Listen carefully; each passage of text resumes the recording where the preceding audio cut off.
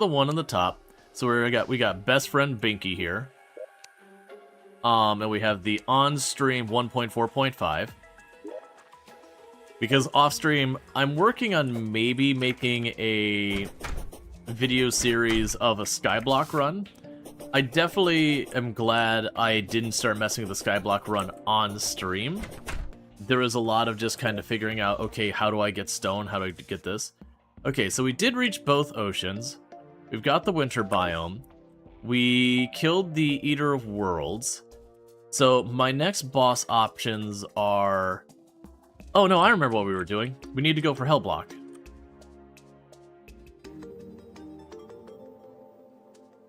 That's right, we needed Hellstone.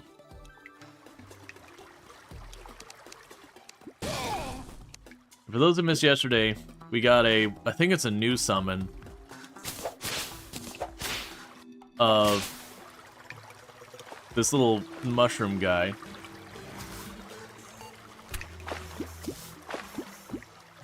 Alright.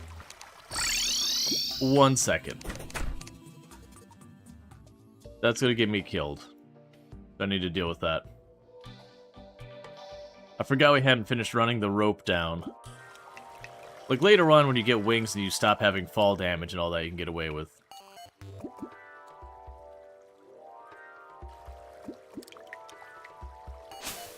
Not having all that, but we're not there yet. And it's fine they're taking this long going down. I am slowly watching the number of rope in my hands going down, so I know it is working. Yeah, this way if something comes up, I can quickly snag the rope. And I don't die of fall damage. But yeah, we got just down to the very first lava.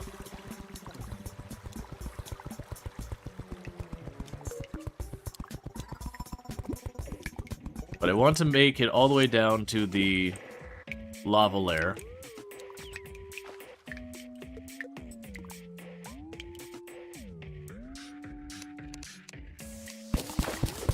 Okay.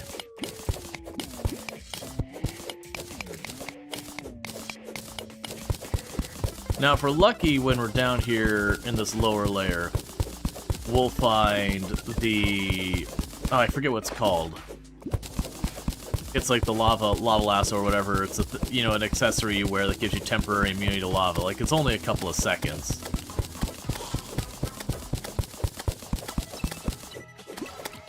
It's the worst when you're...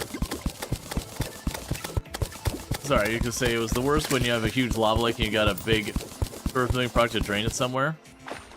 I usually have been managed to be able to have, like, the big giant lake and just dump water into it and just slowly carve straight down the middle of it. I've been able to make that work out pretty well in the past.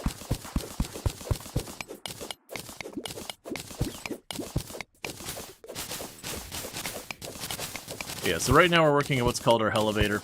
It's basically just a big hole you can jump down and very quickly get to the bottom. We did get, the meteoric stuff. We're not using the meteoric armor, that's caster armor. It is good caster armor because you can just sit back and just laser gun things. And thank you, Craven Horde, for the 105 stream streak, as well as Code Sage DMC for the 60 stream streak. I do appreciate that. But yeah, when you have like the giant lava lake, unless you're all the way down in hell. If you're all the way down in hell, that becomes a hassle.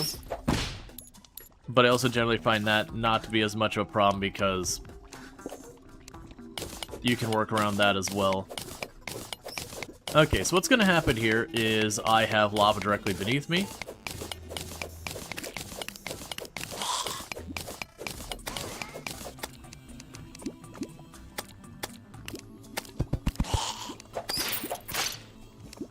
And what I'm going to do here is bring this back up till we have our first pool of water.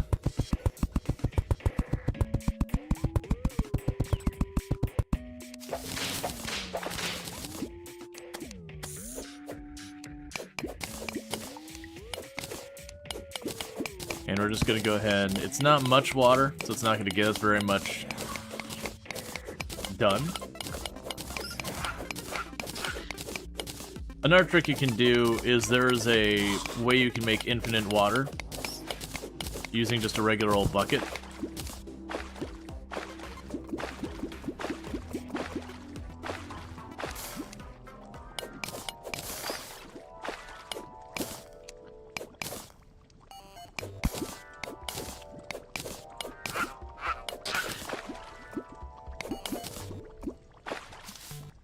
Alright. Got that little spot dealt with for right now.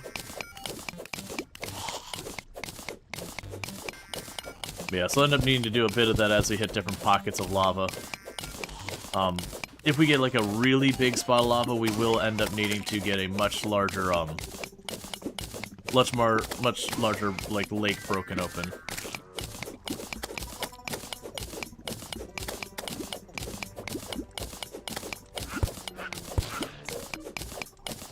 Okay.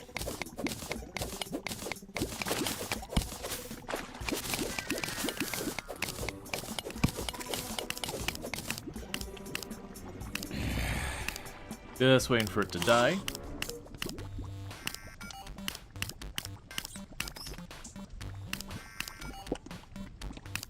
So we definitely need a better weapon.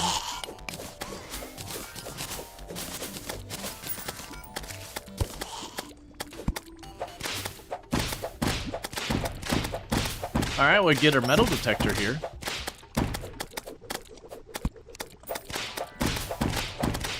Yeah, so we definitely need something that's got more damage for pretty much things. Now that said, the Nymph is a particularly tanky enemy, because it does give you a pretty cool item.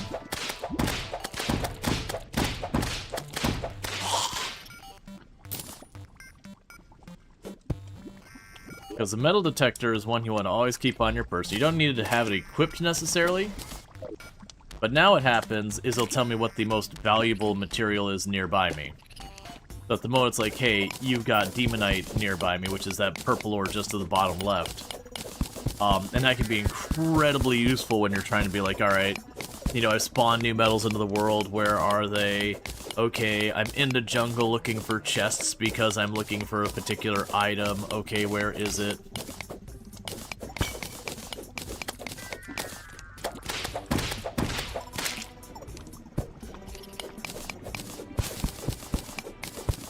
Okay.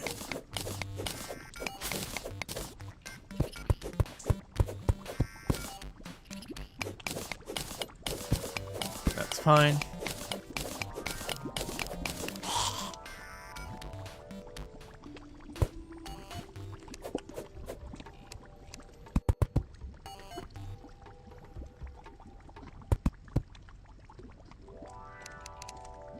Just in case we gotta fall in the lava.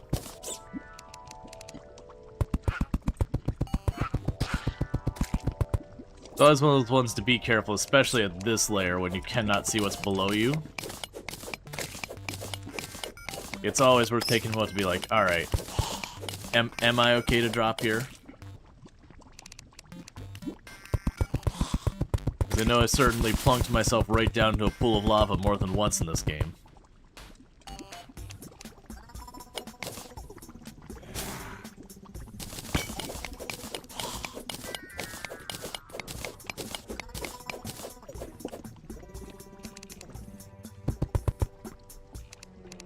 Alright, so it'll be time to drop more water down here.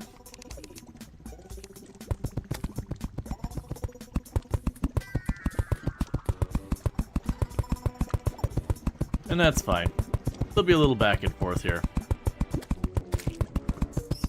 Yep, no, they had a major update yesterday. So we've been checking out the major update. A lot of new items in the game.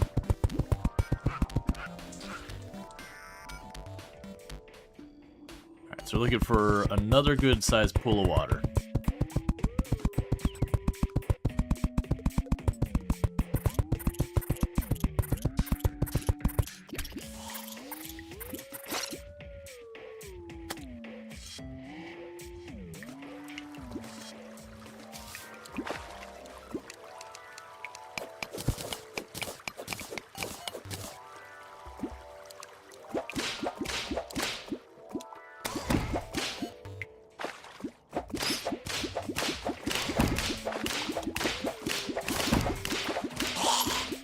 And some of this water will end up in all the little side areas along this that I don't really want it. That's fine. Most of it'll drain down here. Usually it's you get your elevator set up, and then you clean up later.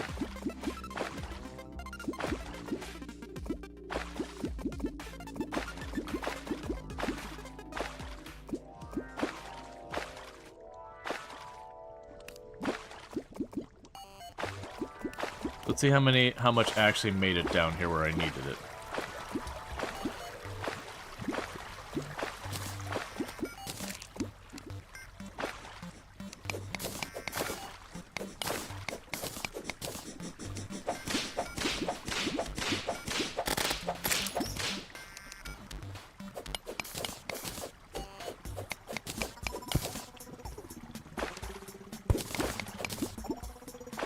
Alright, just like that, we go on.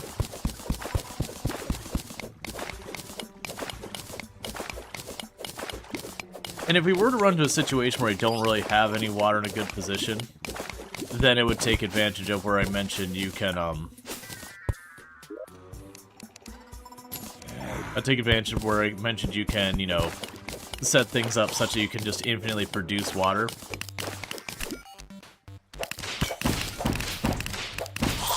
Which the infinitely producing water thing does work with all liquids.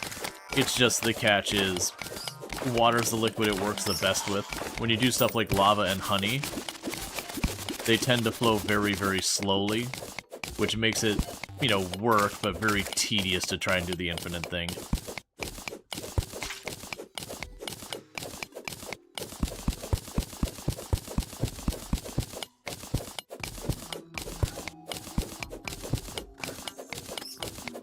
Probably not too far from hell. Because what we're going down here for is I need the hellstone to make the hell forge, and then with the hell forge I can make my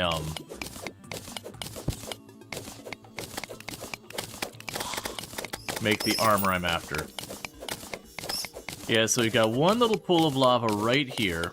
This time I'm not going to bother draining the water down here as my means of dealing with it. And the reason for that is, like, literally the screen below us is the, is hell.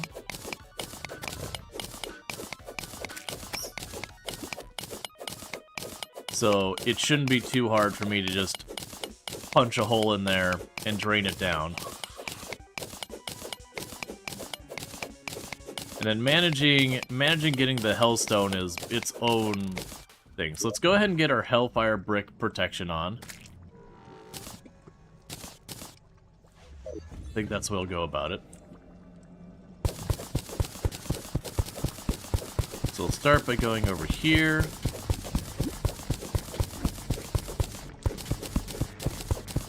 And there's a path for the lava to get out.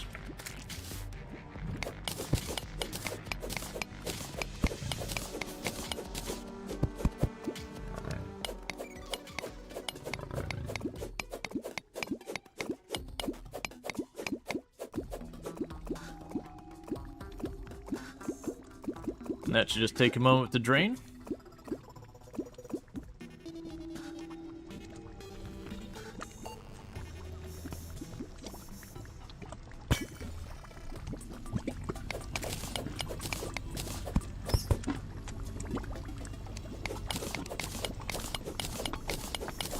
Okay, traveling merchants arrived, so we'll go ahead and check them real quick. Because we can also drop off all this junk we've collected.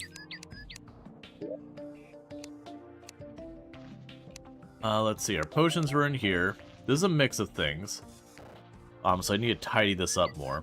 That's more food than that, so we'll drop. That's not at all what I need there. There's the Titan potion. The flare gun can go in here.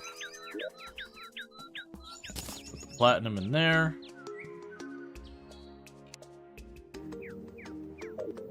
I'll check if the ash is useful for anything, but...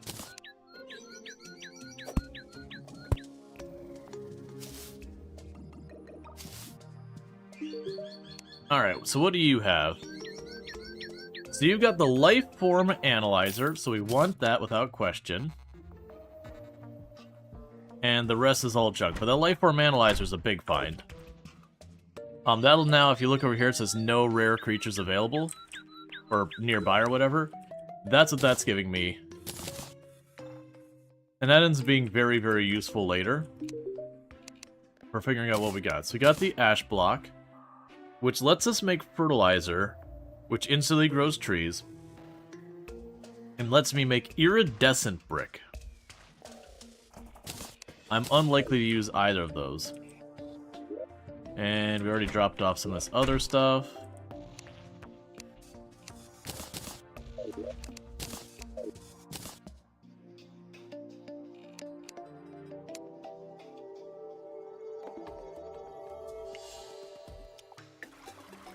Okay.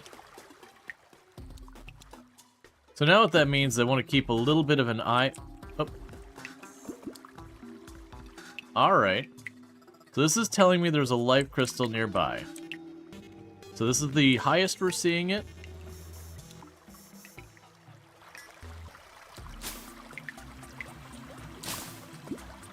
Alright, that's too large of a range to be one life crystal. There's got to be more than one. Alright, so I've apparently got at least one life crystal nearby.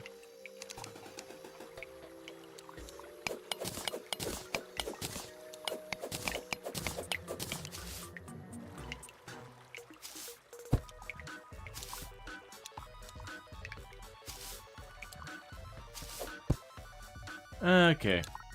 Hey Don, how's it going? Okay, so life crystal's not to the right. And the way I could tell is I move slightly right. You see chest. Chest is a lower priority than right life crystal. So I know it's not to the right, it's gotta be to the left. But meanwhile, let's quickly just plug that up.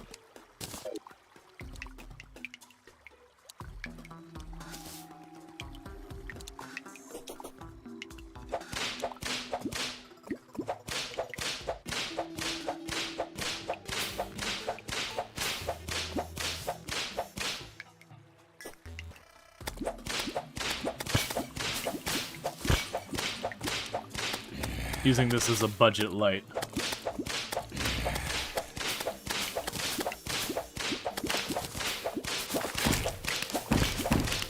Okay, so we got that life crystal down there. Okay, so we got one life crystal.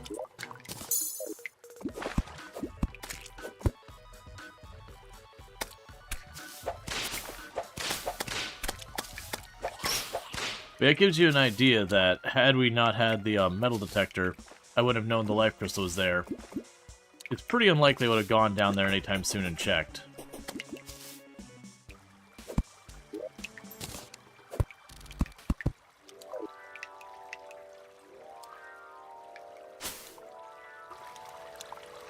Okay, you got another life crystal around here somewhere.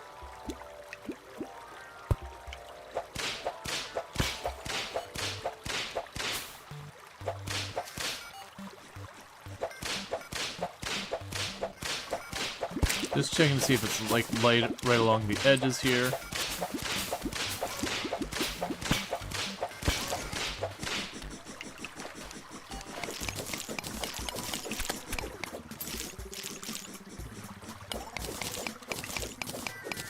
Alright, so let's start going to the left and see if we...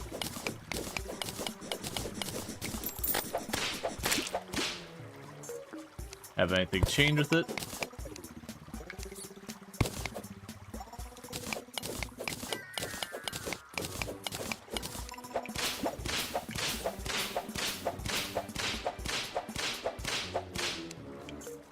Still got a spider biome here.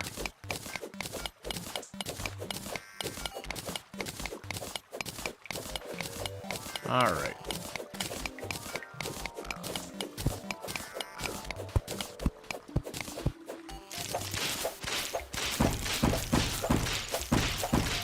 And I see it down there.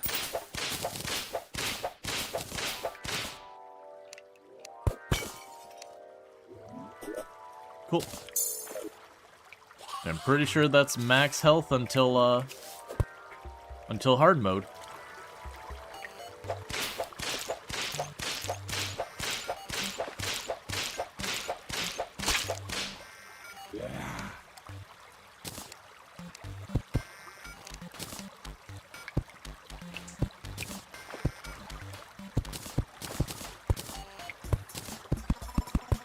just gonna start closing off these walls since...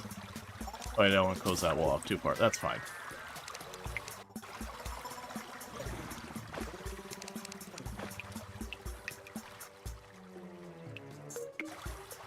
They're close enough that it is taking my rope.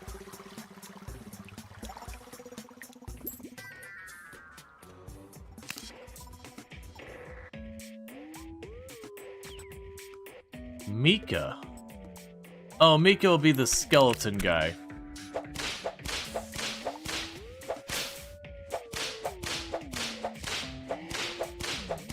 Mika just trades stuff to you. I'm not too worried about finding Mika.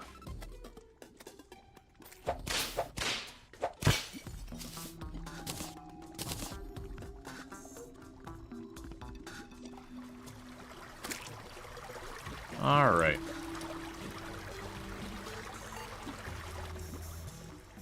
So this would be one of those areas where it would potentially be worth my time to start looking around for treasure chests. I don't really want to deal with that right now. But it would be worth the effort.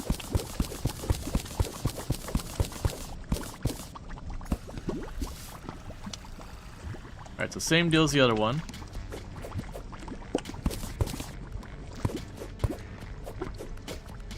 So drain that lava out.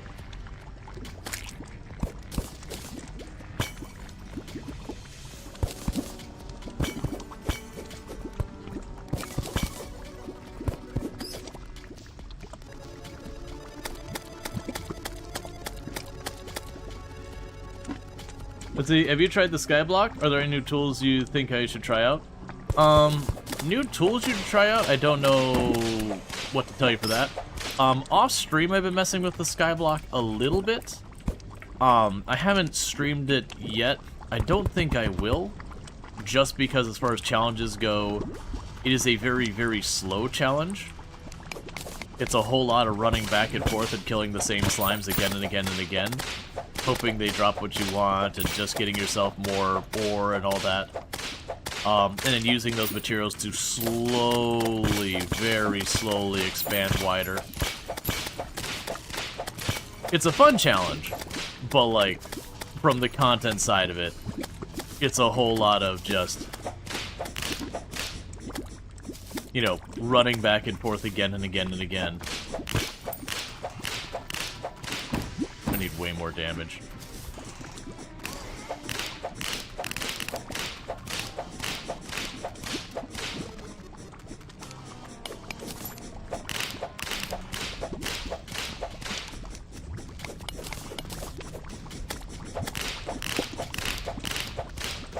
You got 220 HP? Yeah, I mean, until you hit 400,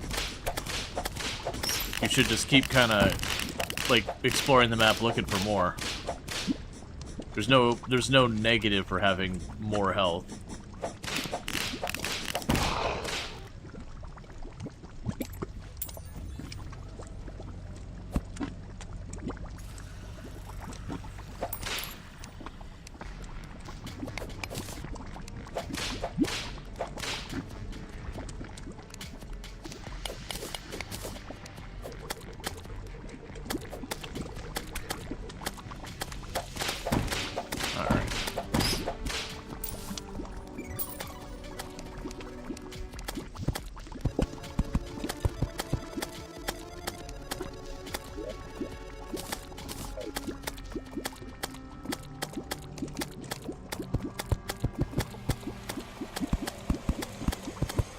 Well, there's the Hell Forge.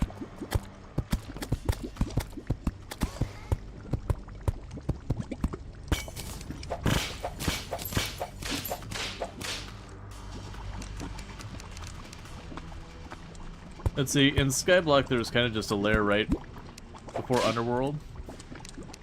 Yeah, nah, don't spoil Skyblock for stuff for me. There's a reason I'm doing it off stream. You can find everything in the Skyblock, but like, that is part of the fun, is like figuring out where you gotta go, how you gotta set it up, all that kind of stuff. Once you're spoiled to it, that's it, you know.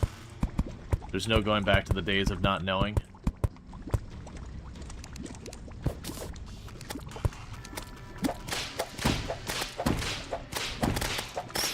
Alright. So the big problem we're going to run into is on our difficulty when I kill the lava slimes, they will dump lava on, down here, which can get to be quite a nuisance.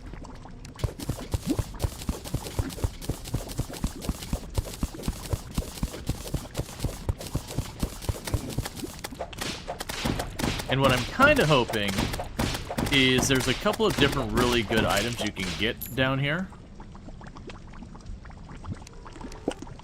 This is normal Terraria.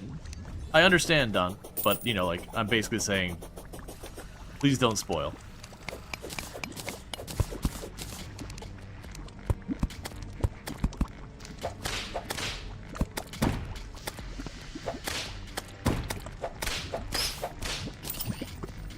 Because while I have played this game a ridiculous amount in the past, I didn't play much after Journey's End. Like, I played one playthrough with Journey's End, but I didn't, like, you know, learn all the tips and tricks and all that.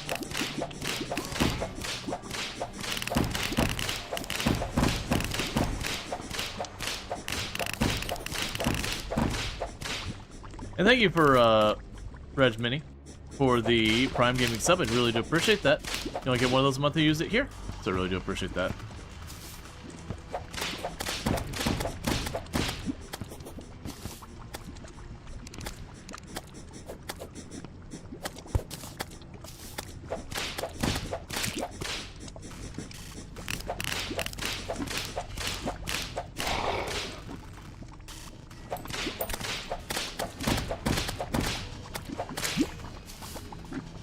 Alright. So as you can imagine, killing those slimes is going to become a whole thing. Alright, so from here, what I want to do is my general way of dealing with the Hellstone, which is not the most efficient, is I like to go way to the bottom here. You go back for it.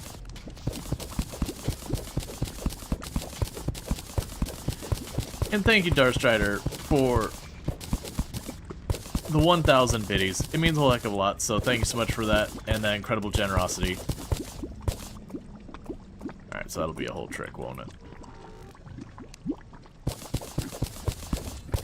But thank you for that generosity. It does mean a whole heck of a lot that you know, continue to support the channel like that and all that.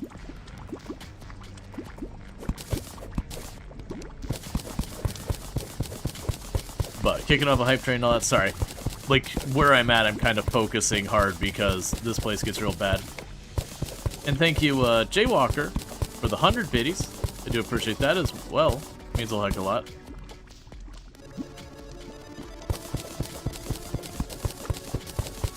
Alright, so usually what I'll do is I'll just widen this area up, and I'm basically making a pocket for the lava. So as I'm doing Hellstone stuff.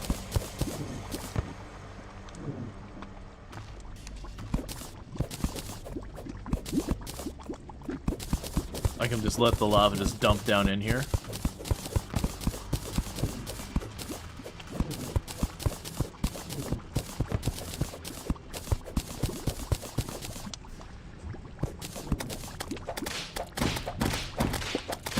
All right.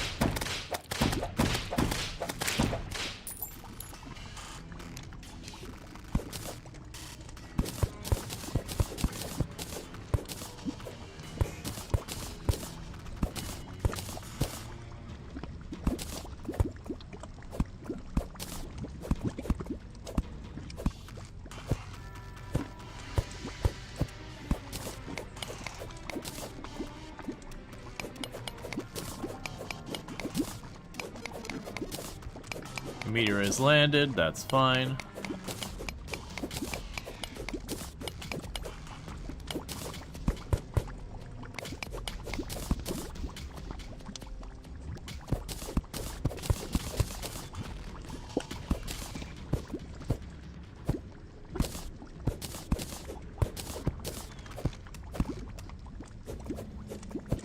Okay.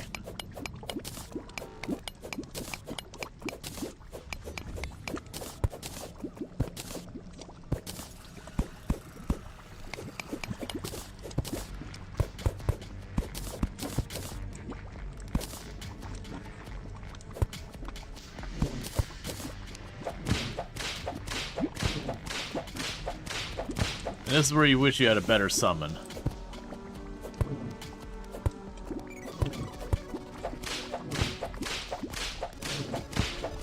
Just one that could go through terrain or whatever.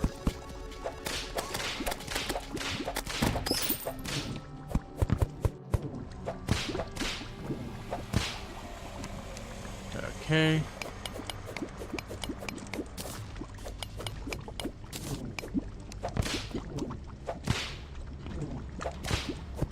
Gonna have to go up there and deal with you.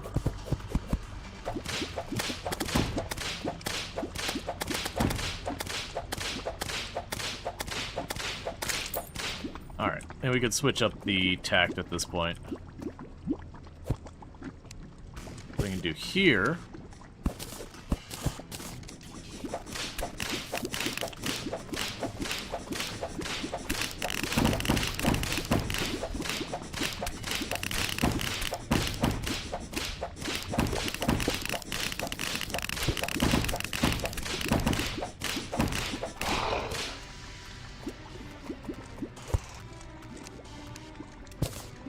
Start carving right over here. Can you recast your summon like the Spider Queen? Yeah, no, I can recast it to make it stick on targets. And that's probably not a bad idea for when I'm dealing with that kind of stuff.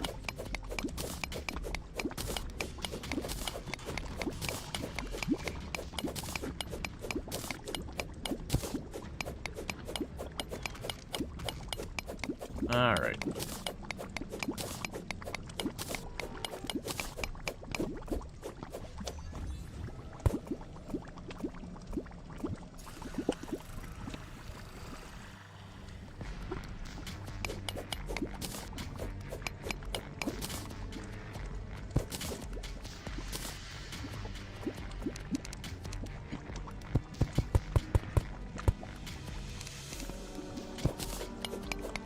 Like, you don't need to go through all this hassle like I'm doing. You literally can just go up above and just huck enough bombs that you hollow out a bunch of the ash so that it can all drop down and just have, like, all the loose ore just...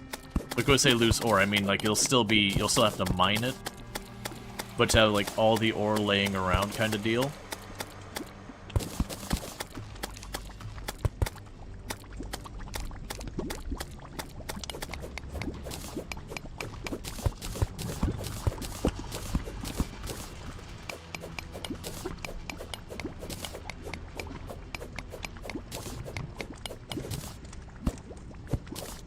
And thank you so much for the hype train, level 2 hype train, with 1 gifty sub and 1,100 biddies. I do really appreciate that support, means a whole heck of a lot. I was looking up here. I was looking up here thinking I was still standing there and just walked right into the lava. It's fine. We got a bunch of what we needed. I looked up to read the hype train stuff. Thought it was an... Oh, good, we got a compass. I didn't even notice that. That is one reason that I do not play hardcore mode.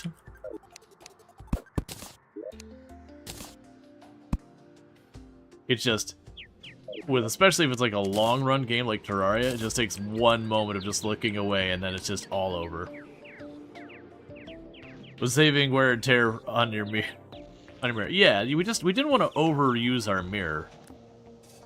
Mirrors are expensive. They're made with silver and gold. We'll grab some of you out.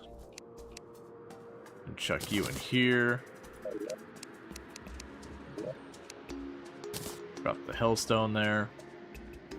The hellfire arrows. I probably need to have a box of just ammo now. Start working on that. Okay. Go ahead and move those to the bottom bar. You're not material or anything, so get out of here. Yep, and as a reminder from yesterday, we are playing in expert mode. It's technically journey mode, but we have all the power-ups disabled. We are not using the printer, and everything's set to expert. The only reason I'm in journey mode is for an achievement, and so we are worrying about that later. But it'll be playing through, you know, quote-unquote honorary expert mode. What I really want to prioritize first, even before the hell bars, is getting our actual set of armor here. So you can stop being a pretend summoner. I need to use this thing.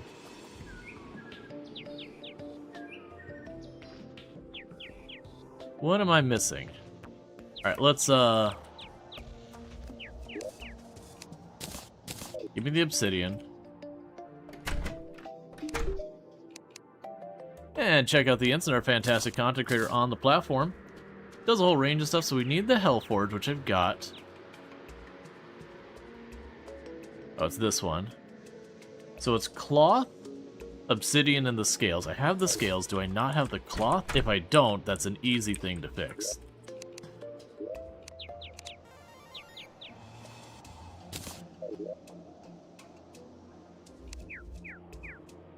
You can do the Hellstone bars, which we will want to do. Because the cloth should be up here somewhere. Probably have to be closer to this. Where are you, cloth?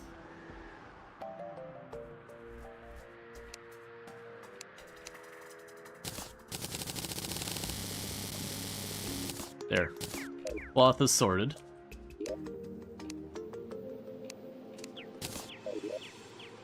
Alright, so now let's check that. I'm expecting to see it down here, because there's the Hellfire thing. There's the Shadow Greaves. What am I missing? Because we have the scales. There's the obsidian. We've got plenty of that. We've got the fabric. Where are the scales?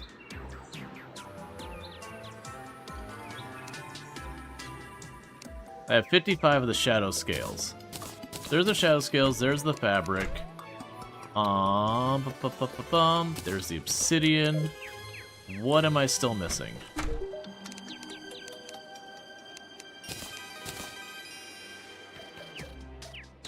Hellforge? I'm standing at the Hellforge.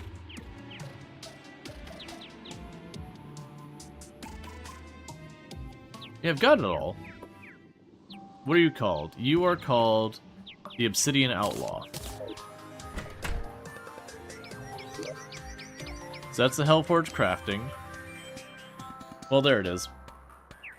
Set bonus increases the whip's range and speed. There's the head. There's the body. There's the legs. You were 6 defense and 4 defense, but that is because I am moving from what's effectively a melee armor set to not that.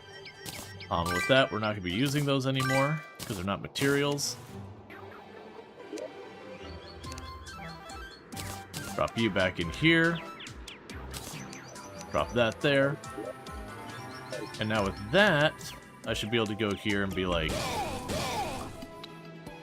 That's two mushrooms I get? Yes, that one only gives me one extra minion, but that's fine. We're still early on. We'll want to get better, certainly.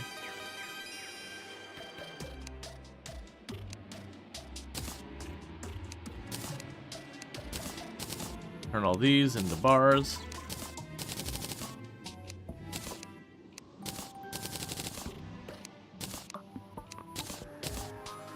Okay.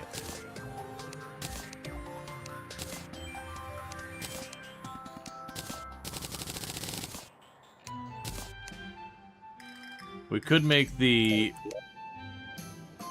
better net stuff and all that. Alright. So, what I actually want is the summoning staff.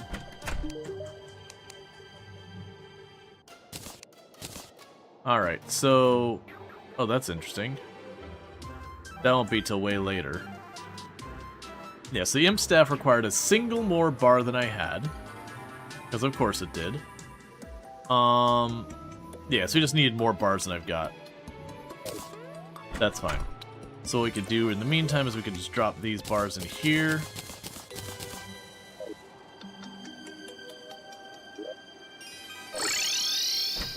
I'd like to get the endless water buckets, so surface jungle. I can do that. Because we want to get the endless water bucket, because then we can make all of that lava junk down there way easier to deal with. That was not very hard.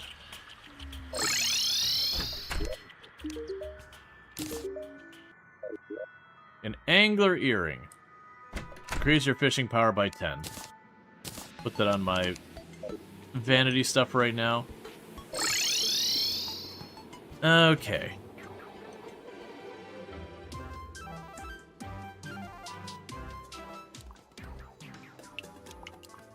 That's fine.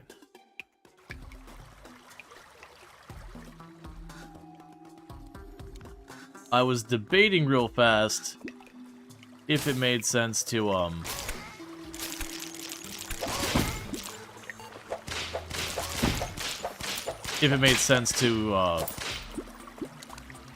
sorry. I was debating real fast if it made sense to try and... I don't even remember what I was doing. That's the reality is. I don't remember what I was debating. So it's the undead miner. I don't really care about that.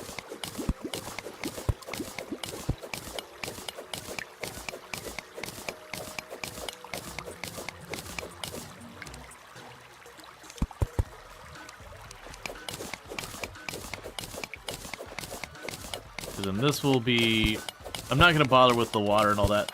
Oh, I was debating whether or not I should grab a bucket of water to do the infinite water thing down there. And the problem with that is when you try and do it in hell itself, the water just evaporates. So it doesn't really accomplish much. So you end up having to do it way above hell so you can drop a bunch of water in there at once. That's just not worth your time. Versus if we get the infinite water bucket, the bottomless water bucket, whatever it's called, then what you can do is you can just go to hell and just kind of cycle through and, you know, start freezing all the lava into obsidian and all that. Because I'm going to need both obsidian and...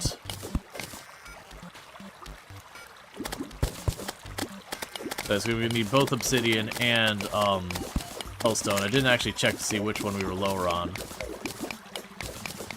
We also got the compass now, which tells me how far left and right I am. So if we find the goblin tinker, which I believe you can't until the goblin army attacks you, which we should be eligible for the goblin army, by the way. But if we can get the goblin army to attack us, then at that point I get the goblin tinkerer, and then we have a bunch of these accessories we can kind of put together.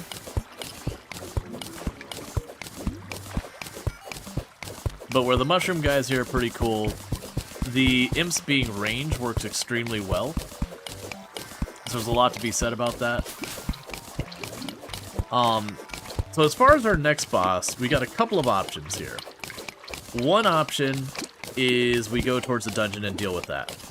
The other option is we go into the jungle and deal with the queen bee. Both will be a bit rough. Like, I've got a decent armor set right now for stuff, but as far as my actual summons, I don't have a particularly high damage summon.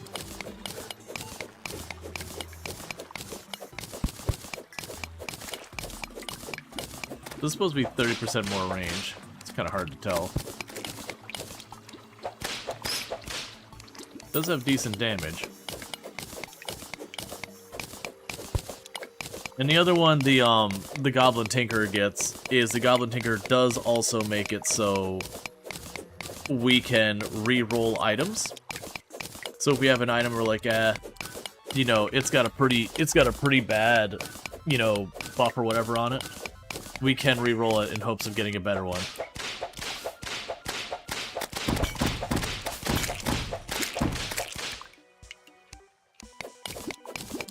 I'm also willing to bet there's probably better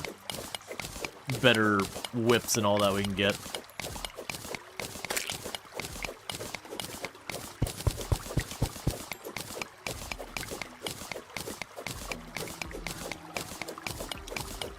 Alright.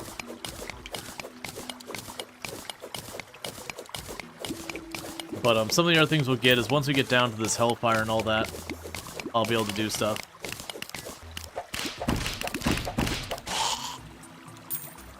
It seems to have, like, massively buffed my whip damage more than anything. The other thing I can also do is when we get down towards the lava layer, is we can kind of go left and right and look for, if we get lucky, and get the lava wave, or the lava waders are an upgraded item, that's right. See if we get lucky and get the, I forget, it's like the lava lasso or whatever, that makes you temporarily immune to lava, like for like 3, 4, 5 seconds, and then you have to wait till it recharges. But that makes dealing with all the lava stuff down below much easier.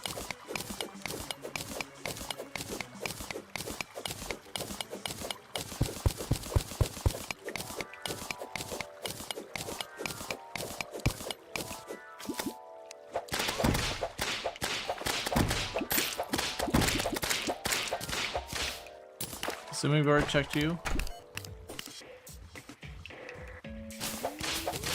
Yeah, we have.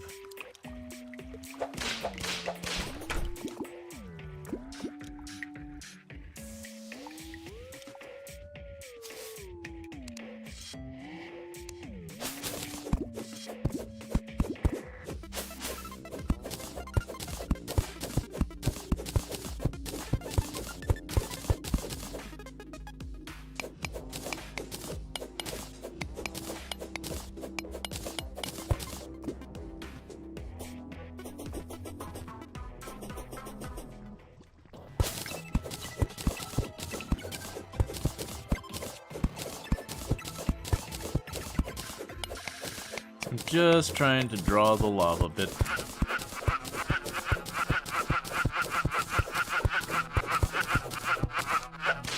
fact that those only do one is the kind of concerning part.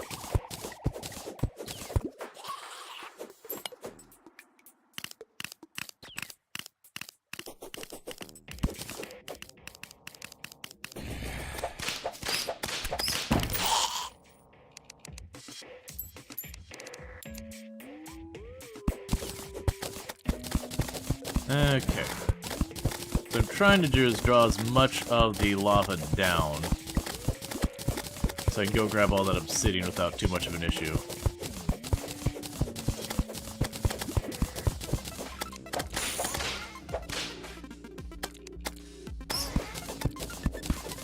It seems when they do their charge thing, they do way more damage. When they just stand out, they do like 1 tick of damage each second or whatever.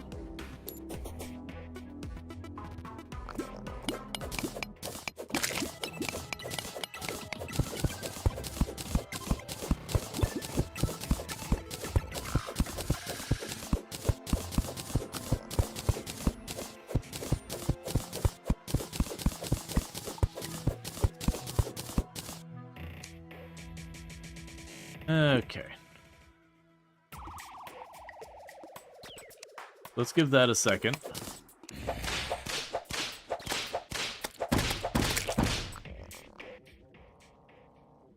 So I should be able to go over here. Oh, hey. Green roller skates. Coasting matches placement speed. I'm gonna grab those. Those are new to me. I don't really care about the counterweight or the other stuff.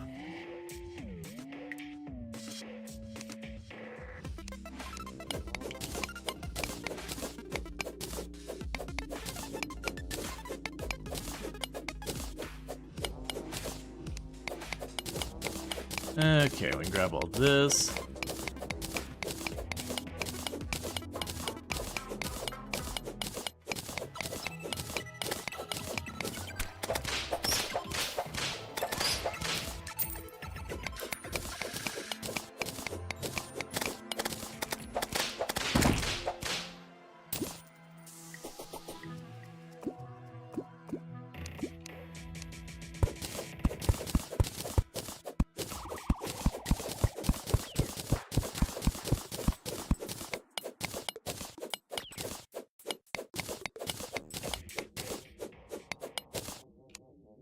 And I'll leave that alone.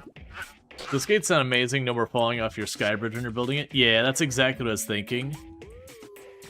Alright, so there's supposed to be a chest in this area.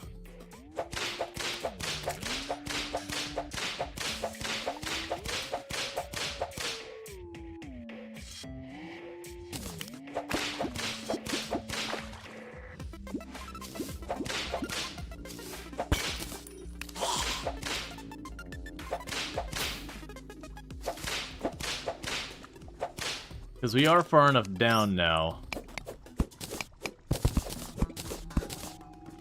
that getting a chest here would be good, because we could get a bunch of different things between, like the lava immunity thing being the big one I would want.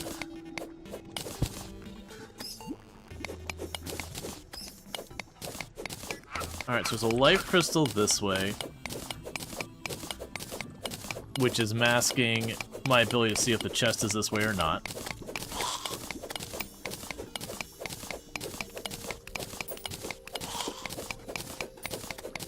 Okay.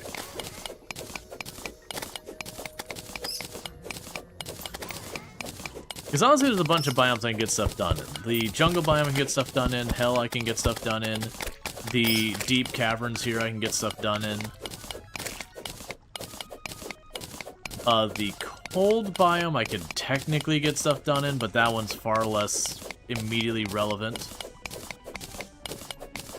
The life crystals, for now, I believe we're going to find less significantly impactful. Because we've got our max life. I can use them to make, there's like a life, or a heart lantern, which I believe gives a bunch of life regen nearby them.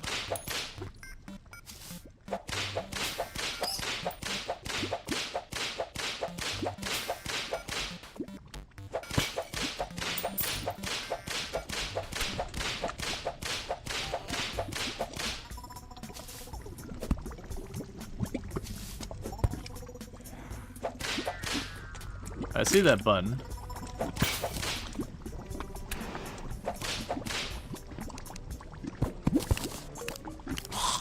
Weird. Yes, we're too low down here for the life crystal.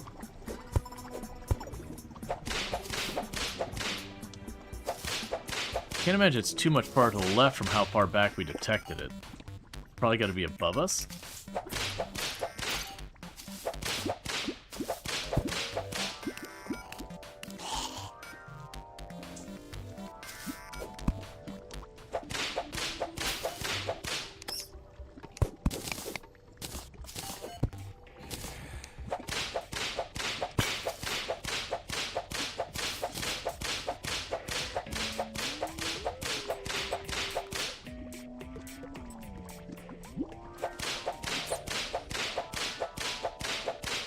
Alright.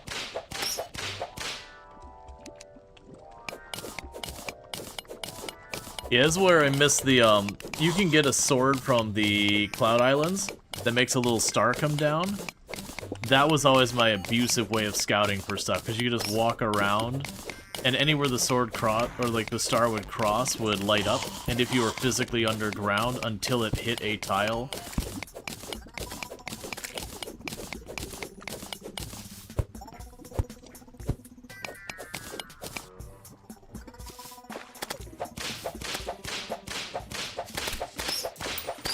until it physically hit a tile, it would just keep passing through the terrain. So it's such a great way. Well, there's the chest.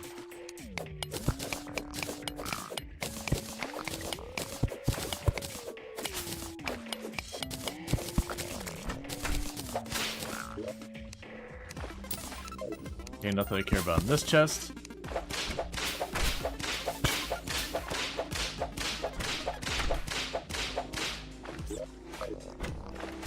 I'm guessing the life crystal's up there and that stuff.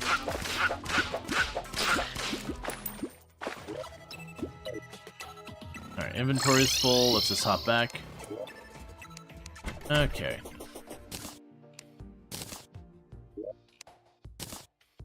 Got some silt. And it can be a strategy also to hold on to stuff like silt until hard mode, as a way to get yourself a bunch of stuff fairly low effort. The mace, I don't care about. Already looked that up the last time. The purification powder serves no purpose anymore. I can just break the blocks without purifying them.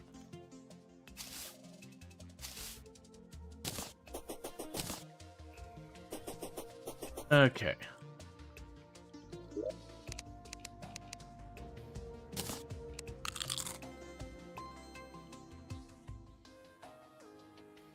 what time of day is? Alright, so it's pretty close to the day reset. So another thing we'll want to do in relatively not too long is I like to, in the lava layer, just above hell, I usually like to make my cavern home down there. Because you can have a cavern pylon or whatever it is, or underground pylon, I forget what they actually call it. And it makes it so you don't even need to, like, drop down the elevator anymore.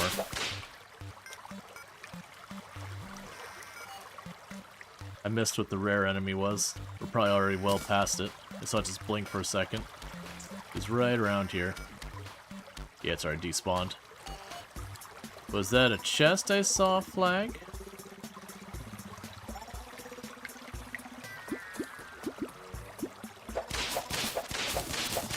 Most likely that chest will be in that spider biome.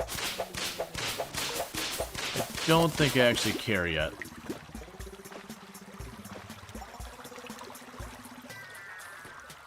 Because most stuff I want from chests will only be like underwater chests, ice chests, and chests in the in the lava layer.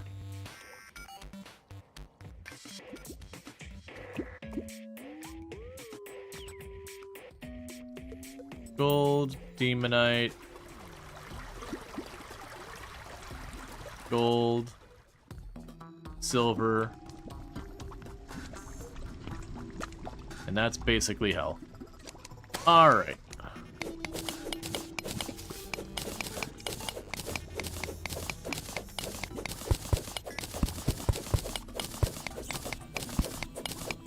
So we're gonna make our home away from home down here.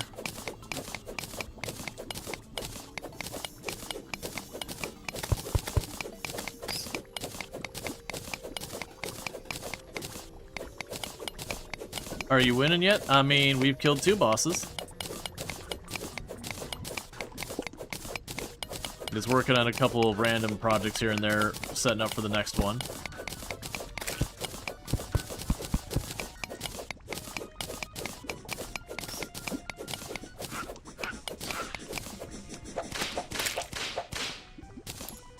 A whoopee cushion.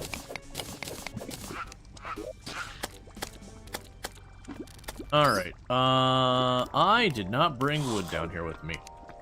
That's okay. We'll make it work anyways.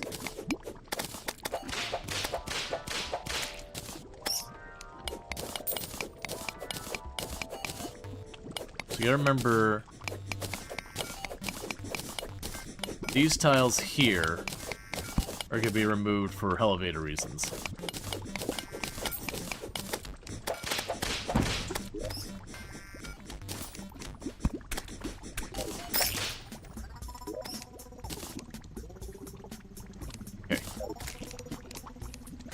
So get the 2 rooms made here real quick.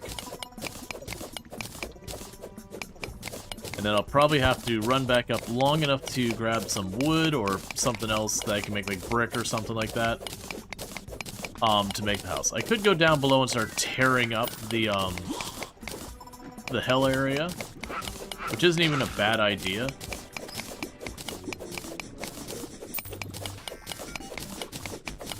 Because we'll want to open that up for eventually fighting the wall of flesh.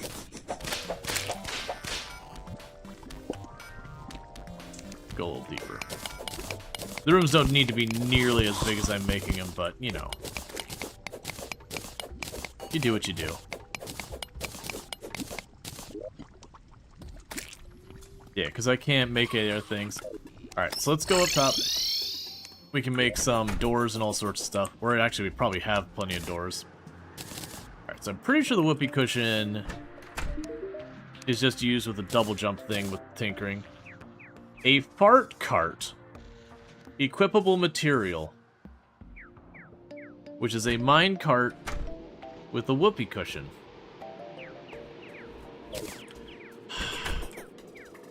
You know we're making that, because I have not seen that before. Okay, so anvil, minecart, fart cart,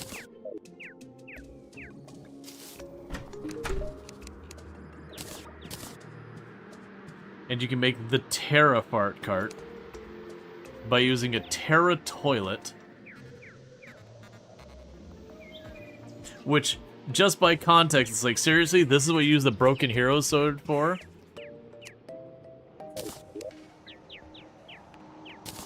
For right now, we can go...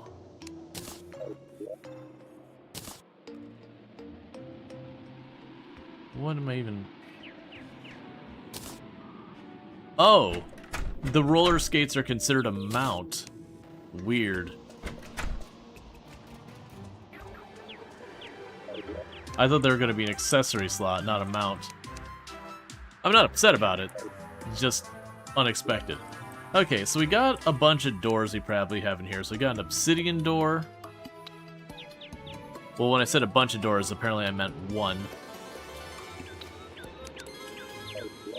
That's fine. Let's just make ourselves a new door. Actually, I'm betting we probably have more interesting door options here. No, there's no door options there.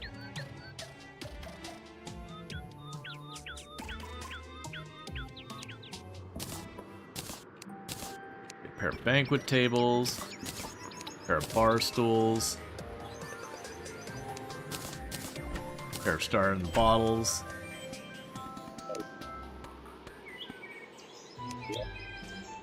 And now we just need a pair of doors.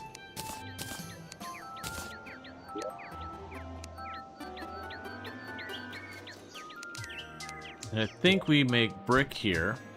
So we can make red brick from dirt. Make iron brick, we can make gray brick from stone. Is that from dirt? Or is that clay? It's clay. We can make ebonstone brick, demonite brick, and all that, which is very wasteful materials. I know gray brick is not exactly the newest, most exciting thing, but it's not like I'm short on stone.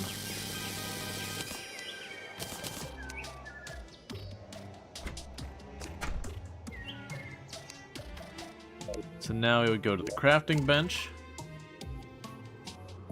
Realizing I can right-click on the bench to show just recipes from that is really nice.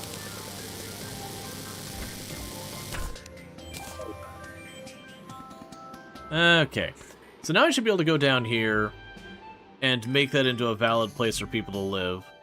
And then maybe be able to chuck 2 people down here and make it another valid point that we can teleport to. So no more going up and down the elevator all the time. We'll still pop down in the elevator once in a while to, like, look for ore, look for rare creatures. You know, that kind of thing. But as far as just, oh, I'm trying to get down to the hell level. Are you enjoying it? Yeah. No, I enjoyed Terraria. I played a lot of this in the past. Not so much on stream. I played a little bit on stream here and there. Alright, so somewhere around here, there it is.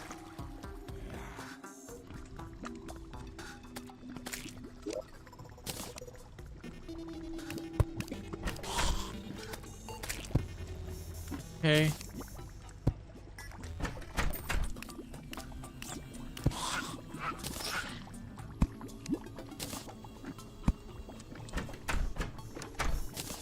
And we got you all set.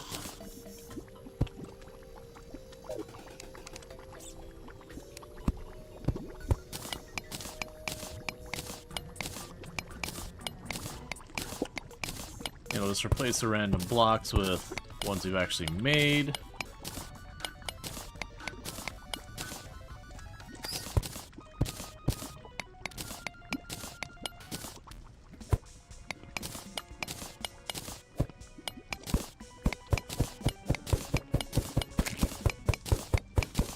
Okay.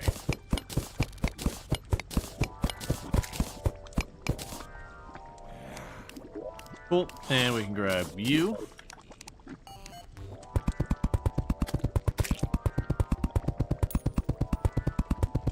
And then with that, we'll have a valid place to live.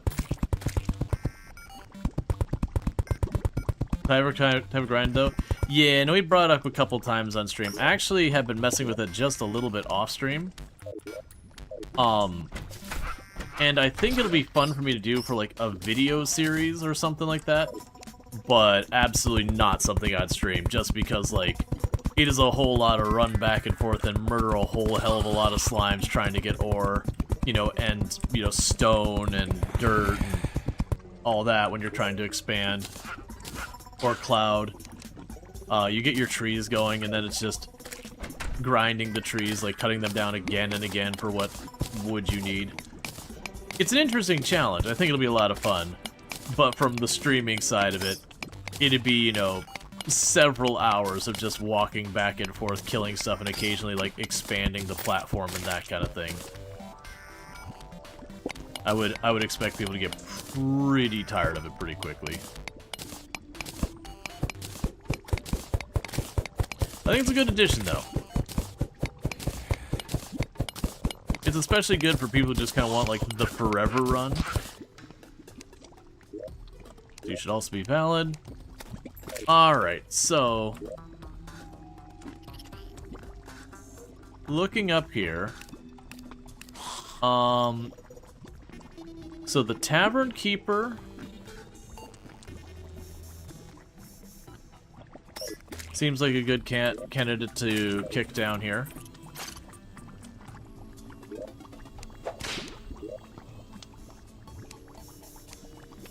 Put the slime down here. Where's the Tavern Keeper? We'll put the Tavern Keeper down here.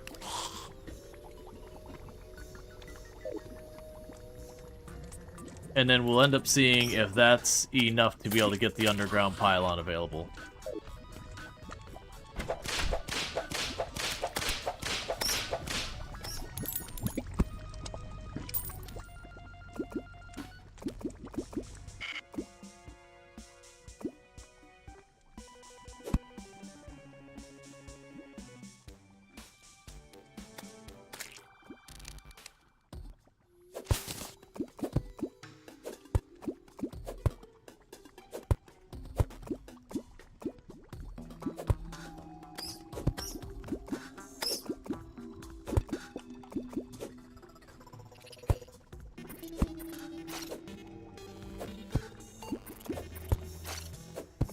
Alright.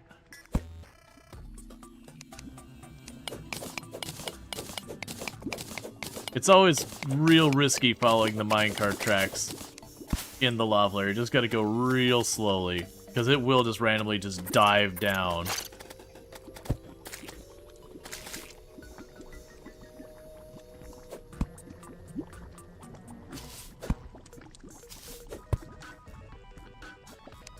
There's gold nearby. We're actually looking for those chests. Stuff like that.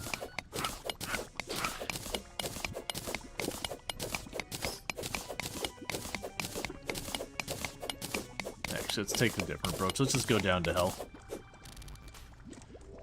At least in hell, I already know for a fact we can get the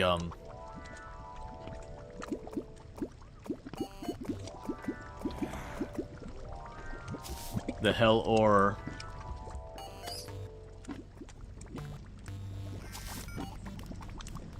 And if the hell ore will give me progress.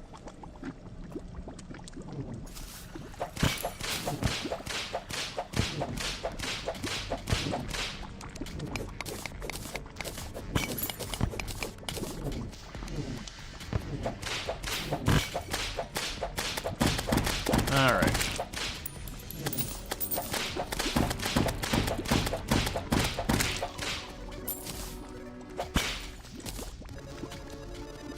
So what we want to be doing is running around here getting as much as we can. You love Skyblock? Yeah, no, I think Skyblock, like I said, I think it's an amazing challenge to play. It doesn't, like, or do edited video on, it doesn't seem like one, like, oh, well that's not what I wanted to do. Well, welcome to the area lava. It doesn't seem like one that would be, fun to watch. I just think it'd be way too slow. Well, that's not how you want to do things.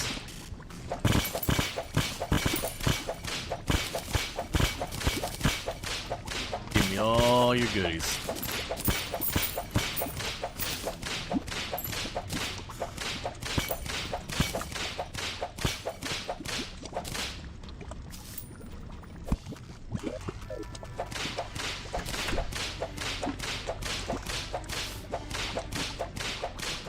Come on. So we did get the warding rose. Reduces damage from touching lava.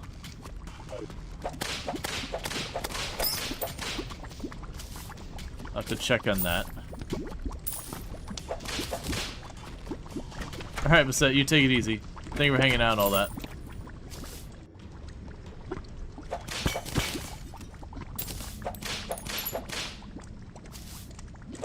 Right, and we need the dungeon key for that.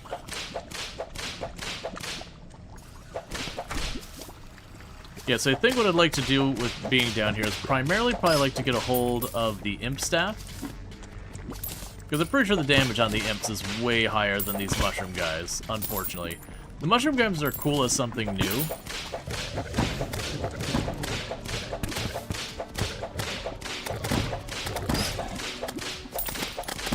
But as far as like actual stats, they seem to only be alright.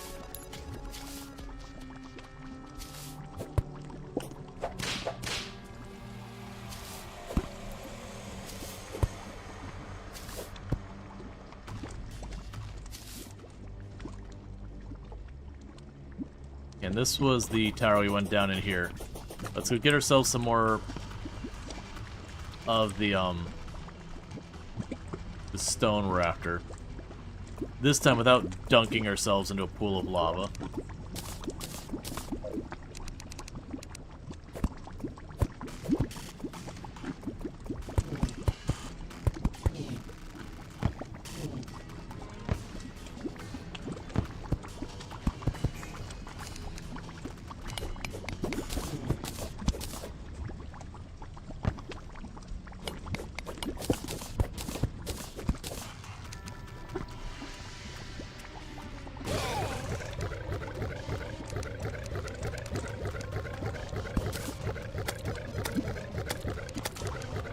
Okay.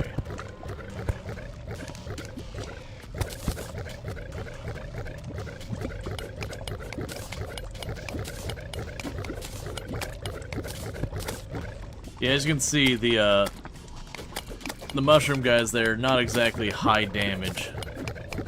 They have a lunge attack that's okay, but after that, it's just... it's pretty underwhelming. Alright, so how do I want to go about this?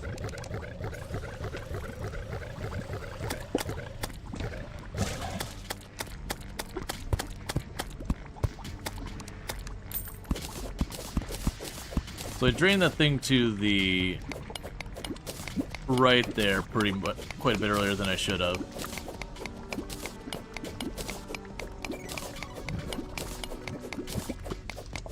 And then because of that,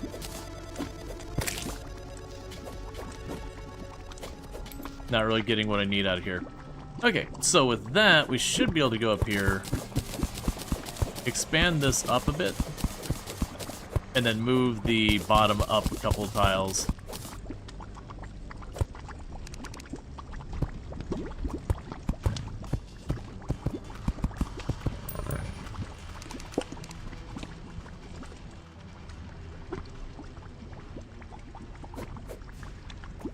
I see I made a mistake here. That's fine.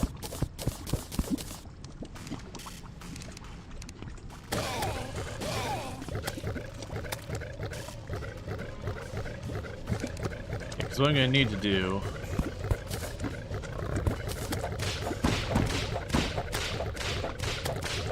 is deal with this real quick.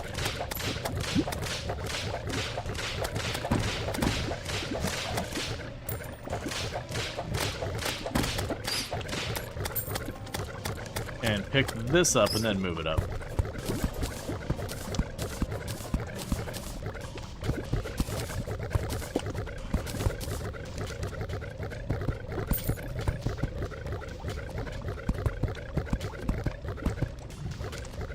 Alright.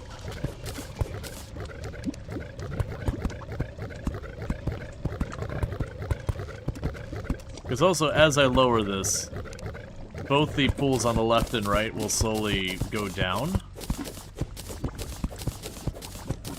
to a point where I can go quite a bit farther.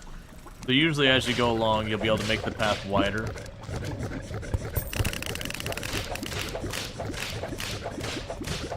I used to not get as many bone serpents in this area. I think they were always here.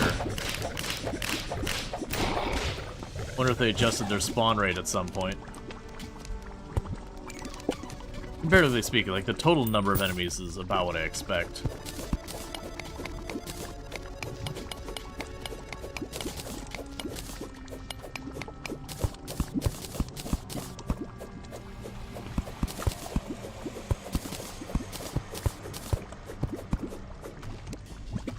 Okay.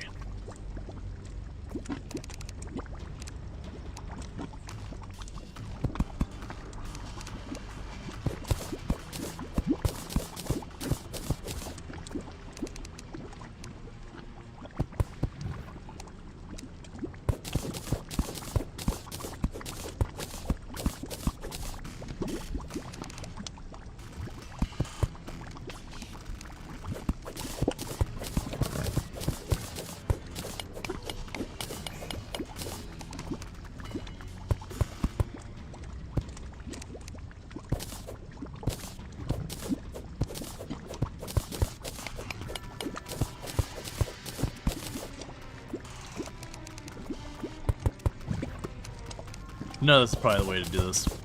It's fine.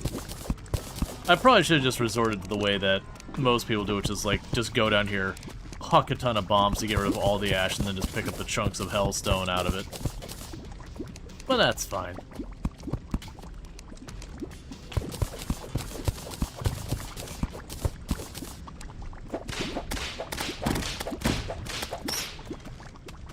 Okay.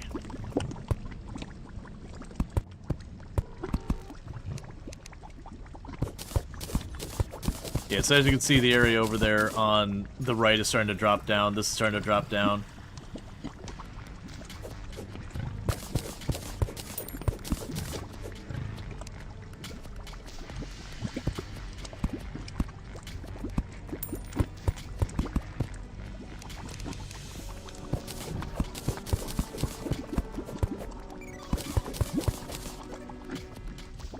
Okay.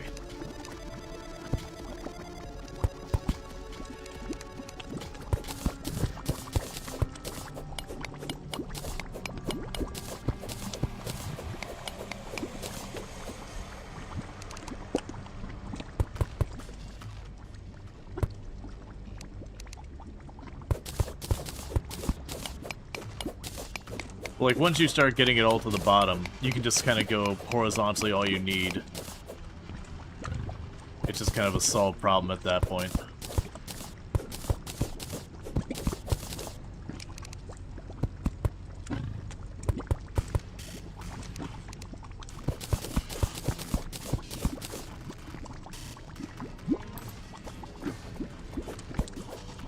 Okay.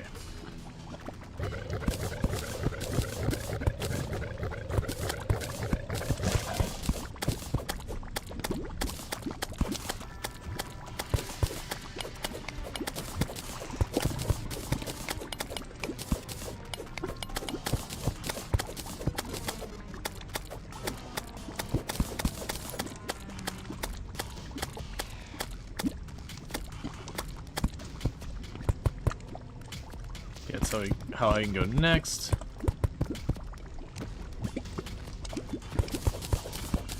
And this also is way easier with the lava immunity, because then you can just hop down there and just punch holes in the wall and get that all sorted.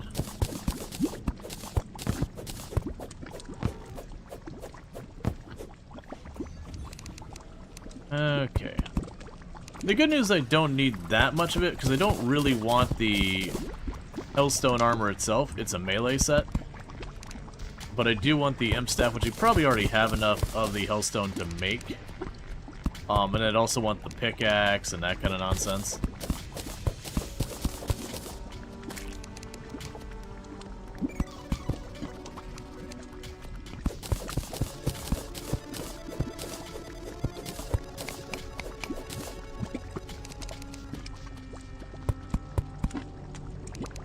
Okay.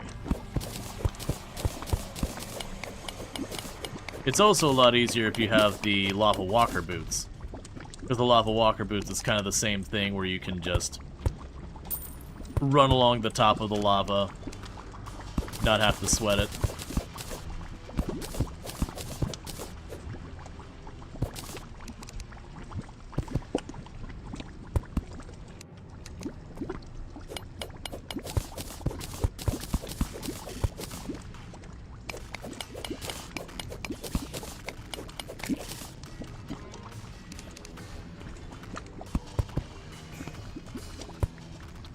So I can do here, we just dump that lava out the side. And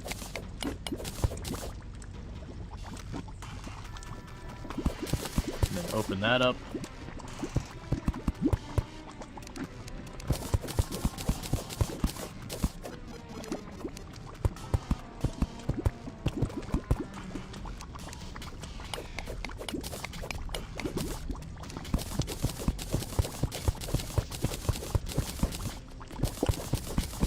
And then this gives me a whole big other area that we can dump a bunch of lava into.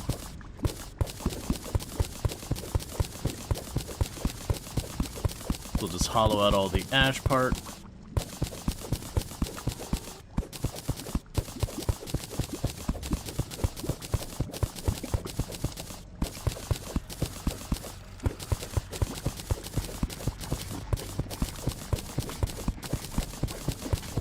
Alright.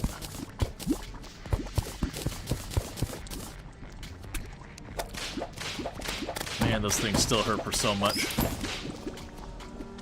Always the catch with expert.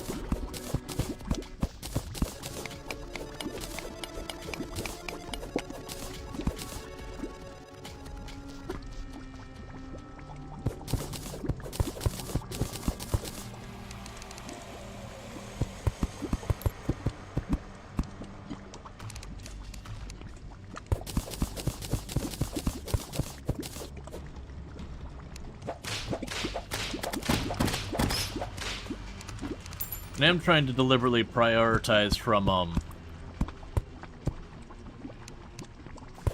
like the left side to the right, just because the pool of lava on the left side's not as big.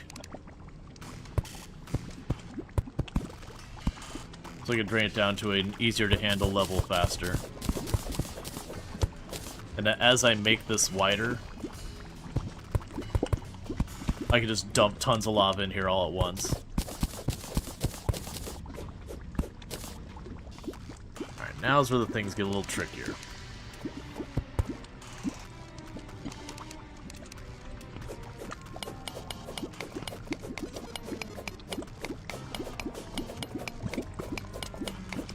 So I'm not close enough for that hellstone. We can make it work.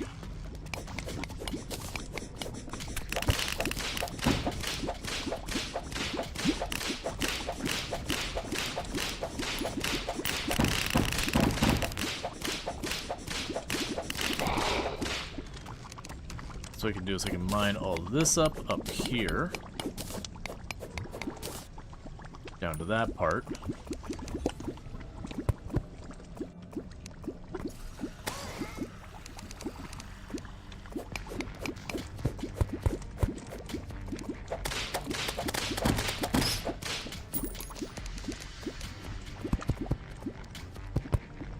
Okay.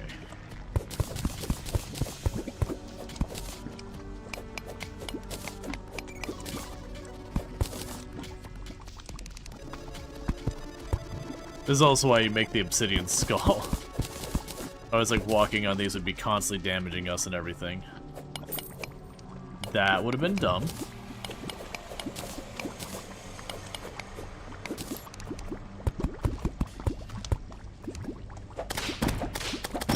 Haven't you found any lava-proof potions?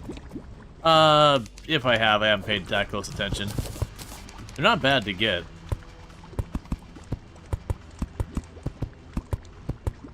Now we got all this areas down below us.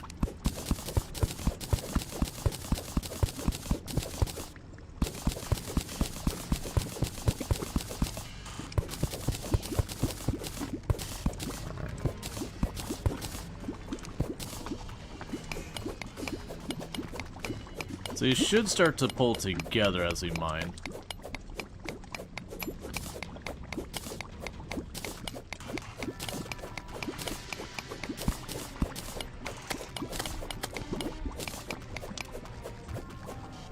Yeah, no, I realize this. I've used a bunch of different setups. I've used the lava-proof potions. I've used where you just chuck a bunch of bombs from above to get rid of the ash, and then just stand on what you're mining and just work your way around. There's lots of strategies. I'm not trying to do anything particularly min-maxy or quick or anything like that. No need to worry about it. It's not a big deal.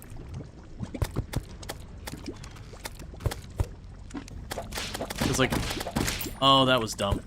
I forgot that we're in expert, so those dewdrops drop lava when they are down here.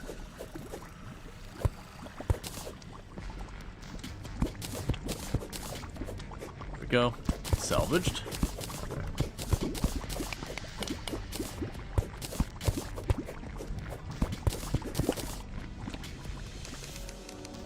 Okay.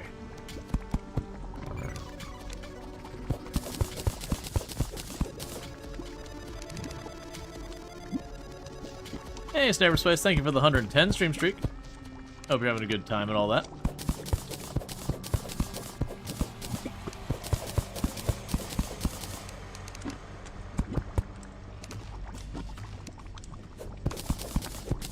Okay, we've got this giant pool of lava over here. I am not going to be clearing that into the path we're making right now. We'll work on getting this area cleared out before we worry about anything like that.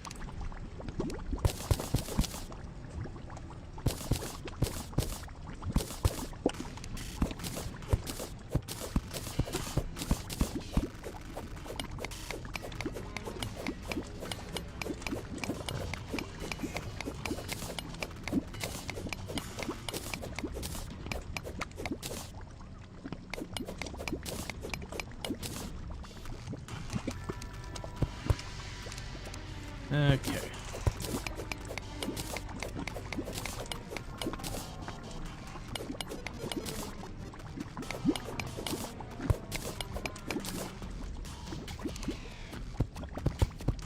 Cool.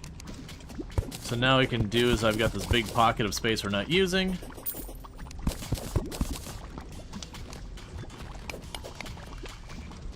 We can start working this over.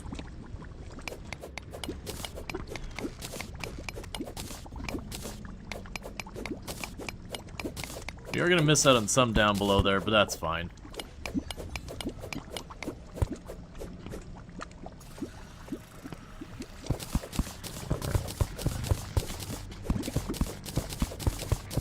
Okay.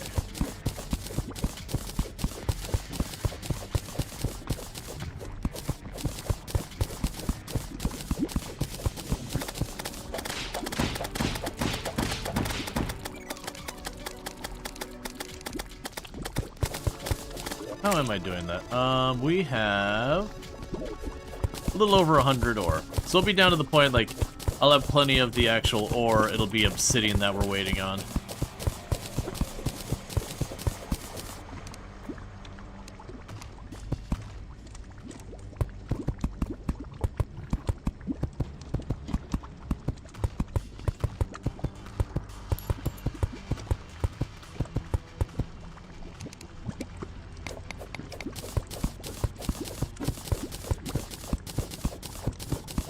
Okay.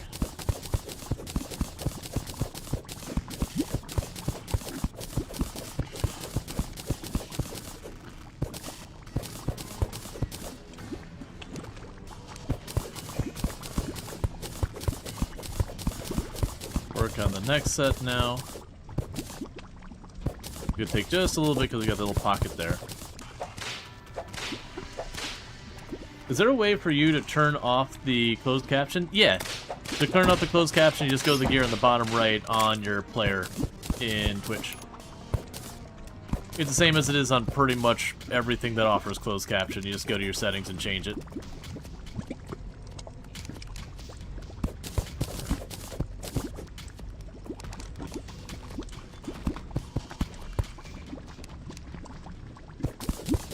so I was gonna pop it, but I am.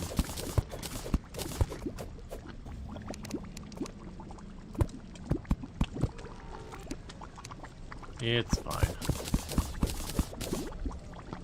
Start with this side, though.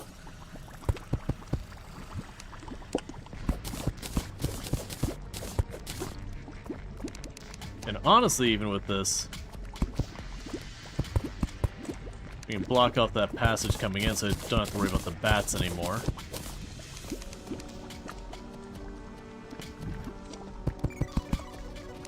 Because we do trap ourselves or anything like that. It's not that big a deal, I can just teleport back out. Because I feel like we've actually gotten a pretty decent amount of the ore.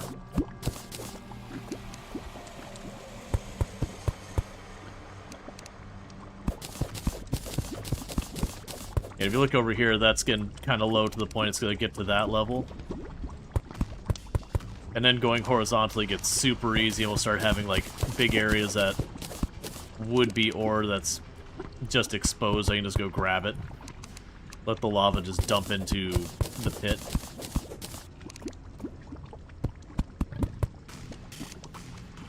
It's also a thing that if you ever need to get obsidian and all that, when you get the endless bucket, you can just kind of stand over the giant lake you've made. And just keep pumping the endless bucket till the, till it coats a layer.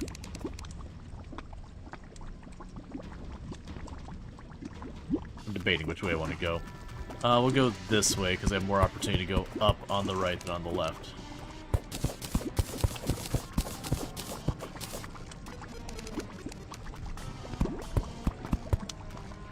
Okay.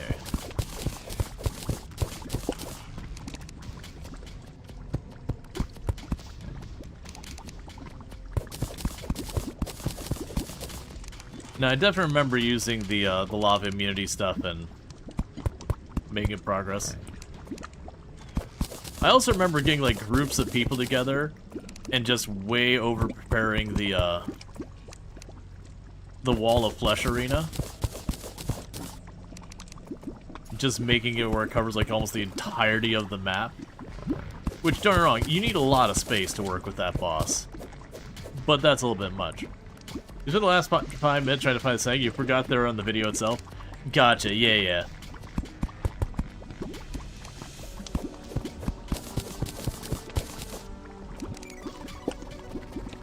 Yeah, no, interestingly enough, the, of all the tags on my channel, excluding the language of the channel, that's one that'll always be the one that has the highest number of people use that to find your channel and all that. Because, you know, it just is. But closed captioning is the one tag that I get the most click-through on.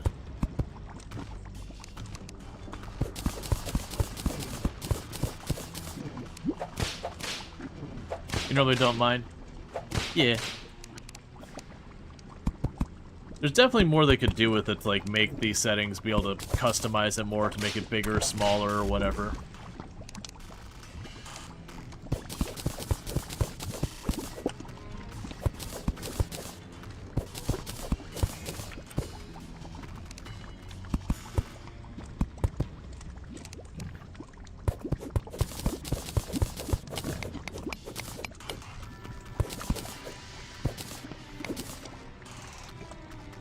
Okay.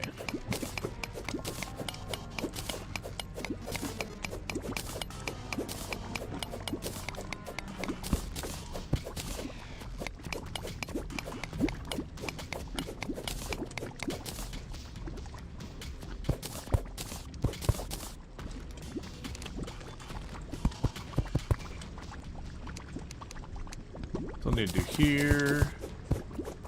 Let's pull that up.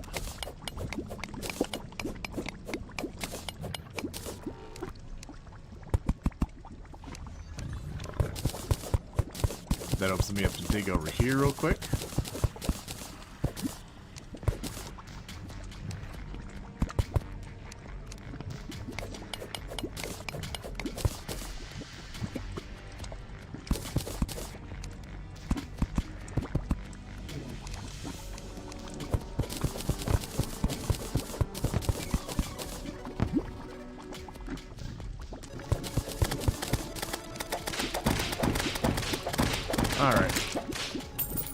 Part of the good news, we're having all the monsters spawn, and it's mostly turning into the bats and gargoyles over there.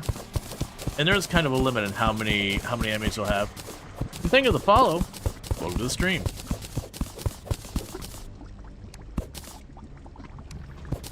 Let's give ourselves a little bit more room to work with here. Alright. So I can do here real fast. I can plug that up. Grab this hellstone.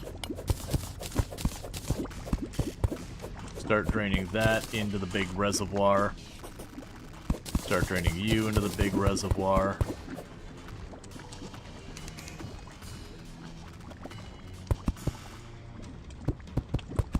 Actually, I'll do this way.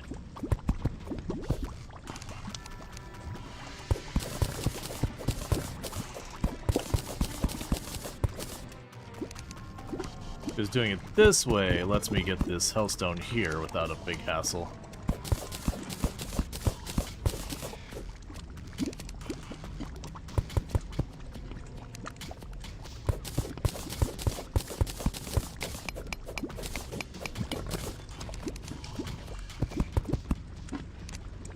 Alright. It's like right in the character area. Ah, so it's just the positioning of it. Yeah, sadly, on my end as a content creator, I have no control where the closed captioning gets put. That's just the video player itself. What I was gonna say is I think it'd be good if with like the closed captioning, not just on Twitch, like YouTube and all that's the same thing because it's just part of the player. If they did give a little bit more control, being like, okay, you know, let me choose what font, let me choose what size, let me choose what position. Like, all those kind of things.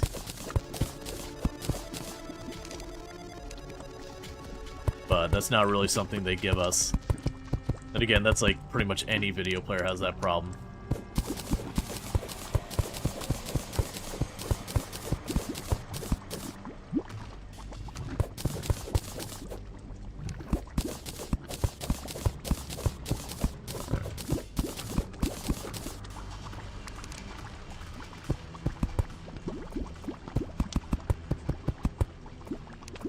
Okay.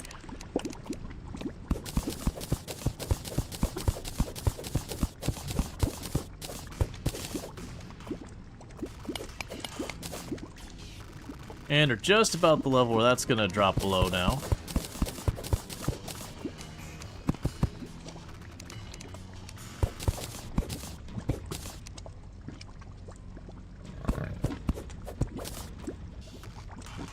I should be able to go here and hollow that out more.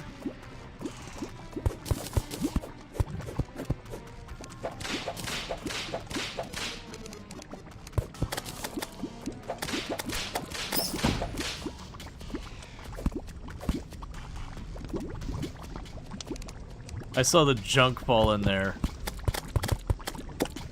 and I thought I had fallen in.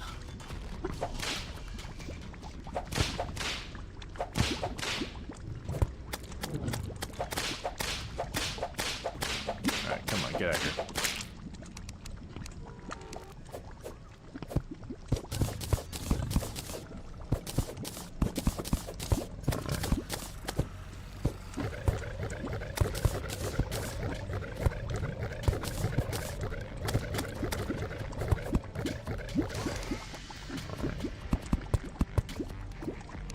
Okay.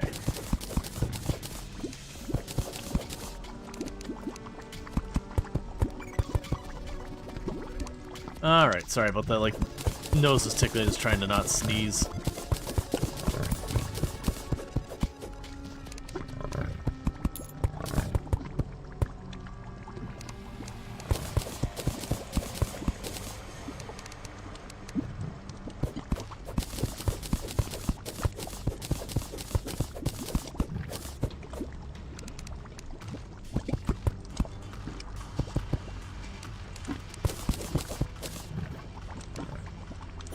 Alright, we can go all the way back over here.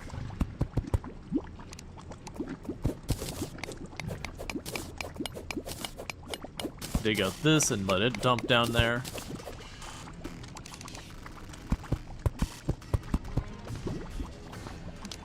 Actually, I can dig you out and let you drop down.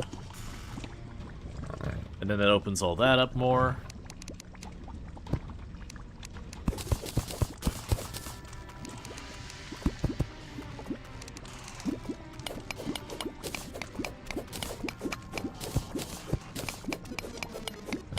It's kind of interesting when you're doing it this way, like there's that back and forth where sometimes you're expanding and sometimes you're contracting the area, depending on if you're trying to move around lava or just mine stuff. Let's go forward, these enemies don't have pickaxes. Yep.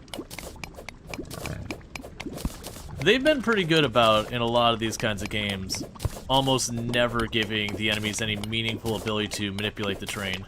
We're about to hit an ad break, chat, so what's going to end up happening here is I'm going to really quickly step away and throw the dinner I'm having in the oven real fast before my wife gets home. So I'll be back in just a minute, and thank you again for tuning in. I'll be back in just a few minutes.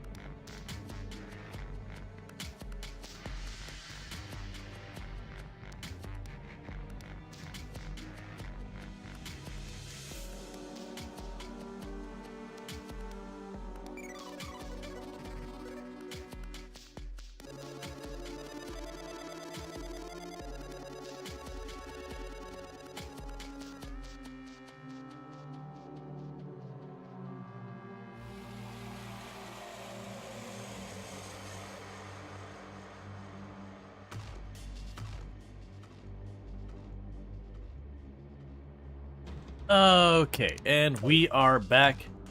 Oh, let me turn off the auto pause thing. There we go. And we are back to digging ourselves a hole in hell. I don't know why I did that way, but that's fine. Okay, and with this... You know, last thing. The later nerd is great. Yeah, I didn't realize the enemies could use the teleporters, so it's just like, yep, got away with it. We got Corrupted World. There is also one of the special seed things you can choose that will give you both. I didn't do that one, but you can have where it gives you both Corruption and Crimson.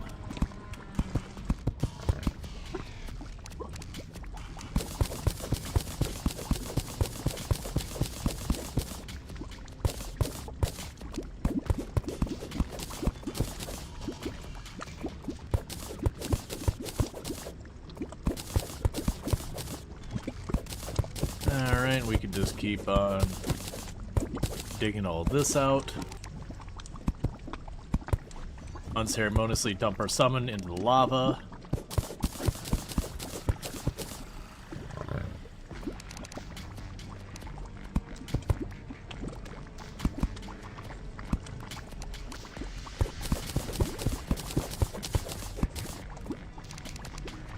Okay, and that's all on the same level now.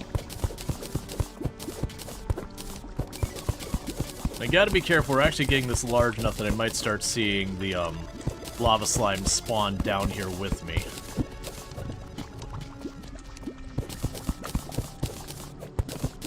Okay. You saw that the hidden seeds aren't hidden anymore? Yeah, I mean, well, they made it so, like, they were kind of a thing you had to, like, seek out. And they're a really cool thing, and it was just...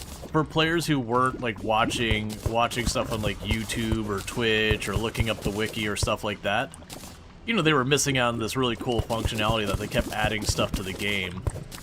So it's kind of a bummer that all that cool, like all those different seeds got added to the game for people who wanted more of a challenge, but like you had to be kind of in the know.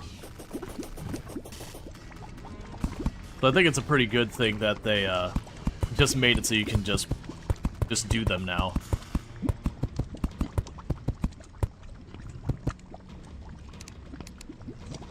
Alright, let's start by popping this open.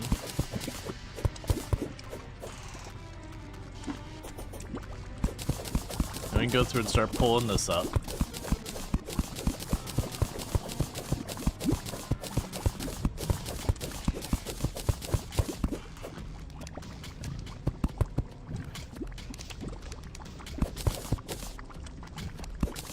Okay.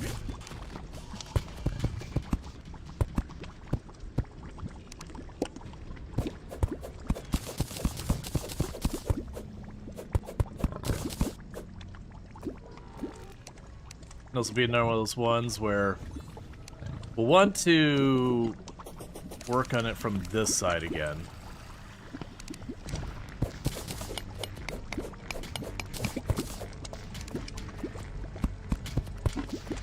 Pretty soon we'll just go up top because I've already probably got enough Hellstone for the entire game, but you know. It's usually easy if just when you put the work in to get your Hellstone, just get it done in one. And never feel a need to come back.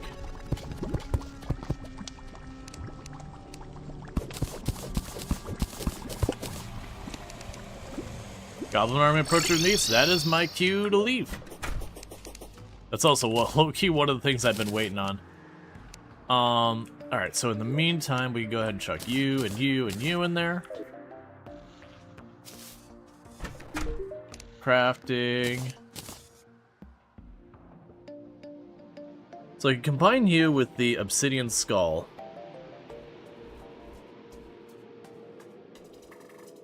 That still used as a material. Right, but that's the Tinkerer's Workshop. Alright, so we'll go ahead and chuck that there. Alright, so the goblins are going to attack here in a minute. And I don't actually care about most of what the goblins can give me. They can give me, like, spike balls and all that that are relatively okay. But the big draw of why I want the goblins to show up is once the goblins have attacked and we've defeated the goblin army, then the goblin tinker becomes available, and the goblin tinker is huge. Because there's a lot of these accessories I can actually combine into one accessory, and I can't do that till we get the goblin tinker and all that.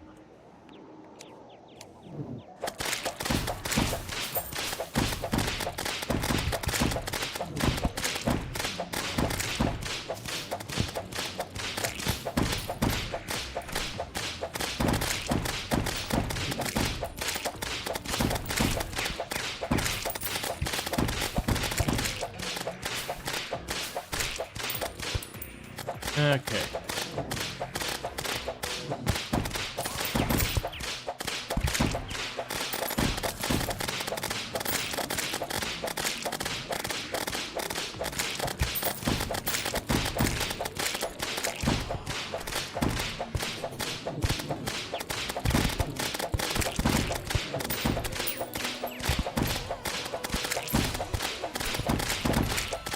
Alright, the merchant's been slain.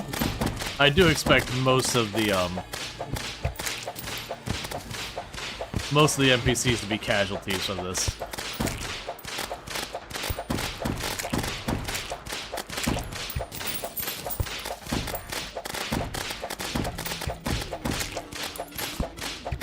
Okay.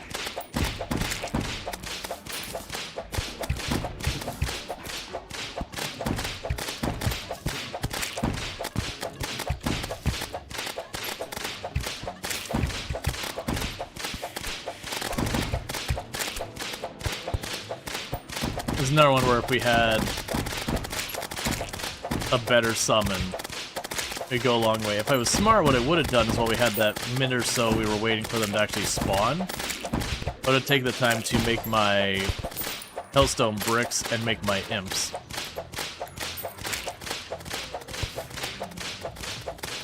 It's not really a good time for it now.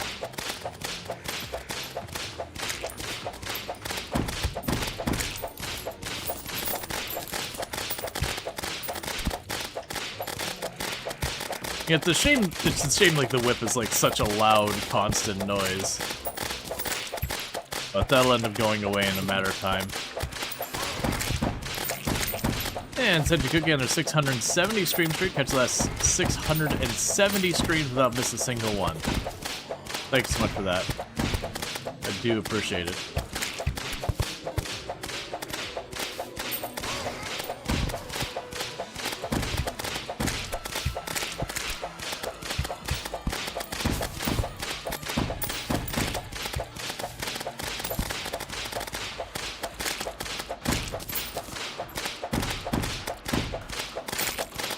Okay.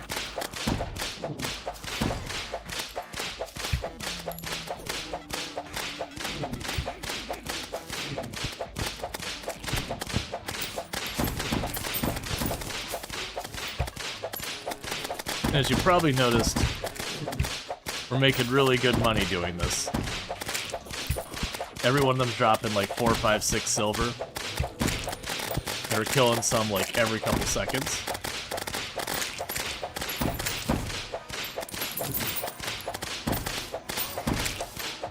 Well, it's also more in a year because you gotta think, like, with stuff like TwitchCon, I'm usually gone for a week. When me and Toom went on our anniversary cruise and all that, I was gone about a week. I took some time off when I had my brother them visiting. You know, technically, I don't stream 7 days every single week and all that.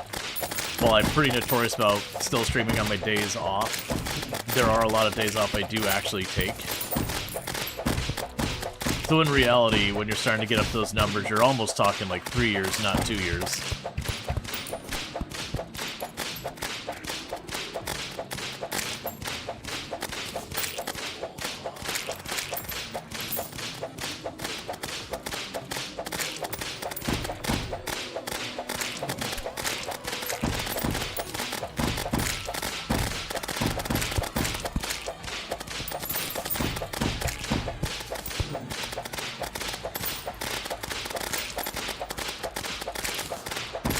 And the army's been defeated, so now we just mop up.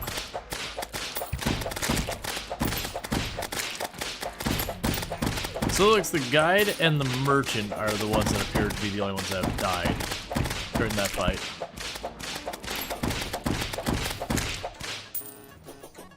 Okay. So solid... Actually, I figured it was going to be more than 8 gold, but solid 8 gold. We also got about 190 of the spike ball things. Put that in our trap box. We didn't get any, like, special drops, but that's, again, not why you're here. So what we want to watch now is over here where it says Rare Creatures. We're looking for the Goblin Tinkerer. There's a very good chance I'll literally just drop down and find him.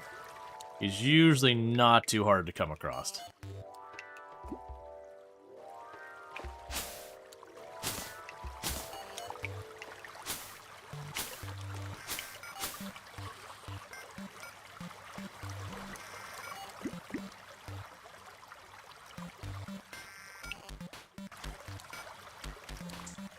Come on.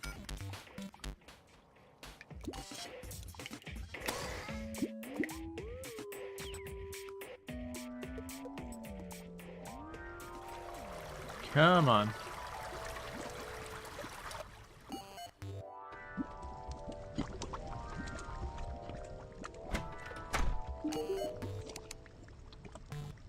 And a cavern pylon. There we go. So just like that, got another one of the pylons set up, so we no longer need to use this. I'm using this right now because we're looking for the Goblin Tinker. And like I said, I think you only have to be underground, but I know caverns works. There's also other ways you could do this where you can also get like a big open space, just kind of run back and forth.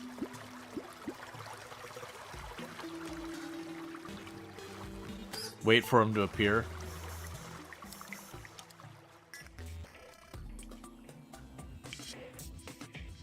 Come on.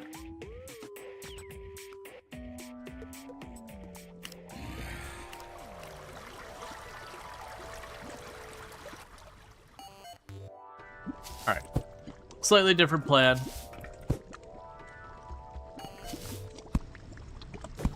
Oh, that immediately dips into lava. Let's say slightly different plan. Let's just find an area up here. Oh, well, not directly to a spider's nest. Find an area up here that we can start working at. Bound Goblin.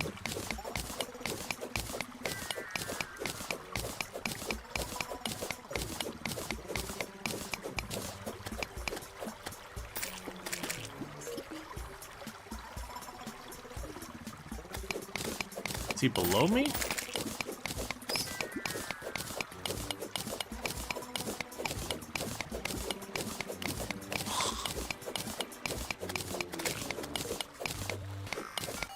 I saw damage numbers over there on the right.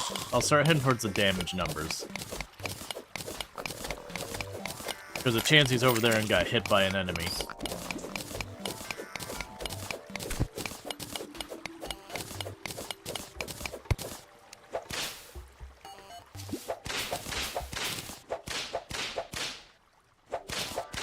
There you are. Shop. Tinker's table, rocket boots, tool belt, ruler. Yeah, I keep seeing a lot of these things here. Haven't been worried about those yet. Alright. So regardless, we're gonna ignore everything else going on. Sure, I'll put it up here. And the Goblin Tinkerer has died. As you do. Alright. Tinker's Workshop Bench is interesting that it's showing these. Okay, the Tiger Climbing Gear is a combination of stuff. Let's take the Obsidian Skull off of here. So we could do the Obsidian Water Walking Boots. Grants immunity to fire and all that.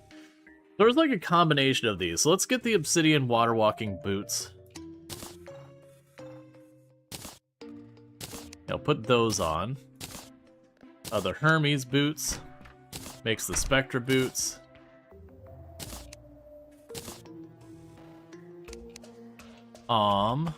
You're not a material. We've got you.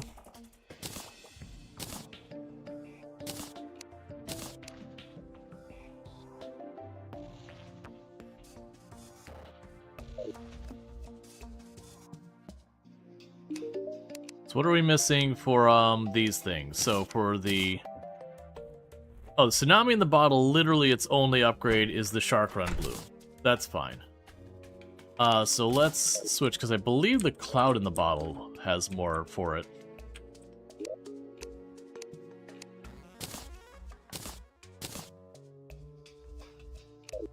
That's all fine there. So here's the Cloud in the Bottle. Yeah, so Cloud in the Bottle, you can make the Fart, the Sandstorm, and the Blizzard. Right, and I'm guessing with the Blizzard and all that. So there's our double jump. We'll keep that. So Spectre Boots, the next upgrade for the Spectre Boots is we can make the Fairy Boots. We can make the Lightning Boots, and the Lightning Boots are the ones that you care about the most. There's also the Hellfire Boots. The Lightning Boots are the ones we actually want, which requires the Anklet and the Agate, which is the jungle biome, and that ends up being a really big one. So it's kind of a pain. And then the Intrepid Boots here, to get the Lava Waders. I need the Rose and the Lava Whip. Oh, or interestingly... Okay, you don't need that anymore. Alright, well with that, we can make this happen real fast. I can go here, make another Obsidian Skull. Go, not to that. Go here, make that into Obsidian Rose. Take the... Intrepid Boots here. Did I misread it?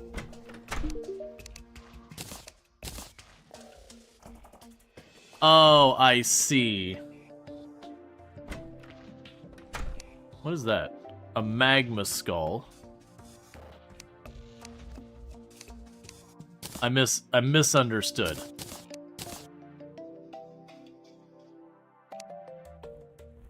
So a Molten Skull. So either way, you need the Lava Immunity item. That's fine. So you put you here. And I guess this is going to go away. Because being able to run on... That's immunity to fire blocks. Reduce damage from lava.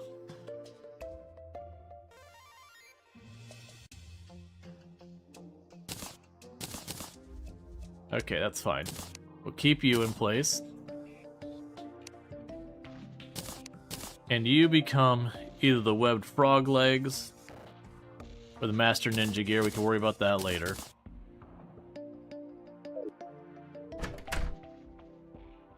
We'll drop you these special ones in here. Drop you in there.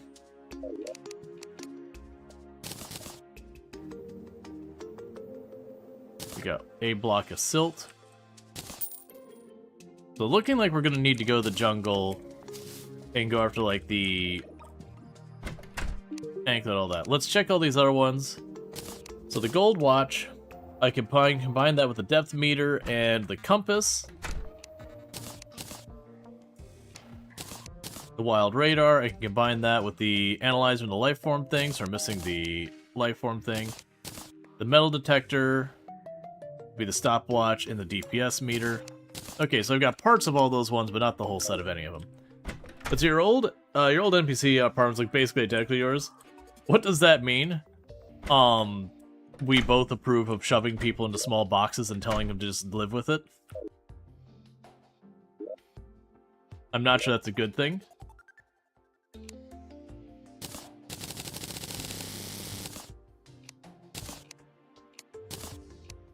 Okay, and there's our better bug net. We can drop that in there, so we got 56 bars. So, you are 17. And that'll be an upgrade to our summon.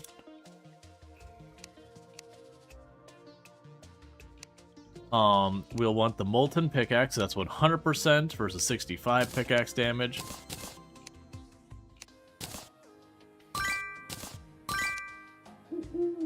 And we can make the Molten Axe Hammer.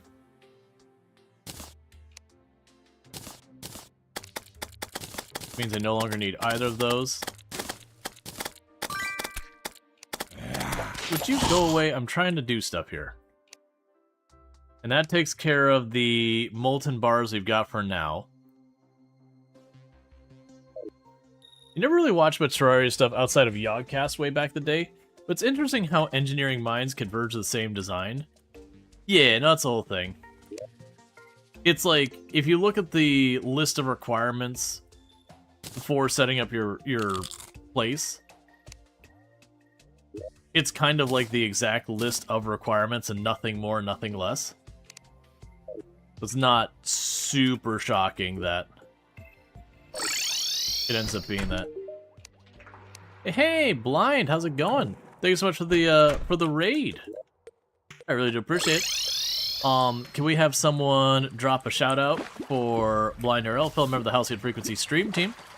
Plays a lot of fantastic games like Dwarf Fortress, Caves of Quad, that kind of vague area of games. But good times there. All right. But welcome in, Raiders. I do hope you had a good time over there with Blind. All right, so I think we're gonna do.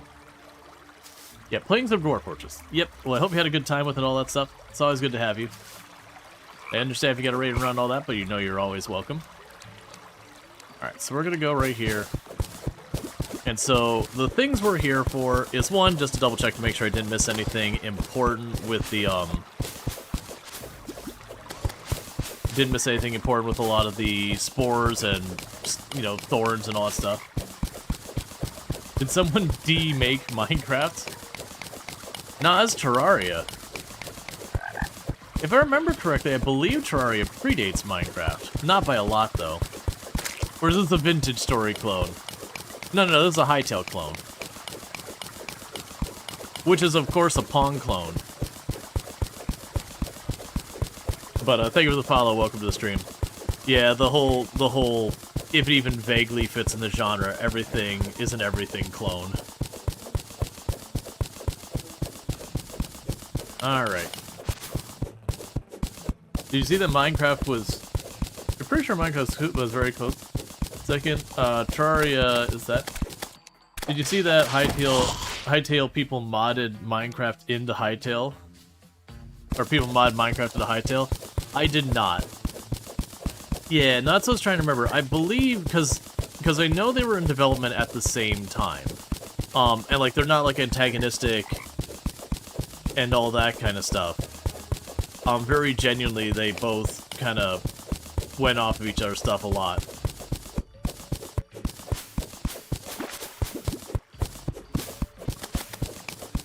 So for the moment, I'm just digging down.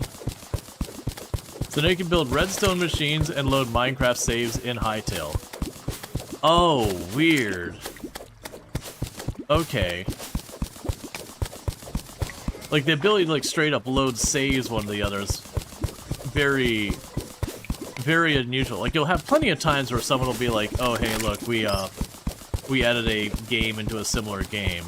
But, like, straight up literally being able to, like, load saves and everything is pretty wild.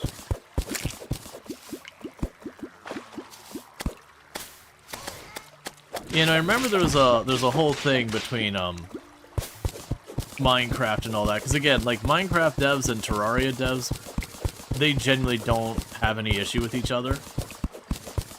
Because, I mean, that's back in the day, like, being an indie dev was absolutely brutal. Even just finding someone who was willing to set you up with, like, payment stuff and all that.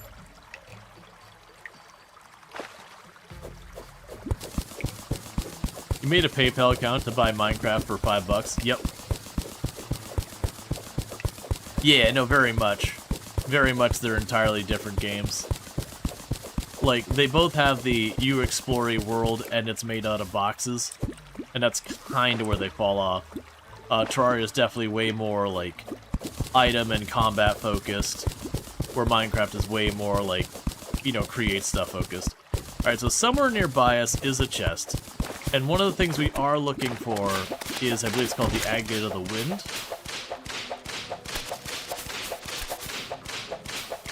I really wish I had the... There's a sword that... It's real dangerous to use the sword in the jungle biome, because you'll accidentally hit beehive nodes. Okay, so I'm not seeing anywhere obvious that we have the chest. There's definitely a life crystal to the left. I'm not as worried about that, but it's going to mask where stuff is, because life crystals are always prioritized over basically everything else.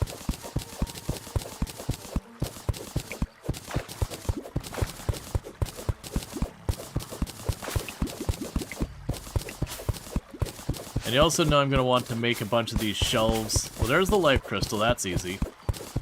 But I want to make these shelves for the jungle stuff. Because when we get to the time where we're doing the hard mode jungle, having a bunch of areas already set up for like Plantera to spawn in and everything makes your life easier. Place with like the life hearts or whatever they're called to spawn in is also really helpful.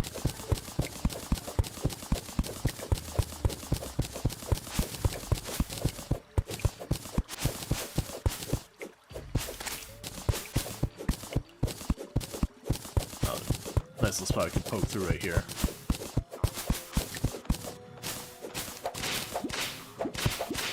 Okay, we need to be careful. Directly below me is a beehive.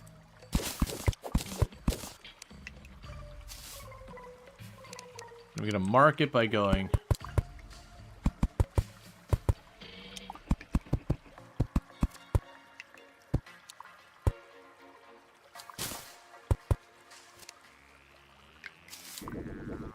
We're gonna sneak out. Long day today because of a raid for Jess. Then Dindin.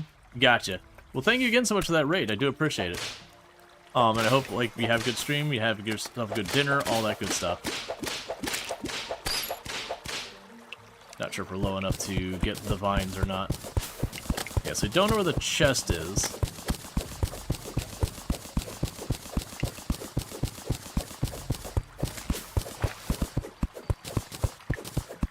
Yeah, no, I was hanging out with Jess before my stream, playing some Roller Coaster Tycoon. Well, Roller Coaster Tycoon 2, to be specific. Alright. Was there a chest to the left from where the heart was? No, because when we were over there it was saying gold detected nearby. Now we've got the metal detector. I can basically know when there's stuff nearby. It's like right now above me it's telling me there's a chest nearby. I mean, unless it was like not quite as far as that. It's interesting that the music changed there.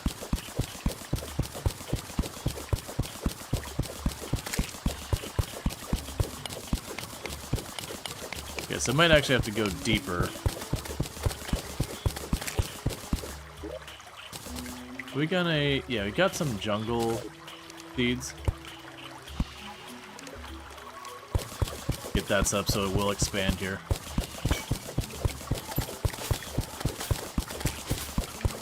One thing I could also do is pop a, oh, I see where stuff is right down here.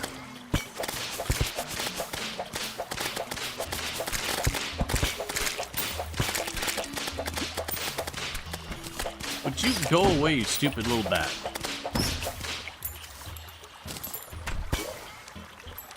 Oh, just Hermes boots, that one's a bust. Okay, destroying that means mark that there's no more chests nearby.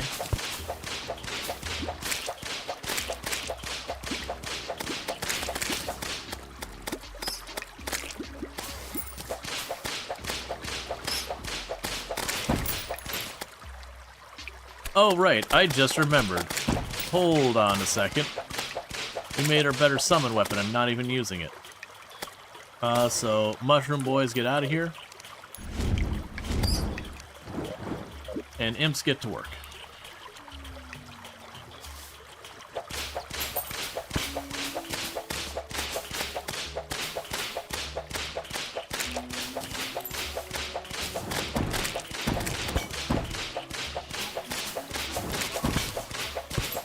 Okay.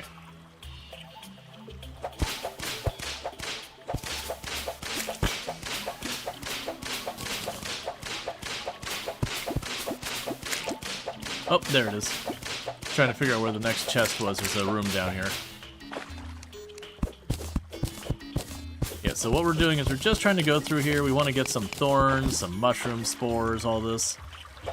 I don't know how much of the stuff I actually care about.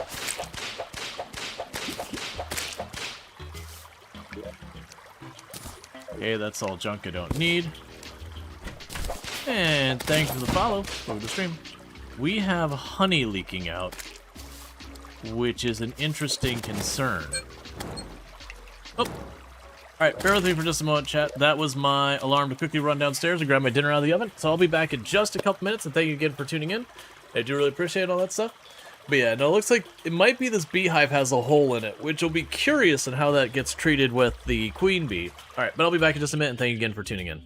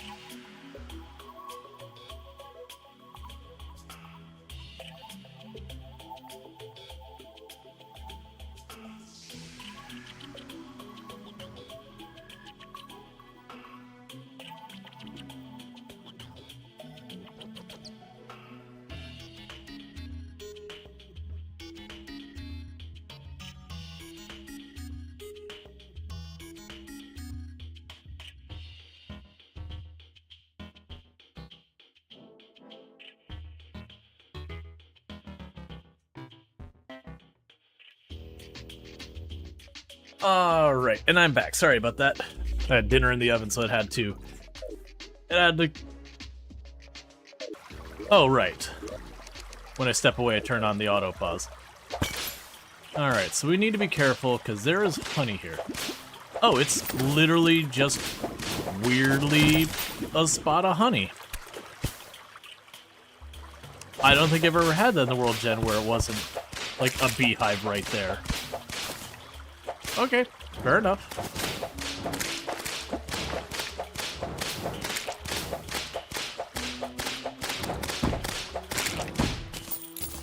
Okay, so we're dropping the vines, because we need stingers, vines, and spores. Those are some of the only crafting materials we can't get here, or anywhere else.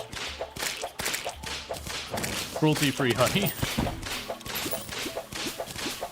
I mean, honey seems... Alright, we got a chest directly below us.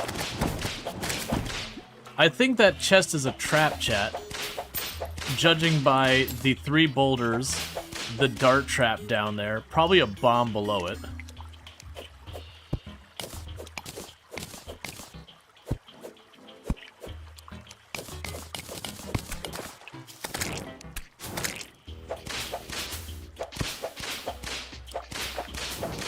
Yep, there's TNT over there.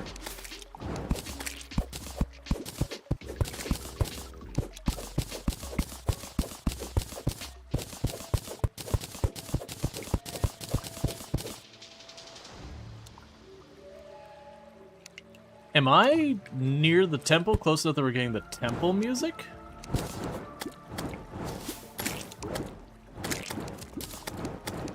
Oh, my inventory is full. That's inconvenient. I'm not going to be using those. We actually got some hive blocks at some point. I don't remember hitting those. I don't need those. I don't need these. I've already got a bunch of these.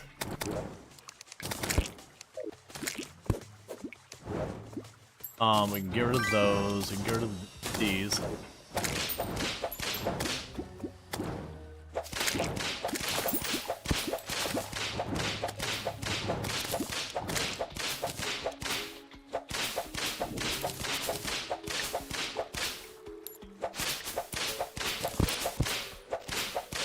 And thank you for the follow. Welcome to the stream. Alright, let's go ahead and grab some of these spores. So things are down here for. Getting the alert that there's a life crystal nearby. And that'd be it. Got more honey sitting down here.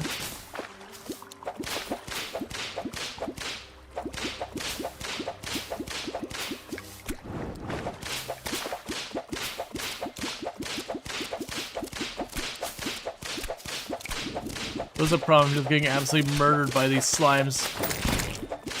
Okay.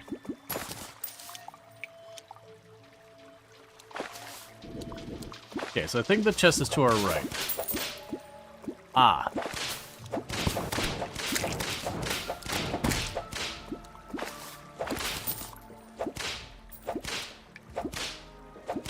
Yeah, so if I hit that, we summon a boss. If I do that right now while I don't have an arena, we basically just die is what happens.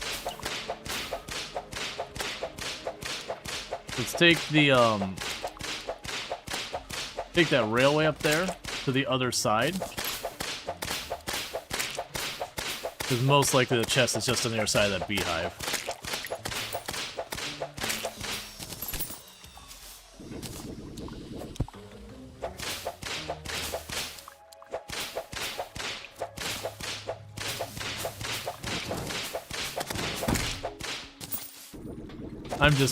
I'm just kind of moving away from the queen beehive.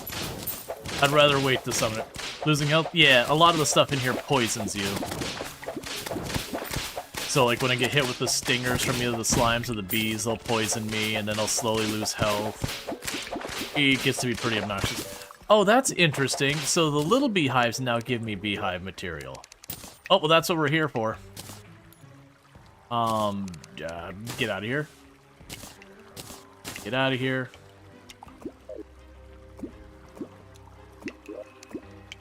We got plenty of these, so get out of here. Get out of here. Give.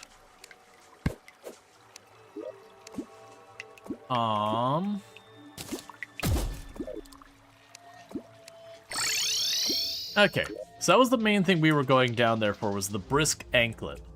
The other one we need is the agate.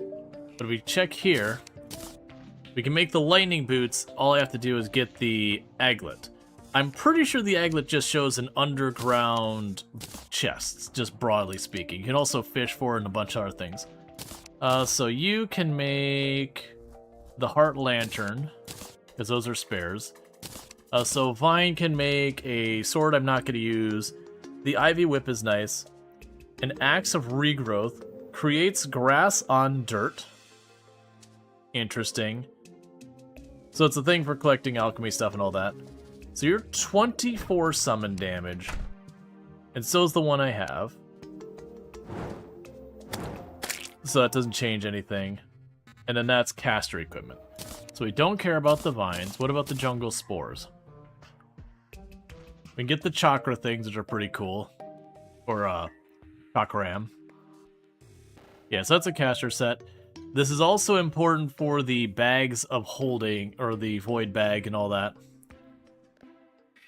And so it's a thing you can just, like, store a bunch of inventory and have, like, the vault around. I don't have the bones or anything for it yet, but that's useful. And let's check the stingers, which are definitely here somewhere. I'm pretty sure we grabbed a bunch of stingers, right? There they are.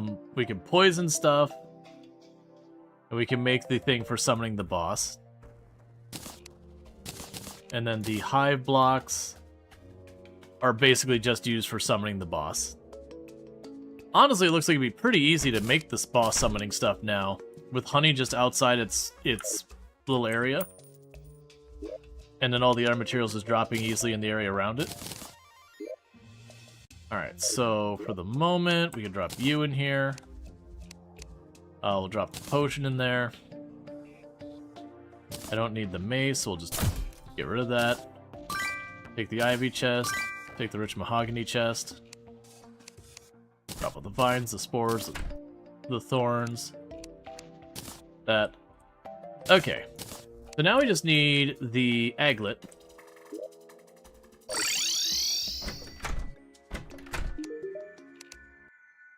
Surface forest. Okay. Do I have... Yeah, that'll work. Because we should be able to get that really quick, because we want the bucket of, or the bottomless bucket of water. That'll help with a lot of different things. Now, for things we could work on, is the dungeon would be one thing. Go over there, fight the boss, all that stuff. The other thing we can do is set up to take on the queen bee. Not really an answer one way or the other on which one's better. So now with this, I can just walk right out in the middle of the water and just fish.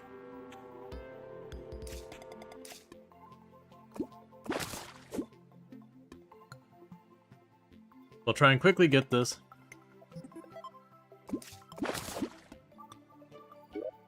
And those crates we get, I believe, can have the aglet in them. It's low odds. For the aglet, most likely what we'll do is we'll just run along the surface, and anywhere we see like a little cave that goes down, we'll just zip on down. Well, that was easy. Also, I do not want those bars. Those bombs in my bar. Okay, so that chest was hot garbage. And then we can go to our cooking pot and make some fish.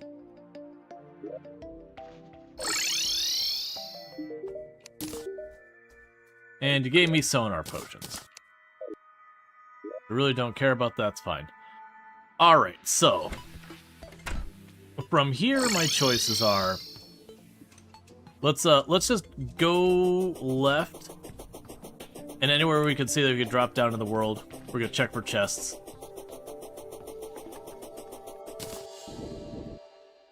and just grab what we can. Doesn't matter the biome. If we can go down in the ground, or grab any chest we see. And Zalso with 110 stream streak. I do really appreciate that as well. So thanks so much for that.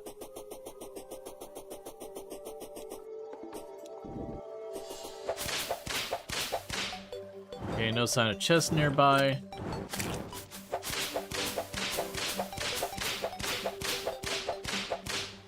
No chest nearby. And it does look like these trees emptied out into an area down below. Okay, a meteor struck around here.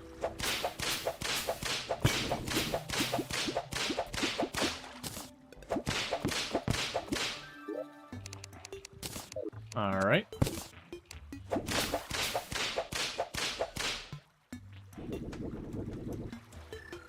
I don't see where the meteor is, but we are detecting it nearby. Like this whole area is saying meteorite nearby. There would be the meteorite.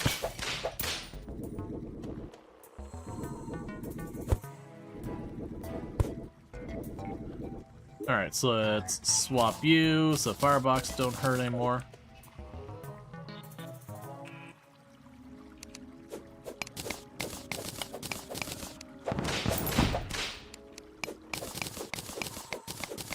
Alright, so just trying to convert this to no longer be considered a meteor biome.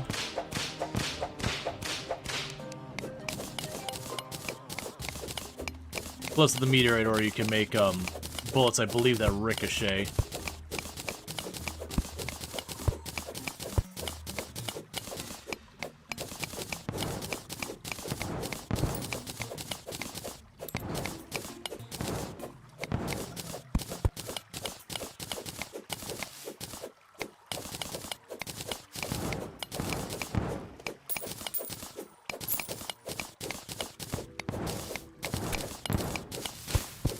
Okay, so they still hurt like hell, but...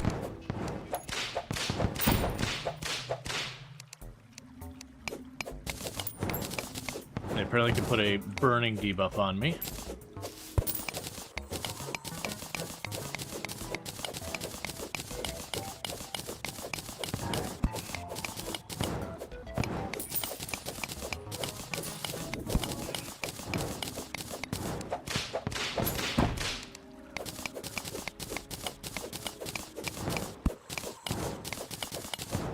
Okay.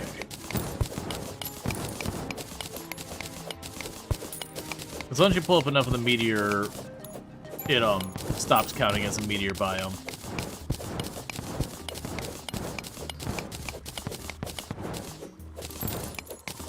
You can make your own artificial meteor biome as well, just by grabbing a bunch of the meteorite and then placing it back down as blocks.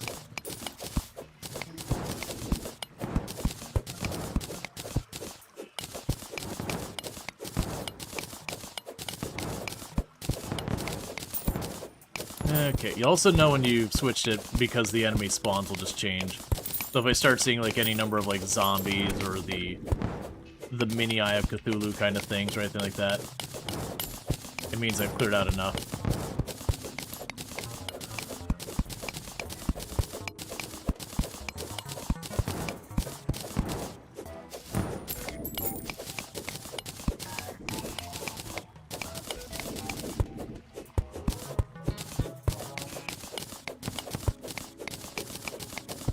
Okay.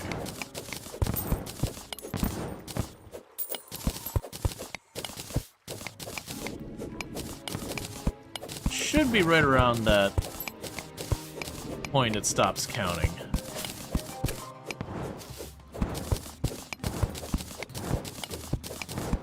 They're starting to get down to trace amounts.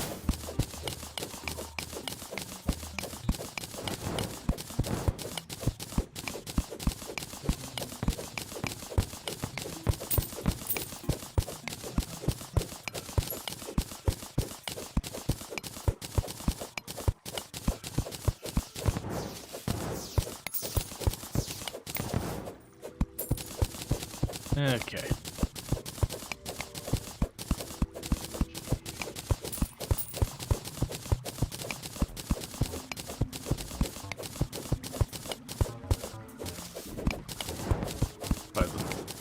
richest spot left.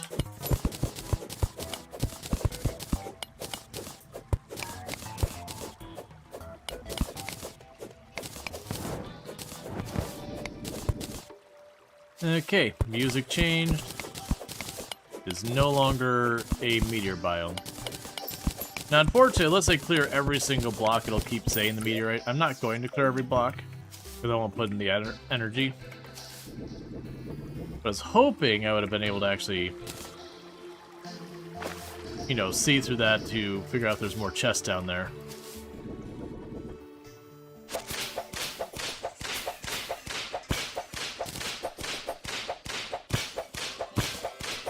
Okay, so we are looking for chests.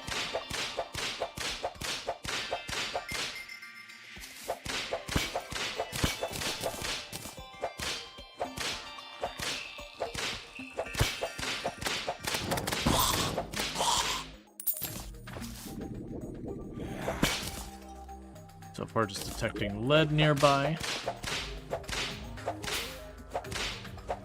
Got silver detected nearby.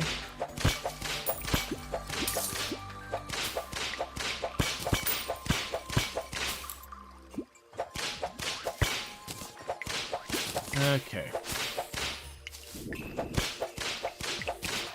These chests have a higher priority than the yours. Alright, so we got a chest nearby somewhere.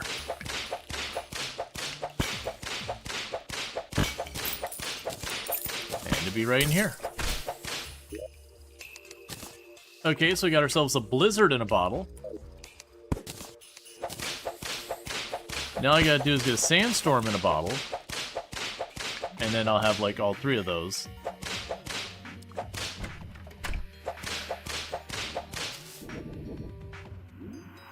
We briefly detected a life crystal right down that way. Not as worried about that.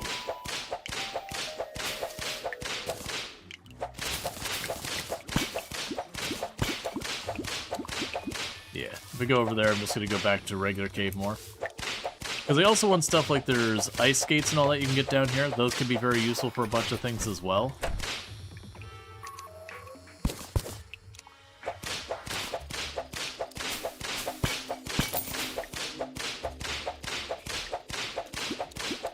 Okay, there is a chest nearby.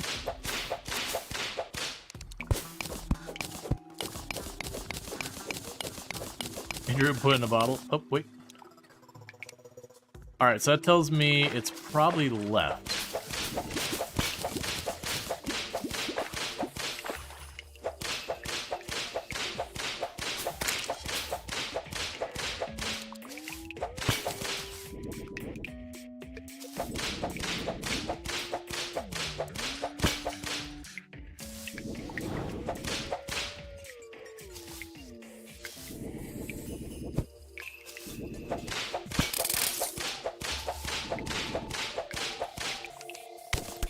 And I see it.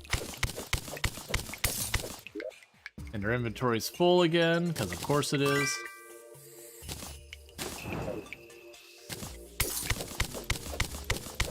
Part of that is I've got fishing bait and everything in my inventory and a bunch of other stuff I probably don't need. The second blizzard in a bottle. So in this case, I will go ahead and drop that off. I don't need the recall potions. We'll take just your generic wood out of here, get the chest out of here.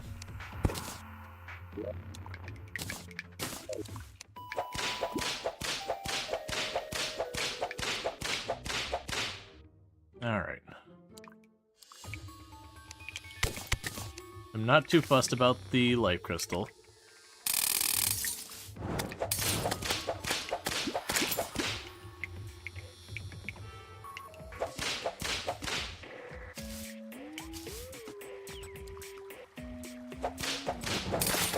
Okay.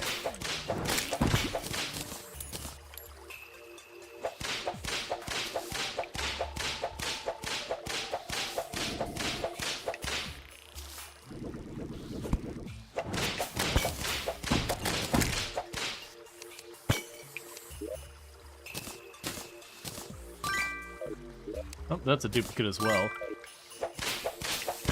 Supposedly another life crystal around here. Now we got a spider biome to our left.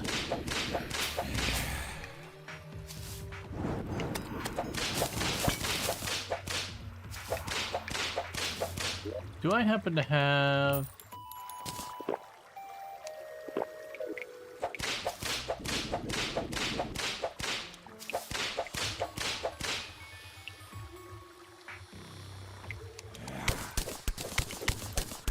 Okay.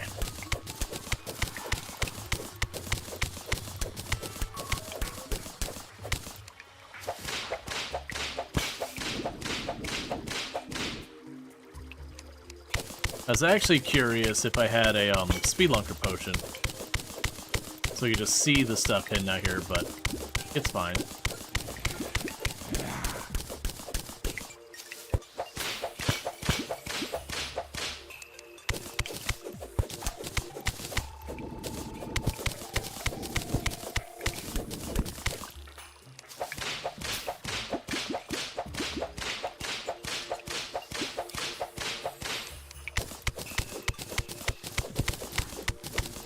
So probably just doing circles around this chest.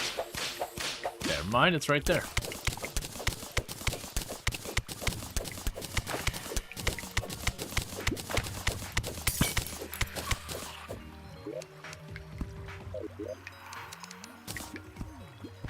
Oh good, we could summon a boss. I actually have a bunch of those. Let's grab the boss thing. Tin ore stopped being relevant a while ago. The archery potion will keep. Take the dirt, take the stone, give me these, take this.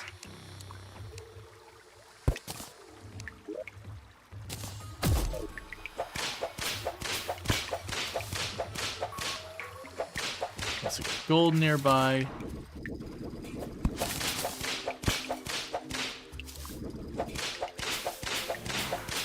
Life crystal nearby.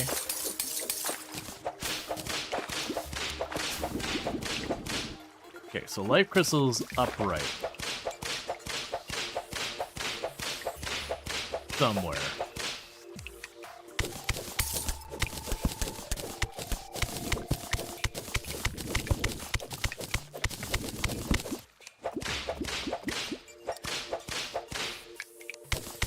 Could easily be either way. They're now ready when you first die of Cthulhu spawned. Yep, that is pretty normal.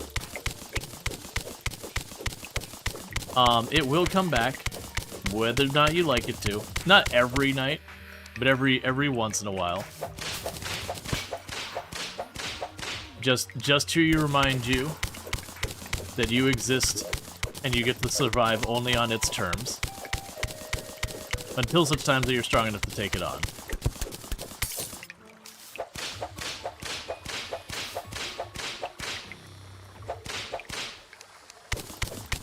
Suddenly, Big Eye is definitely a feel. Yep.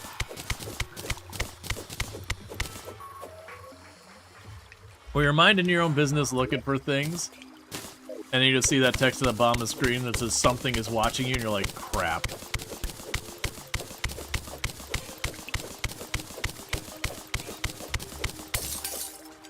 Or it's like when evil presence is watching you.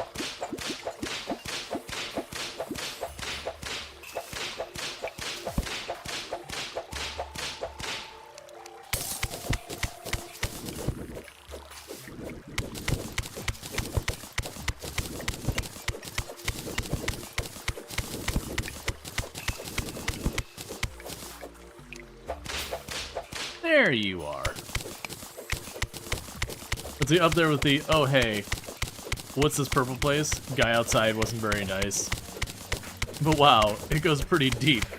Yeah, we won't spoil the rite of passage that is the dungeon. But you know, it's a fun time.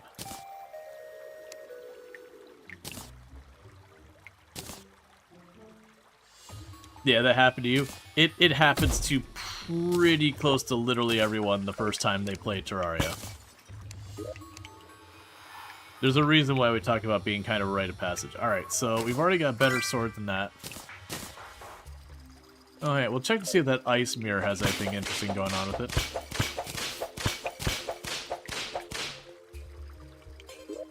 I don't want few here.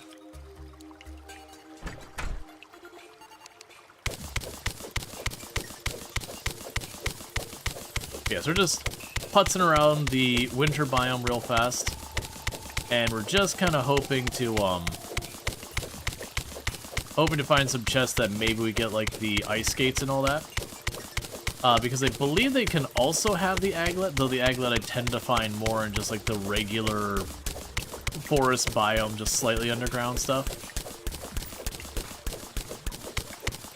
Another thing I probably should do is we probably should, not right now because we're already down here. At some point I need to put like a couple of houses on the surface of this biome. Just so we can go and be able to teleport here directly.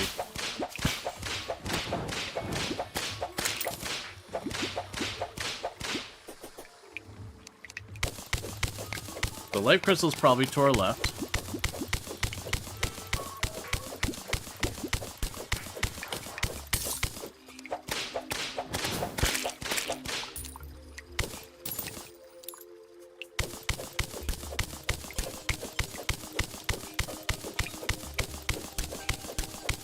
You're currently farming the store for bats for making the tri-boomerang. Gotcha, yeah, no, there's definitely a lot of new equipment I'm blissfully unaware of.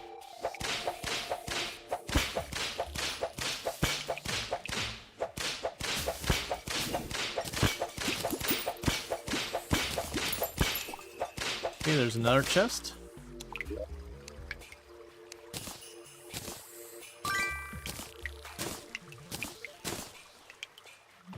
The gravity potions I should probably do some stuff with.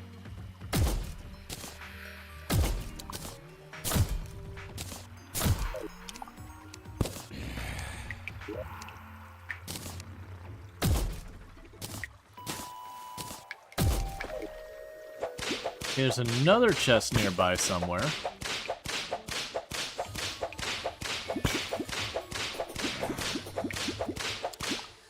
Well, that's the next cave I can see is down there, so let's just cut on over.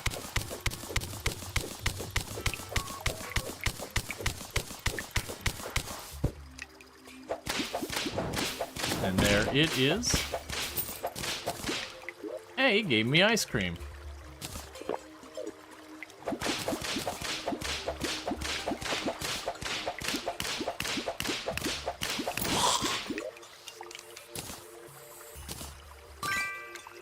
Teleportation potion.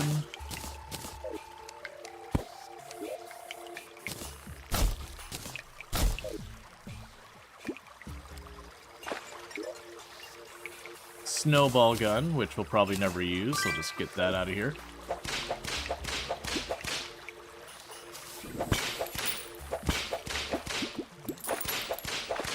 Okay. We got another chest nearby. Could really be kinda up or down. Okay. Up is not the winner. Went up, immediately lost track of the chest. So we'll check below. And we also want to check to the left. You teleport potion, I'm sure it'll be fine. Honestly, don't mind using them. The vast majority of the time they do give you... do actually turn out pretty okay. Especially right now where I have my mirror, if it were to dump me someplace terrible, I could just mirror my way back out of my problem.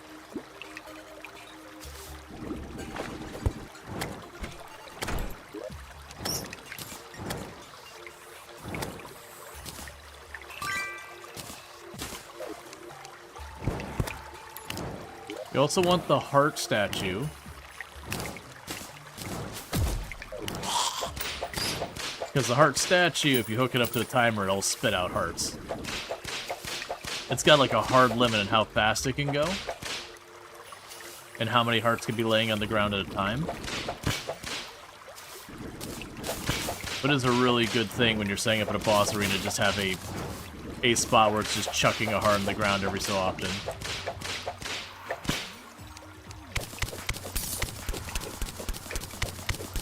I mean, I don't mind with the teleport stuff. What we could do is when I'm like, alright, let's go back, and then immediately, once you finish dropping everything off, just pop the teleport.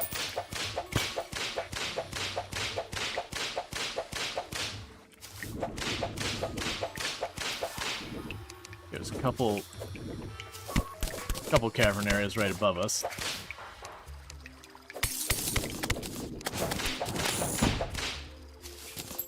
Or just have it where you step on it. Yeah. There's a lot of ways you can handle it.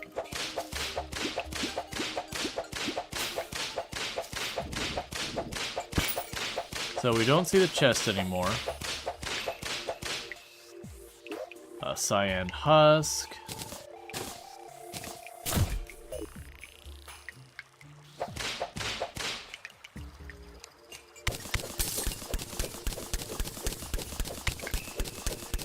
You like this whip? It's a good change from the Star Furying around. Yeah, I think the Star Fury is better. It's also a little bit nicer sounding than the constant like whipping sound. But we haven't gone for the Sky Islands yet, so it doesn't matter if we want to or not. If we don't have it, we can't use it. Alright, get the gel out of here, drop you in. Get you out of here. Get the ice torches out of here. Grab you in. What do we pick up? Oh, the gold. Honestly, the apprentice bait.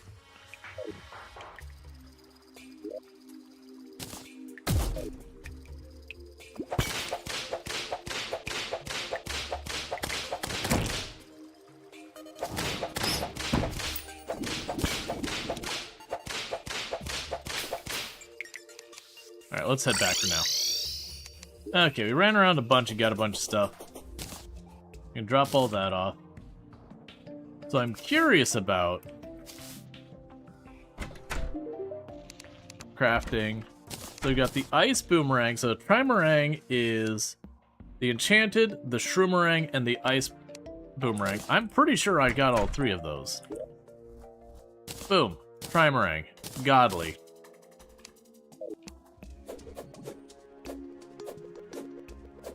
Alright. And then meanwhile, we can get the... Oh, you know what I think they did? I think like the triple jump, it wasn't just the blizzard, the cloud in the bottle, and the sandstorm in the bottle. I think it was that plus the balloons. So we needed the 3 balloons as well. That's right, because remember that one was a pain in the butt to get because the sandstorm in the bottle just often didn't spawn in your world, and now it's just that. Alright, so that means with this, I no longer need you. Does a weapon have another recipe? It does not. That's the end.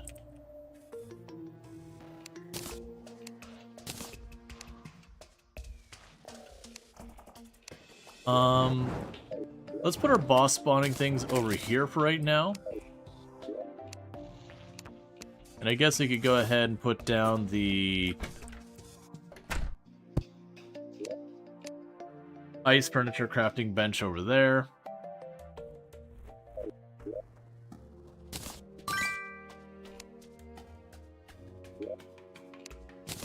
Put you in here. We did get a Spelunker potion. Armored flurry boots. I'll have to look at what those are.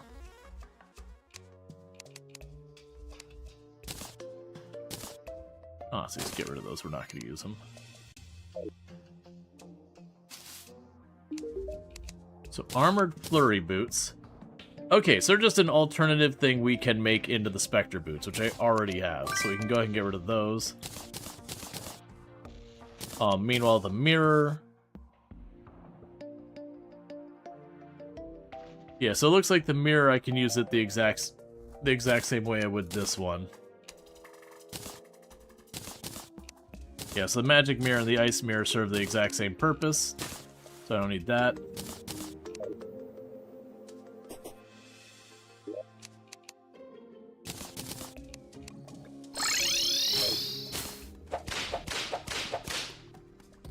Okay.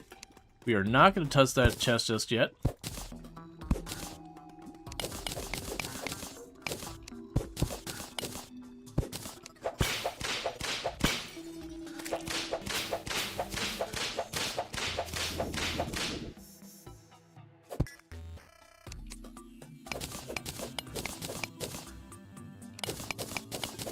But the ice mirror is cooler.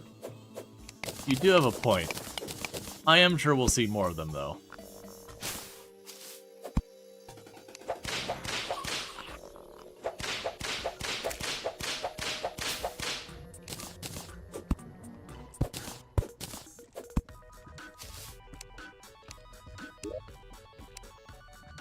Okay, we got the band of regeneration.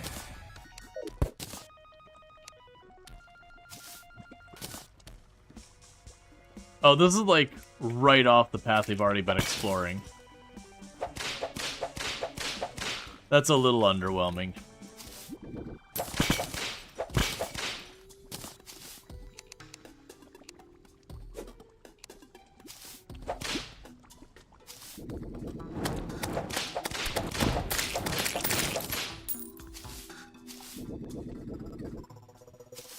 I think the agate can show up here.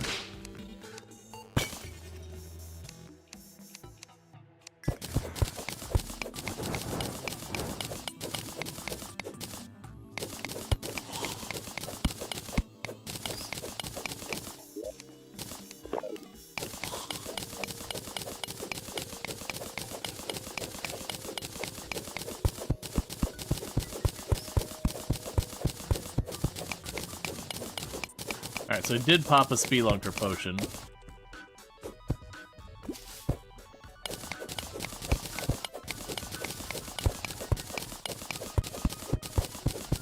Okay, so I should be able to go up in between these.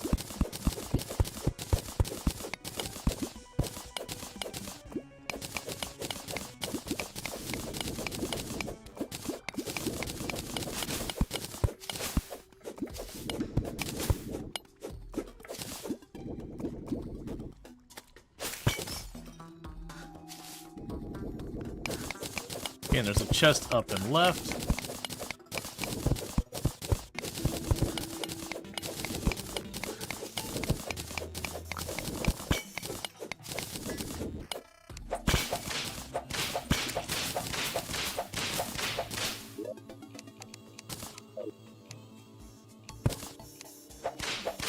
There's another life crystal up here.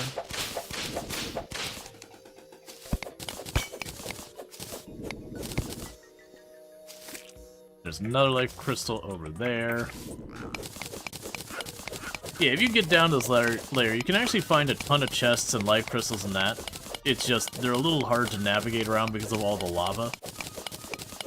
I'm mostly down here, since we teleported, I popped the Spelunker potion just because I would like to find the lava immunity thing.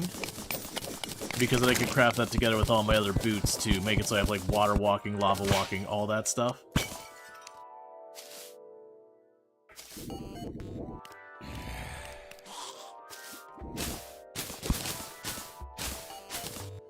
Come on.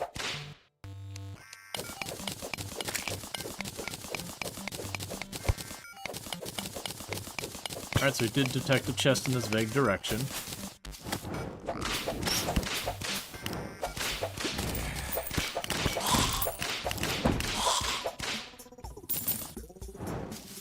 Alright, looks like it's up more.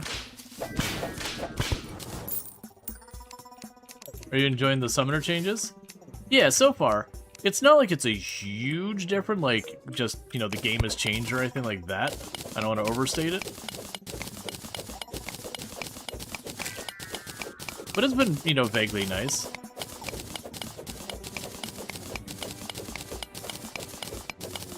It's kind of hard to tell as well, just because it's been so long since I played. What did they change? They had a whole bunch of new whips and a whole bunch of other stuff like that. So they've, like, done some rebalancing on quite a bit of it, too.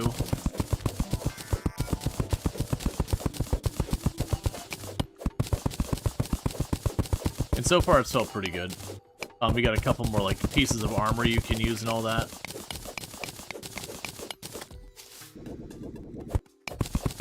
mostly like opportunities around itemization, that kind of thing. Alright, well there's another chest.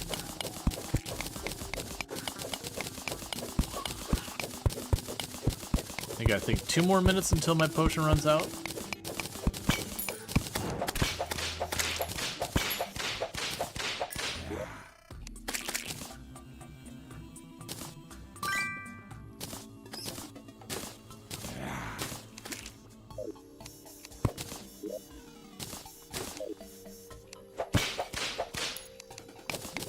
Alright, so now I just want to move around because we don't see anything worthwhile on things we can detect nearby.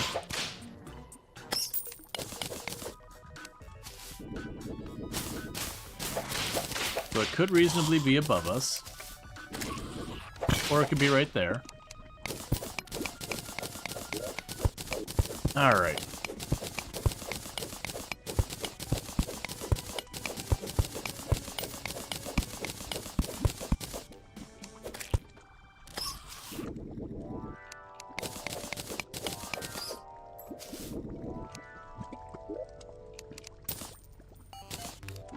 Care. Don't care. Don't care. Take these. Don't care. Don't care. Already got them. That's fine. Already got it. Got plenty. Oh. Got plenty. Don't care.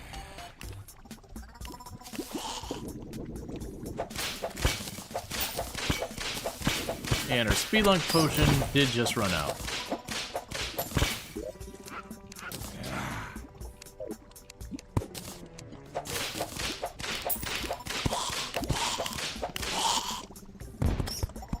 Alright, so there's a new horrifying boulder.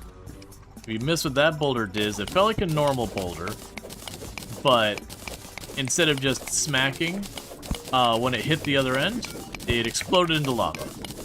And not even just a little lava either. It was a pretty good amount of lava.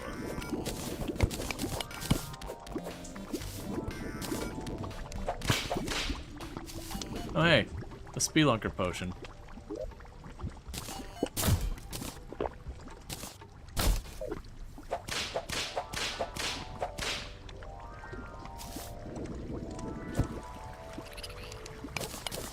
Okay, there's that light crystal.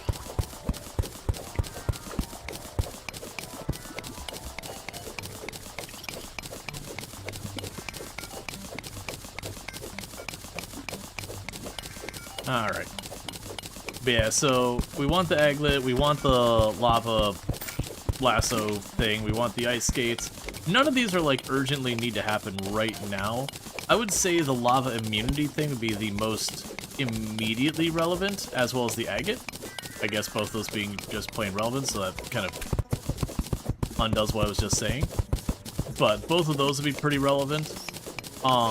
The ice skates would be a nice to have, but that is more of a later issue. Chest detected nearby.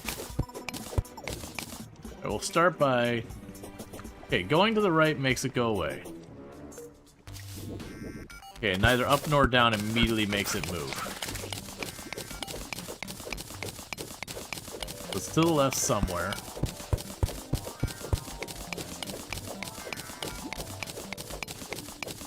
I'm gonna guess up.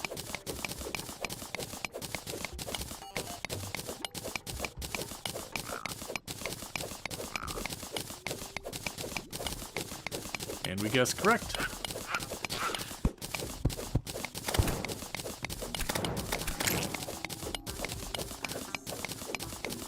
Alright. And the drop chance for, like, the lava immunity is not that bad if you're in the correct area. Same with the aglet.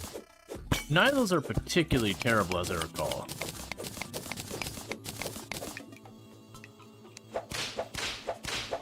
No explosives or anything.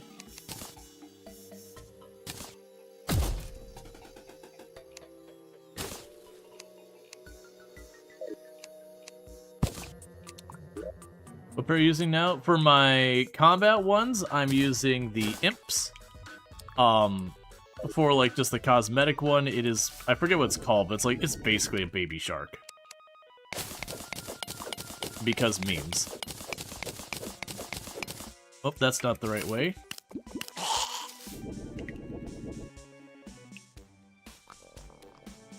Okay, so it's gotta be up.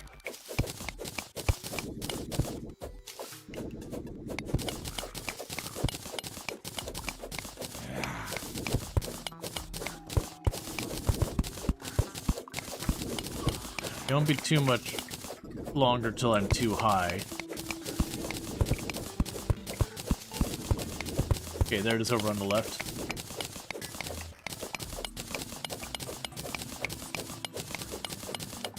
It won't be too much longer till I'm too high up here for us to be able to find the lava immunity thing. I think this might actually already be too high. Basically, around the same height you start seeing lava show up is the same height you start having the availability of that item.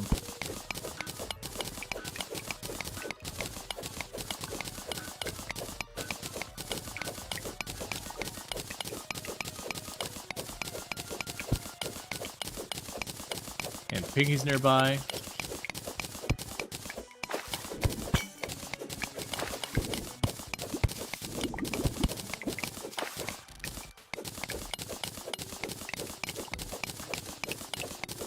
We're detecting another life crystal.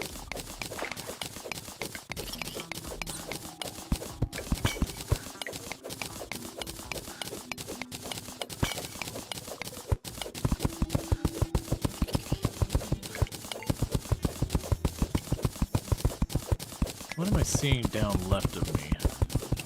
Like, looks like it's a platform, but I don't think it is.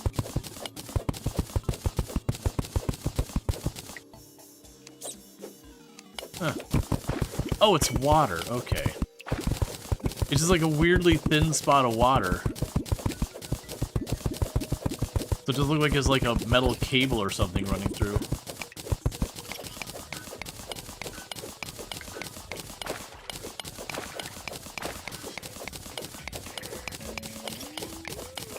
I think it's safe to say it's not still left of me.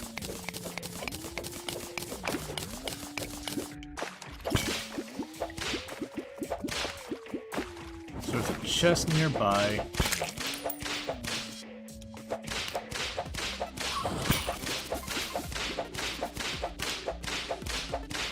We don't have another potion, right? Let's see, what accessory is giving the... So it's... You don't have to equip, it's the metal detector. You have to find it to drop. I won't spoil what drops it so you can, you know, figure it out on your own. Because if you want to spoil yourself, you can easily just use the interwebs. A cat chime, I don't need that. I don't need the mace. I don't need a single unit of this.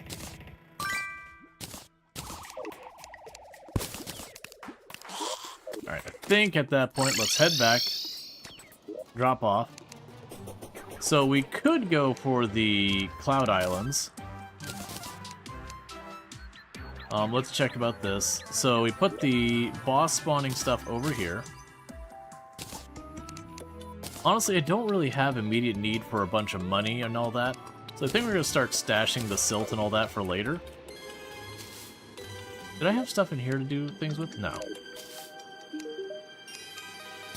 So you are combined... Alright, so we do the regeneration band. So that's one we'll just put in a box.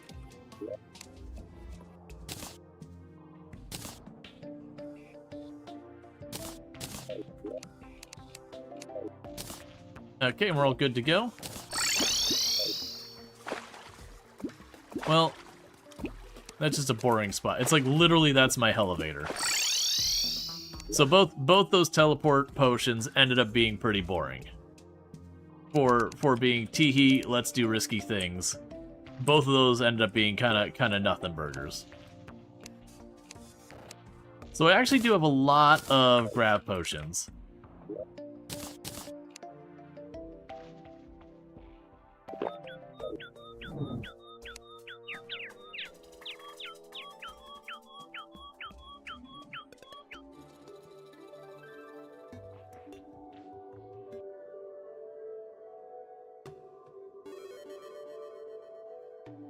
Okay.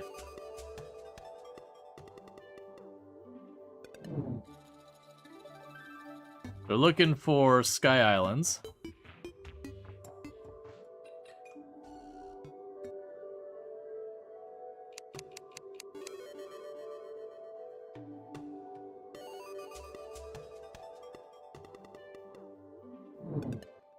Alright.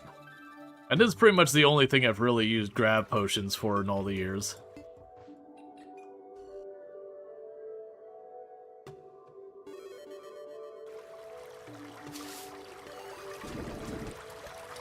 Alright, so we got our first Sky Island. Lucky Horseshoe and a bunch of stuff we don't care about.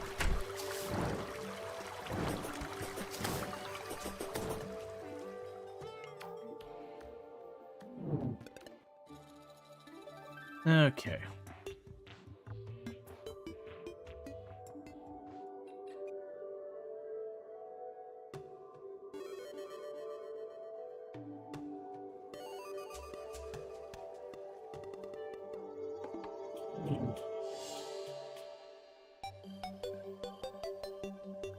We're just zigzagging back and forth.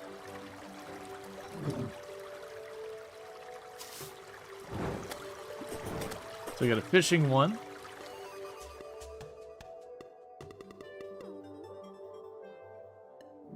We can find a couple of pretty good items, like that horseshoe can be useful. It makes it so you don't take fall damage.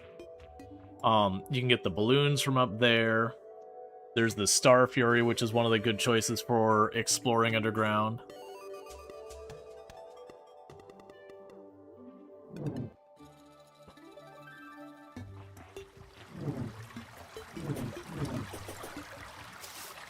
Okay, we got you. We got the Arcane Celestial Magnet.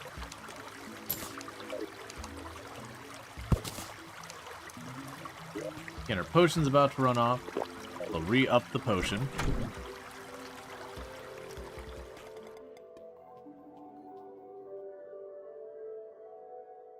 Okay. Because I got 9 of them, so I might as well just go for it. But yeah, there's like 1 or 2 bosses you can abuse the grab potion a little bit, but not many.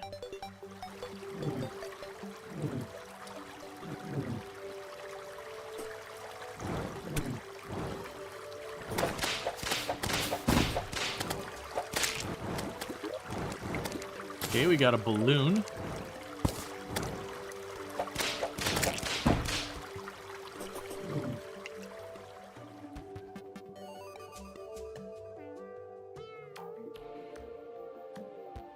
All right.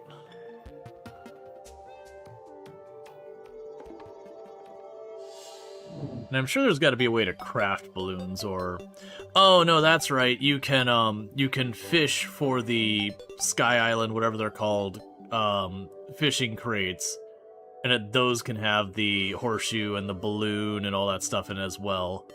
So if you didn't want to do it the way I'm doing it, you could just sit there and fish. A lot of times there's a lot of chests in this game that if you didn't want to go through the effort, you could just do that. Alright, now we go the other way.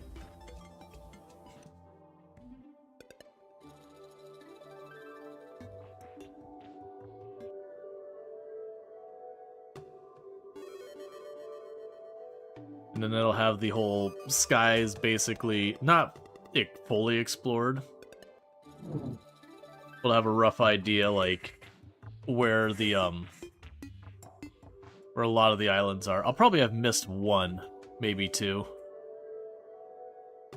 Because I'm pretty sure I actually heard water on the other one that I figure I might have missed a Sky Island, but I'm not super fussed by it.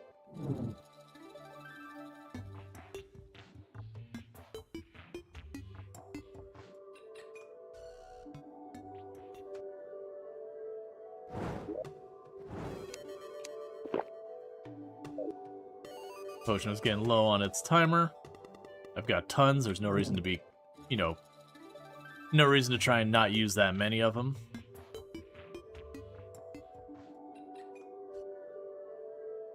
Alright, so there's gonna be one near because we see chest and gold detected.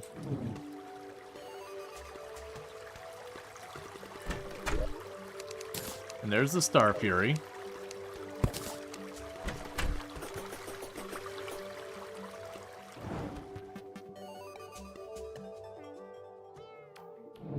Now for the Sandstorm, I will have to craft that. Because we did not have a pyramid on our map. Just at all. And unless they changed something, that was the only natural occurring place to find the Sandstorm, is to find a pyramid, and then inside the pyramid there was a okay to small chance of getting one.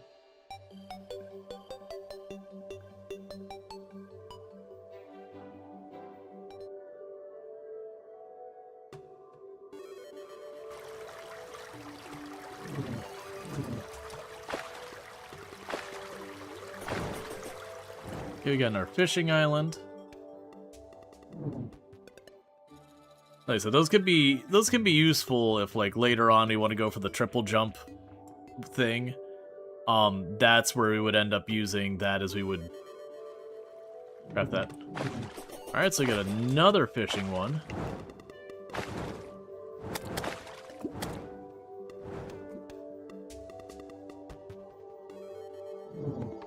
Now we got the dungeon right below us. That might be the next thing I work on, is I might start trying to set up the arena at the dungeon. Because we don't want to go for hard mode until that's done. Alright.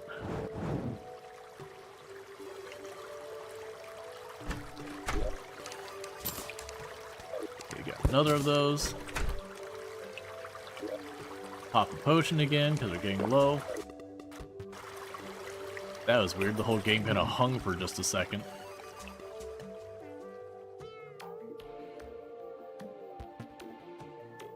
Alright, shouldn't be too much longer until we, hit this edge. And I'm not, like I said, I'm not going to fill in all the gaps here. We're doing a quick pass. Because I'm honestly curious if stuff like the Star Fury wouldn't surprise me if we've got a upgraded version nowadays that you can craft.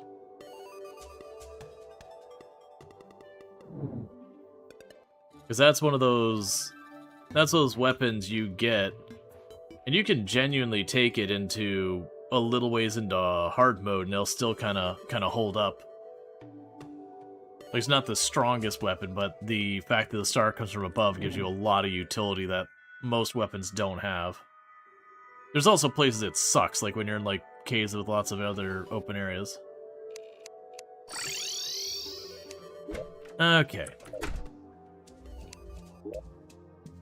So we got a bunch of goodies. So let's check what we can do. Alright, so we got the Star Fury, so it is an upgrade. So it's, oh right, the Zenith Blade. Yeah, so as you can see, that's 27 melee damage. So as far as a melee weapon, it's really strong. And it's one you can get almost immediately. The very first time you get a, one of the potions, you can do that. Okay, so we get the Celestial Emblem, Celestial Cuffs, Mana Flower. So there's a lot of stuff we can do with that. The Lucky Horseshoe, you can make it into an obsidian horseshoe. Or a bunch of these balloons. Bundle of horseshoe balloons. Allows the holder to quadruple jump.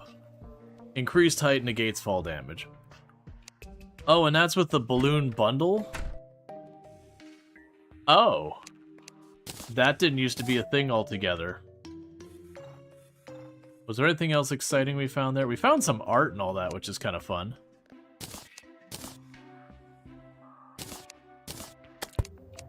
No, I think that's it.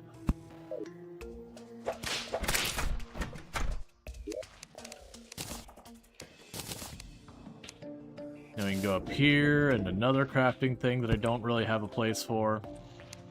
That one we can get rid of.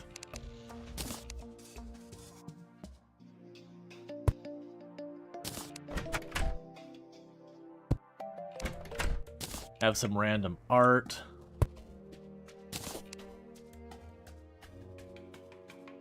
It doesn't... It doesn't fit anywhere.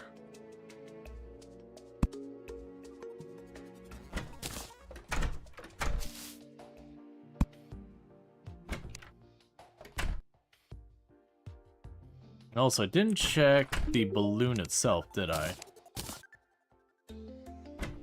Yeah, so you do the fart in a balloon. Yeah, so cloud in a balloon, blizzard in a balloon, and a sandstorm in a balloon. So, in the meantime, what we can do is grab you two.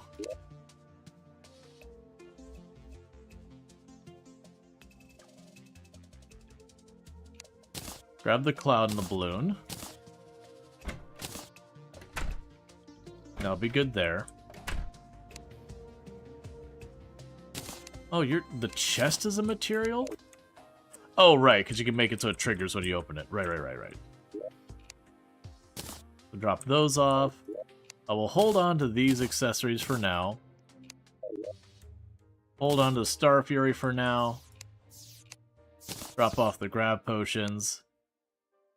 Didn't I put ammo down here somewhere? So drop you there. Got new potions to deal with, so I'll grab you out. Drop the potions in there. Drop the bombs in here. Okay, so we're still on to the problem of I need to find the aglet. Because that's going to hold us up from upgrading a lot of stuff with our boots. Because your boots are one of those things that you get the Hermes boots and they're just layer upon layer upon layer upon layer of upgrades for it. Like, it does get a little bit silly after a while, like how many layers it has. But it's kind of fun because it means you have, like, an item that's got, like, a whole story. It's followed you since the beginning. I can't remember. You don't negate fall damage, right? Yeah, you don't negate fall damage. I don't think it's till we get wings or the horseshoe that you can ignore fall damage.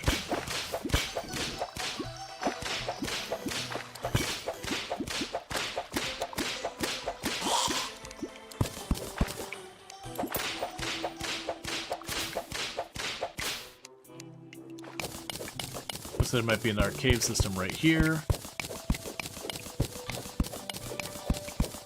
Yeah, because I want to say it's like underground at like this relative area that I usually find it.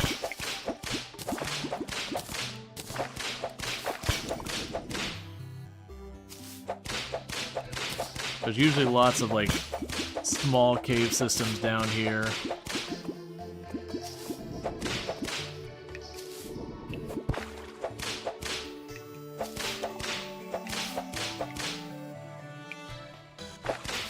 Sadly,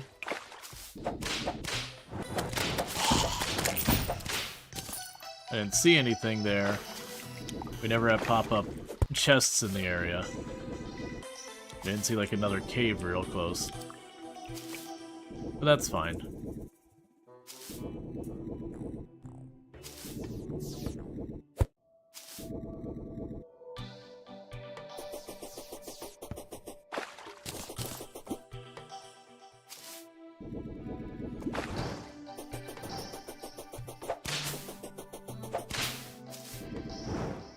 I'm also running along here just trying to watch where it says like lead detected and see if we get lucky and it says chest detected, because if it says chest detected, we know even though I don't find a way down, there's going to be stuff down below.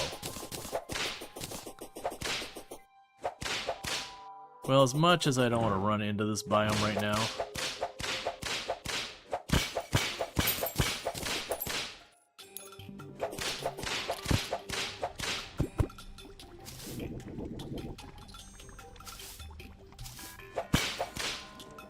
dig toys detected nearby?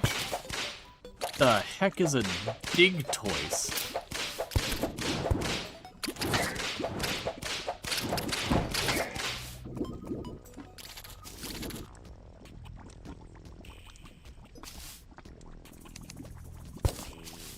Yeah, it's interesting though, because the label it has is as if it is in the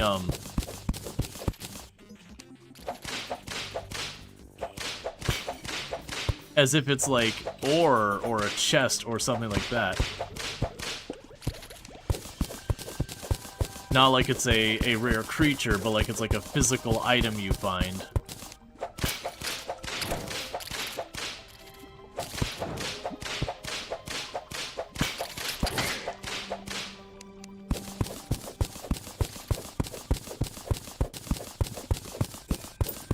Is the unit? Yeah, no, I figured the Pal World ones were,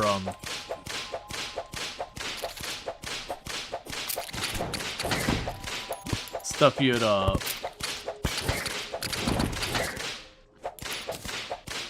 one big downside is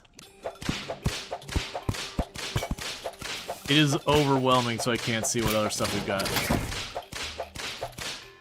It's also prompting, like, everywhere I go.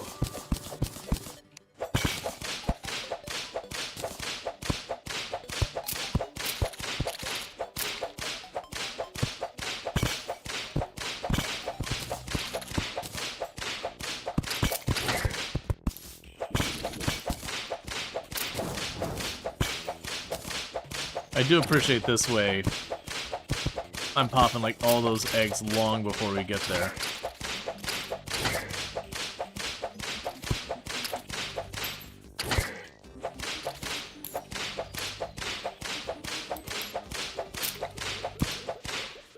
I think that's what we're looking for down there.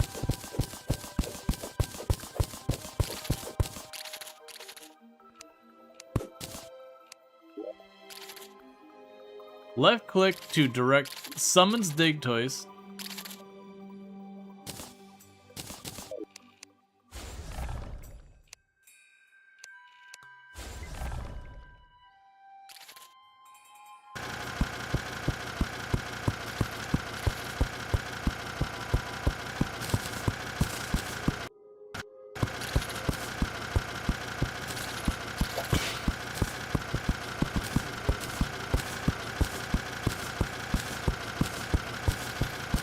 That's honestly pretty useful.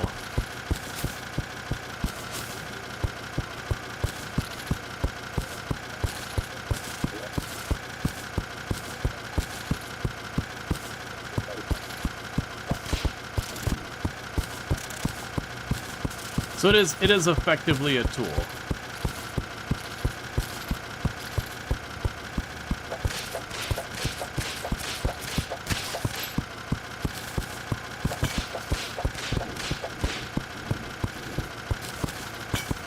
Can you leave it and go elsewhere? Probably not. I would assume it's those ones that when you walk too far away, it kind of just unsummons or whatever. A gulper. Gulper?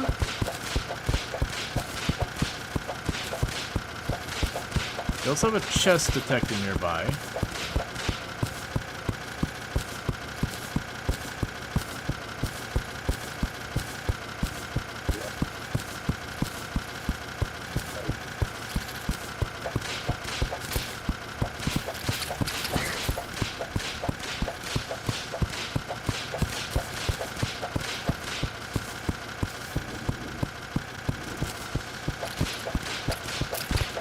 So he told you to go to hell, yes, sir. I was curious what its mining power is. Like, would I be able to just churn it loose and it find its way into a bunch of the other biomes and all that?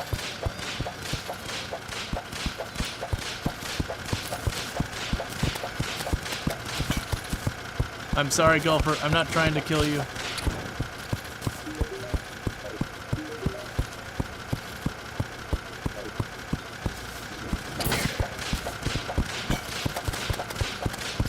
I'm sure succeeding, though.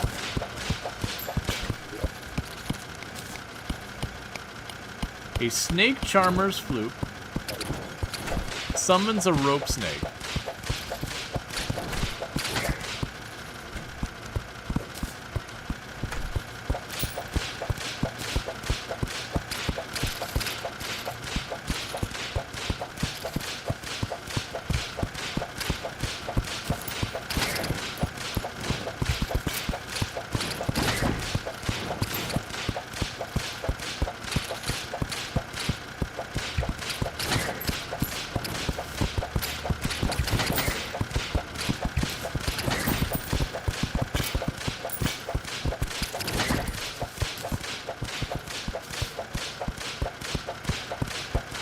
Alright.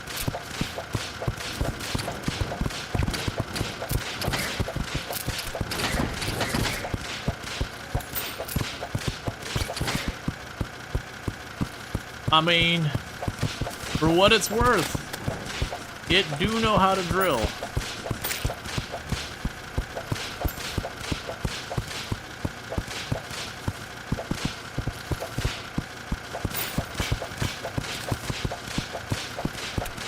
I got stuck in the wall.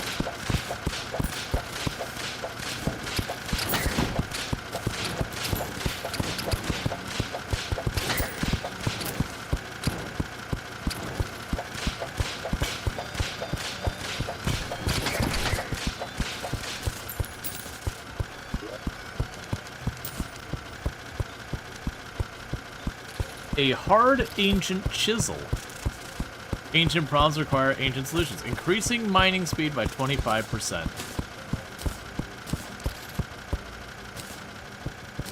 Get you out of here. Get you out of here. Keep you.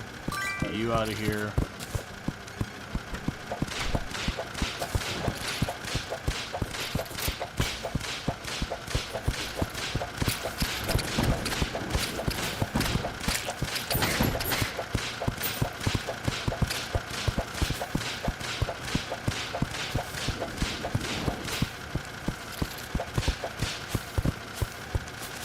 You can't hear whatever the music is at all, because the whole time you're just hearing that drill just go.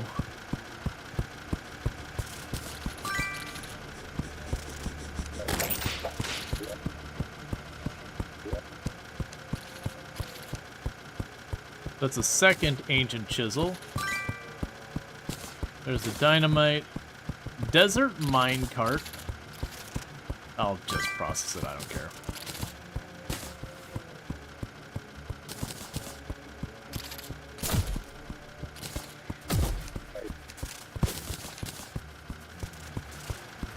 How you doing, little friend?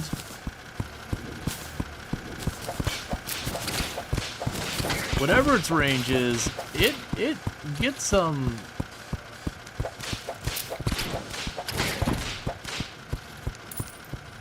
It does get some distance on its own.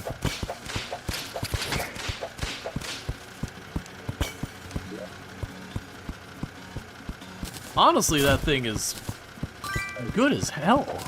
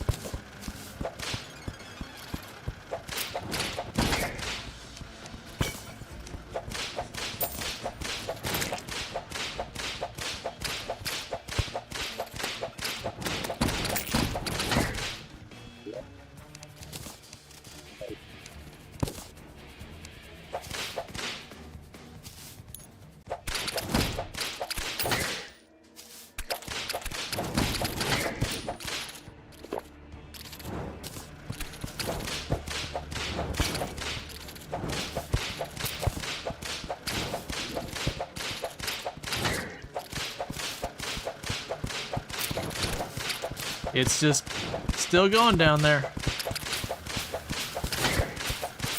So, I don't know if it goes on forever, but it sure has got some decent range. My assumption is it's got like the same thing where like the respawn range, or the spawn range. Or despawn range, I should say, not spawn range.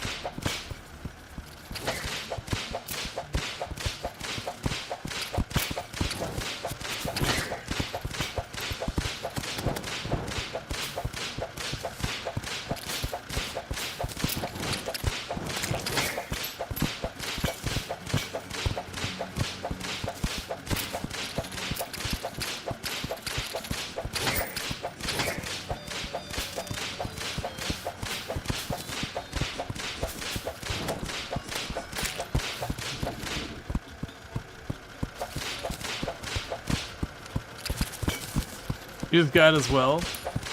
Instead of going near your base and see how much of a elevator it'll make. Yeah, I'm very genuinely tempted to go to a zone that it would potentially want a straight down drop for, like, you know, looking for certain types of loot or whatever. The other curiosity is if I get more than one of them, I'm assuming I won't be able to put it down. I'm assuming it'll work like a summon where you put down one and that's kind of it.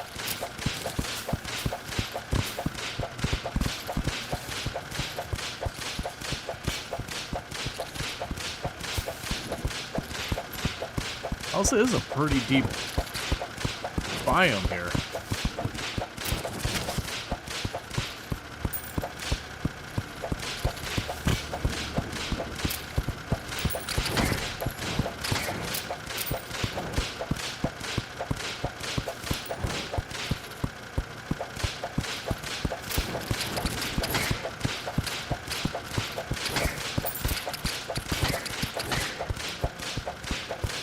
Give me cool potions to help. So danger sense might give me some visibility. Then night owl to make it boost the brightness around there.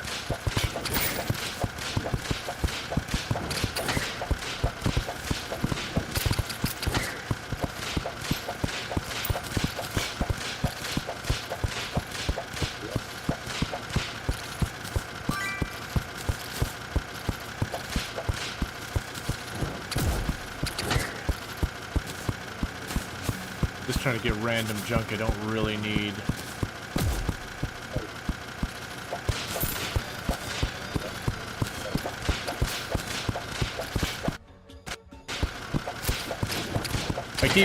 I keep getting those occasional hangs. What we might do. All right, well, we're gonna find out here real quick.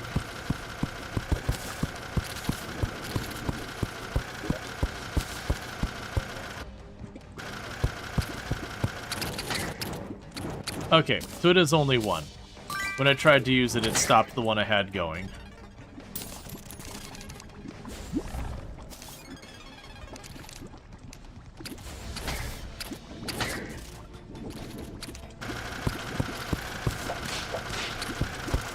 How much ore is at the bottom of that pit now? We've been grabbing it. So here's the question.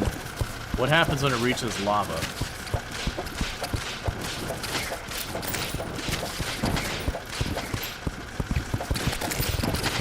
Because if it can just go... Oh, it just goes right through it, I think.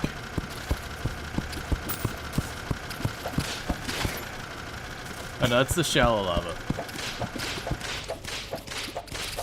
Okay, it ran to a block that's unmineable, and it has stopped.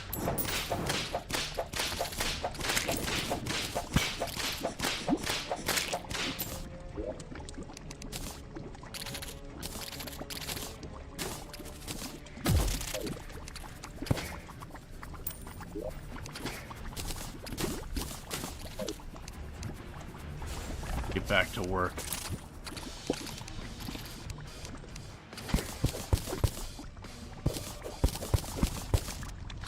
Alright, we'll try again.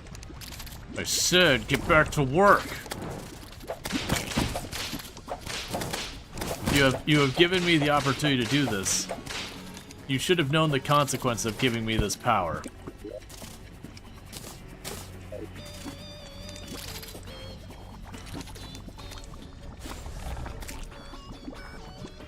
Come on. There you go. I just want to see if it hits lava. Will it, like, keep going or not? I wanna find the limits. Like, is there certain material it can't do? Because, like, the chest thing is a prevention from you accidentally destroying your own chest. You can't mine through chests that got stuff in them.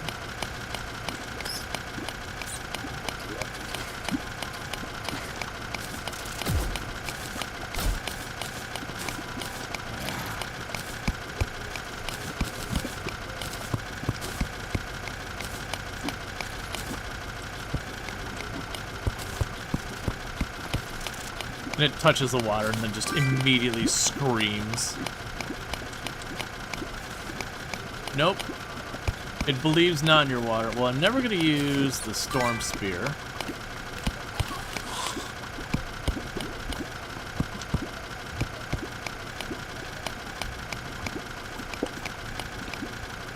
Now, the pro and the con is it's doing it, and there's a ton of ore in there. I also can't realistically go in there to chase that ore without dipping my toes in some lava. Oh good, a marble biome.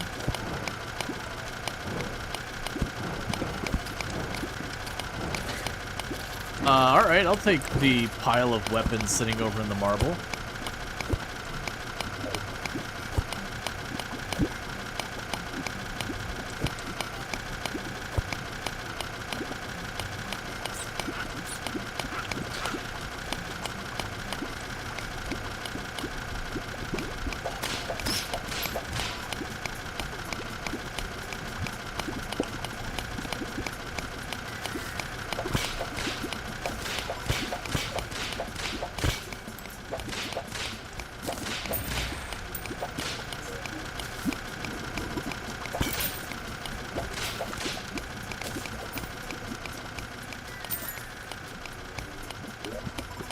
Okay, I'm probably not going to use the javelins. Okay, so Gladius isn't that good.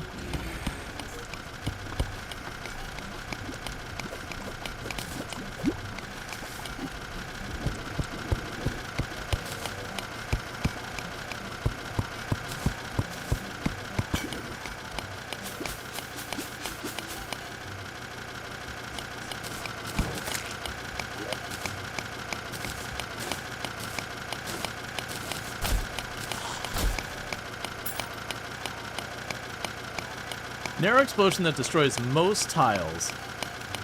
Explosion aims away from your position.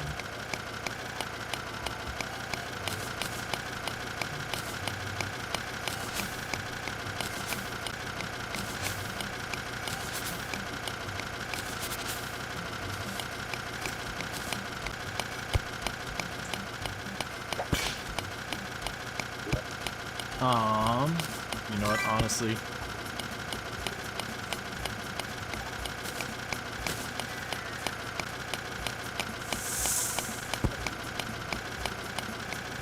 Okay.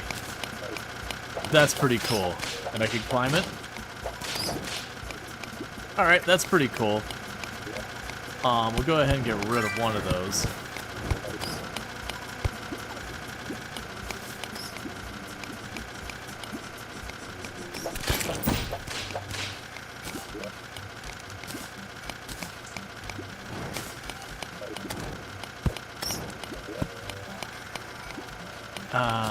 Bombs can go here.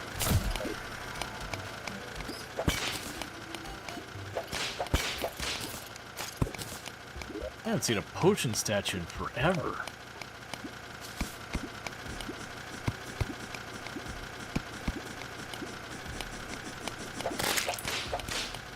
So the only issue is I can't follow it. It is dug a path straight on through the lava. And I can just kind of watch its progress from afar. I just kind of want to see, like, if you cut this thing loose, like, you rushed over the desert as early as you could, struggled to barely survive to snag one of those, and went, I'm gonna build a elevator, and just plunked it under your base. Could you just walk away and it sort itself out? A blood moon is rising. Well, you have a good time, turtle. I'm gonna go do my thing now.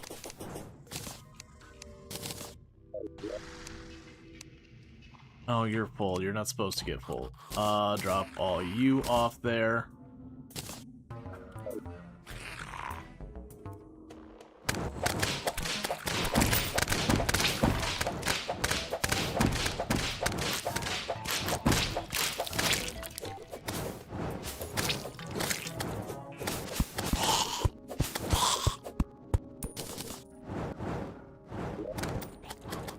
Okay.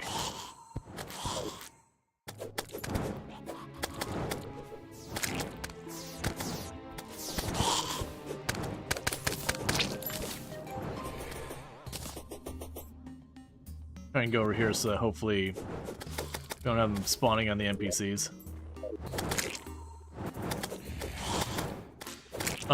Find a lake to drain in with another above obsidian.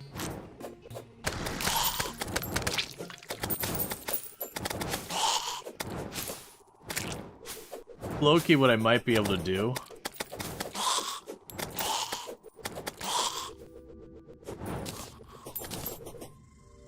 I kind of want to just drop down to the cavern layer and then just go to hell, see, can it go through Hellstone? Like, what are the limitations of that thing? Because the only block it seemed to get stopped by was one that we couldn't mine because of the fact that it was a chest with stuff in it, and you physically cannot mine that. Like, no matter what power you've got.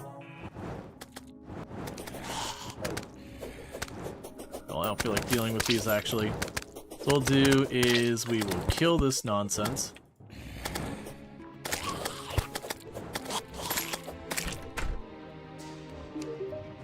Okay. So the black lens... we don't really care about. Those are consumable, that has no crafting. So you can get the Hand of Creation, which is the Architect's Gizmo, the Treasure Magnet, and the Step Stool. And we are about to be assaulted. Alright, let's go back to what we're doing here.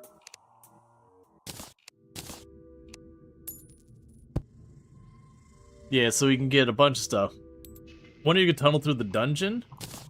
Probably. Because the dungeon's blocks aren't really that strong. The temple would be the big question. I would assume they have something to prevent you from going through the temple. Because the temple blocks are specifically made so you shouldn't be able to get in there.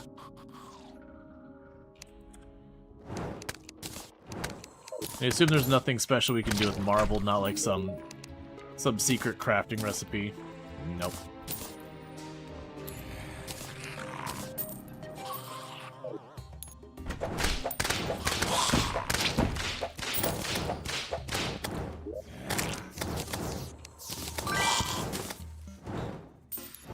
The scarab bombs I remember being used, so I'm gonna chuck those in there. Chuck you in here. Let's see here. Don't care about the mushroom torches, or the corrupt torches, or the jungle torches. Drop you off. Grab our potions. Don't care about those bombs. Drop you off. We can drop you in here. Got like 4 of those already.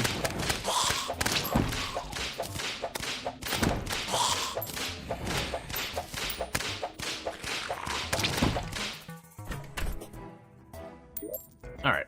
So what I ought to do is do the thing where we go from the outsides here and just make trenches on either side. So stuff like these random little junk enemies just fall in the holes.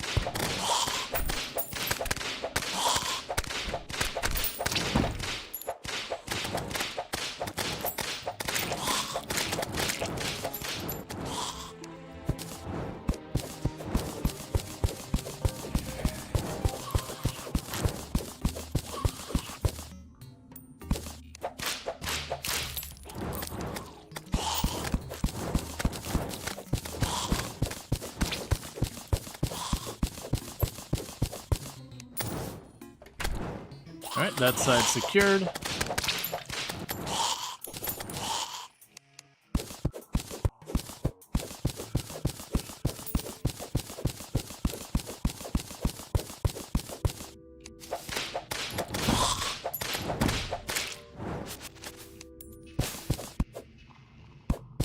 Abigail's Flower. Okay, we'll see what that is in a moment.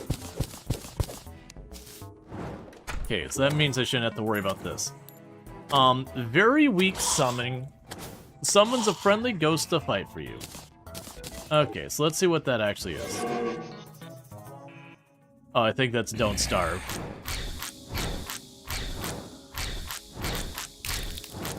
So not much damage, but still, cool.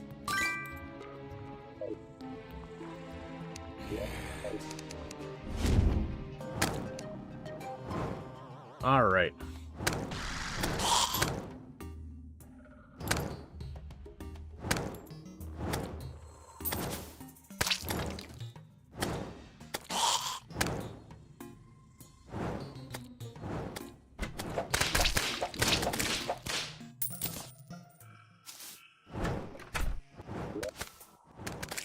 What do you thought, Abigail, for gems to flowers?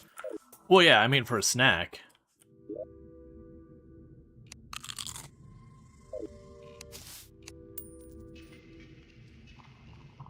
Okay.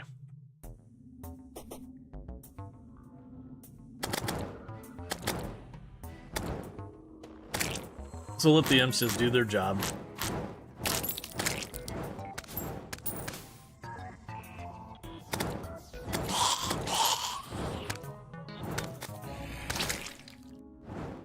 Yeah, but that makes it so now I don't have to worry about it. And then what you can do down there is if you want, you can go and put like traps down in there on a timer, so you just kind of shoot darts at the enemies constantly.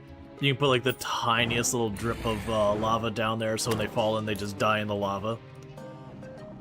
Generally, I'd probably want to broaden that out more, like how wide it is, but this works fine.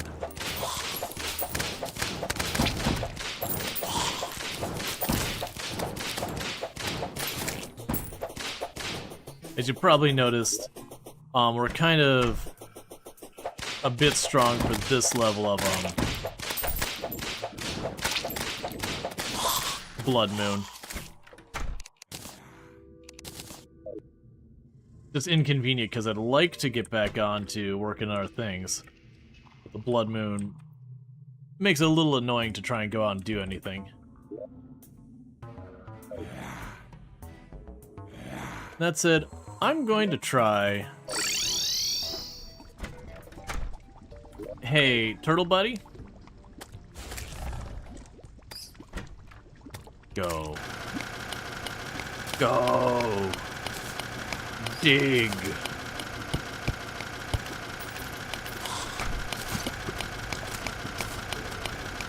I would like to see what you can do to help. You end up getting the piggy thing for the Blood Moon yet? We're gonna let him do his thing down there.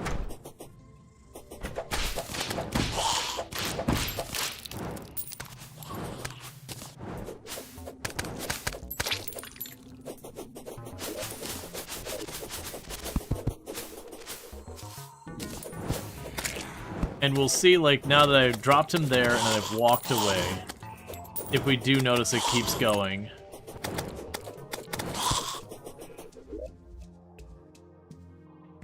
Yeah, she got the shark tooth necklace.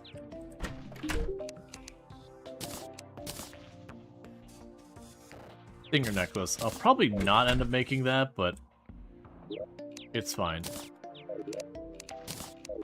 So we let the turtle ways. Are you still going?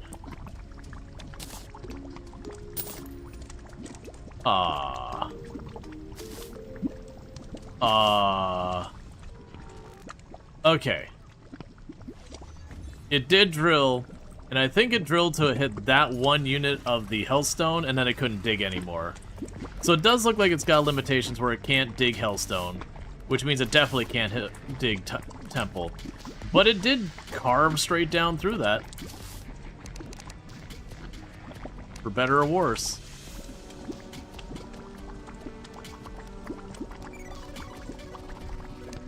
It didn't leave me any of the stuff it dropped, but that's okay. Try it again? We can, but I feel pretty comfortable.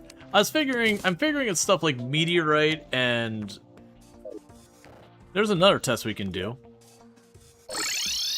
First quest, underground caverns. We can take that in a moment. So I'm gonna guess you cannot dig through the stone down here. I mean, I can literally just drop you right here. Yeah, he just nopes out. He's like, nah, fam, can't do it. Or?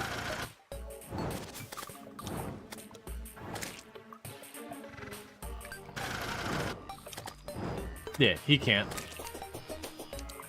Alright, so the type of materials you need to upgrade stuff for he can't do, which is fair. It's still really strong even with that. I'm gonna put that in the piggy bank for later.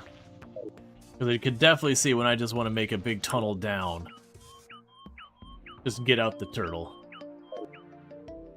Great way to find the shimmer. Yeah, no idea, like, if he pops in the shimmer, what happens or anything like that. Right, so we need to do the arena for the skeleton. No, he's not a material. I did peek. He's not a material.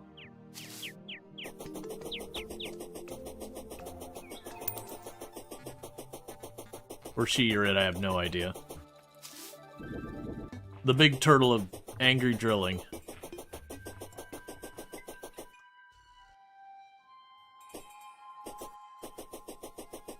I'm just hoping to find the aglet without having... Oh, right, we had... I made a bucket, right? I mean, I got enough iron. I'll also make a bucket now.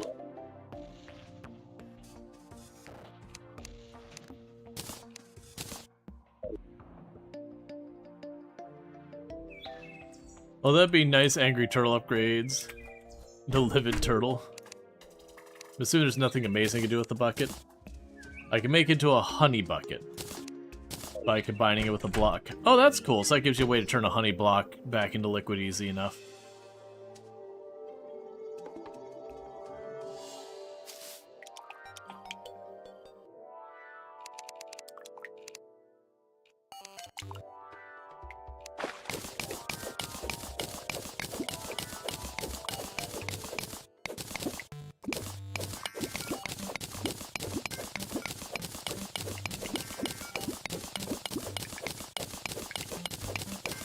Okay.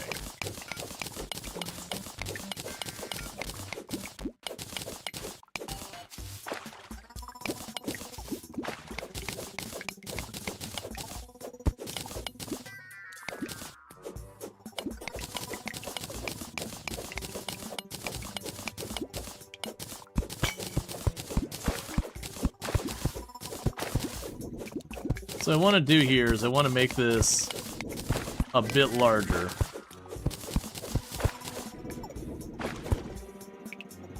To help mitigate the fishing penalty. So I've got like an underground / cavern fishing spot. So here's the trick. If I can remember how to do it correctly. I believe what I need to do is that. So for unlimited water, unless they fix it, you just grab a bucket of water and you put it here. Now leaves a little bit of water there and you put it here. It leaves a little bit of water and you put it here. It leaves a little bit of water and you put it here.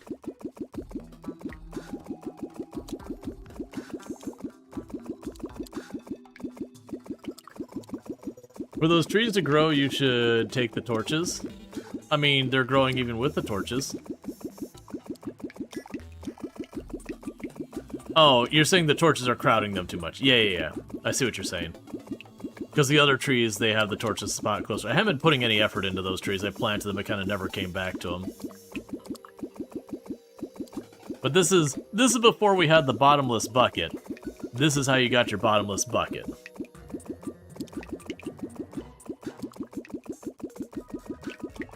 You can do this with lava and honey, but you can't just click and hold the button like I'm doing. It moves too slowly to just pick up the piece you put down really fast.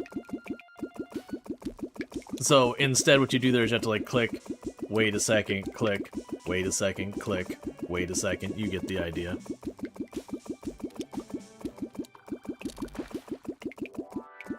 Just gonna quickly do that. Painfully slow. Yeah, no, you don't want to sit there and do the unlimited lava or whatever.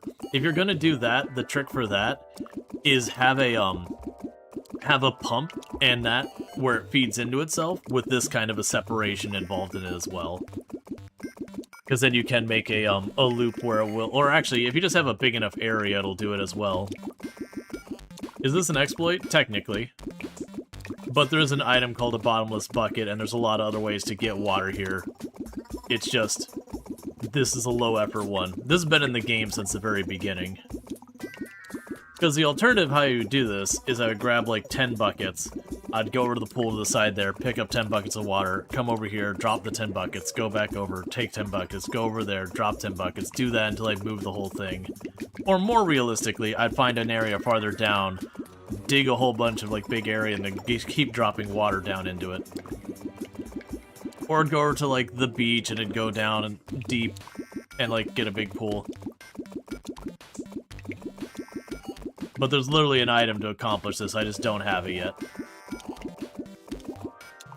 That's good enough, and we'll empty that out real fast. Because doing the fishing quest, you can get the bottomless bucket. And this is honestly primarily, like, its only use is... Oh, wait. We should swap those. That's kind of... It's honestly, its only use is, like, helping you set up a fishing area. It can also be useful when you're dealing with trying to, like, make obsidian. You can use that same trick. But, for anything down... Like, for anything, like, much farther down... It's not very useful, because if you go to, like, Hell Lair, it just evaporates and you can't do that. Alright, Journeyman bait and all that. So not super fussed with that.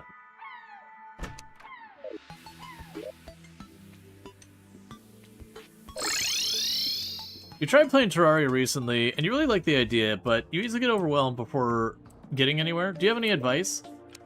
It's kind of the same thing when you're playing, like, Minecraft, Vintage Story, Stardew Valley, like any of these games, that you kind of just have to go, okay, there's a billion things going on.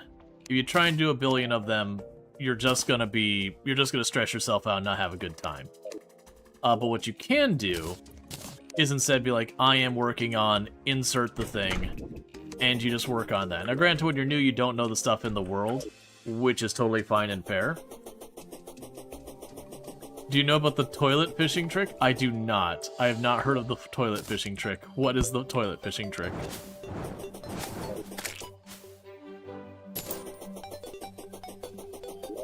Okay, so we got that. What was it going over there for? It's fine. Alright, let's go ahead and set up the house on the, well, that's actually... Okay, so we've got the dungeon over here. We gotta... Oh, right, the desert biome.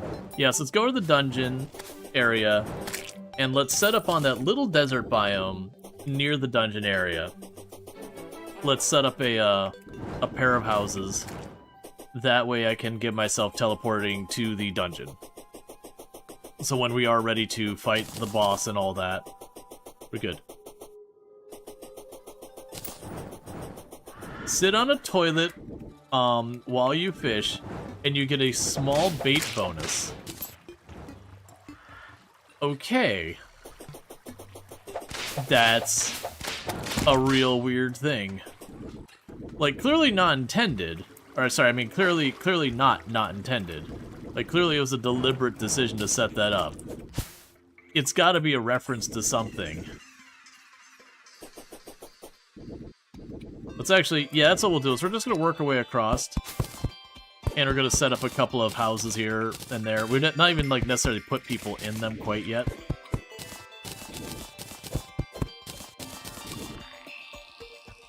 But that way we got a biome. Is it specifically a toilet, or does anyone work? That'd be a big question. That should still be fine.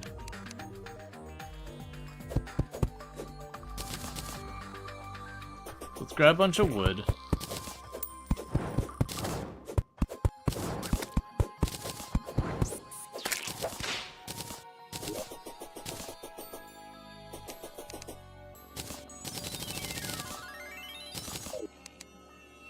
All right.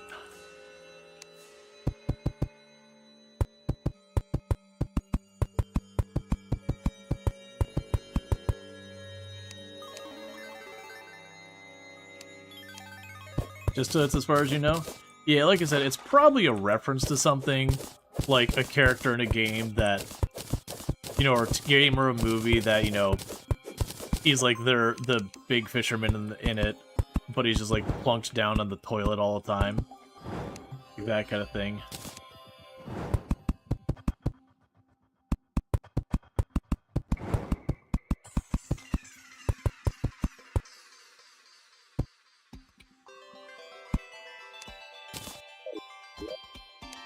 Okay, so now I can get the crafting table. I'll need that. I'll need a pair of chairs. I can go ahead and put you up here.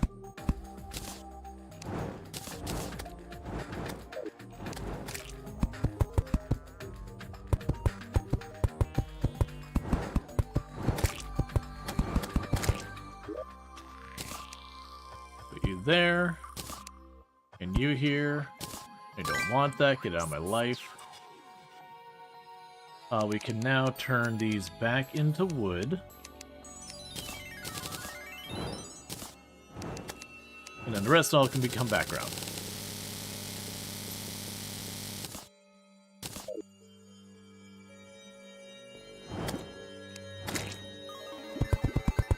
Let's see. We had to look it up. It was a joke in beta, and then they left it in. Now it's just a hidden buff as a gag. Yeah, because it's probably not a big bonus. So it's probably not, like, worth going out of your way to set up in a major way. 5 fishing power? Yeah. So it's like, you could do it, but that's gonna be, like, min-maxing to a point that's really not relevant.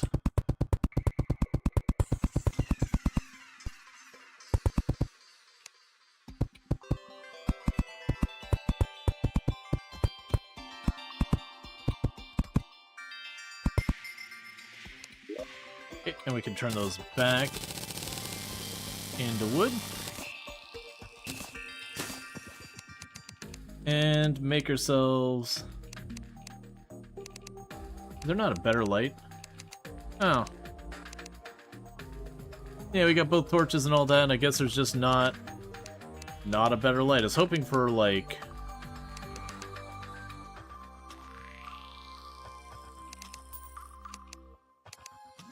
something else. I don't know. It's fine. We're just gonna go like this.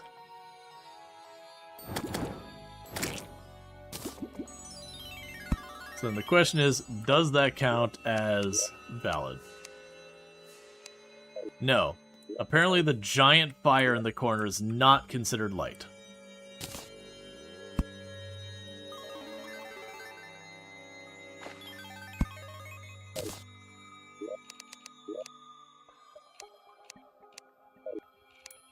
Okay, so we take a quick peek. Is there someone we want to move over here?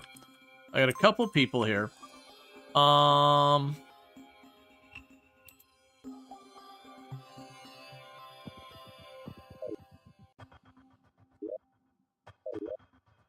probably won't like it here, but...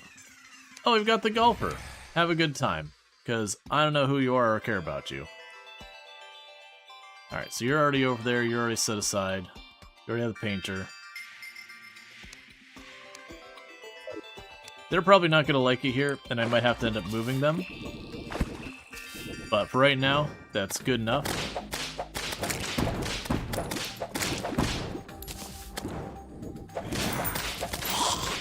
Okay, so next stop is just past the dungeon. There is a, there's a little desert there.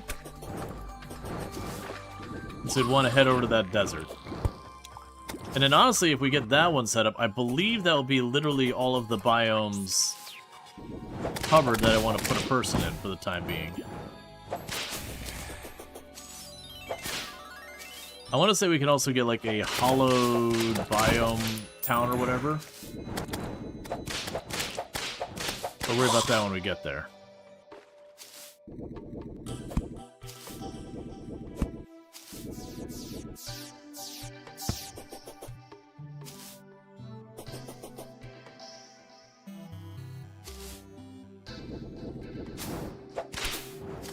But then this way, pretty much no matter where we want to go on the surface, I can just teleport there.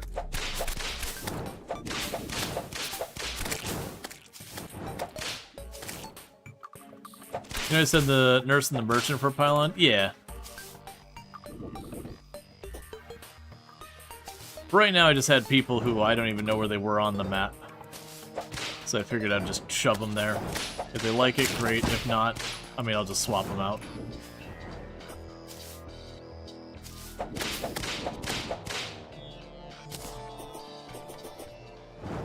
Okay, so this is the dungeon entrance. So I'll want to start working on setting up an arena here.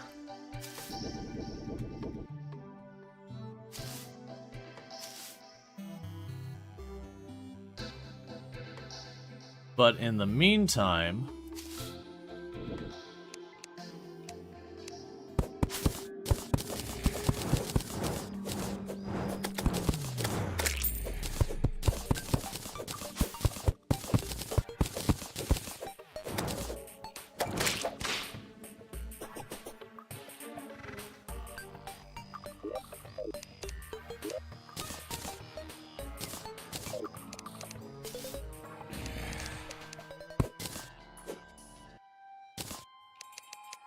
okay.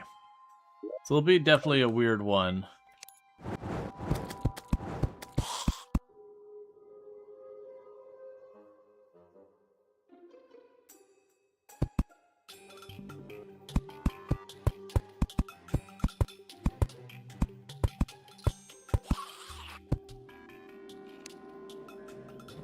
Because it's straddling right on the edge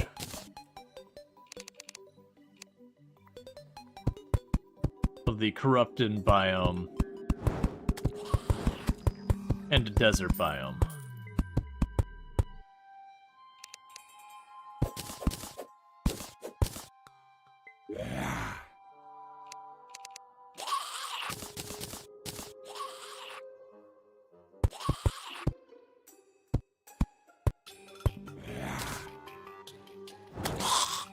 Okay, and we got your table, your chair,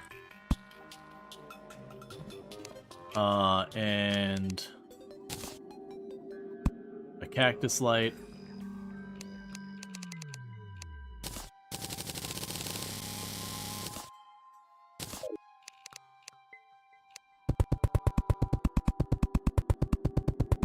I'm curious how it's going to handle this biome. I might have to go over and pull some of the corruption away from the left side there. Okay, so you should be... Okay, you're valid housing right now.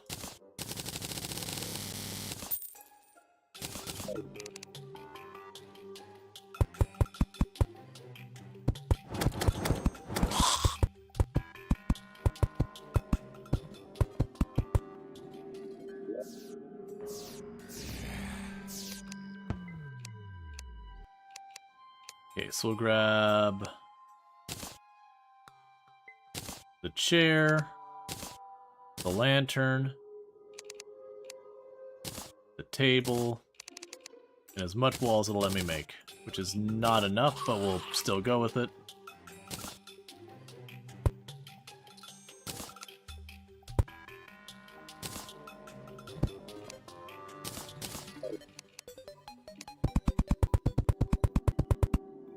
Okay, let's see what I can do to maybe make this not so dodgy over here.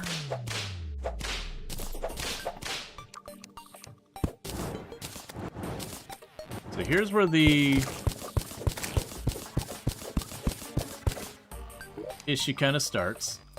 I did not bring the turtle with me. Just gonna kind of drill down here for a moment.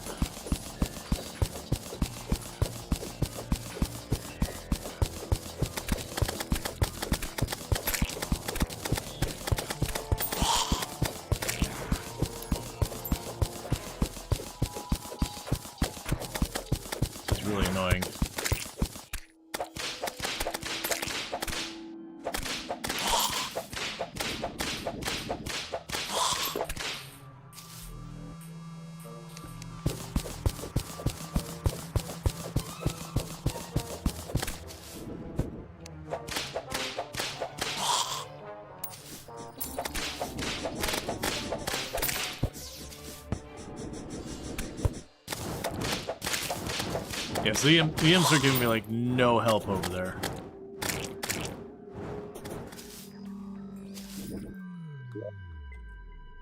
Okay, we got a little bit more wall. Yeah, the problem is the imps are getting stuck in the wall, so they don't have line of sight, so they can't do anything. It's one of the few big downsides of the imps, is in really close quarters, they don't work, honestly, at all.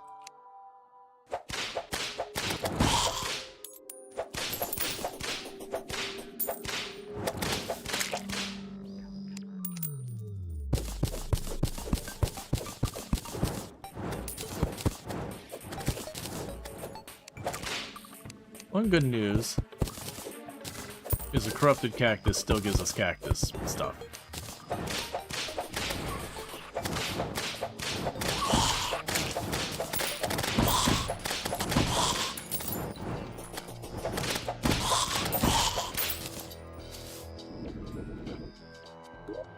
Okay.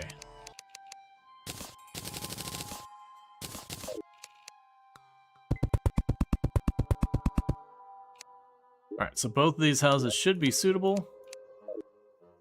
Is there anyone we want to move over here? They're already set up there, that's good news.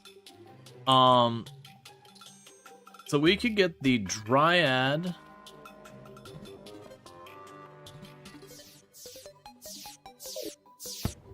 The Dryad and the Merchant might be fine.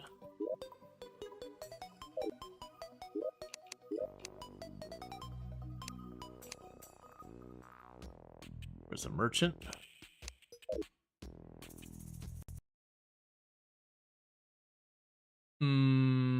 Game?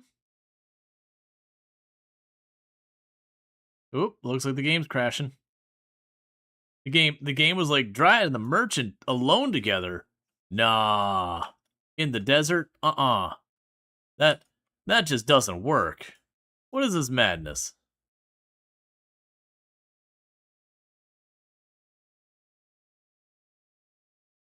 So you're gonna crash, you're gonna pretend to crash. We've been getting it to hitch a little bit here and there, so it's very likely we had something like a memory leak going on. So let me go ahead and kill the task on that. I'll boot it back up. Oh hey, there's an update for Terraria. So I apparently have to update real quick. That should take just a couple of seconds and all that. There we go.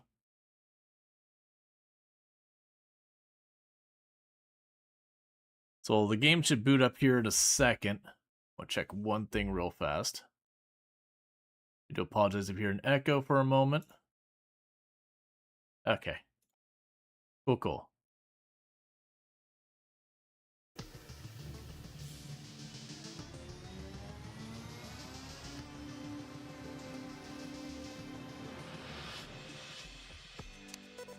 Alright, so single player.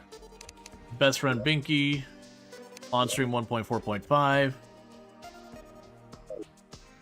It's okay. Sometimes the game just needs a reboot.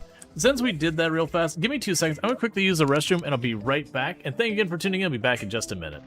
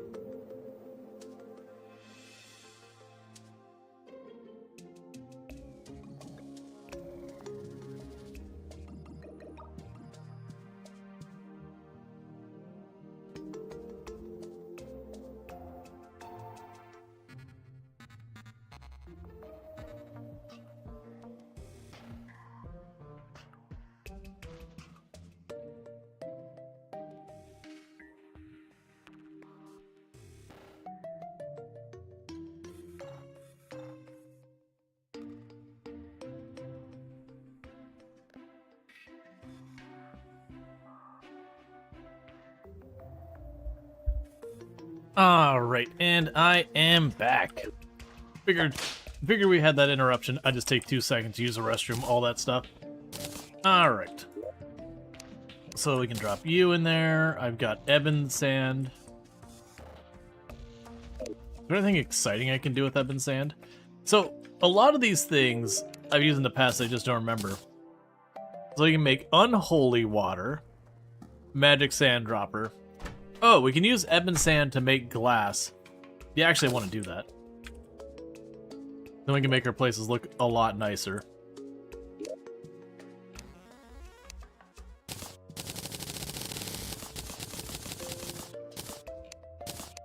There we go. And then with that, I don't think I need this to do it. Oh, we can make glass doors. That's fun. Oh, right. I remember there was a playthrough I made my entire... Back before we had the pylons and everything. I remember I did a playthrough, I made my entire base out of glass. Which was really, like, cool from the aesthetic side of it. And really, really awful for having, like, when you're in the middle of a fight and there's all sorts of particle effects going around everywhere and having a clue of at all what's going on. Really, really bad from that standpoint.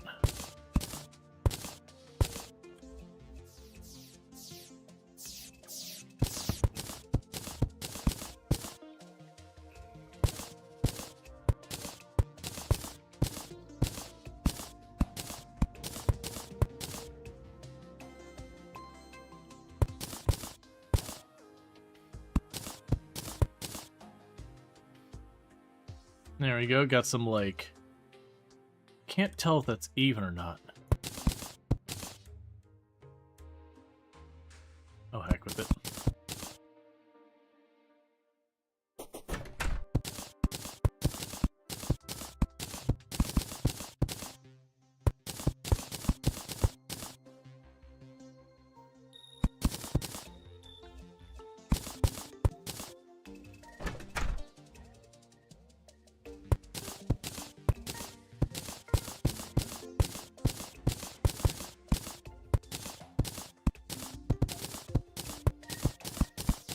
Yep, we definitely hang our art on our windows.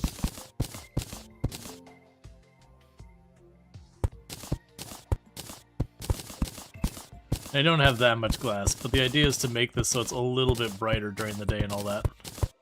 And to just break up where all of the walls are just wood. Give it some variation.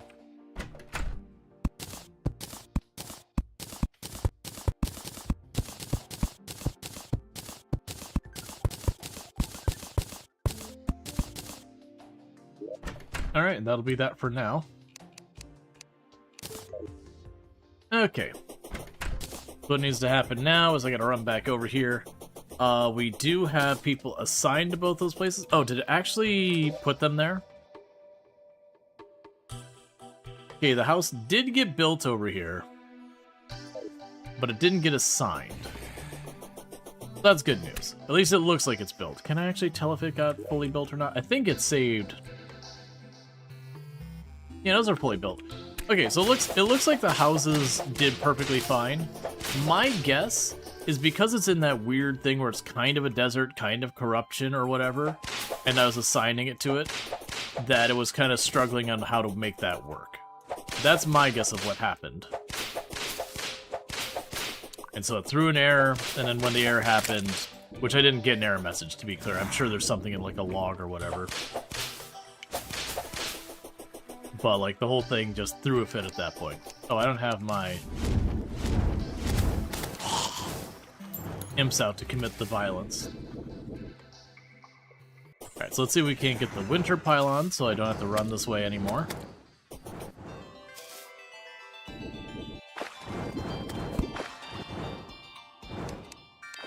Aw. My torch has vanished. And part of the wall's missing.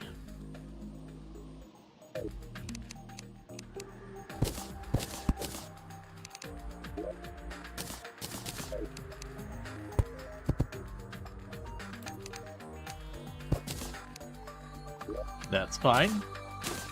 That'll fix it.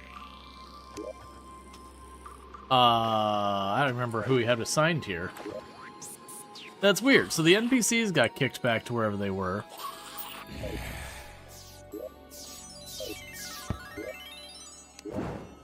So we had the golfer set here. And I don't remember who else.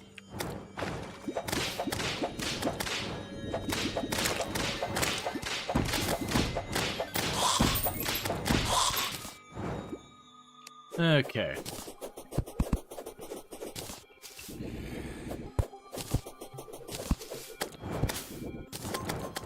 We'll see real fast if I run over here if I can assign the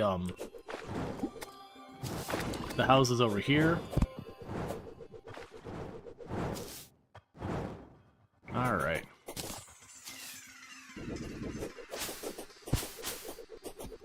I wonder if it's something like when you're using those turtles. I wonder if it's something like it creates a memory leak just by the fact that it's trying to process these areas that aren't nearby. Because normally with Terraria, you have the immediate surrounding areas like loaded into memory. And then it does have a thing where it'll take some of the area that it kind of like moves around, updating just individual spots in different chunks. So that's like how it goes through spawning the Plantera bulbs and all that. There's the Firebot playing the sound like it's disconnected when it's not going to be. I'll check it here in just a second. Because I don't want to get back to where I have to pause the game again. So like just to get over here.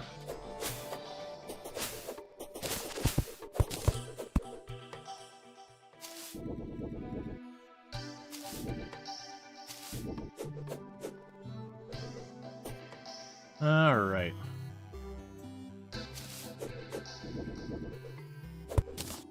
Okay, so the house is not here. Alright, so basically we got rolled back to... I had just finished building it.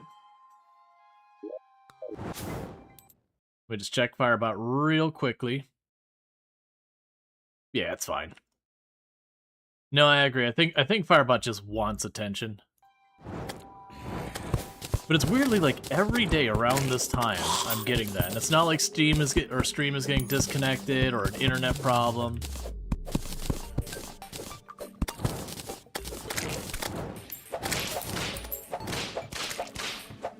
It's also interesting because you can distinctly see the map is still updated, as if I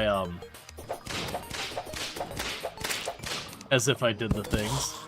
But when I got back over here, it unloaded where we saw the buildings on the bigger map.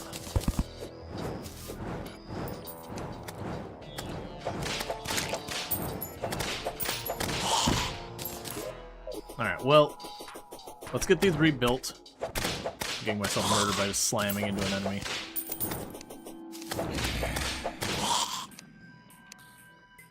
Because the reason we want to build this here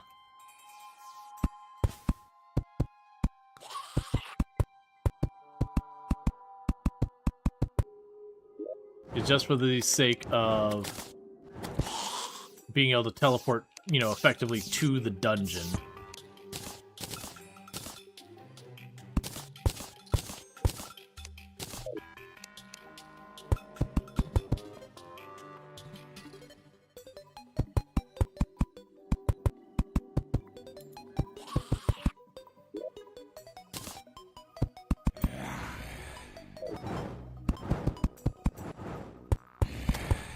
Okay.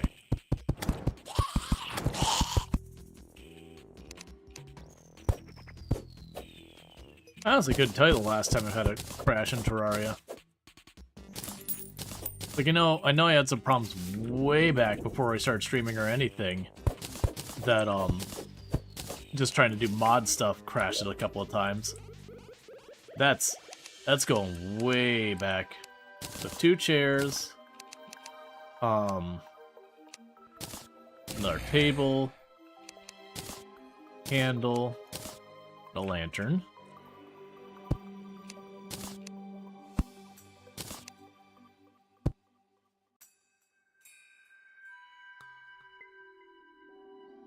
Yep, we got one of the new dungeon exteriors on the save.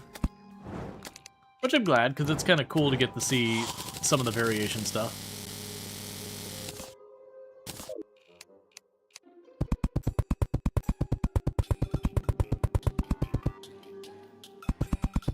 Alright, so we can get all this set up.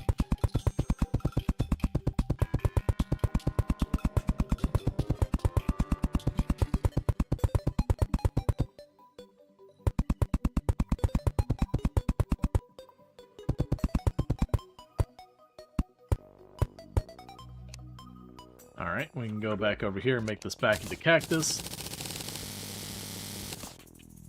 Cool. So double check. Housing is suitable. Did we already get our people over by the burial area? Was the painter there? Yeah, so we had moved the merchant and the dryad, which I am going to do again. So merchant, dryad.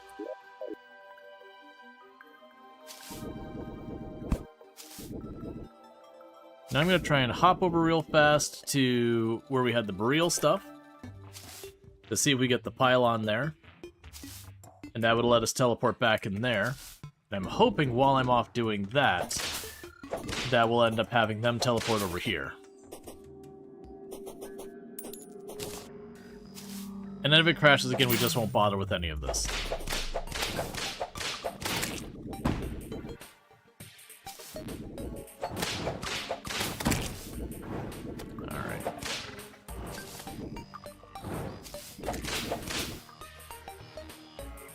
But then with this, we can basically reach pretty much any part of the map that I care about relatively quickly.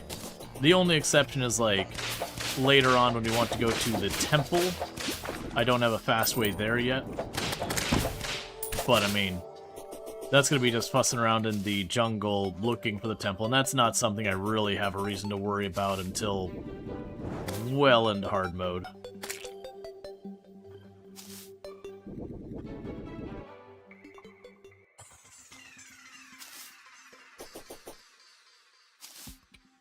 What I could probably do...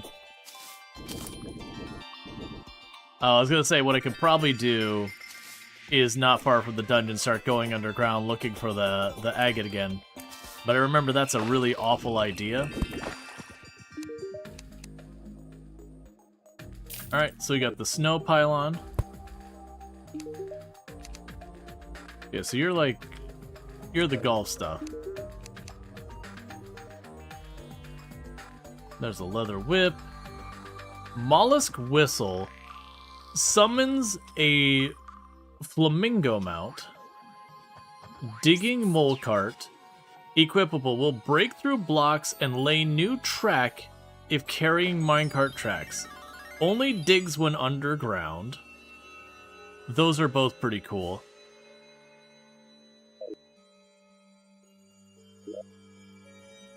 Yep, now we got that all sorted out.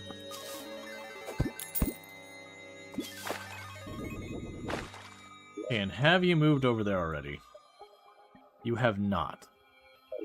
Alright. So I don't need to run around over there before they get over there. So let's... yeah, it's all jungle over there. Let's just pop over here and start digging around at this layer directly below us. Oh, snow pants are a material? What are you material for? Pink snow pants. Fair enough.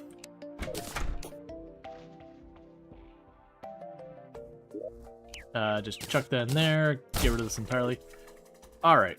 What we're going to do is we're going to drop down here.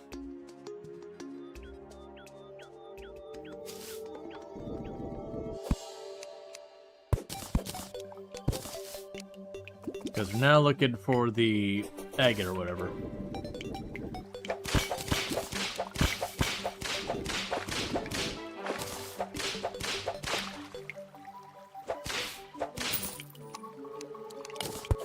Okay.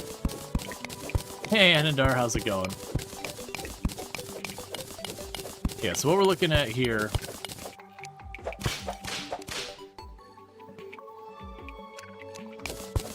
Marty the nerdy slime has left.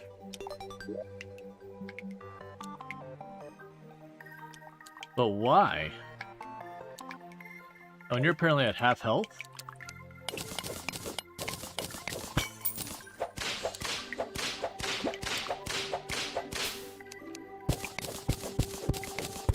Okay. Is there much new? Yeah, I've not looked at the patch notes yet. There's a lot. There's a lot of changes, like they've added like a bunch of items and all that. They've got a bunch of stuff from crossover from different things. You got different, like, aesthetics for a whole bunch of different things. Like, don't get me wrong, it's not going to be one of these ones. It's not the same scope as, say, like, Journey's End or when they added hard mode. It's not that large. But, there is a lot in here. It's been fun stuff. It's also been just fun kind of getting back into it after all this time.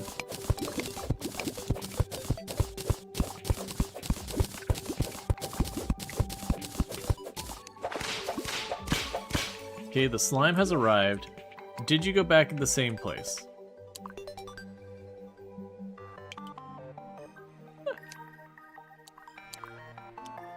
I see what's happening.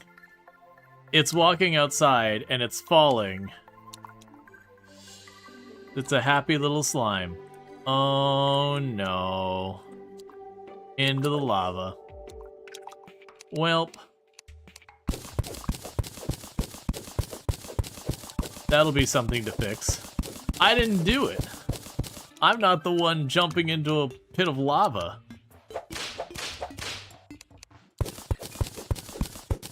Basically, I need to add a platform or something.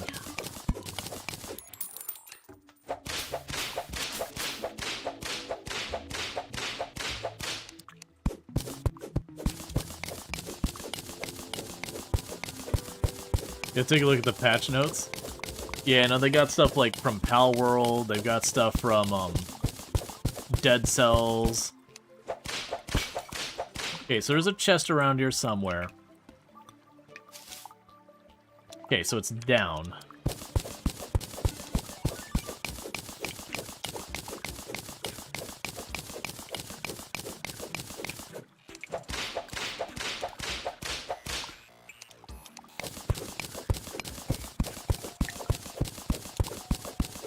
Okay.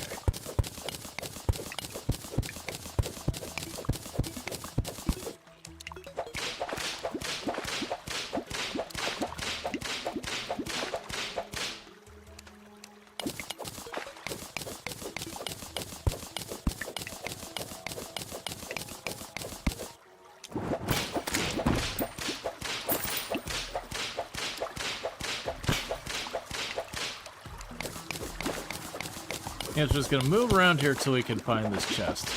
Okay, there's a life crystal here. Which means it could still be near the chest. Life crystals get priority over chests when it comes to the UI there. Okay, well we moved slightly to the left, so life crystals to the right. And I'm not actually here for life crystals right now, I'd rather get the chests.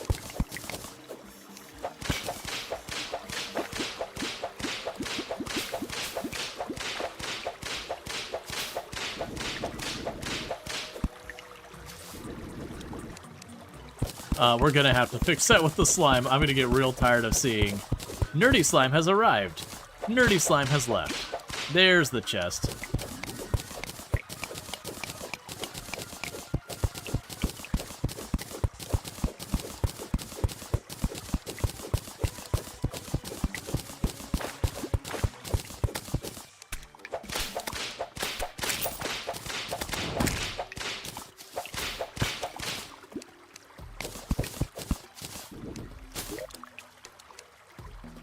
And nothing I care about.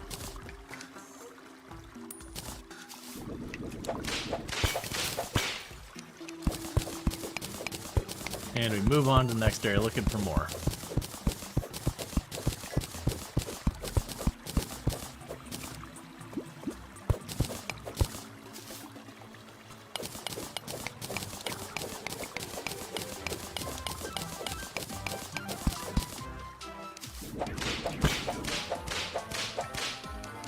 Alright.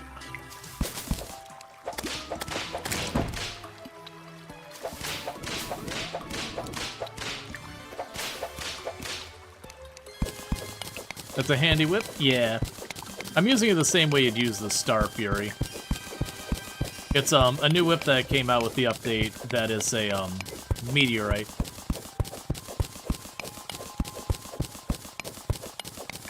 They've had a bunch of like whips and all sorts of stuff. They rebalanced some summoning stuff. Oh, there is a pyramid on this map. It just wasn't on the surface. Okay.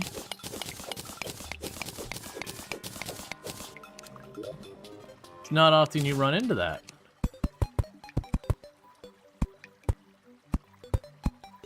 Yeah, it's fine.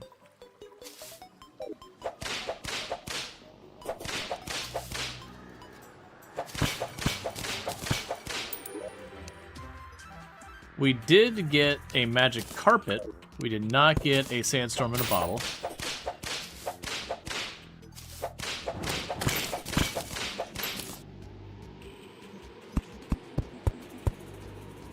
Yeah, so it's just enough under dirt.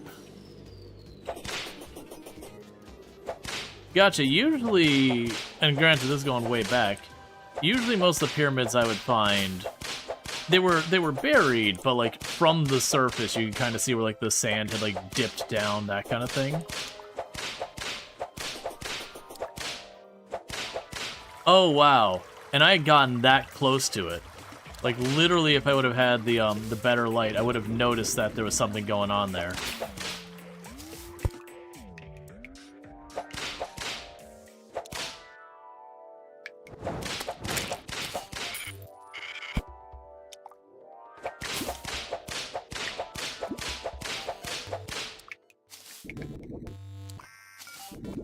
Yeah, this would be where you'd, like, just go around to the Star Fury and just have it reveal all the area above you.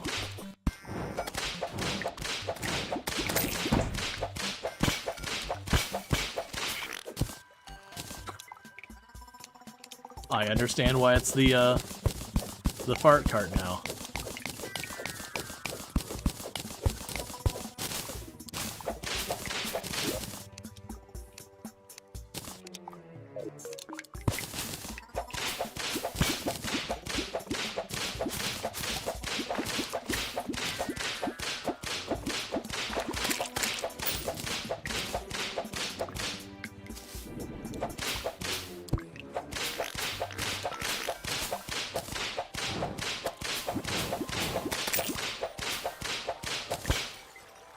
Okay, so just slide along here.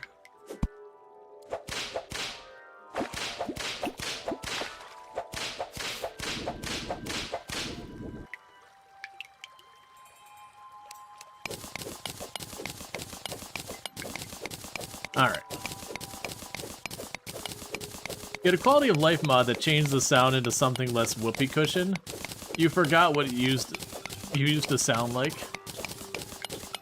Well, that was the first time I've made the like whoopee cushion minecart.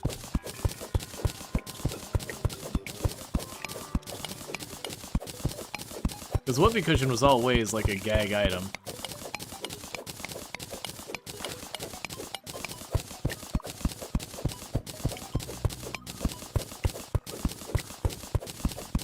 Got a life crystal nearby.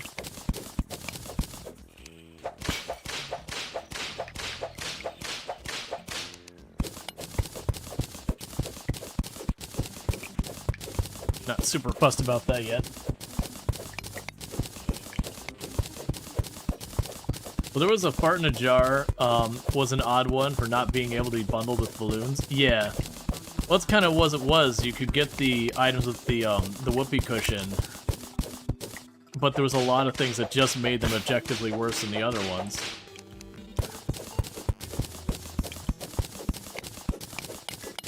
So I'm trying to get higher up. Because the agate I'm looking for, I've always found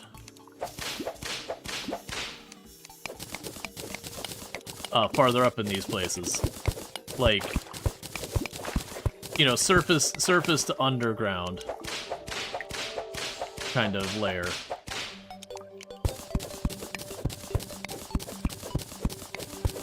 I'm trying to zip around here looking for that, because if I get the agate, we can get our lightning boots. And with the lightning boots, I might be able to start combining them onto the next thing. And that mobility ends up being huge. So do you know if water and lava and water generators still work? Oh, where you can just infinitely make lava and water by just using either like pumps or sitting there with your bucket and splitting it. Because I believe that still works. Yeah, no, the metal detector will. But I gotta like move around to where I can find closer. So we're just kind of moving around between the areas here, hoping to see it say chest.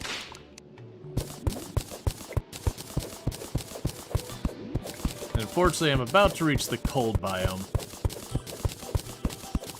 which also is stuff I'd like, but is way lower priority.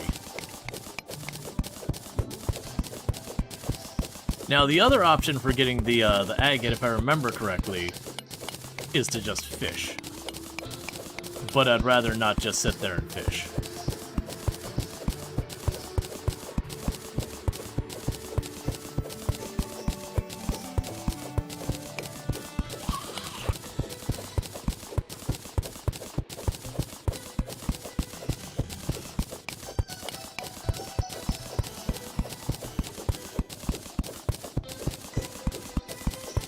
Okay, we've got a gnome nearby.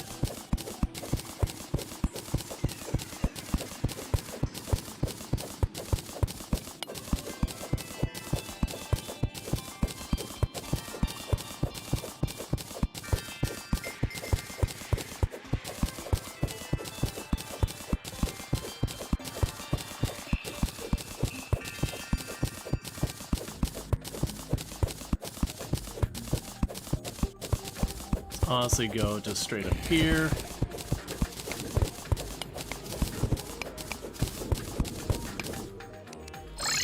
Alright, let's teleport back here. Oh, you can stack those away far. Alright, I've already had plenty of those. Probably never gonna use that.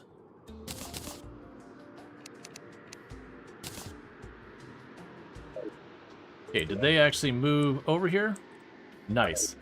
Alright, so let's go hop over here and then make our way over to the dungeon real fast and see if I can put the pylon there.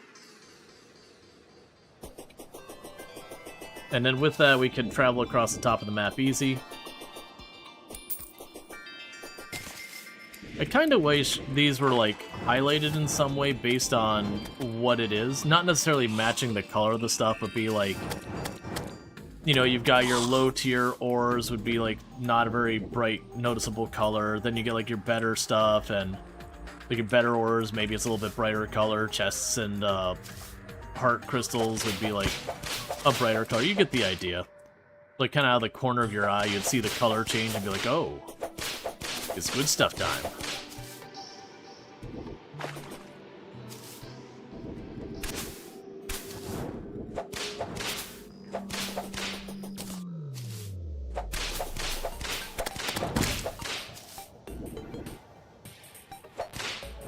Guess I can get over here. And once we get the pylon, like I said, my two kind of choices from there is one, to start setting up the arena for Skeletron, which is something I should do. Or I could start running around just seeing if we can't get anything else there. Now, one curiosity is it does mention there's a chest here.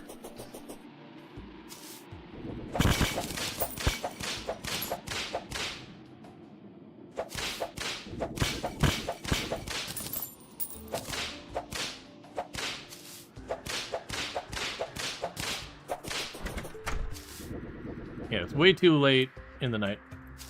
Did anyone else have two shortcuts 3 minutes ago? Totally fine now. No frame drops on my end.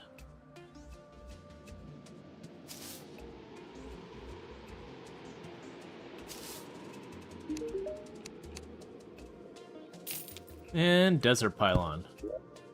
Alright. So you basically can jump pretty close to anywhere on the surface.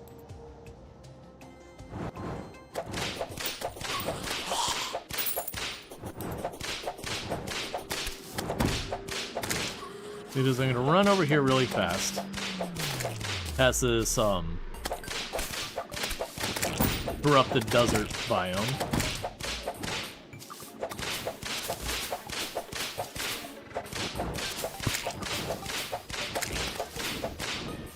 Let's see if I get lucky and spot a chest over here. There is a chest around here somewhere. There it is.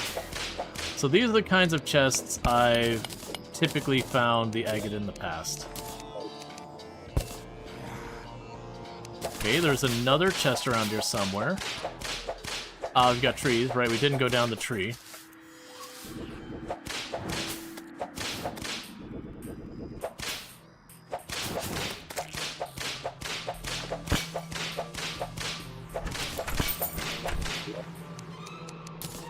What are you? Mean Goblin Spikes. It's a vanity item. We got the Finch again. Oh, wait, I've already had those.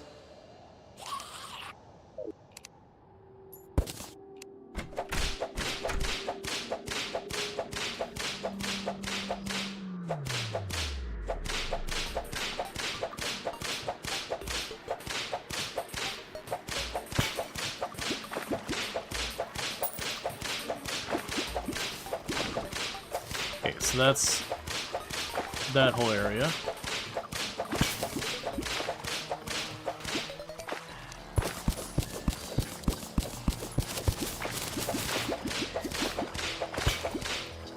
Trying to think of where else you can get the aglet. I know it can be a chest drop.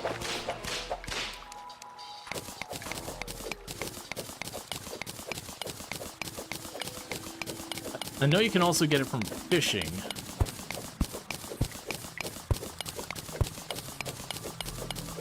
I was trying to think of the fishing stuff, like what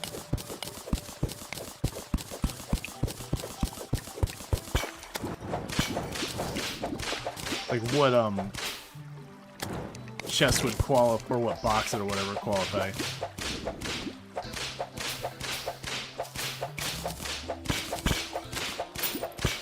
Yeah, it's usually an upper area one. Yeah, no, that's, like I said, that's usually where I find it as well.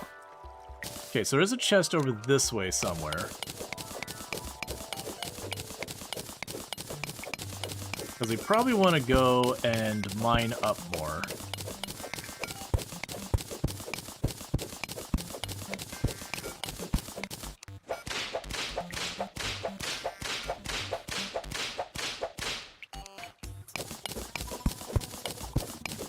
Kind of be in the right direction. And what grade level of fishing?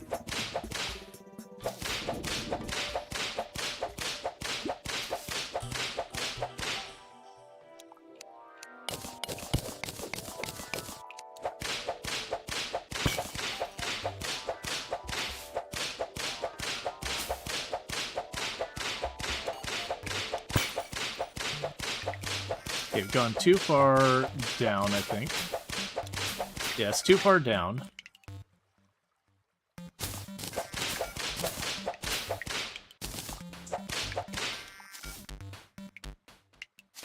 Sounds about right. Yeah, so it might be one of those things that I'll end up needing to fish a little bit.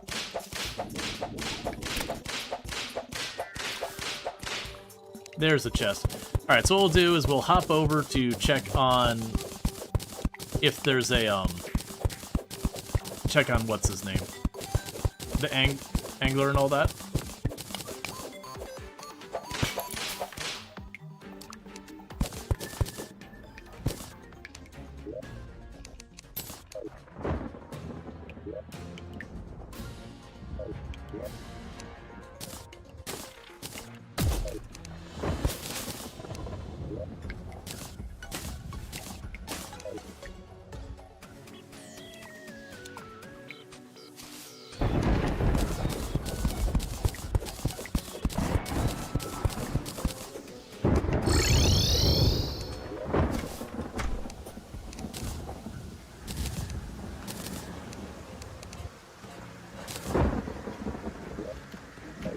Okay.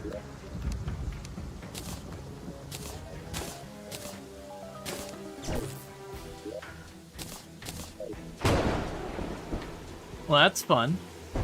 That looks like it hurts a whole lot.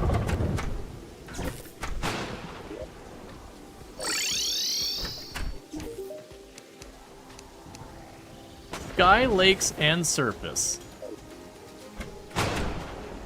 Okay, what'd be the easiest sky lake to get to? There's a sky lake almost exactly...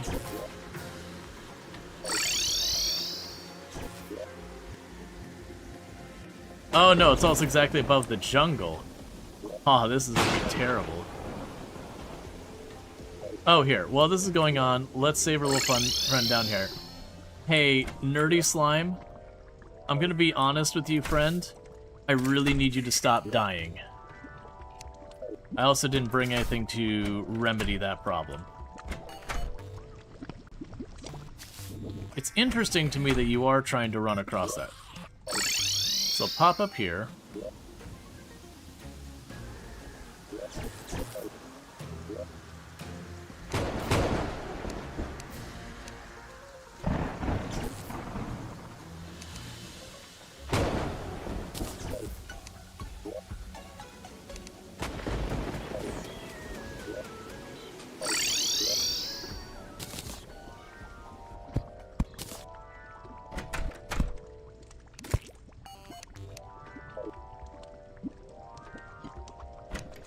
That's fine.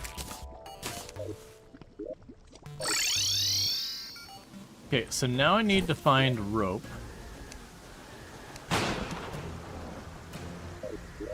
There you are. Now as we put ourselves in real danger.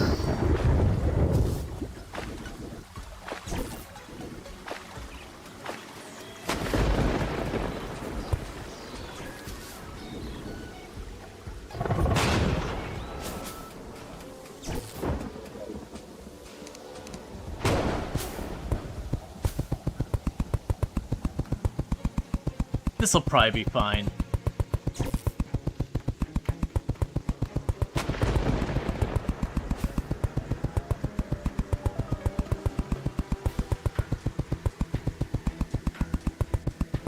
Look, I just need to go fishing. It's not that big a deal.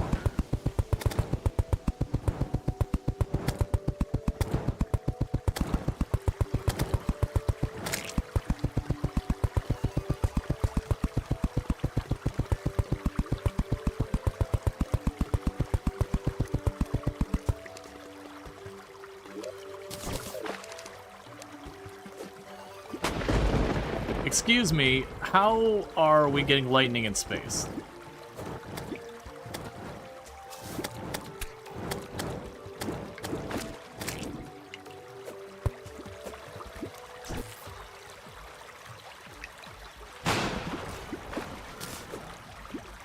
Well, that was easy.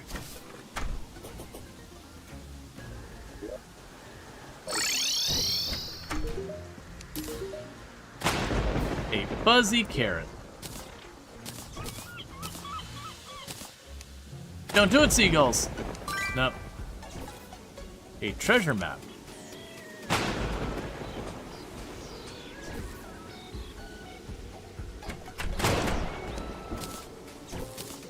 It's fine.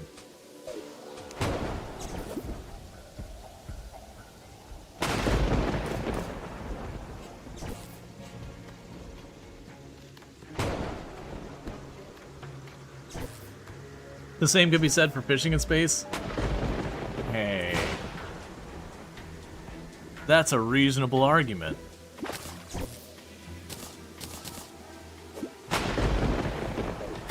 That lightning is crazy? Yeah, and it's killing everything outside. There's a reason it's like, you know what? Let's just go inside. We're just gonna chill in our little place. What am I doing? There we go.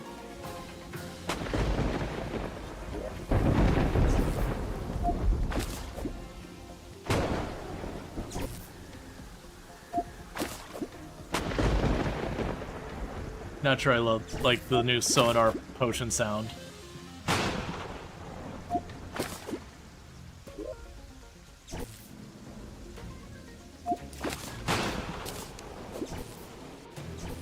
Oh, we got masturbate.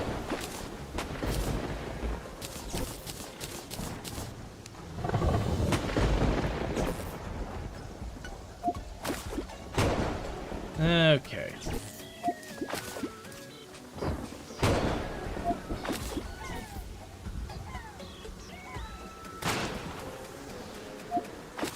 I've learned something from that seagull. When the lightning targeted the seagull, it followed the seagull.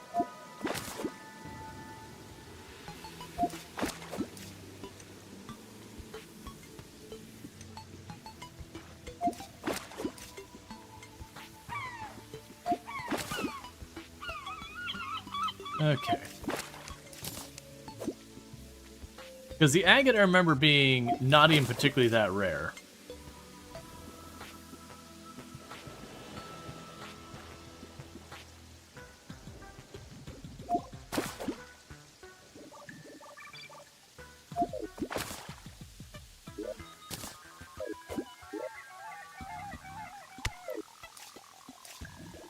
Okay.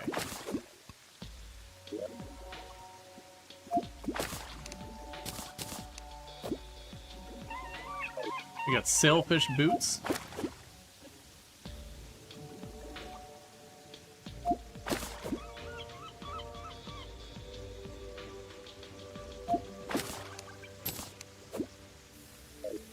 Heart reach potions. Got 2 more minutes on that buff. Ocean chest.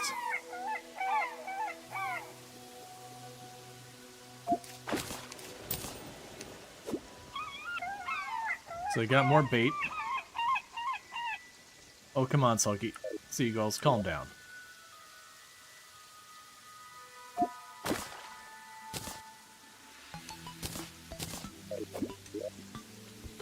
I mean, it's not all bad news. I don't really care about the snorkel, but we can get a snorkel here. The other one would be to mess with the ice biome, because in the ice biome we can get the ice skates. But that's not priority. This is vanilla. They literally did an update just a couple days ago. If people are modding, they're playing the game wrong. I say harshly. When a game updates, don't mod till it has a chance to, like, settle in. You're just gonna get crashes and broken stuff and all that. And the update came out literally yesterday. I'd also argue there's no mods that nowadays in Terraria, I'm like, oh no, you gotta get that mod. Like, even in the past, I played the game mostly vanilla for a long time. You never played a modded run yourself? Yeah, there are some really cool mods. Like, I don't know if they're still up to date, but the Calamity mod and the Thorium mods were really big mods back in the day that had a whole bunch of new biomes and all that. I would imagine those are ones that probably stopped at a certain version and then stopped updating, because as things have expanded here, it'd be harder and harder to get things working smoothly. So the crate potion's right about to run out. That's the reason I'm just slamming these out real fast. Okay, so this will be our last catch real quick.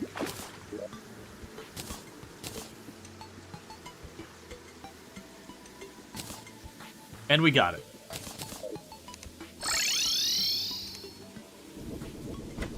Alright. Now I need to take off my boots. Go up to you. And there's the lightning boots. Now I gotta remind myself what the next thing we can upgrade with the lightning boots are. The next one would be the frost spark boots, which the frost spark boots require the ice skates.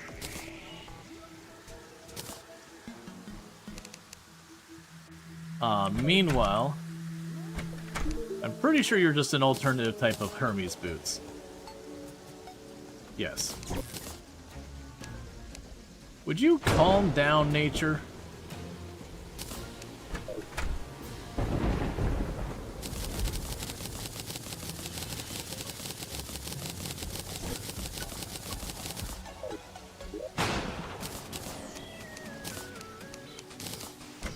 Nature over here wanting attention so bad. Not gonna be using these. Those are more duplicates. Chuck those in there.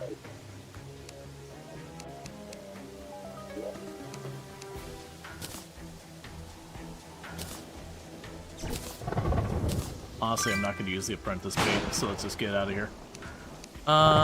Meanwhile... You know, I don't really need more cooked fish right now. Yeah, sure, I don't care what crate you go in anymore.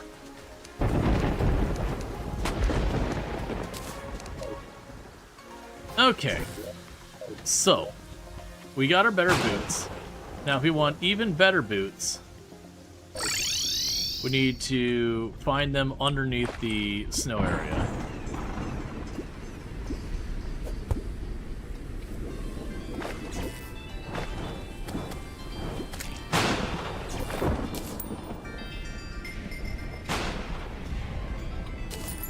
You know, actually, we checked the other one the last couple times.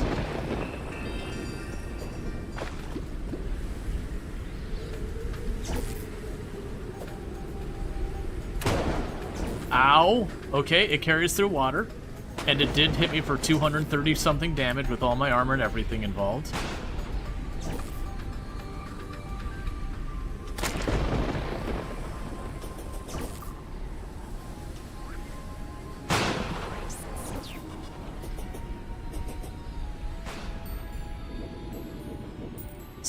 So lightning hurts. That hit hard.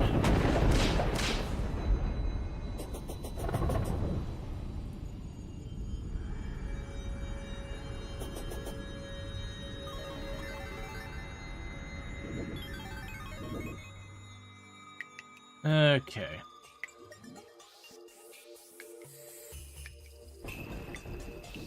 Got a life crystal around here somewhere I don't care about.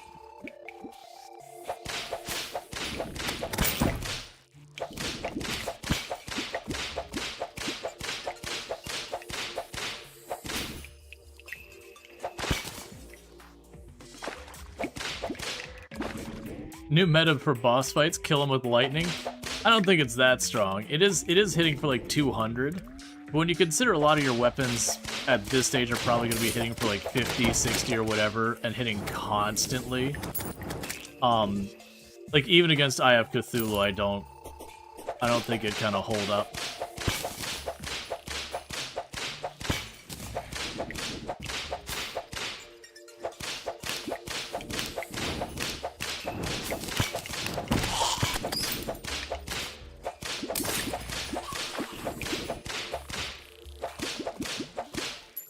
Weird that that's all hollow in this type of situation.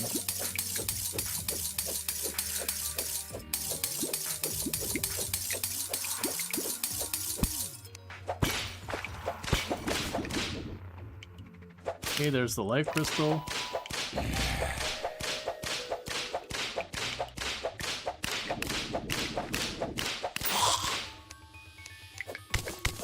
All right.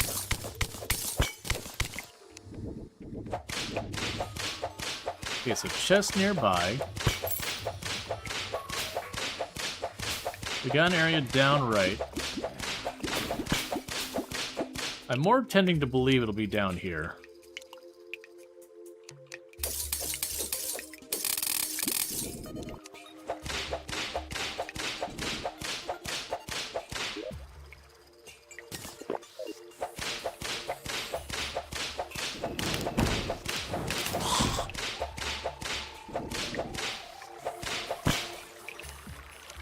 Alright. You really need some ESD gear to protect yourself to make sure you're Earth. I don't know what any of that means.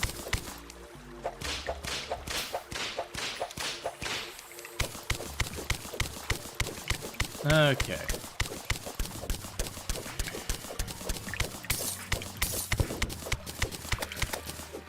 Oh, electrostatic discharge?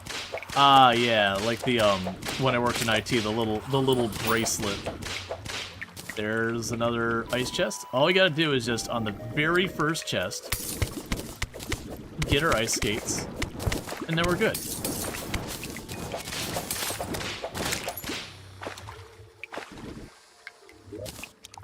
The baby game for babies.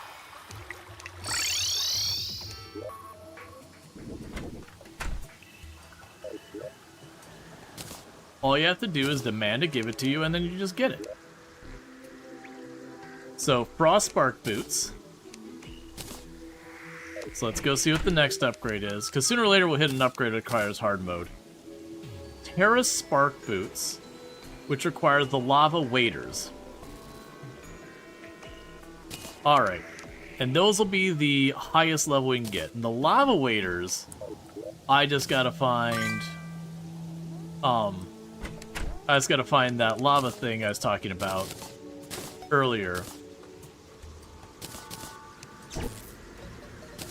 Would you give it a rest with the lightning, please? Lava Charm, that's the one. The Lava Charm... usually just hop down to this kind of depth. You look for chests down here.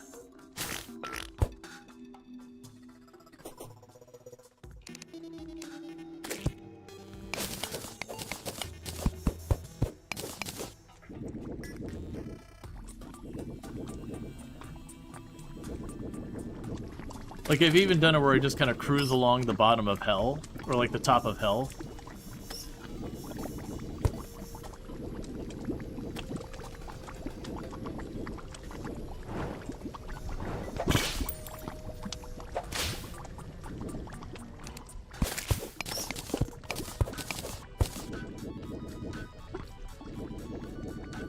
Yeah, so just seeing gold.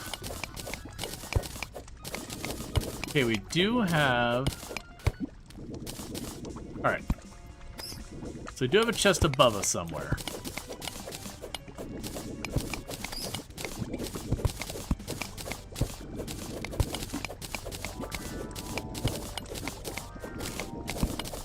Because I want to say the lava charm can appear like anywhere in the cavern layer in just random chests.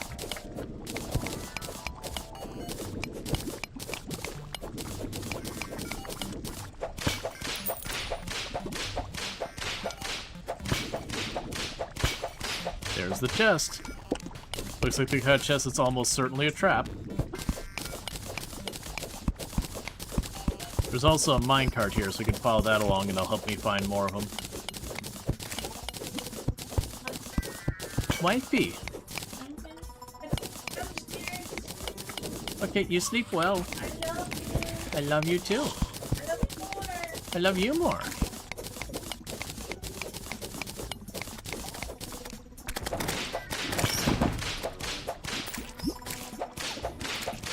Okay, so there's the explosives. So we got trap there, trap there.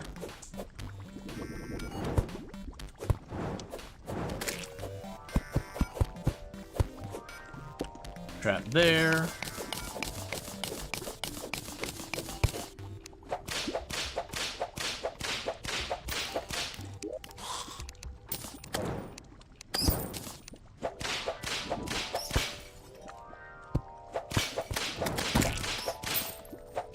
Bones McGee.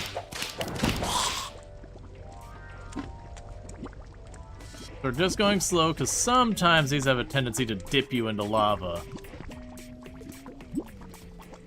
And plus we're watching to see if we see chests pop up at any point.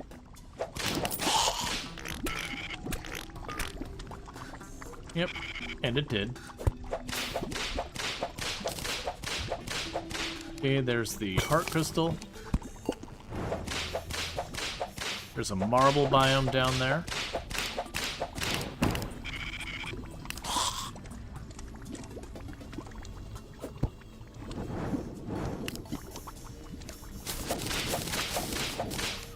Alright.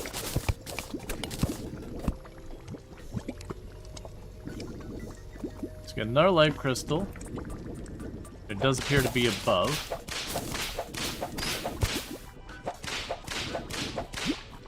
wherever it is. You know, in Australia, your power runs at 240 volts, 8 amps. It's really good for hooking you up. Yeah. That power will get you. Oh, there's the life crystal. Because there could be a chest here, but it'll be masking it.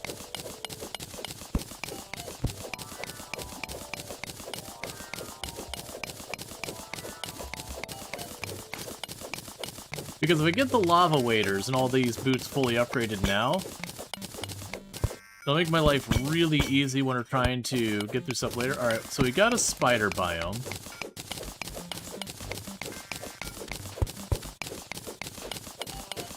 So go ahead and just make our way in there.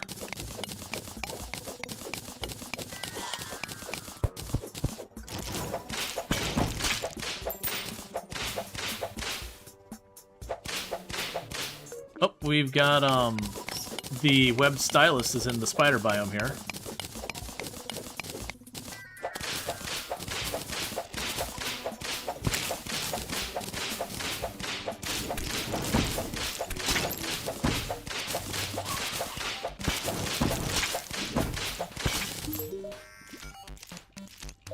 Okay. You have a good time, stylist. I'm going on my way. Let's see, after you build your base and explore the top biomes, do you go explore for life crystals? Yeah, that's not a bad move. Generally, once you get your first setup, you're looking for chests and life crystals and broadly just all that kind of stuff, because the chests will have a lot of your like equipment utility slot kind of thing and the occasional good weapon. Life crystals will give you more max life, that kind of thing.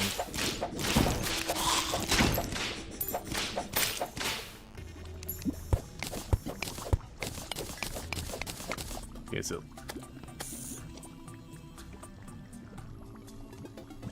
alright. So it's probably below us.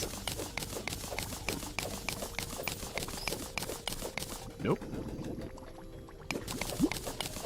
Try the left.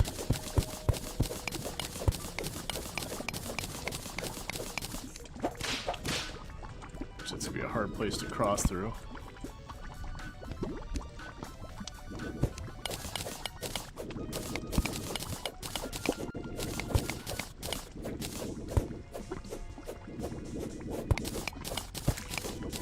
Alright. I'm actually surprised tombs are going. Well, I mean, I guess it's like 1. I was doing math wrong, and I was like, oh, she's going to bed early. It's like, no, actually, this is not unusual.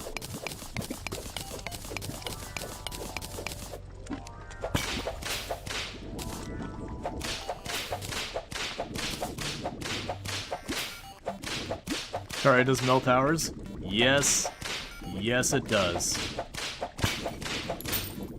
There's a life crystal up there. These aren't what I'm actually here for. I'm here for the chest. But as you just saw there, I couldn't see that there was a chest in the area until I popped the life crystal. And the question is the chest, what direction is it? Let's try going down.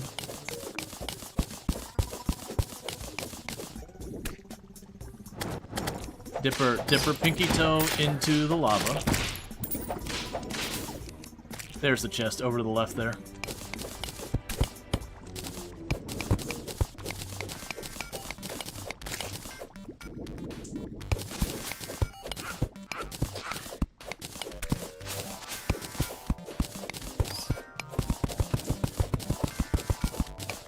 Okay.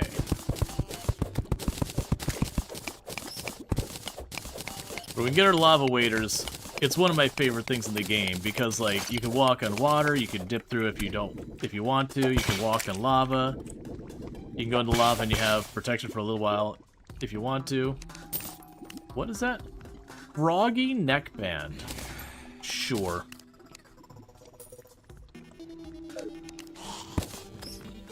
Okay, so we got another chest nearby.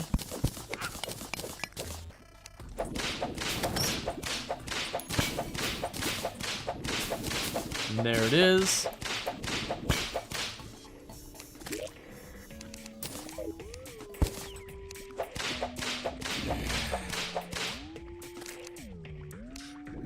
we're starting to get too far up. That said, I don't see a path to go through there that doesn't involve lots of lava. Okay, there's a chest detected nearby.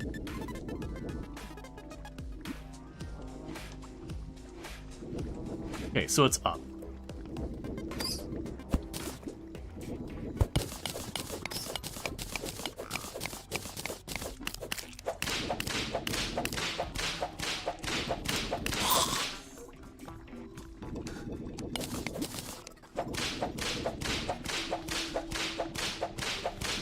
Life crystal.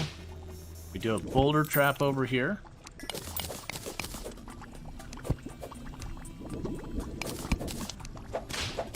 Well, there's the life crystal.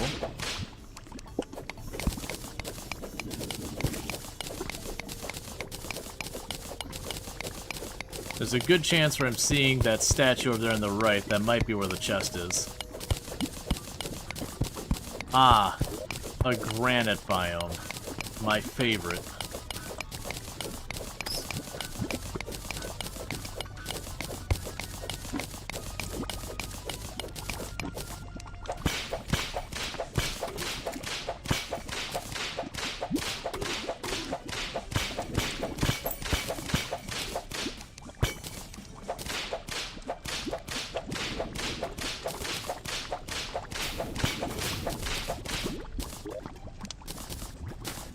So one thing I need is to get any kind of useful potion here.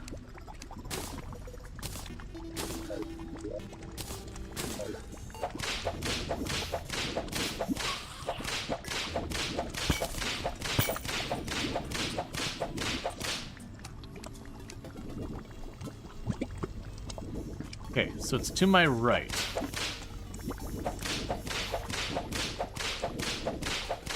So it's either over there in that area.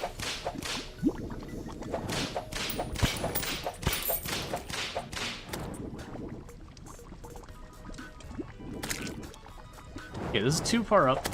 So it's to the right, but it's also down. There you are.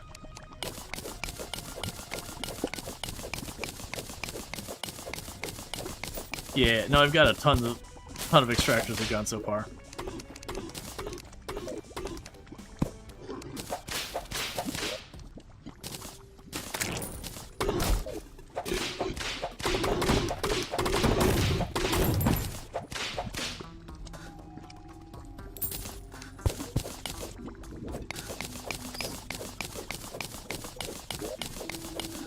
Okay.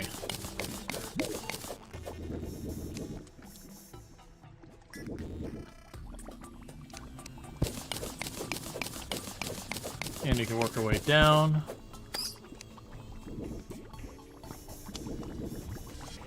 Do you have more bombs on me by chance? Yeah, I do.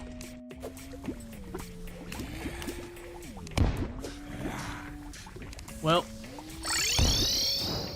change the plan.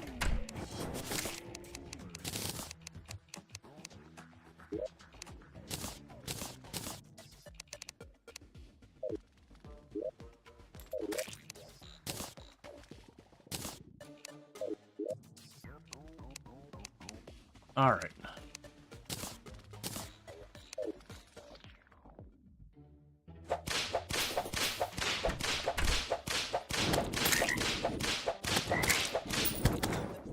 Now I understand what the necklace does. So instead of when I take damage making the normal sounds, I make frog sounds. Well, this will be an easy thing to deal with for right now. Alright.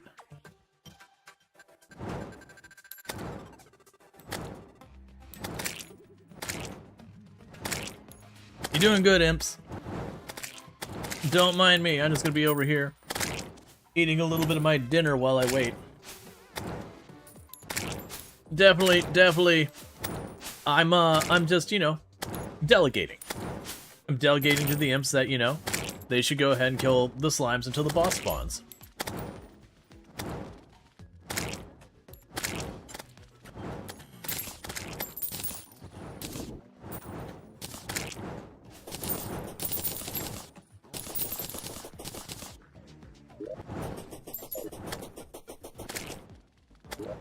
Alright.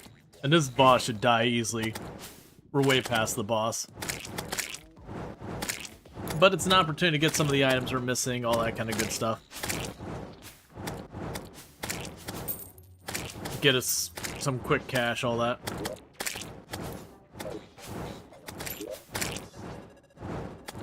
Yeah, so we're checking over there. We drilled through there. Could be one thing to get our turtle and plunk it down here. Oh, I mean, that's actually pretty dangerous. That turtle honestly, okay. I probably do at some point want to drop the turtle in the jungle to find the temple, but I'm also realizing, you know that turtle with my luck is going to drop right in on the center of one of those beehives and summon the queen bee.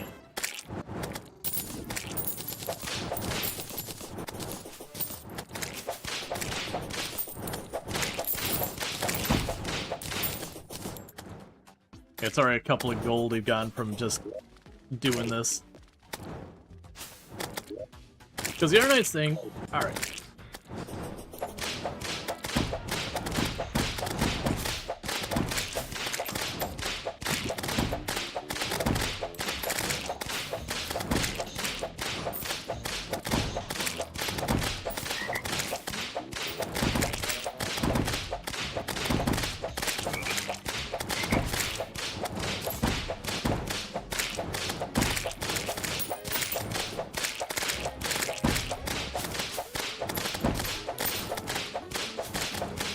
Yep.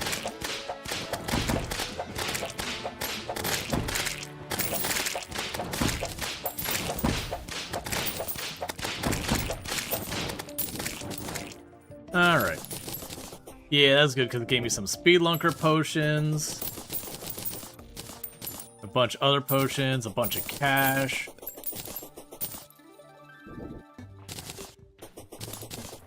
The gel I'm not too worried about, but you know, gel I guess.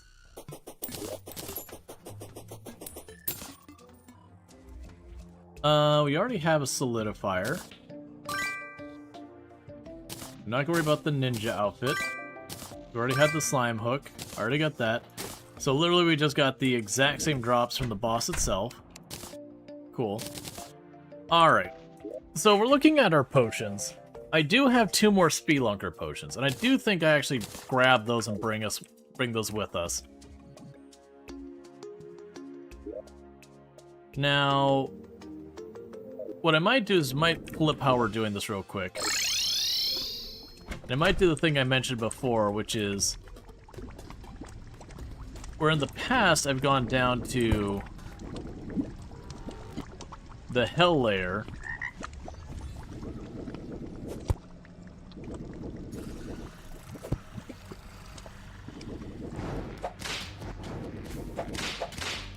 And as you can see, kind of pop up here. You see it mentioned chests. Just try and locate the chest real fast. There it is. You kind of come at this from below.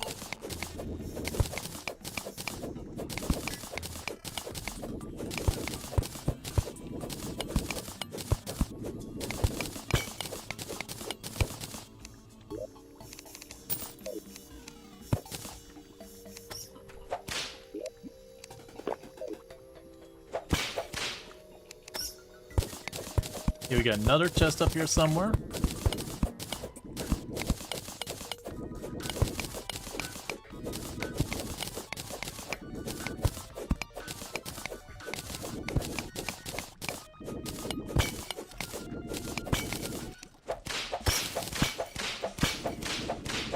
Okay, chest is not up here. Chest is not over here. Oh, that was a trap that's dumping lava in here.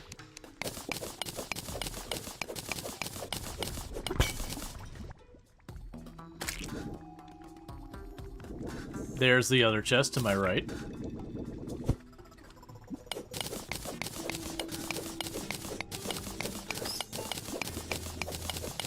Okay. Because we get our lava waders, we'll get our boots fully upgraded. And then I'm perfectly down with burning a bunch of money to try and roll, not necessarily the best on them, but like something like either warding or damage or anything, like any of like, okay, you are a bad news trap. You're a bad news chest.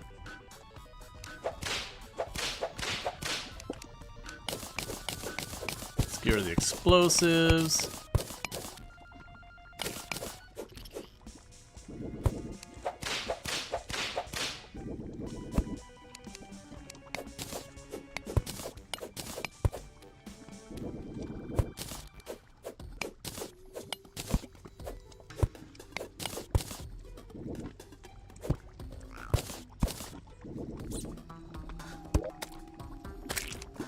Okay.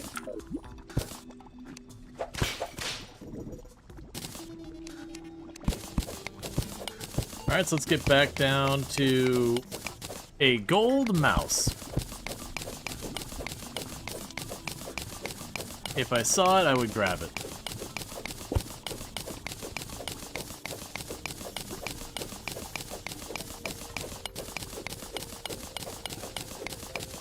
Okay.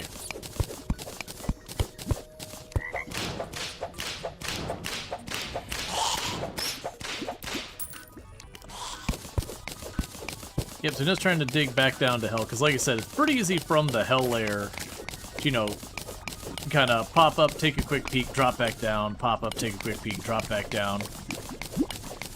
It's usually pretty open down there. Oh, wait. Oh, it's probably a chest down below, I'm guessing.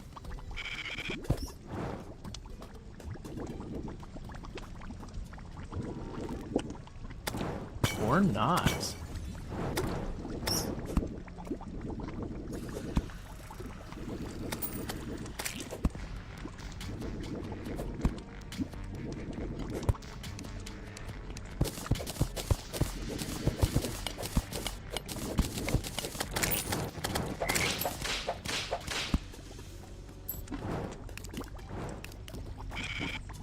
Okay. So chest is gonna have to be smooth.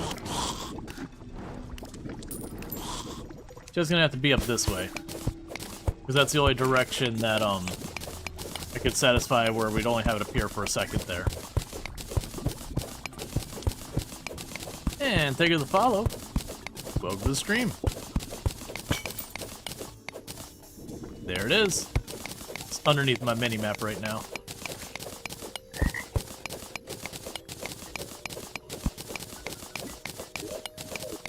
Okay.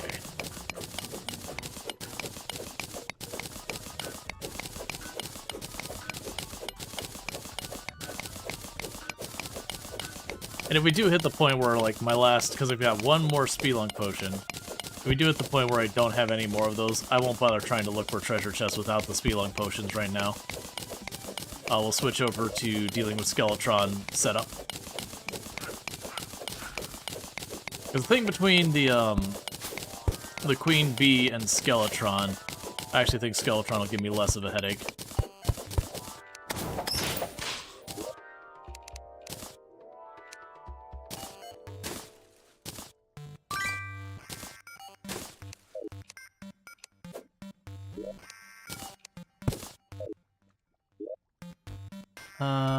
Let's see.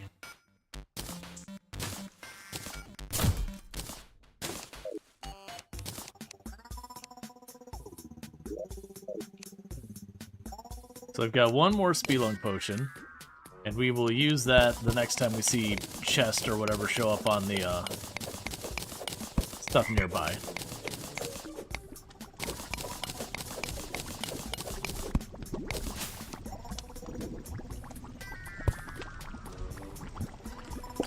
Okay.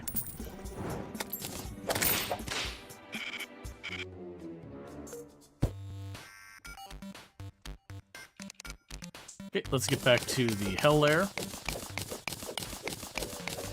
I'll go back to that strategy, like poking up again and again.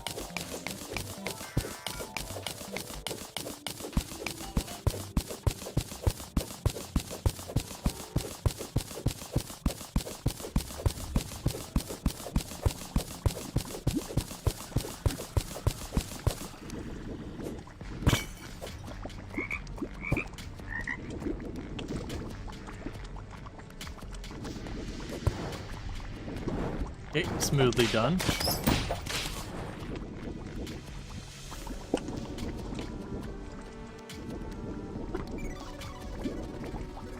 Okay, no hit here.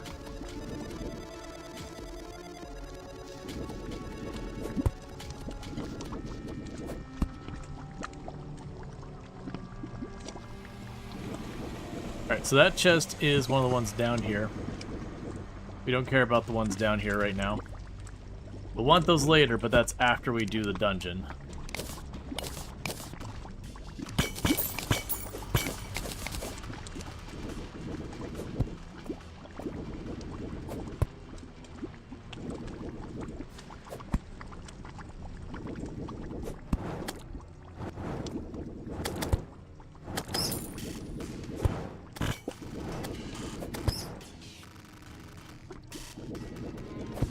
Yeah, because it's that chest down there that's the one that's flagging.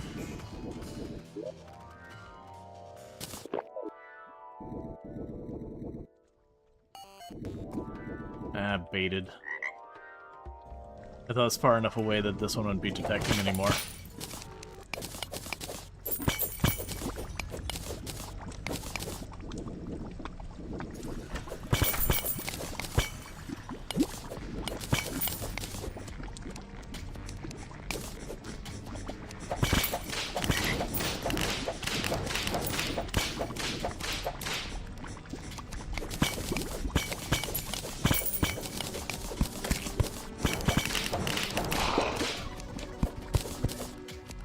Okay.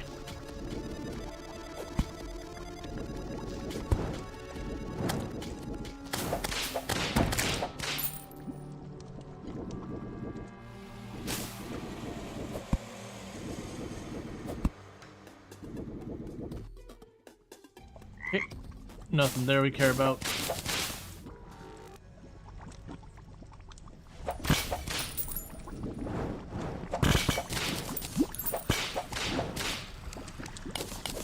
So unfortunately with this, we have a lot of these ruins on this one that are extending the whole way up, which is going to make this a very annoying wall of flesh when we get to that point. Because it's going to take a little work to get around that. Man, there's so many of the shadow boxes. Normally that's an exciting thing, but it is screwing up my ability to do what I'm doing.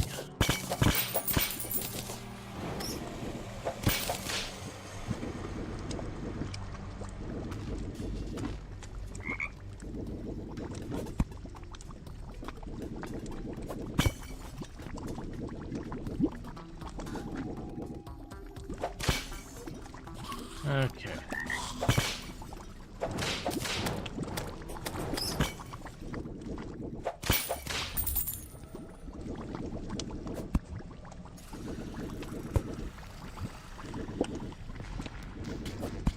Alright, looks like we might have a winner. Or I'll be trolled yet again, and it'll still be a shadow box. Just above as opposed to below. The problem is you need a shadow key to do those, and that's dungeon stuff.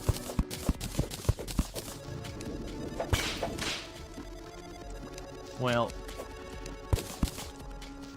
Though it seems like they may have boosted the frequency you get those shadow chests down here. Which I don't think is a bad idea, I actually think it's a good idea. But at the same time, it means I can't really use this strategy anymore.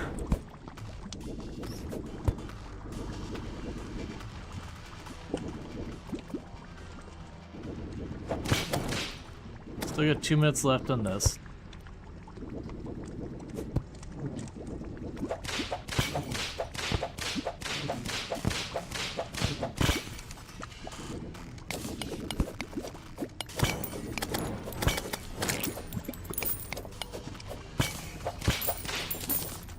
I need like about a screen and a half where I'm not by a chest.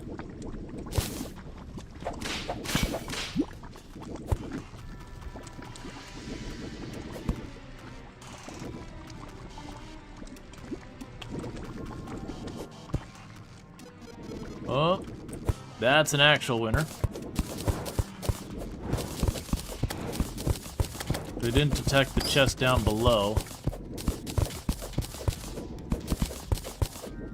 This will have to be the last one because I'm about to lose the... Okay, there it is.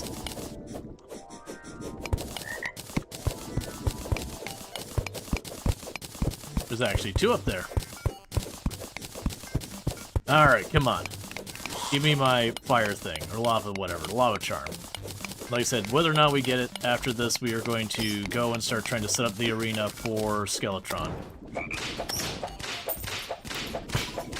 Okay, so I do not see any explosives, no dart traps, no boulders. Mana Regeneration's a good flask to have, or potion or whatever. Got plenty of Hermes.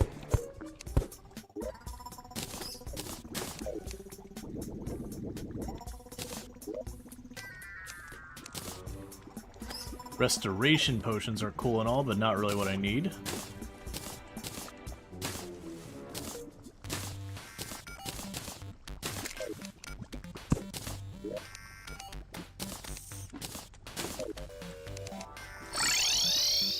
And with that, we're out of potions and all that.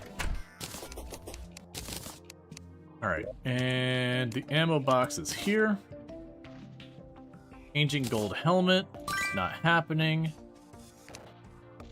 Flask box, we'll grab you out, drop you in, grab you out, and you out. And you out, and drop you in. Ammo, we'll just drop all of those in. Materials there. Okay, well, so we're gonna go ahead and try and get ourselves an arena set up for Skeletron, so we can go all the way over here.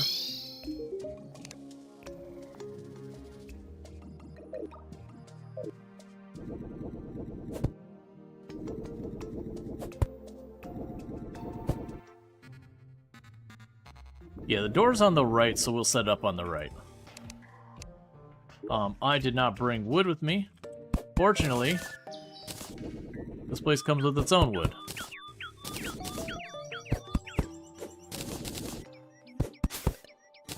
And there's a couple different ways to do Skeletron.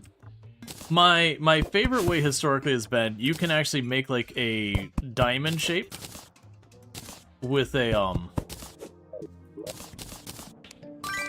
you can make a diamond shape with minecarts. And it works really well where you just kind of have it where it kind of bumps and then bounces the minecart again. And it'll cause Skeletron to just work, like, just go in a circle. You'll get hit once in a while, but it's the... all you do is point in the middle, and it just takes care of the rest itself. I don't know if that still works anymore. It's been a long time since I messed with any of that.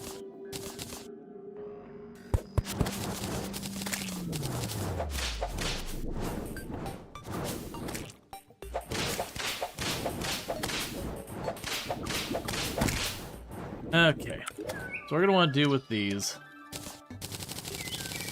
because you're all going to be platforms.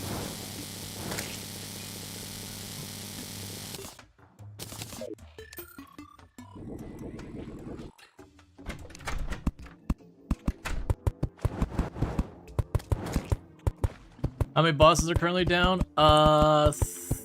3, I believe, because we've done the King Slime, we've done the Eye of Cthulhu, and we've done the Destroyer of Worlds, or Eater of Worlds, whatever it's called. And we're setting up for Skeletron right now. Because I've been chasing accessories and all that for that, like I'm one step away from my lava waders. I just need to find a lava charm. So I'm burning a lot of time working on that stuff.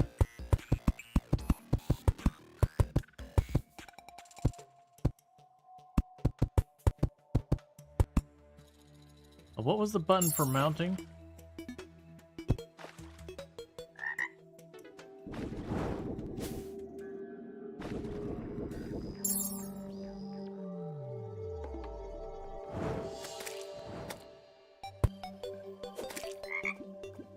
Well, the whole point of those is it was supposed to be that it would go at the speed I could place, but that's fine.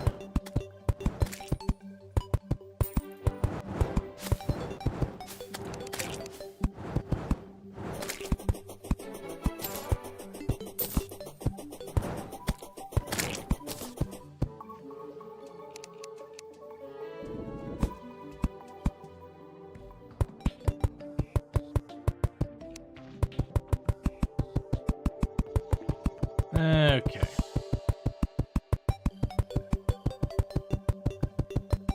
Bubblejack effect, neat. Oh, it's the rocket boots. We've just combined it with the lightning shoes and all that garbage. Trying to get our best shoes in the game. Because then we can go to the Goblin Tinker and, like, you know, burn a bunch of money upgrading it to whatever the prefix we want the most. Just because, since it is going to, like, never go away, we're never going to stop using it.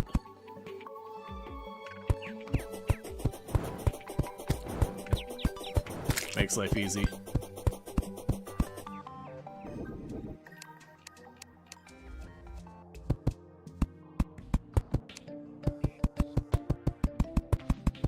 Alright.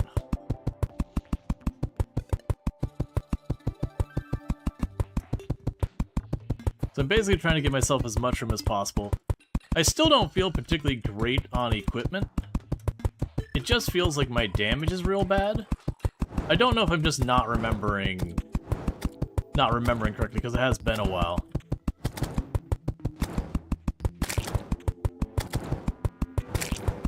But we'll find out.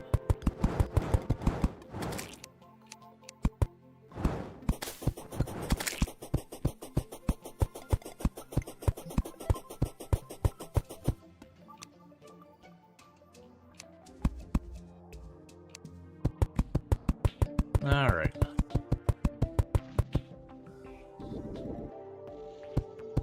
So I'm just trying to get myself enough rails to run along. Like I said, this is... A lot of times I like to do the minecart trick, because it does work really well. It takes a little finagling, because you gotta get the size of it right. If you make it too small, you end up just running back into Skeletron, which of course doesn't work. And if you make it way too big, you get a whole mess of other problems. It could be something I tinker with if necessary.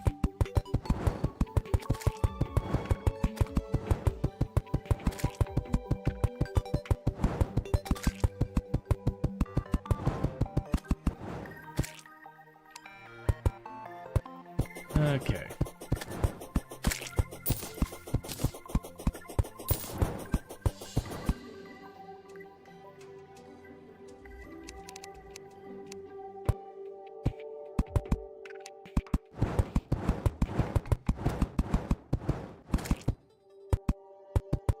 Your damage is real bad. Oh wait, you mean damage you cause.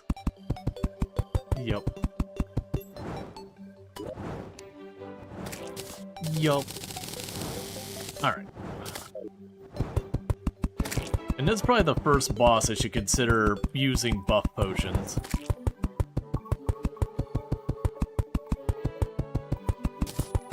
Because this is a boss you have to finish him before the night's over, so you are on a timer.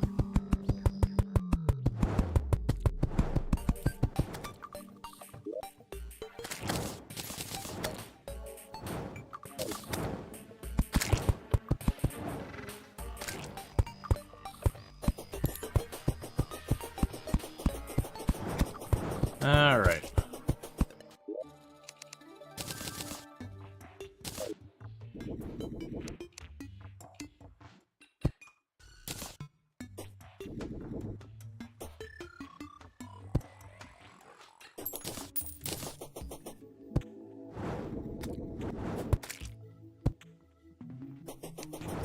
Okay, so we got all those. We still got some time left, so let's drop all this off. I think we're gonna go for it. So let's go check our potions. I'll grab a shine potion, iron skin,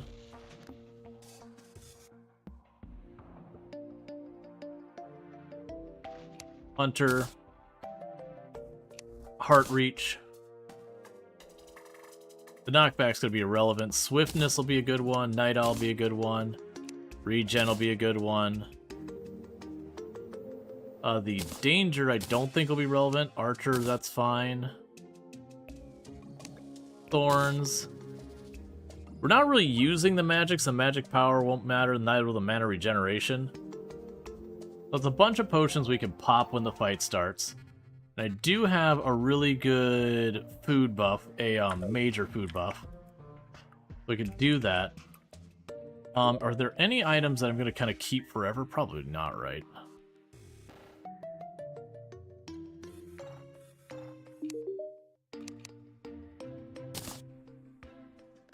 Alright. Movement speed 4%? Sure.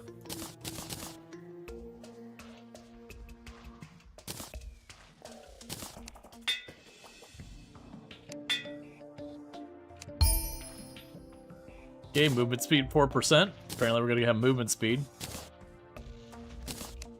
Yeah, that's the dangers. Those boots will be paying a fortune just to replace them. What about the imps? Eager.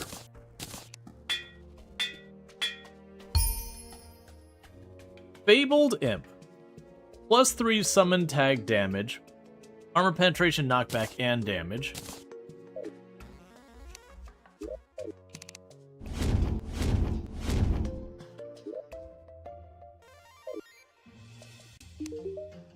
A reforge.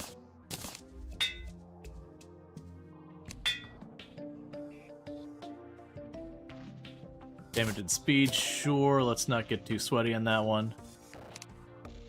The armor doesn't get bonuses like that, so that's fine. I think that's what I'm willing to spend for the moment.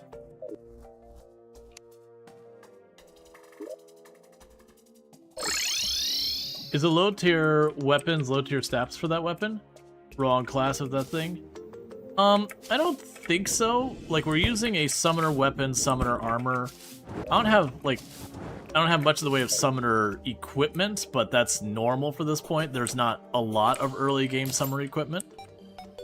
So I don't really need the other stuff there. I could, there is one more thing I can make real fast. We can go here.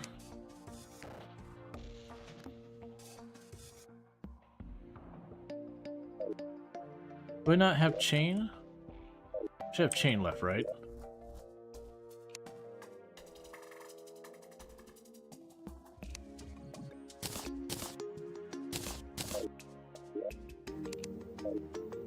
Let's be quick.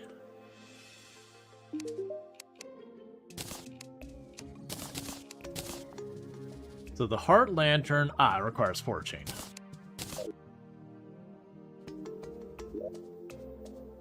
We can go to you. Chain.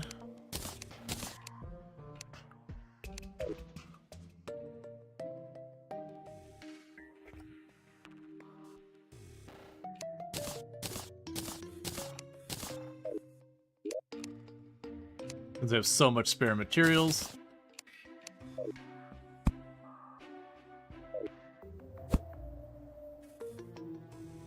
Okay, so I've got one Heart Lantern here.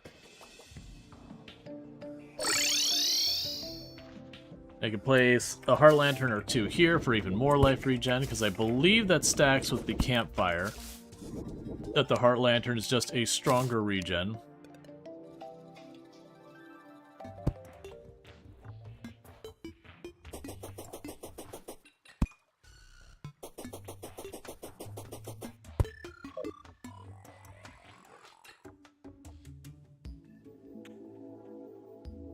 Yeah, so we got 2 things boosting our life regen.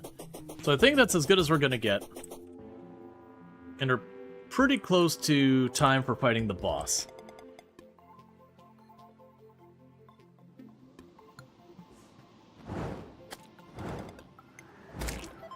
So the big question here now. So you're 26 damage, you're 24 damage. We'll probably stick on the whip. I'll probably be able to hit mostly consistently with it, because he'll be on my butt a lot. The big thing I remember from the expert mode is he spirals off the little side skulls, and I remember that being tricky, which is part of why you had like the bounce around strategy. It's just the way he moves. It was very hard for him to target you. When you're running along the rails, it's easy to get yourself lined up where he's just in path, so you have to be ready to dodge.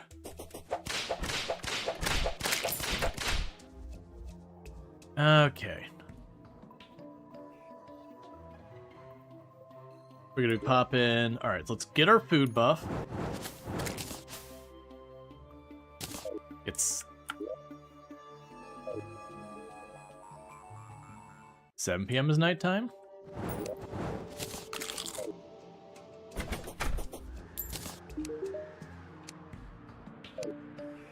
No, it's not. Must be 9 p.m. That's fine. That food should last plenty long enough for the fight.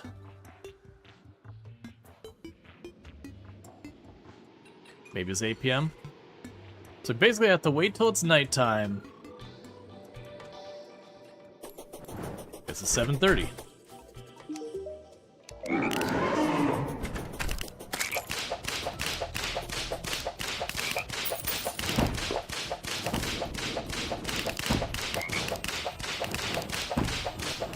Oh, I think I'm not even thinking regular Skeletron. I'm thinking like the more advanced version.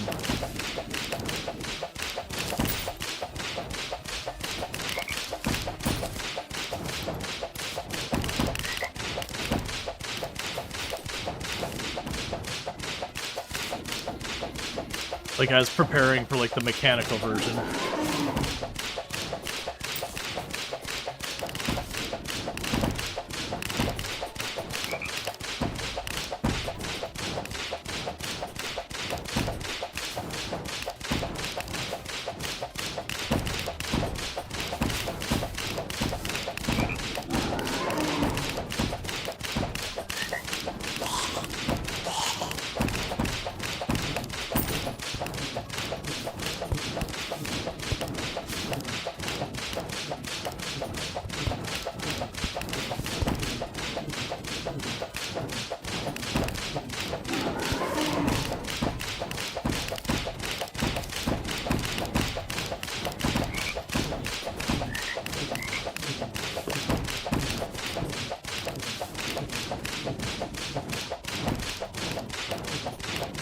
Yeah, so you can see where the minecart trick I was talking about, where he'd have it circle around him, comes in.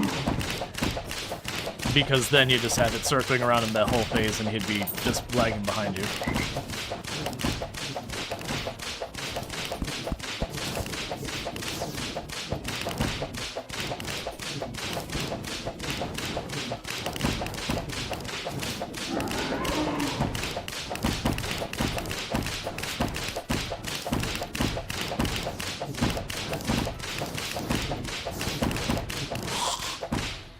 Well, I overprepared. I overprepared a lot.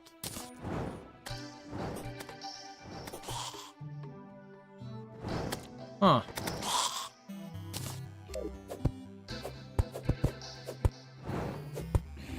Okay, so that gives you 2. I think I'd rather have the slime whip. There's no such thing as, I mean, there is. It's just completely and utterly justified.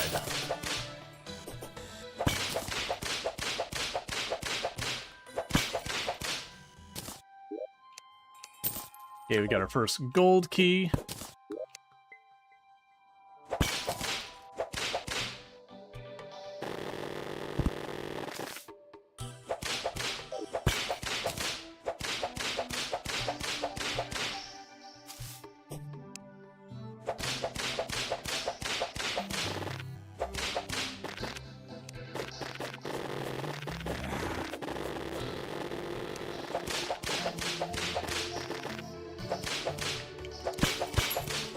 Okay.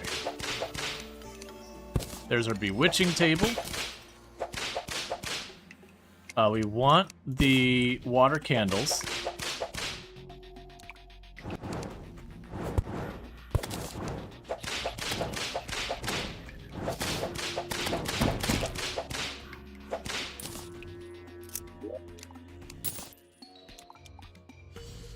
I'll have to deal with that later.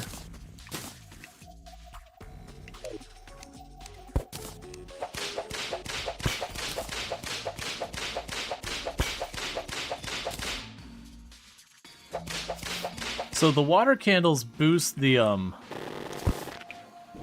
spawn rates of the enemies. That's the reasons why you'll see me try and pick them up for now. Unless we get to a point where I need to start farming them for, silver keys. Or gold keys. Oh hey, our first mimic.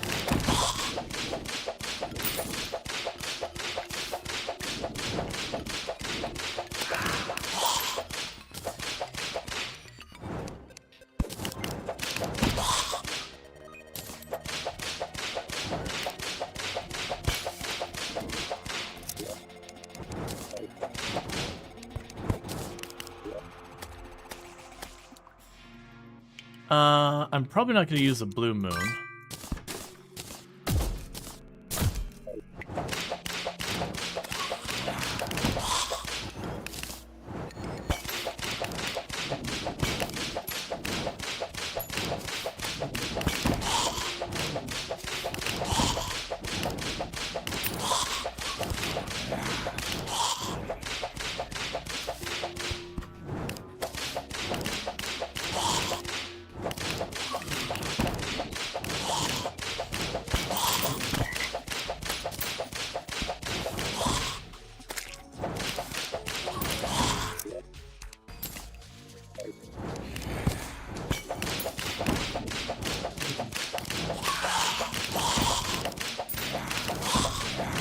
Just kill everything. Alright, so there's a blue candle in the bottom left that's part of why we're getting so aggressively spawned on. I'm also running into problems where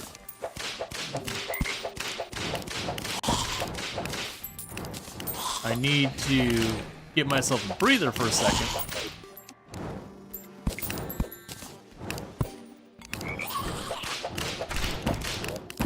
Long enough for me to sort inventory stuff.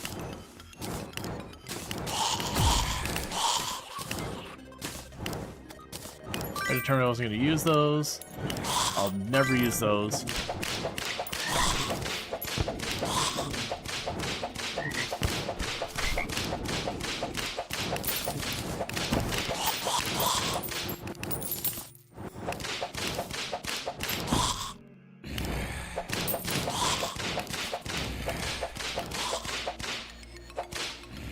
Let's get rid of these.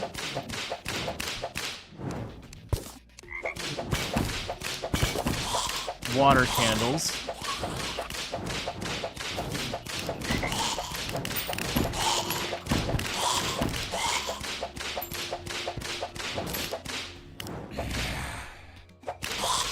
So that's weird, that purple biome over there.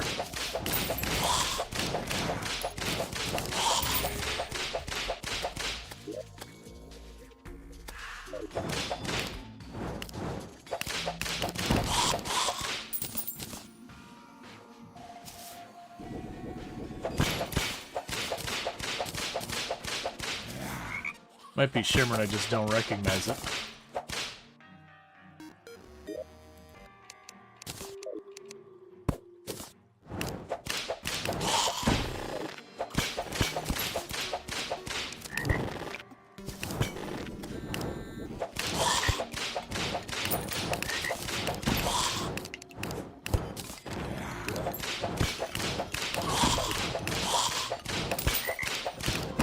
Please, all the dart traps.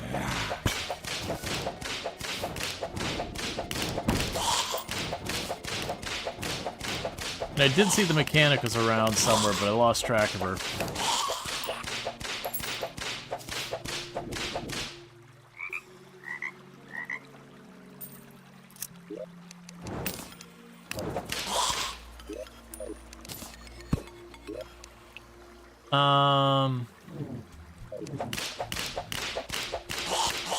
Give me a moment, man.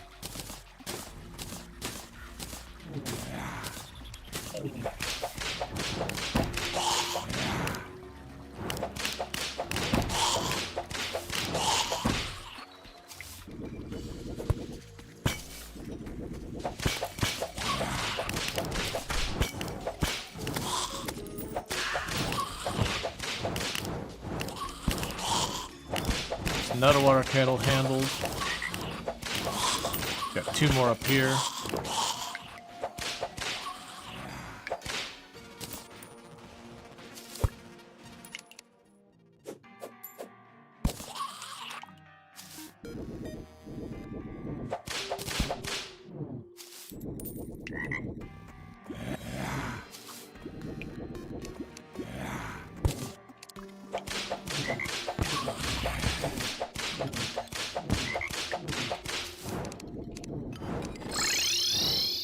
Alright, we got a bunch of stuff, my inventory's full, and I'm getting my butt handed to me, so let's take our money. So we did get shadow keys. So I actually only need a shadow key, not more than one. So let's see with all these things we grabbed, what materials we've got. So we got the Cobalt Shield, which gives some defense. If we do that with the Obsidian Skull, we can combine those. Angry Ram Rune. Equipable. Jump while holding down to slam downward. Slamming into the ground will deal damage to nearby enemies. I'll just put that on there. I don't think we're gonna use it. Alright. I got the Skeletron trophy.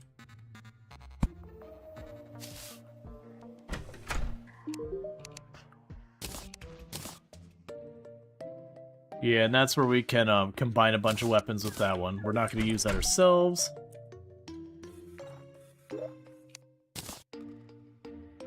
The Bewitching Table is a really good one, though.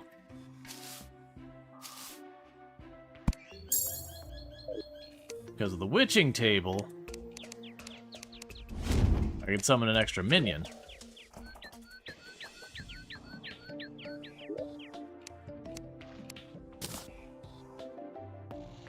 What can I do with the bones?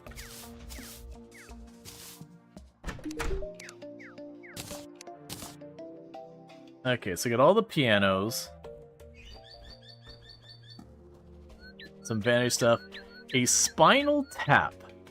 Summon damage. So it's a 38. Performs better against multiple targets than most whips. Okay. We got range damage, and we still got the void bag kind of stuff. So the Spinal Tap is spider webs and bones. And it's 38 damage, so it is a considerable upgrade to the whip I'm using now.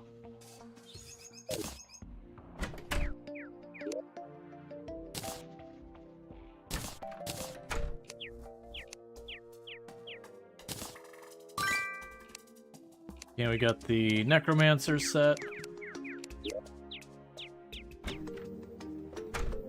Alright. I don't think we had enough materials.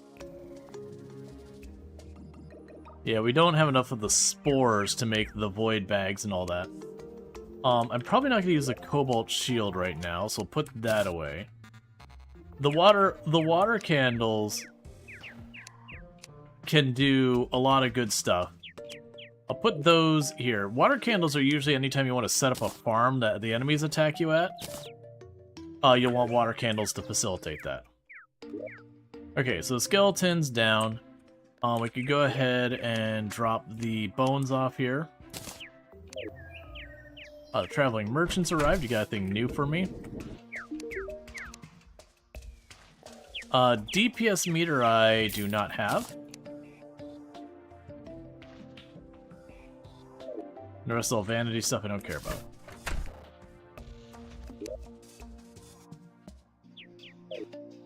Okay, so what am I missing? Where did the guide go? What am I missing? The stopwatch. Once I get the stopwatch, I can combine all those together. Cool, so that puts us in pretty good shape.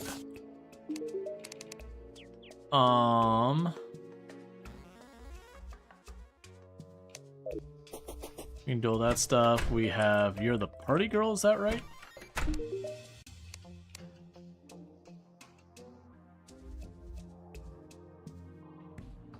Mana hair dye? Interesting. Alright.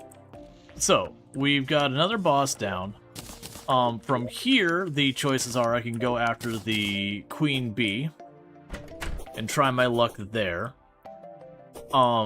We also need to go down into the,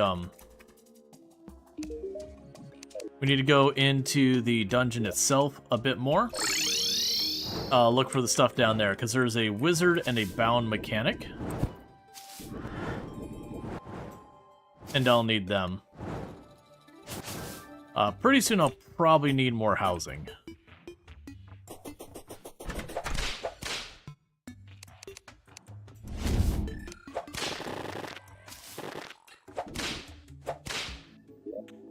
After having all of those potions running, being able to see everything, going in here without it feels like you're just kind of blind.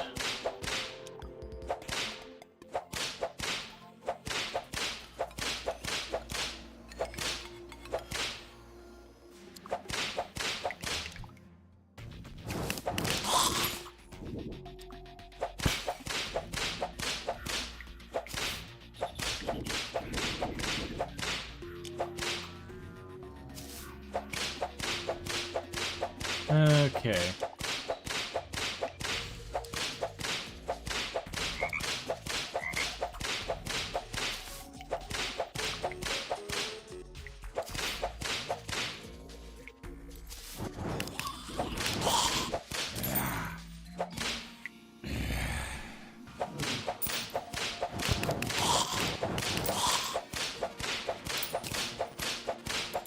So I've got that way.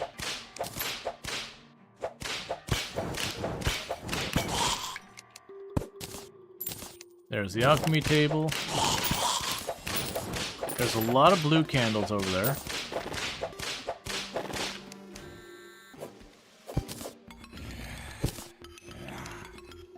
The water candles or whatever they call themselves.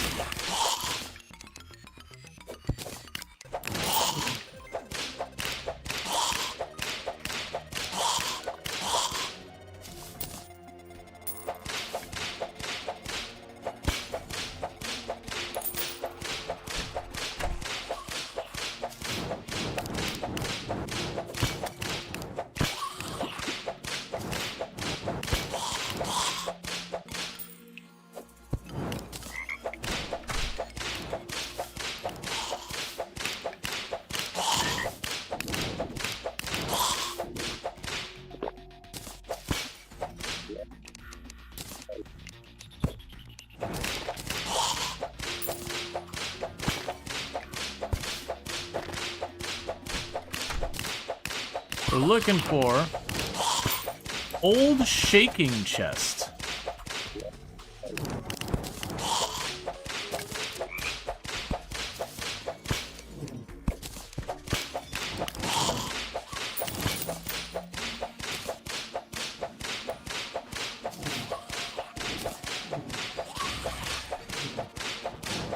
That must be the old shaking chest.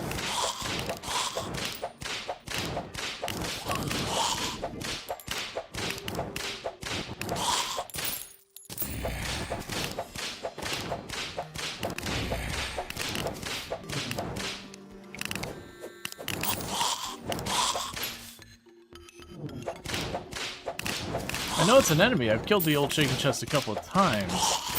And there's some mechanic that makes it able to be attacked and all that, and I haven't quite figured it out.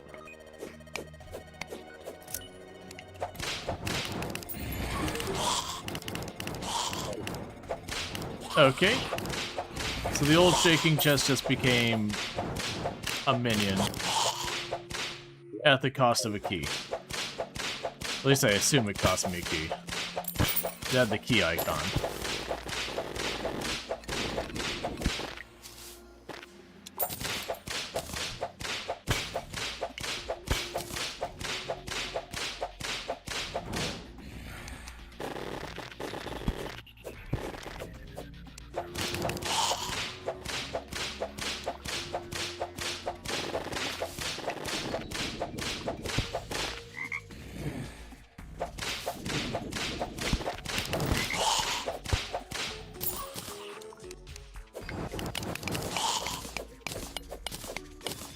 Yeah, let's try and get over here to where the water candle is down there, because it'll increase the enemy spawning on us.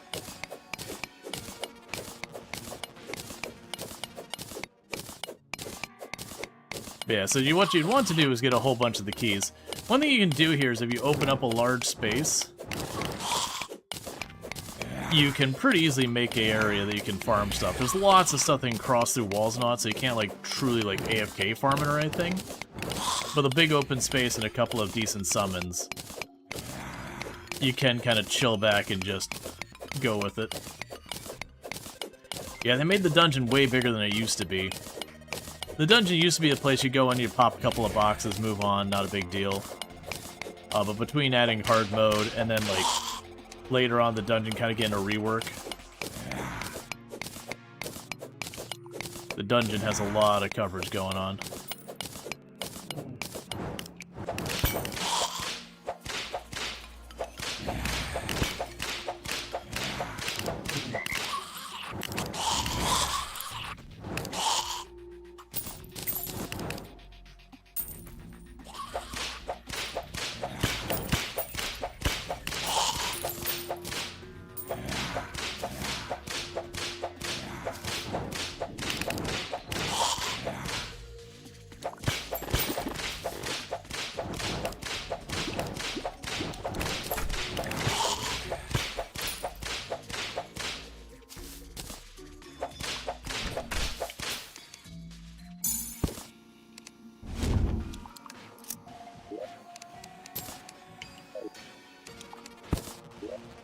Alright.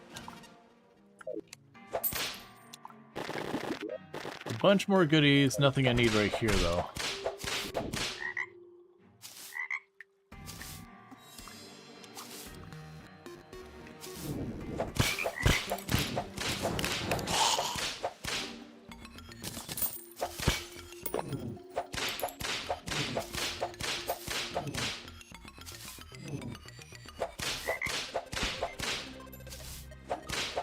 Okay.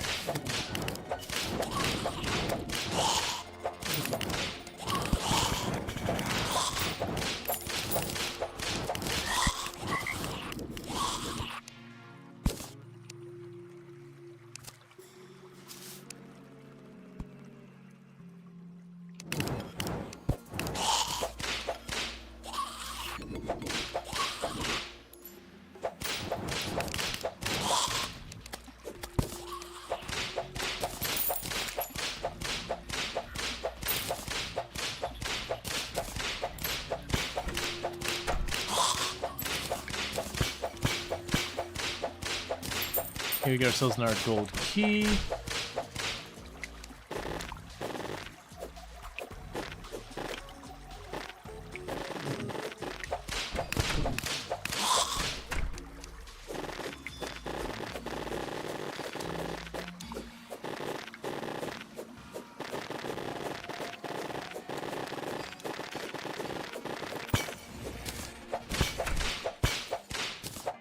Yeah, and those are chests that, in hard mode, become available.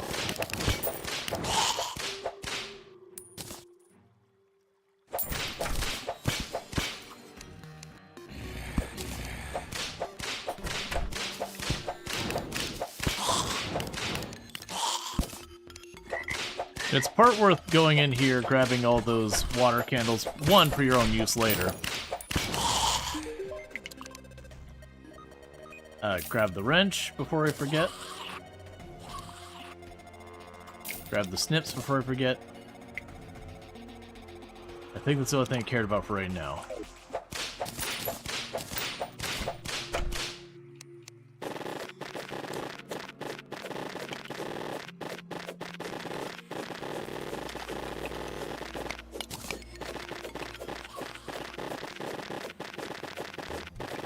Alright.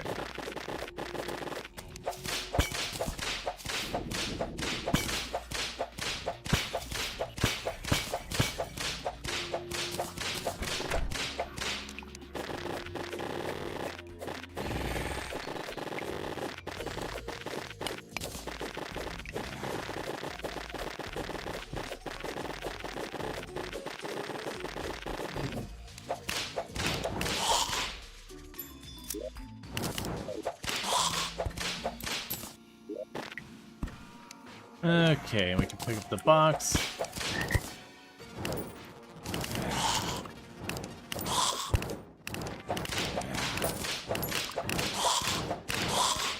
Alright, get rid of you.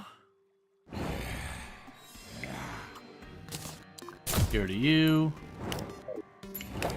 We'll worry about the other stuff later.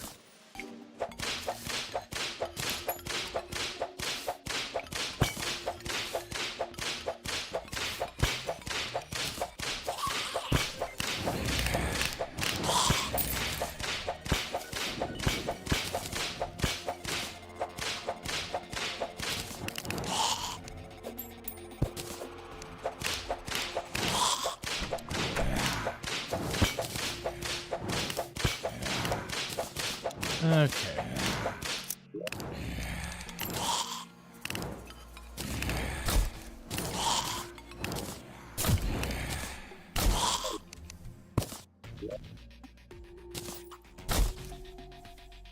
All right.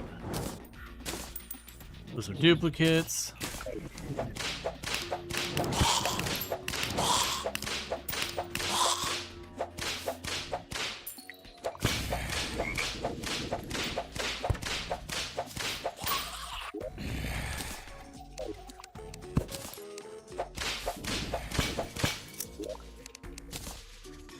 That's a duplicate.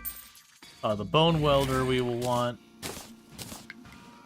Potentially. You.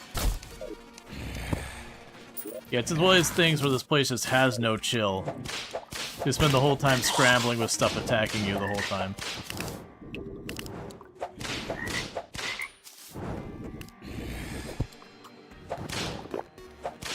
Let's see. All trainer studies were using summoner builds. Did they get a new update? Yes. Then, generally speaking, when you're talking about Terraria, summoners have always been one of the more reasonable things to deal with stuff.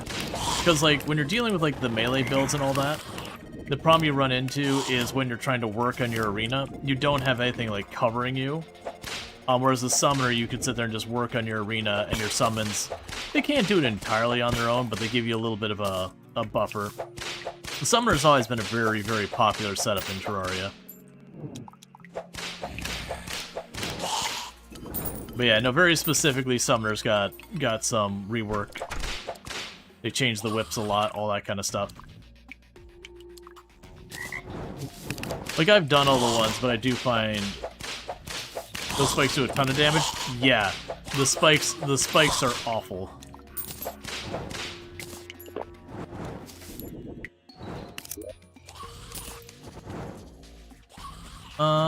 We'll drop you off.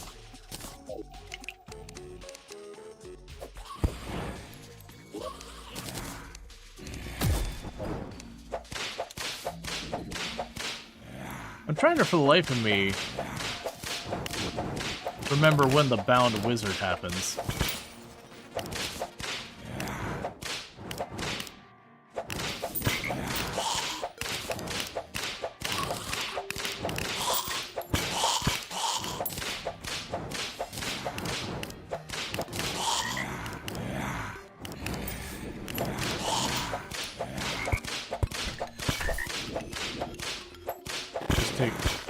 Hit after hit after hit for no discernible reason.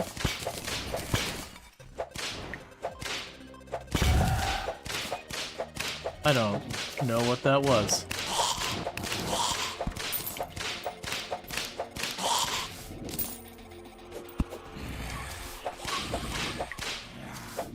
Hey Dev, how's it going? But yeah, generally speaking, Terraria's always had a couple things that were like go-tos. Like, for example, melee builds early game are pretty hard to have much fun with, because like they don't give you a lot of the utility and all that you need to be able to kind of stand there with the boss, unless you're playing on an easier difficulty. A cream soda. Sure, we'll have a cream soda.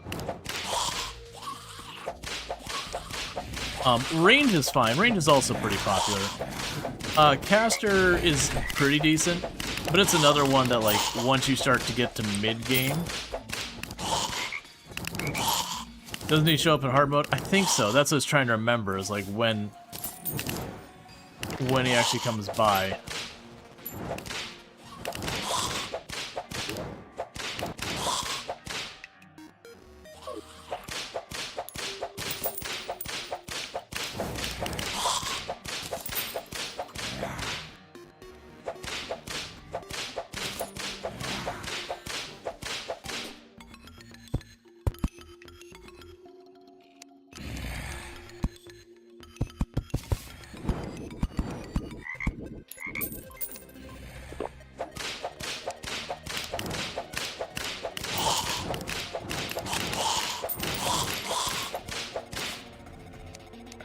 Let's get out of here. We got a lot of good stuff out of there, so let's grab the alchemy table. And then these are spares. Grab the bone welder. There's most of the normal properties. Yeah, so if you make the potions on the alchemy table, I remember there's certain things that could be better about it. Alright, so let's check on what we got here. So we got the pink brick. They're just your standard block stuff, so that's just a normal block. Those aren't materials, and I'm probably not going to use them, so you can go and get those out of the way. The magic missile. Oh. Sky fracture. So, not very useful right now, because that's a controllable shot, and it makes it so it's hard to do other things. The sky fracture looks like it might be cool. The aqua scepter. Yeah. You can just get out of here. So I've got the shadow key, and I've got multiple of those. The handgun, we can upgrade into the Phoenix Blaster. It's probably not something I'm going to use, but it isn't bad. Alright.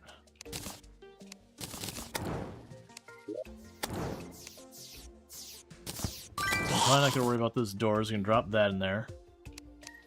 We've got you. You are a material as far as I'm concerned. Drop you in here. We do have another teleportation potion. Alright, bear with me, chat. I've really got to use the restroom, so I'm going to do that real quick. I'll be back in just a couple of minutes. But thank you again for tuning in, and I'll be back in just a few minutes.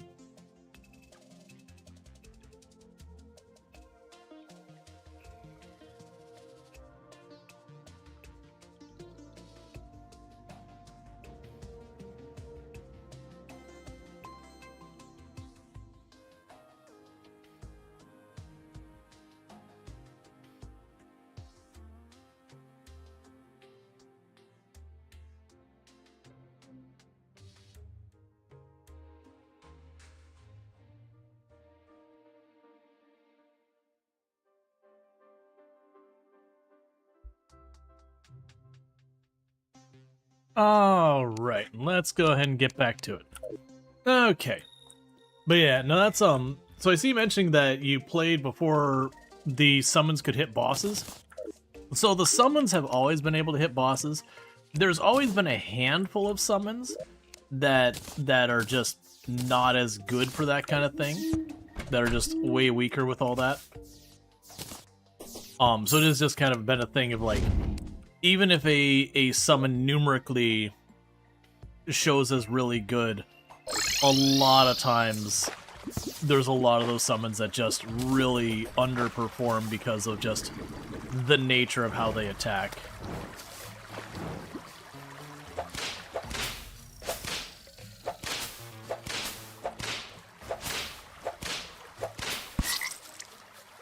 I didn't realize the tunnel ended there.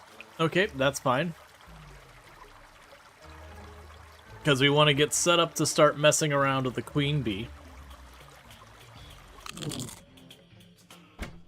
Let's try that again.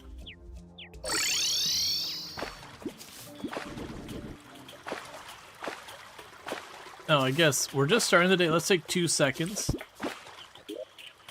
I'm checking your quest, just so I can hopefully get the bottomless bucket. Underground caverns. I do have a spot.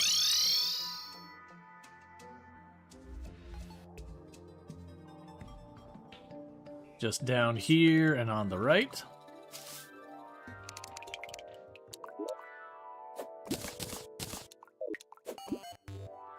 All right.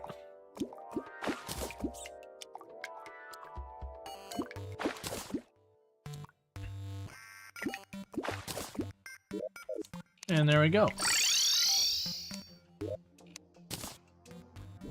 It kind of feels like they buffed the rate you catch the quest fish, because I've got almost all the quest fish relatively quickly.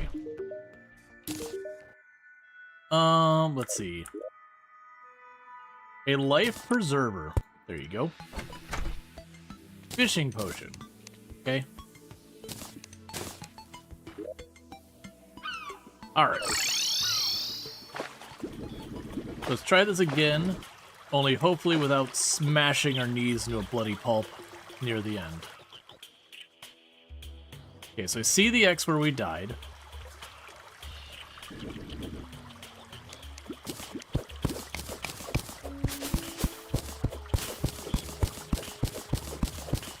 Alright.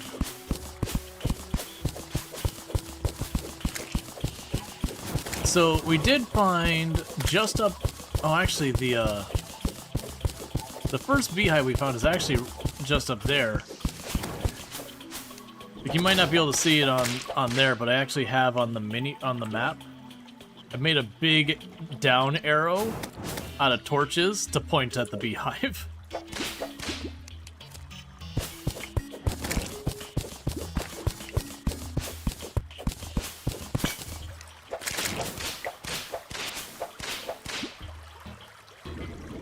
Apparently I've already gone in this one.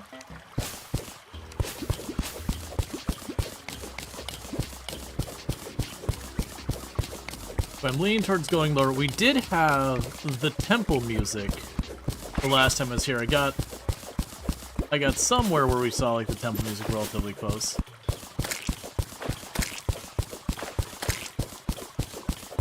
Alright, so we're at the level that we'll start seeing these spores.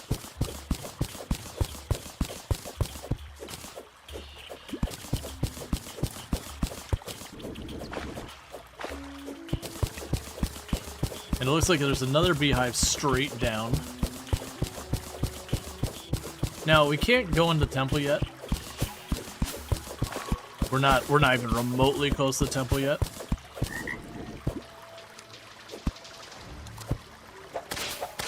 Yeah, so again, we're getting the music I generally associate with the temple here.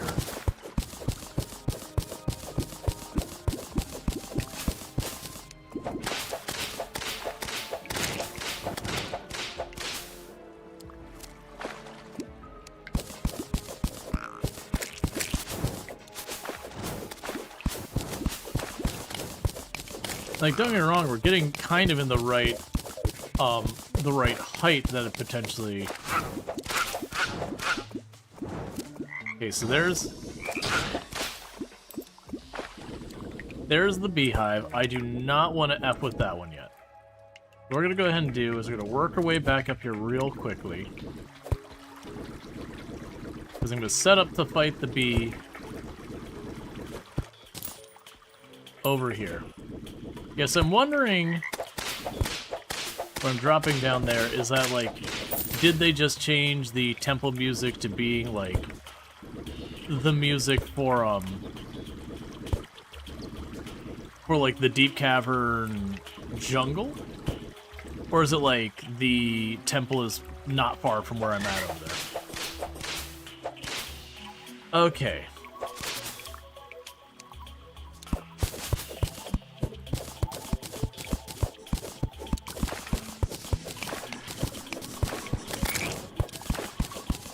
So I'm gonna not use my whip.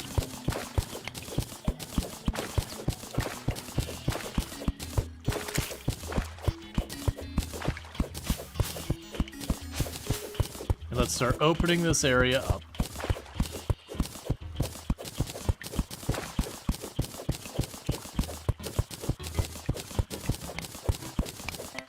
So I can reasonably fight the queen bee here.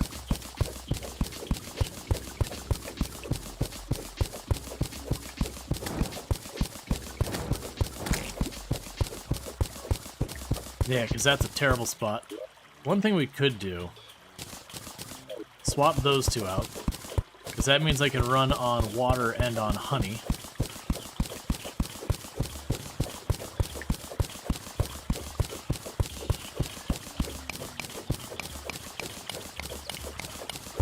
Okay. Did I have an item with that? It's fine.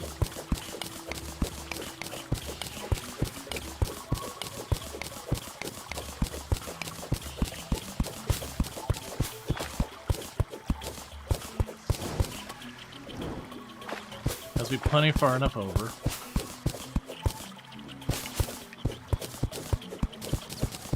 Okay, we could dump this out in here.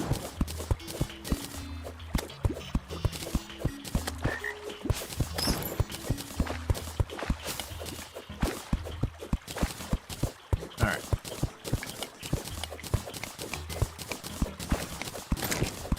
What I want to do is just open this area up. That way, when we get to the point of fighting the actual bee boss, I've got room to maneuver, all that good stuff. It is going to take us a moment to open this area up, though. Usually, if you want to do this fast, you take, like, a bunch of TNT and then just kind of blast the area open. My luck is I would just end up summoning the boss way before I intend to.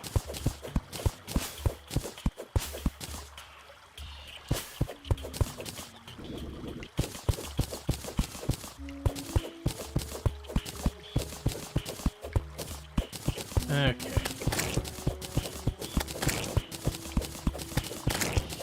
Now, I'm not sure if the bee boss in the past has given me grief, but so has Skeletron. So, I'm not sure if I'm in camp over-preparing or camp, you know, this boss is gonna be a rough ride. It's genuinely been too long.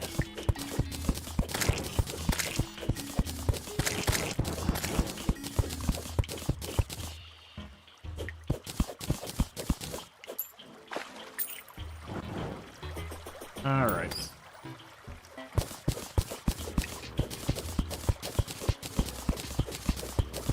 I don't happen to have any bombs on me, do I? Nah. Oh, wait, do we have... I don't have a mining potion with you. But do you remember just needing space? The boss didn't spend most of the fight hiding in the wall? Yeah, that's pretty much what it is, just giving yourself room both to dodge, as it starts doing the thing where it zips back and forth, and then actually being able to get hits on it.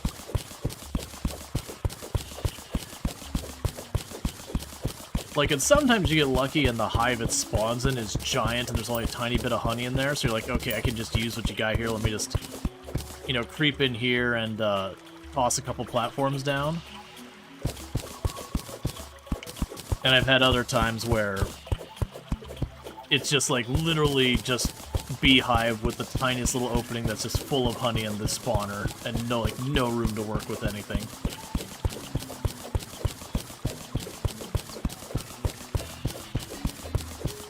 Okay. Should have brought a mining potion with me. Would have made this way faster. I don't think it's worth going back to grab one, but...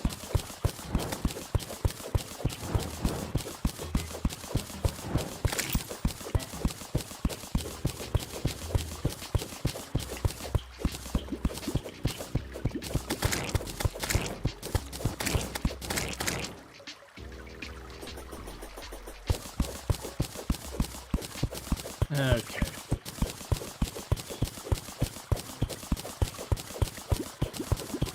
So it looks like there's a room below us, which will be good, because then I have a good chance of, it's not that big. I'd say sometimes you get lucky and if you just have, like, a big room right there. Because I've definitely done that a number of times, look for a space that was already pretty hollowed out and just squared it off or whatever I needed to for the arena.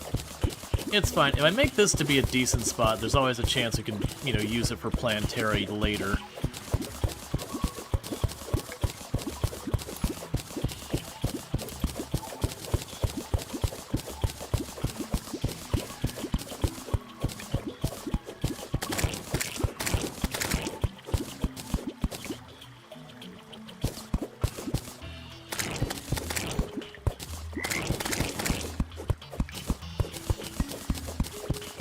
Okay.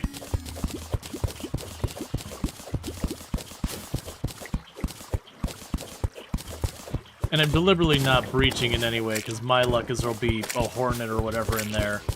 My imps will go to hit the hornet, and then hit the spawner before we're ready. I've probably had more times I've accidentally summoned the queen bee while I'm setting up the arena than not.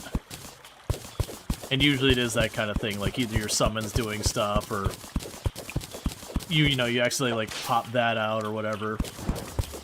Actually use your star period to like get some enemy away from you and just drop the star directly on the spawner, that kind of nonsense.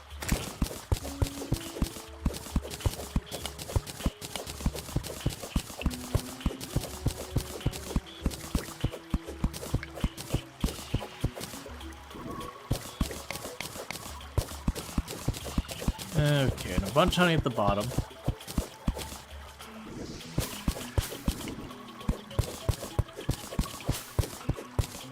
And one of the tricks you can do is that honey gives you a pretty good life regen if you you step in it. It's very short duration though. They kind of have to like re-up it again and again.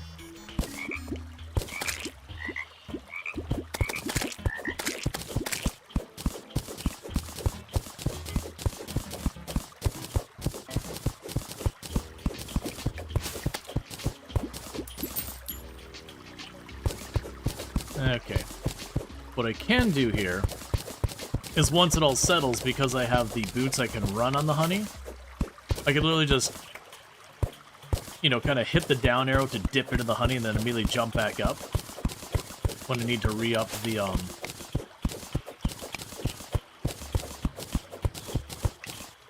like, re-up the buff. Let's grab the mud blocks.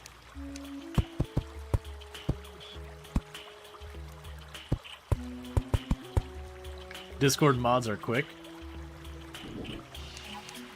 Oh, do we have something like someone trying to be like buy my art garbage or click on my stream in the general chat or whatever?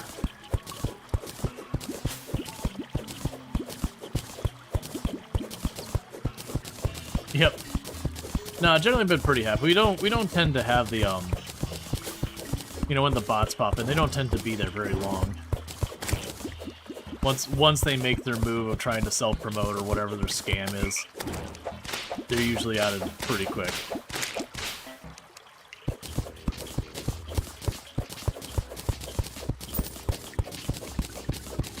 Okay. So I think I'll do one more row, and I think we'll go for it.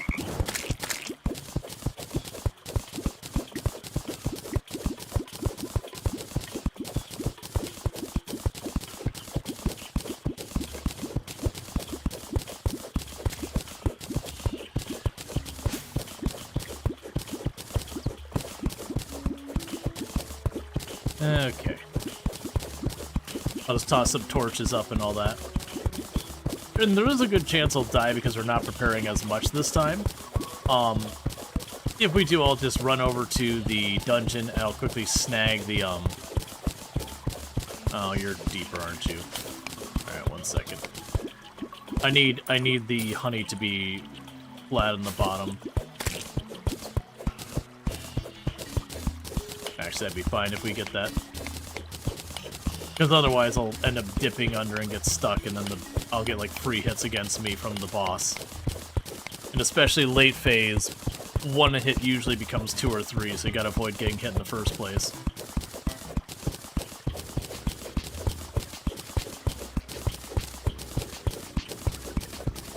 Yeah. As long as we go and we plug this hole up.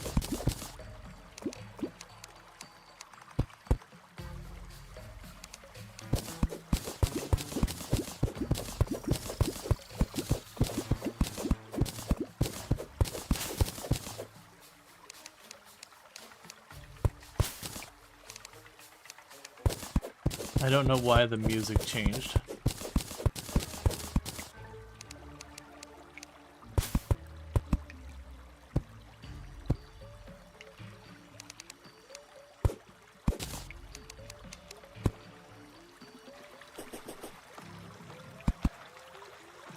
Okay, so the honey does need to be deeper. And just deep enough that we see the buff go here.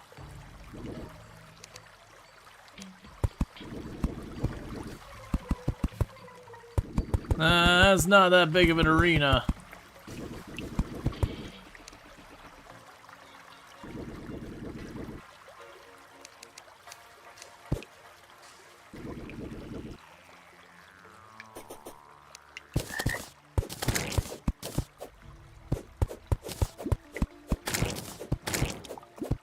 I can try and mine above it.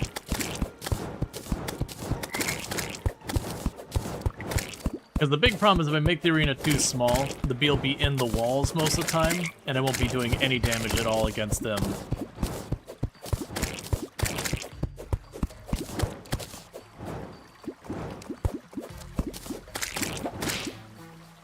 Okay, that's probably enough honey.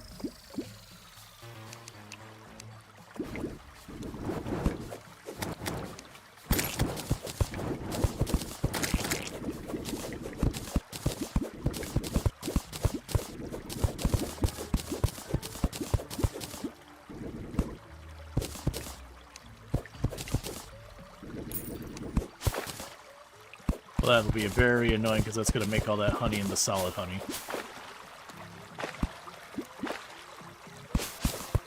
It's fine. Alright, so just going to make this a little taller. It's fine. I've already screwed up the honey. Honey's an easy one to fix. We got a big beehive there. Just start chipping away at the blocks until it's got what I need.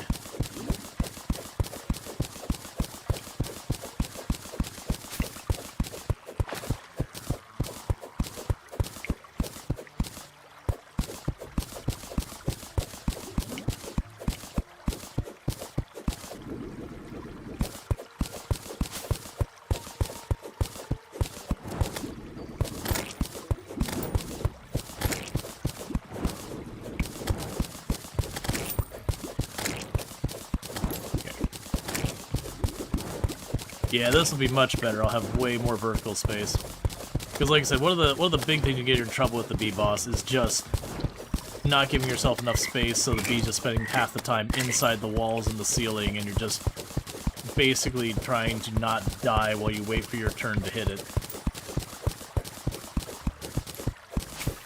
It's not a super awful boss, but just a normal boss, you gotta take a little prep time.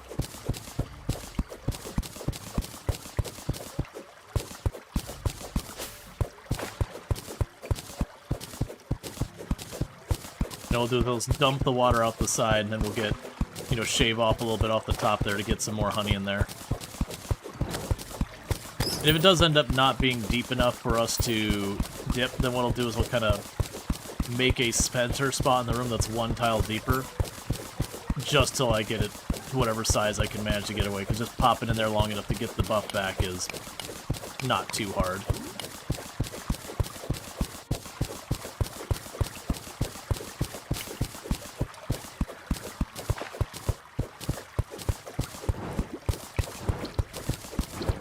Alright.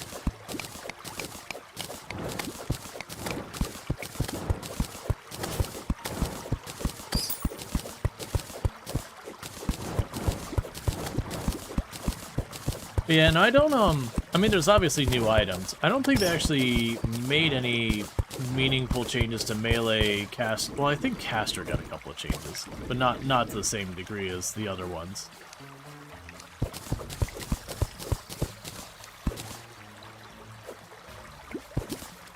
No, don't. That was dumb. It's fine.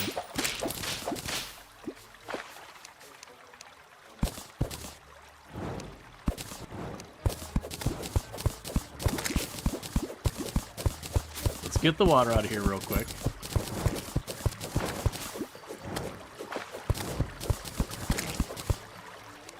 And plug that back up.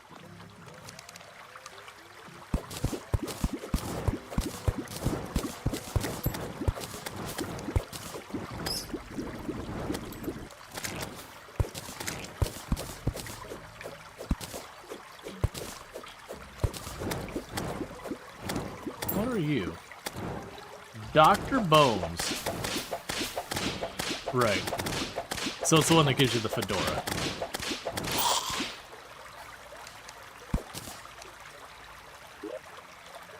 Shuriken out of here. Not gonna bother for wearing that. Get this out of here. Get that out of here.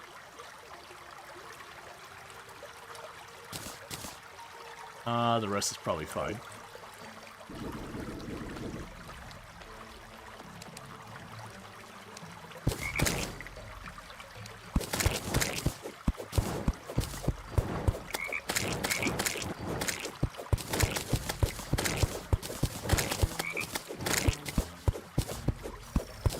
Shaving off the top here real quick.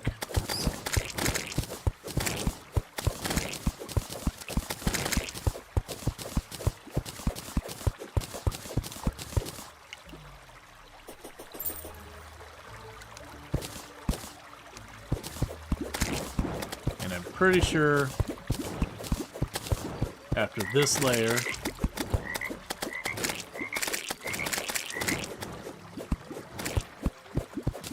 we'll have enough honey down there to get the buff.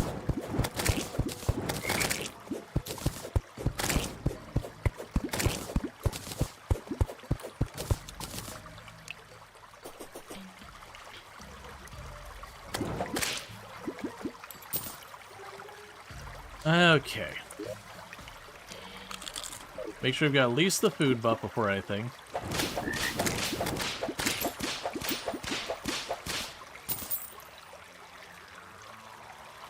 It's not quite deep enough yet. I'm hoping that after that, we should see it pop up here real quick. Yep, it is officially deep enough that we are getting the buff. So I just need it to settle down for just a minute, because otherwise when I run across it, I have a chance of sinking in. It seems to be actually doing fine. Because then we do that, we get the buff. Alright, well...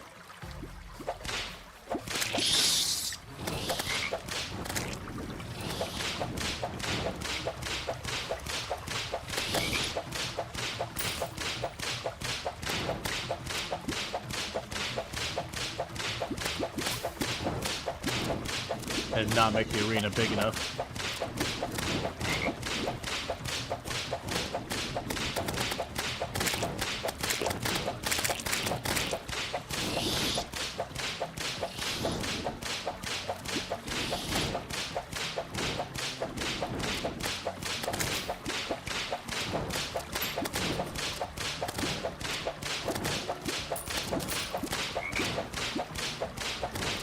That said, I think we're well over geared where we should be.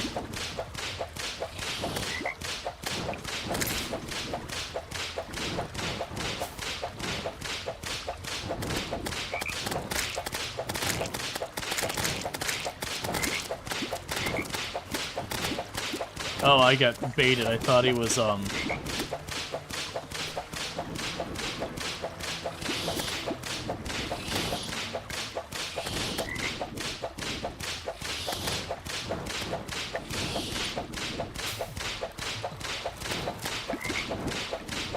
am doing terribly on my dodging. But I apparently don't have any of the good potions left.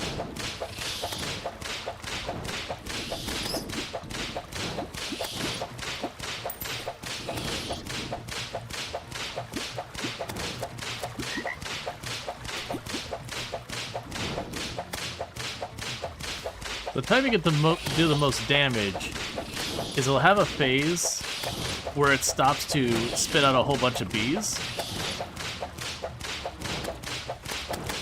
Like that.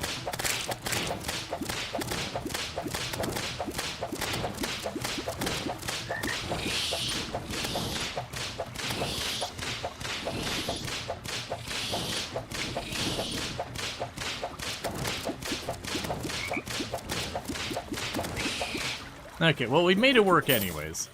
It was sloppy, but it's fine. Okay, so stuff to get rid of. Alright, we got the bag, that's the important thing. Do you like the bee gun, have other items?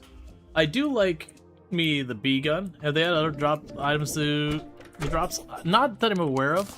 For the record, I didn't go through every single one of the enemies and go like, okay, you know, who drops what or anything like that. Yeah, so I'm starting to take any gravestones I pick up and tossing them over here to eventually make a graveyard location. Alright, so we got the Vanity Bee shirt. Not gonna be using that. The Beekeeper is now a material, or at least... See, some of these I just don't remember. Ah, so Zenith. So that's that one. Consumes Hive, places Hive. I'm not gonna ever use that. We got our Bee Nades. We got Bee Wax, which we can use to make the Hornet Staff, which is worse than what I've already got. And then we've got the Bee Armor, so that's 4-5-4 versus mine, which is 4-6-5. So it's 2 extra defense on this one. And this one gives 16% summon damage plus 15% summon damage. Yeah, the one I'm wearing is just better. This one will give me room for an extra minion versus what I have, but it's just not as good. Let's go ahead and continue looking at what else we got. So that's just for making more of the boss. It increases the strength of friendly bees.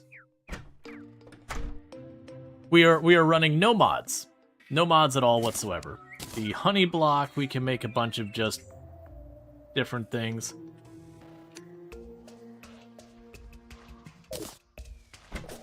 Alright, so we killed the queen bee. I didn't really...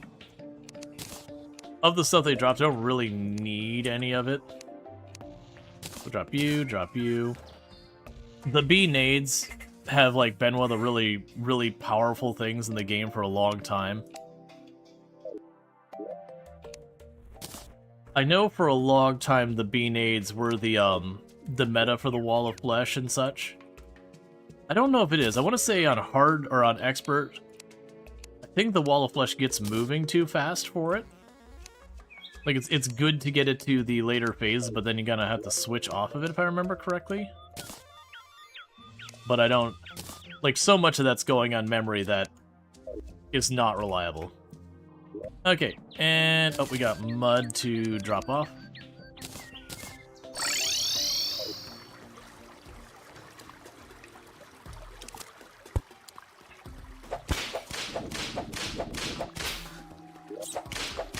Did I? Oh, it's... Oh, the witch doctor. Where is the witch doctor?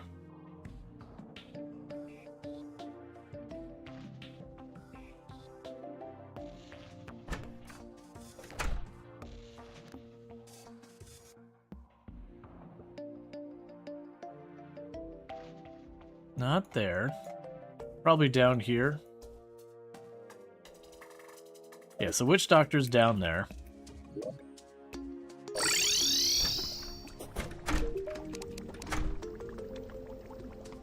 Imbuing station.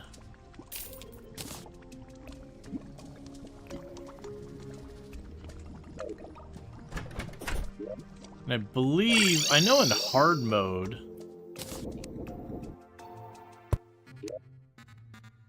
let's say in hard mode there's stuff you can do with that.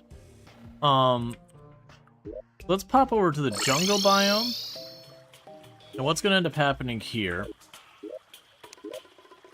is we're going to take you off of there, find the witch doctor. The witch doctor is going to go here. That way the witch doctor is in the jungle.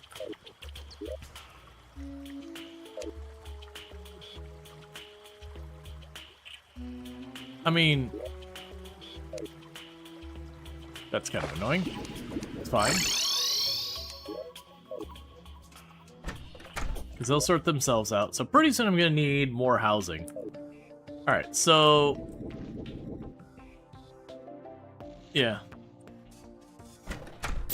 So what I'm going to need to probably do is we've got the shadow chest down there.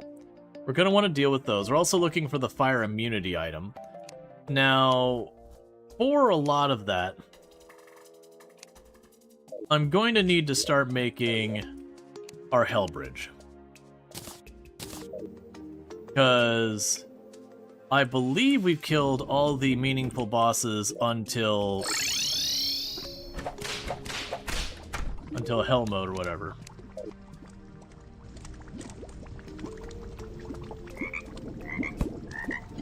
That's not what you want to do.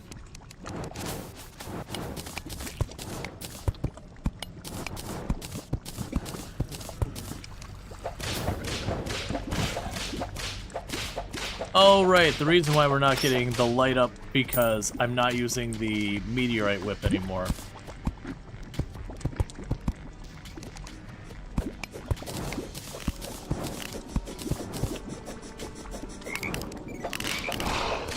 So we got one with way more damage, but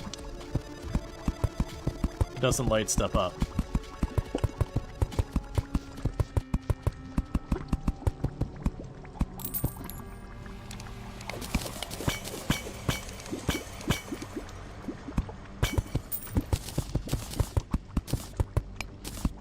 So step one of the hell bridge is literally just left, right, just go.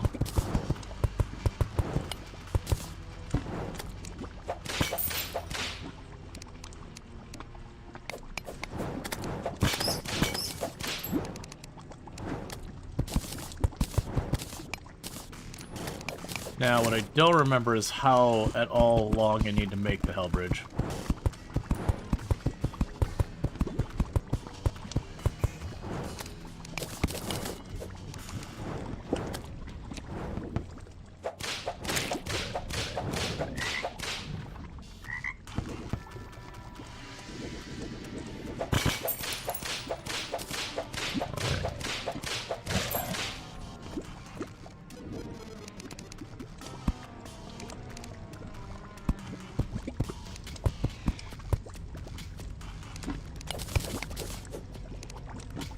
Okay.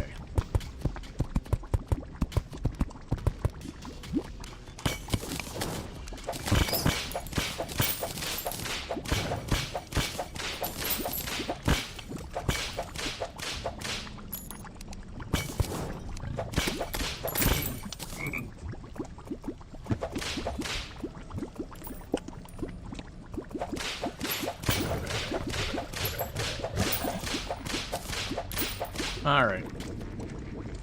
I also remember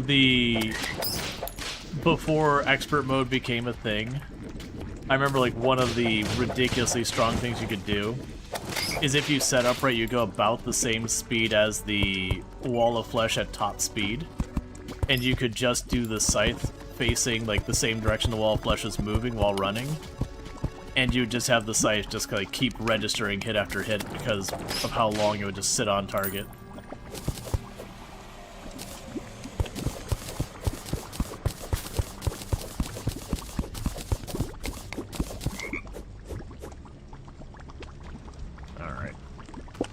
gonna be a lot to do with these.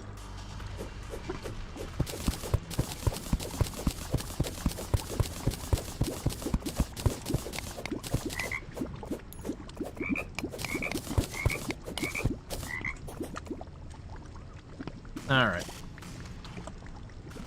Because one of the things that works against a lot of the tricks you can use with the Wall of Flesh is, like, a lot of arenas you'll set up your heart torches and all that kind of stuff. And it's just kind of unfortunately the reality with the Wall of Flesh. You're moving too much. Trying to get your arena set up like that is just not going to happen.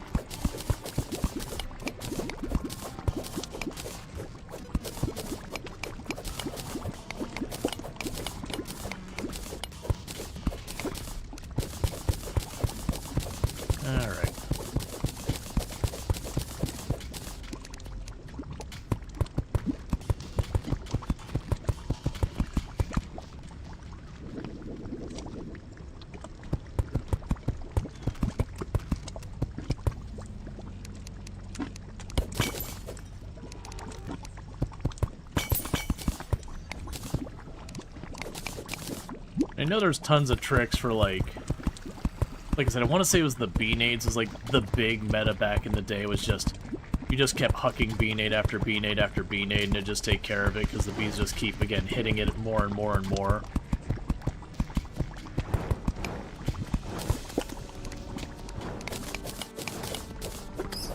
Part of that, though, is getting the materials to make enough bee-nades.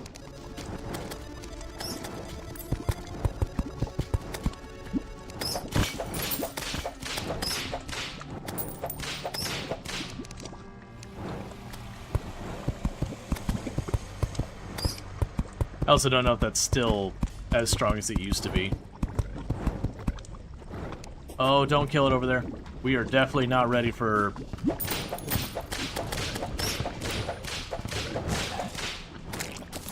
Okay. Crisis averted. That's the enemy that causes the boss to spawn.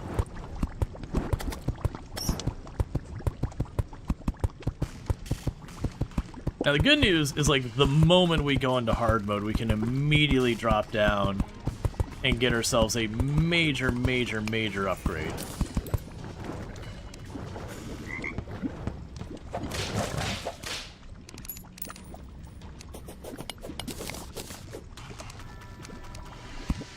They'll have us in a much, much better shape than the imps will.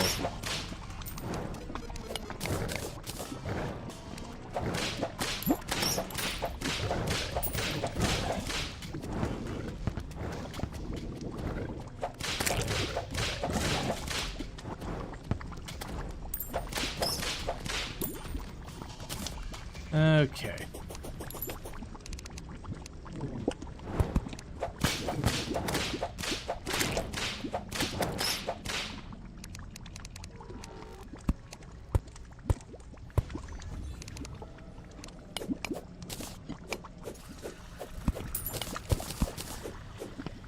Gotcha. Provide plenty of place for me to funnel the lava.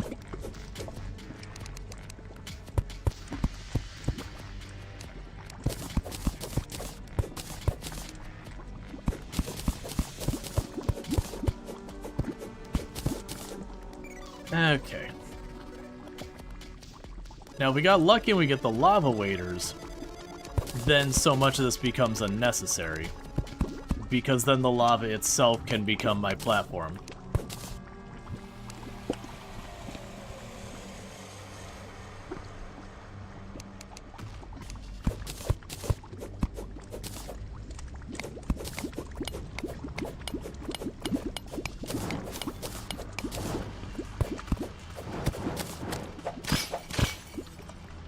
Alright.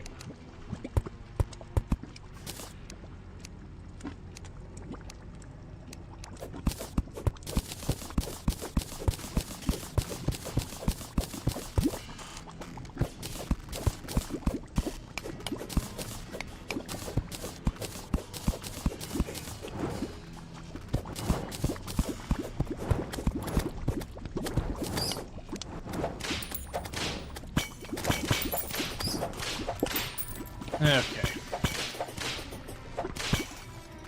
The animals sing and pop all those jars. I'm not too fussed about the jars. You get a lot of good arrows and all that out of them, and money and yada yada. But none of it's particularly dire.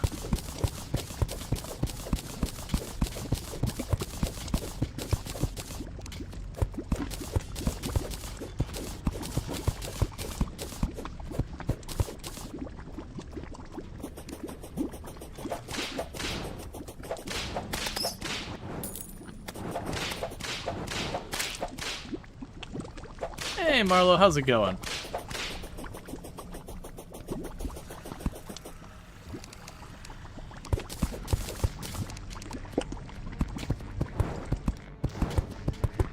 All right.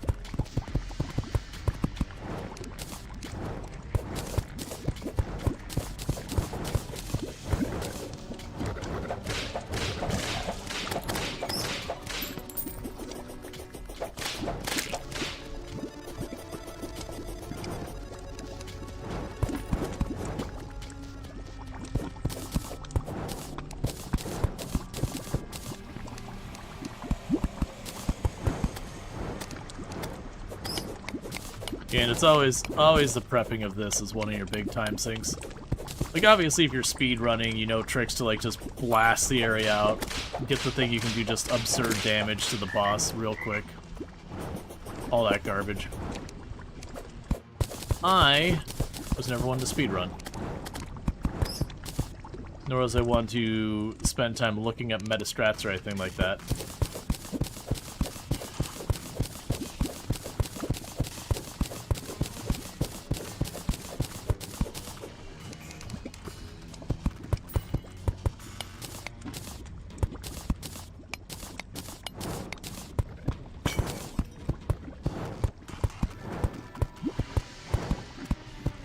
Okay, so somewhere around here I want to say we saw our first shadow chest.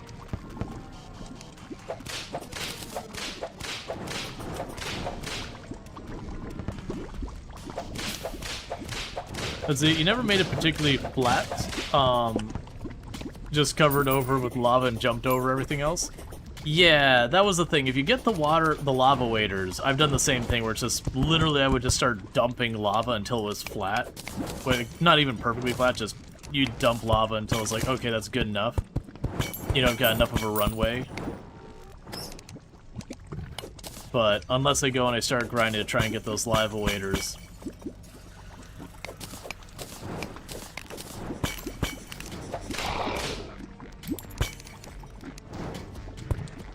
Because I found, like, a number of times I've tried to do it without, like, prepping a little bit of flat terrain or whatever.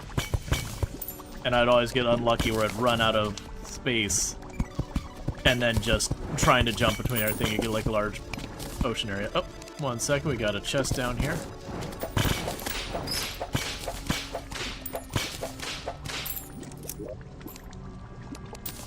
Alright, so we got a demonic hell cart. Provides immunity to lava for 7 seconds. So, the big question is that only while I'm in the cart, which is what I'm assuming, or in general? It's only while I'm in the cart. Still, kind of cool to know. For right now, get you out of here, get you out of here, get you out of here.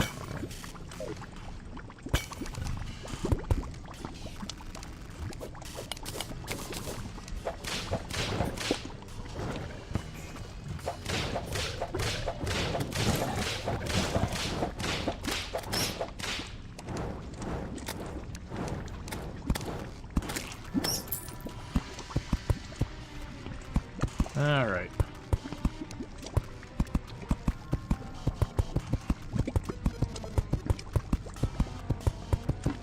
Yeah, the big thing I'm gonna run into is because I'm not carving up these buildings, it'll be very easy when the fight picks up speed that I go to jump to dodge and attack and just smack into the building and then the wall overtakes me. And if that happens, you just die.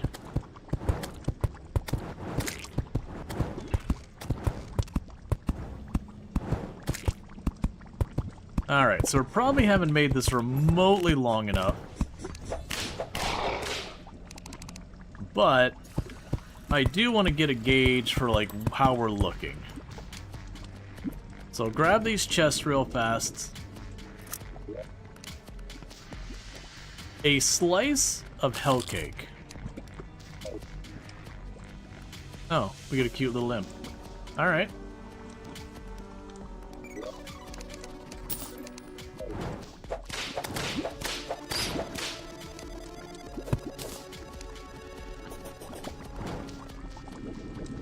Okay. What we're gonna do here real fast, we're gonna drop off our gold.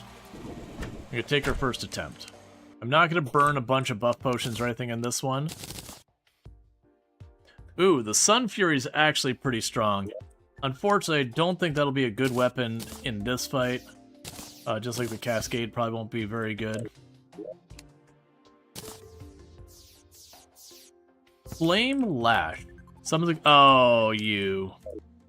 The controllable fireball. All those ones where you get like the controllable spell, they can have some cool utility purpose, but otherwise they're not particularly great.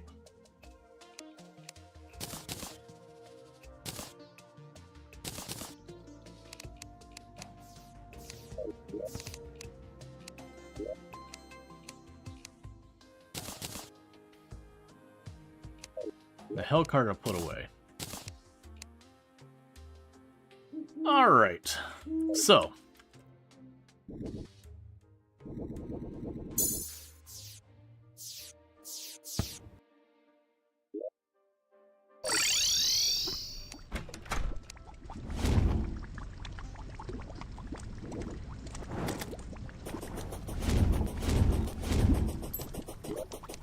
I will go ahead and up our food buff.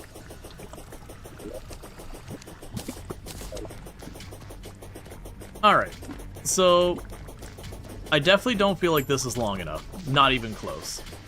But I don't want to sit here and just grind it out, so I wanna gauge it, because there's definitely times where I'm like, oh no, this isn't long enough, and then we just slaughtered the boss, and there's also been times where I'm like, oh, this is perfect, and gotten riggedy wrecked.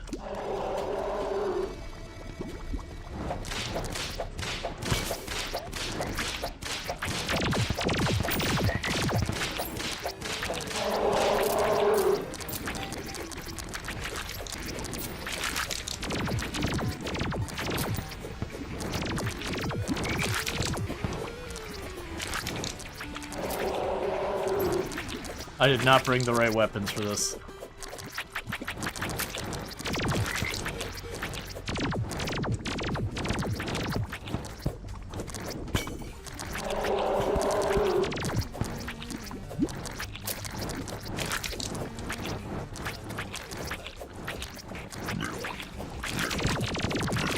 Yeah, so I'm gonna have to switch up my weapons.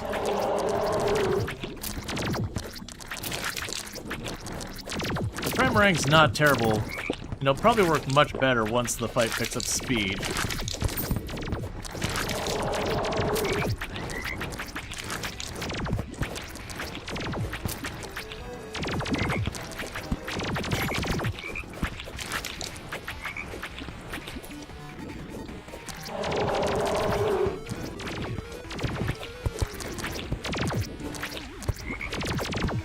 I'm just eating a lot of hits that I don't need to be eating. I mean, we did get to about half damage, but that was basically the end of the elevator, and it does escalate as it goes along. The problem I was running into is the whip isn't long enough, so I couldn't really hit the actual boss, which isn't gonna work. The Trimarang, was alright. I'm gonna need an actual ranged weapon or spell. So that's gonna be one of the things. But that's why we tinkered. So let's see, is there any weapons over here? We could certainly go and... As I say, we'd certainly go and try and, get, like, the money for the mini shark and get the bullets.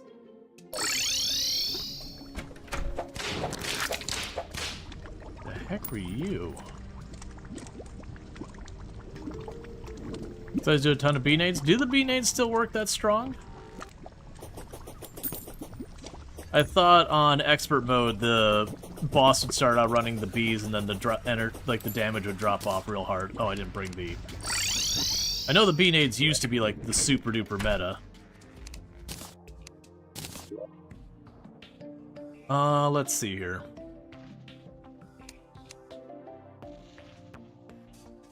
Are you an expert now? Yes. So, like, technically I'm on Journey, but we are keeping Journey locked in at, you know, basically expert settings. And not using the copying machine or anything like that. And that's because there's an achievement I want. But yeah, so we're pretty much, we've been expert the whole time. So far as the difficulty. Even though, like, the mode is Journey.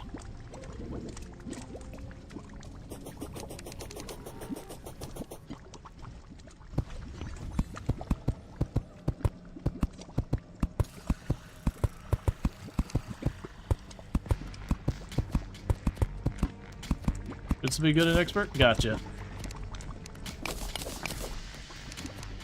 Yeah, and like for the record, I've beaten the game in master mode and all that a bunch of times. I haven't played the last couple versions though. Like so like the Labor of Love version I didn't really touch at all. And then Journey mode I did play. But like it's kind of I played, beat the bosses, and then that was that.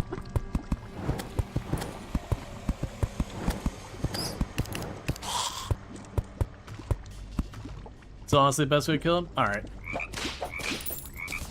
Ow. I'll have to look, because, like, taking the time to grind up another weapon or whatever. At that point... Because one of the things I used to do is I would use the Demon Scythe. Because Demon Scythe is a really good spell. Because as he caught up, if you're firing the same direction he was moving, you could sometimes sit on him and keep hitting him. Yeah, nuts. That makes sense.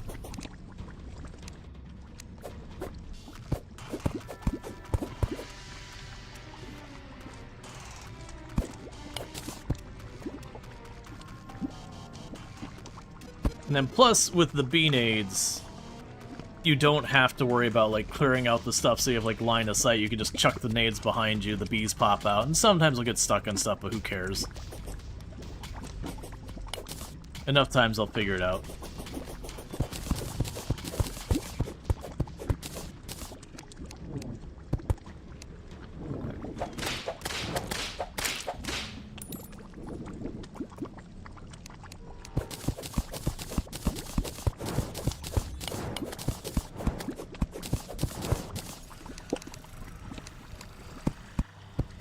I'll have to look. I also have no context of what volume of bee nades I probably should be looking at. I'm assuming it's an obnoxious number.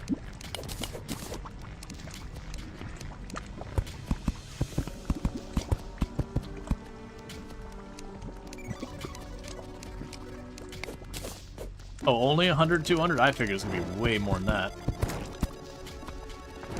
But again, I've played a bunch of versions. And I don't really remember the balance. I've never bothered with the bee nade thing very much.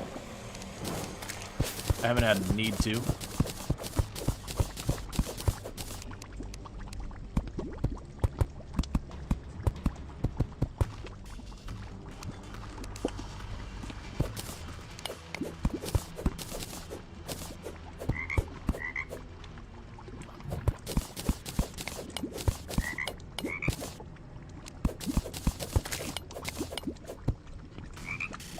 Let's see. Isn't there an equipment you just got that bosses boost bee damage to? Yeah. I got the backpack thing. I'll have to check, though, if it's the description with, like, if it's the regular bees or the summoned bees. Because those are two different things. The summoned bees are the summoner weapon. Versus the other one would be that. I have to just double check that.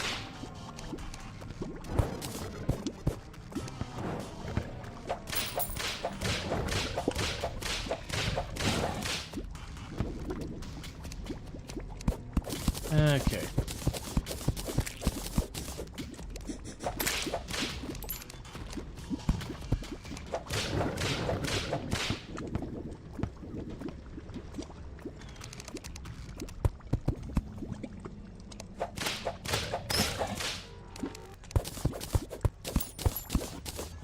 All right.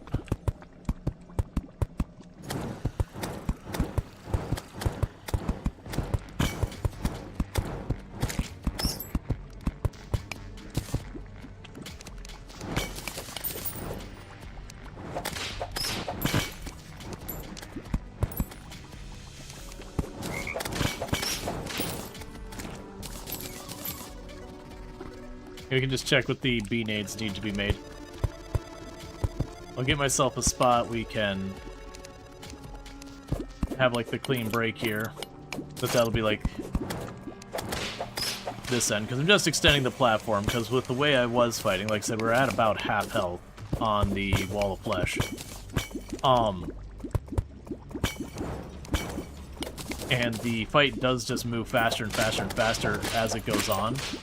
So if I'm only halfway there, I'm nowhere near where I need to be. But we also recognize I have multiple things that are causing the damage to just not be what it needs to be either. And also, the Wall of Flesh is a perfect example about, like, if someone wants to go a true melee build, it's another one of the bosses that's like, okay, you can try, but you're not going to succeed. Because the Wall of Flesh will, like, catapult you forward when you get too close. It's the nature of these kind of games. Honestly, in so many games, melee just gets the shaft. Mechanically, like, it's not like a deliberate thing.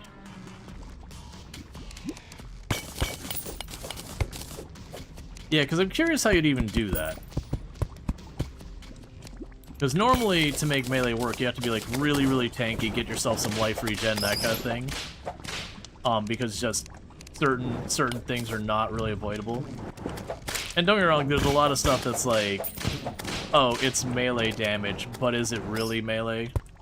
Like, is the Star Fury really melee if I'm using the stars to do all my damage? Or is it just, you know, wink melee?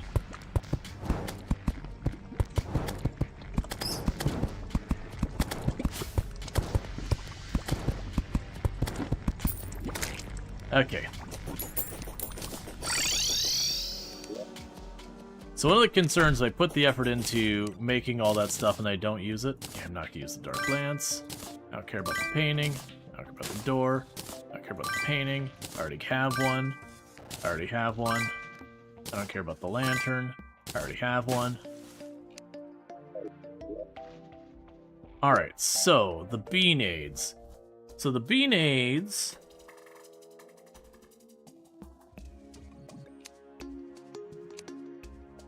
Alright, where's the materials? I think it was stingers. Alright, let's see what the B-nades require to be made. So B-nades are regular grenades and beeswax. Okay, at least that's not a lot of materials required. Now the beeswax, I believe, is strictly from the queen bee. And the demolitionist is where? There.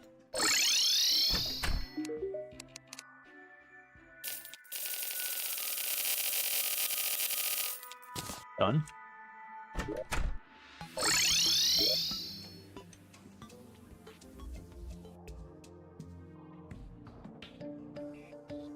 So we can go here. Oh, a garland. It smells pretty.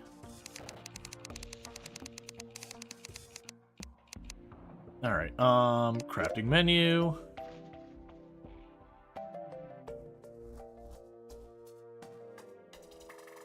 Yeah, so you just require the honey and all that. Alright, so we're gonna have to kill the queen bee a couple of times.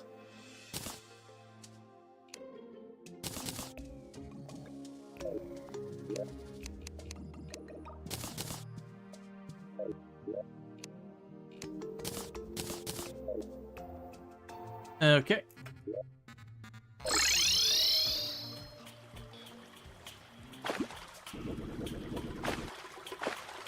The fight with the queen bee went relatively fine.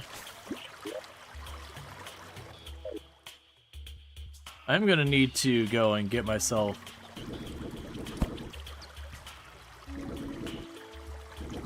our potions.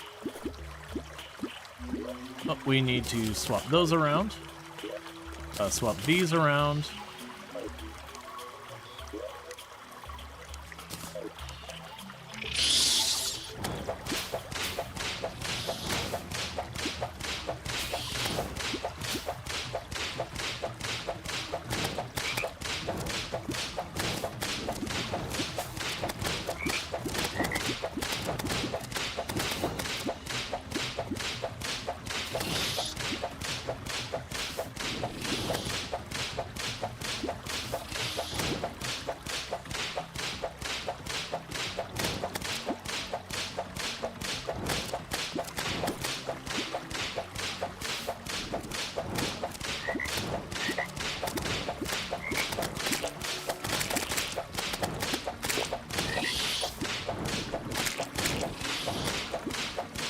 Okay.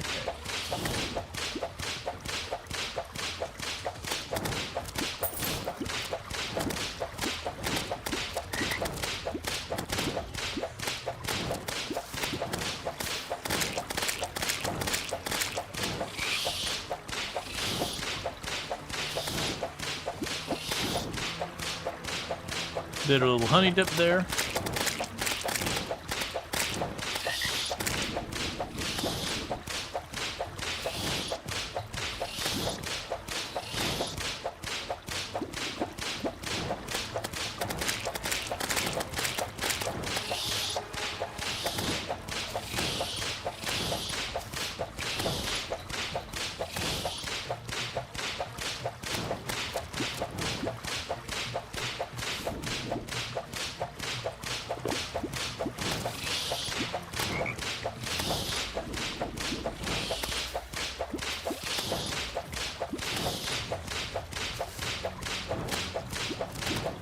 Come on, go for another bee face, please.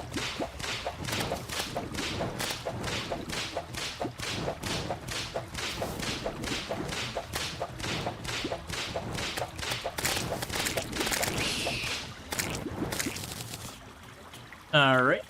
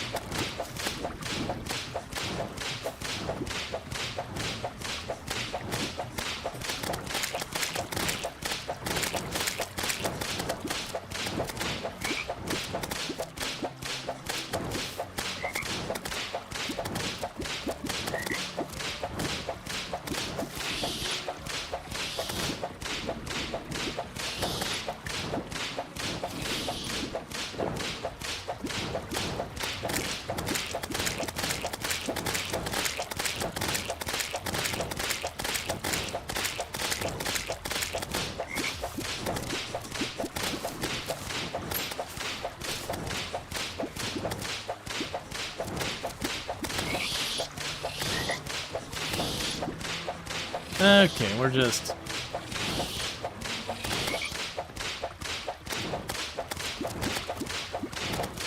Yeah, it spent more time in the middle for me.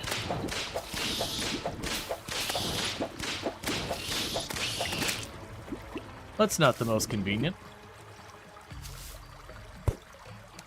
It died to the Imp's fire. He's behaving this time? Yep.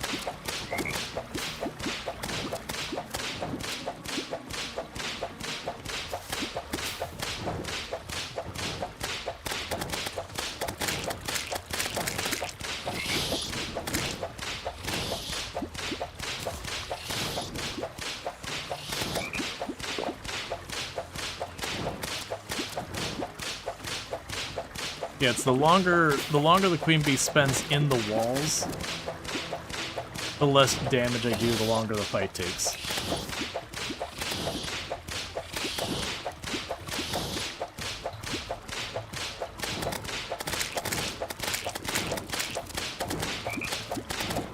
Oh yeah, just slow burn right there. Just do that. Yeah, just stay nice. No, don't pick up the speed.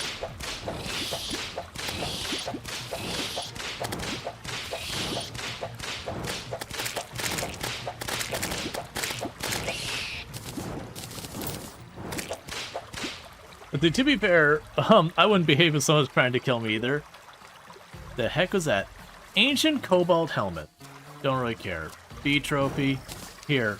We'll flex on the queen bee by putting a bee trophy in her kill box.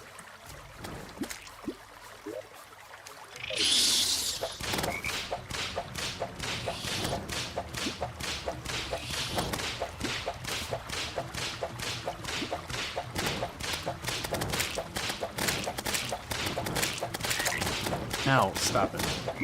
Ow, stop it.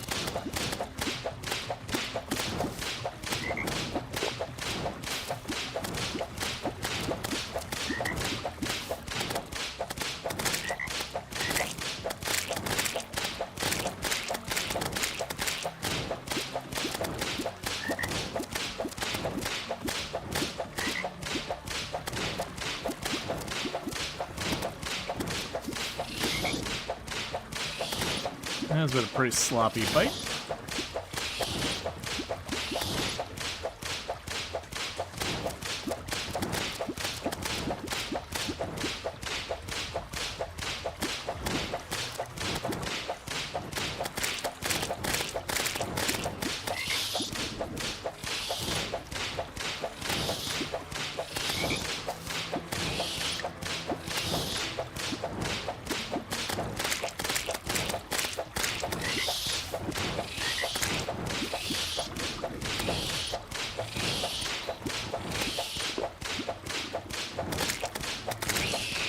Okay.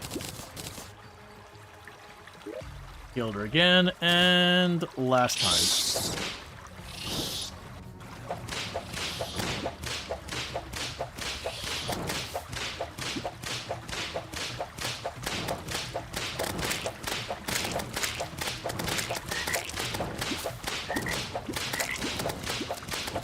Just eat 3 hits back to back, it's fine.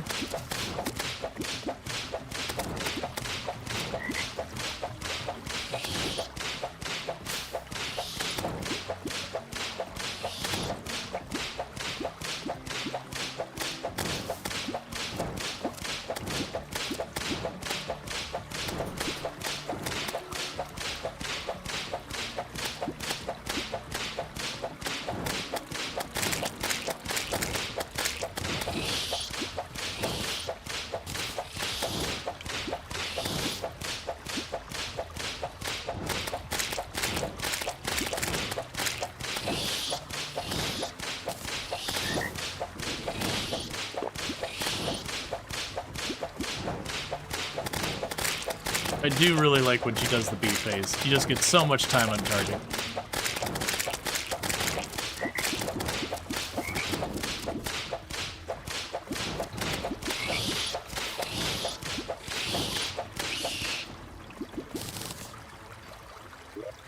Alright, so we killed her 5 times really fast. Let's now go pop, pop, pop. Stack that away. Pop. Stack that all away. Pop. Stack that all away. Okay. So we got the honey goggles, which you get a little bee you can ride. We can get our little hornet friend. Not gonna worry about that. Not gonna be using that. Never using that. I'll put your trophy there just because. Okay. So the bee shirt will go away. And I've got a couple of weapons, so let's see. So the zealous bee sword will be better than my regular one. we got strong, annoying, and weak for our bee guns. I probably won't use the bee... Well...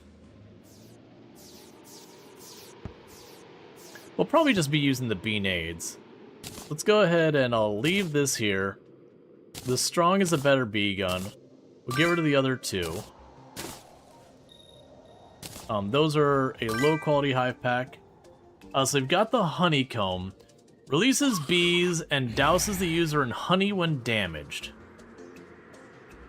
That feels very dangerous to my own well-being. That's a vanity thing. That's a vanity thing.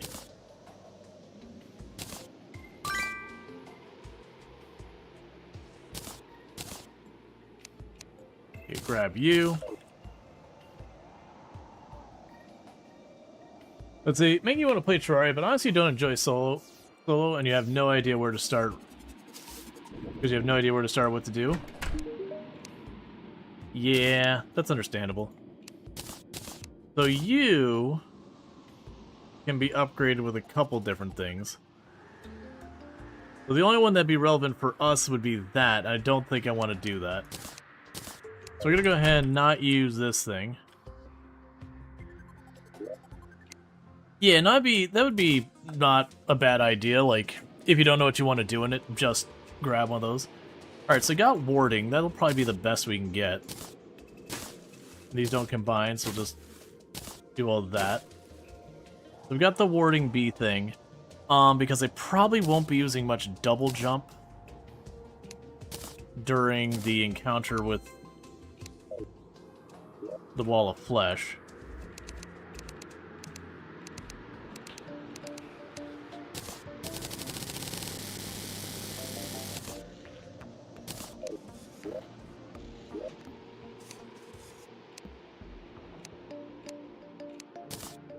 Alright, so we got about 250 bee nades. Really hoping that's enough. We've got the thing that boosts our bees' damage. Yeah, and it's friendly bees, so it's not actually the summon, it's friendly bees, so that should be good. Will we walk in fire? Immunity to fire blocks. Reduces damage from touching lava. The movement speed will be great, the movement speed will be good. Movement speed and reduced damage will be good.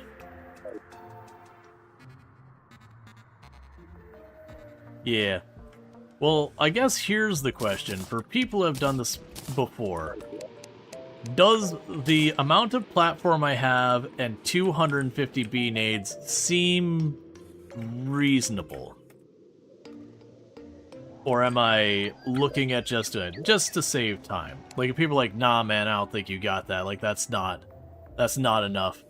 I'd rather know now versus wasting a bunch of materials and having to farm that. Hey, platform a little longer? Yeah, we can.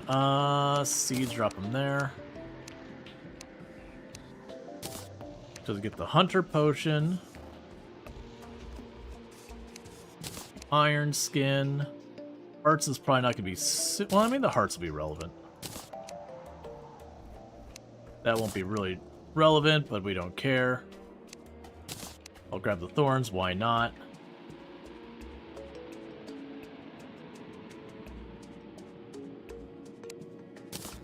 Also doesn't matter, but okay.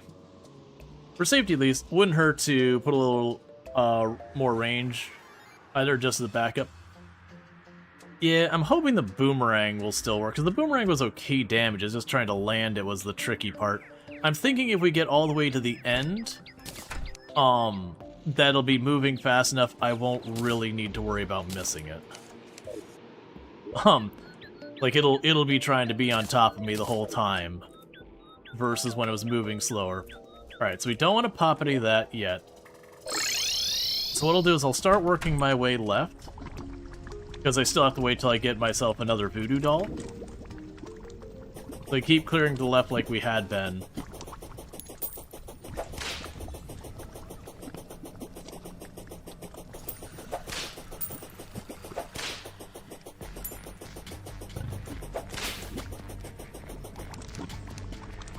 Until we get a chance for the voodoo doll. And then wherever we're at, we'll set up and get it done.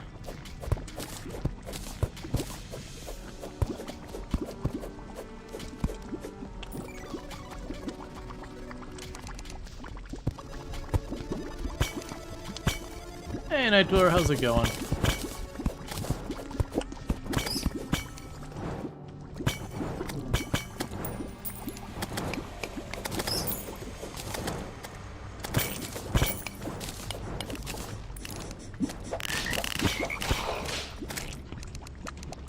Okay.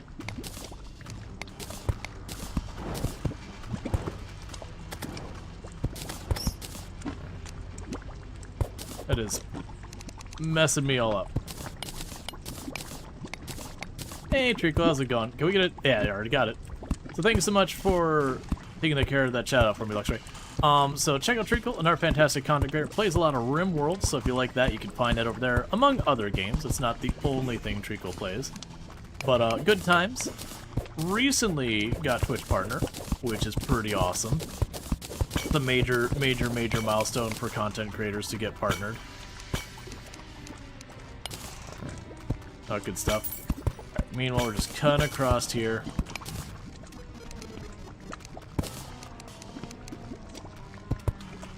Just working on get this a little bit farther. Till we get ourselves another voodoo doll.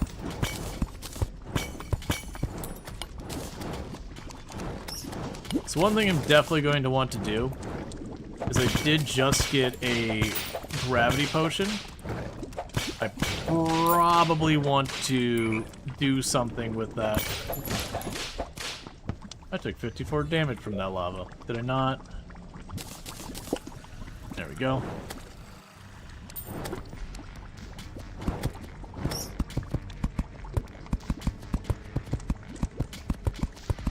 But I probably don't want to have that.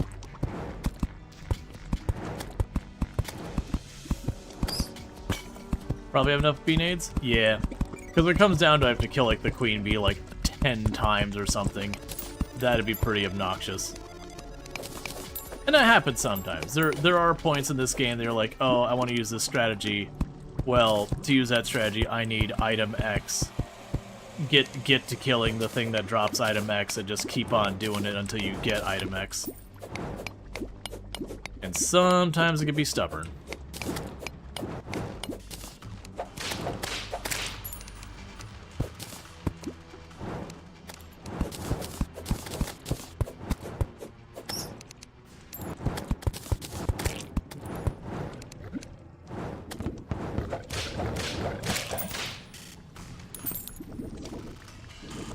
Okay. Oh, don't kill it, don't kill it yet. Alright, we're fine. I just didn't want it to summon on that side where it'd have to run left, where I have no runway at all. That would not have gone well. The joys of RNG drop 1% chance. Hey man, 1% chance is a good drop rate depending on what you're fighting. Alright. Okay. The waffling back and forth is I want to get the bewitching tower thing. And also get the gravitational potion out. Drop you off. I don't care about those. Drop you off. Bee nades are in position. So, the witching tower.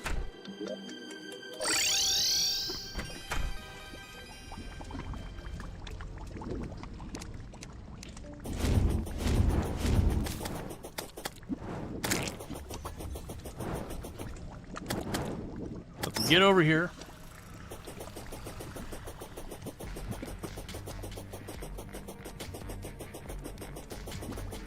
Yeah, and I played like a lot of Path of Exile where you kill the same boss again and again and again, and someday you'll get the item you want. Not today. Probably not tomorrow, probably not next week. But you know, someday.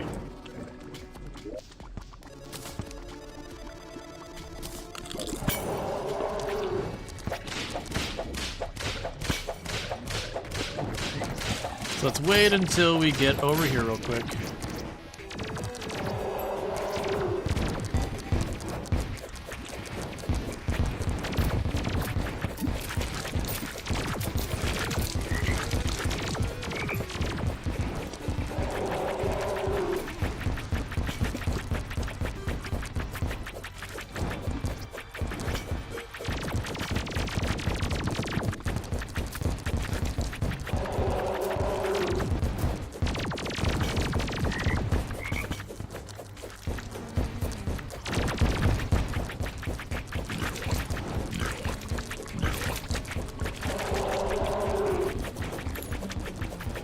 I need you to not be so high up so those nades are actually hitting better.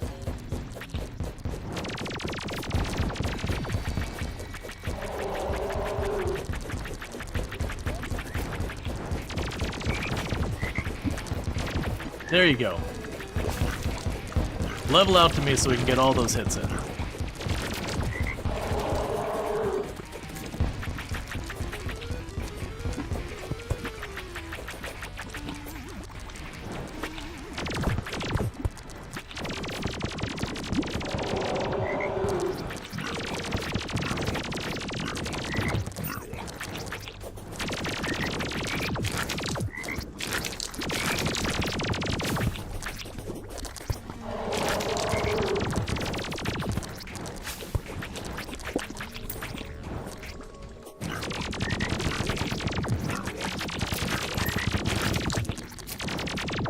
That's the end of my runway.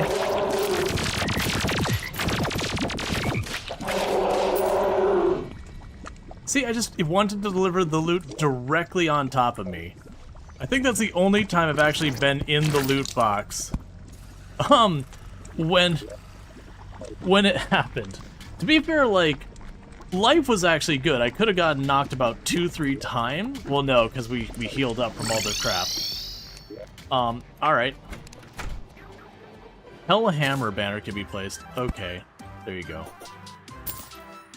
So we got the sluggish laser rifle. I probably will not be using that. It's not mixed with anything, so do that. Alright, we have the Demon Heart, where I can consume it. And now I have an extra accessory slot.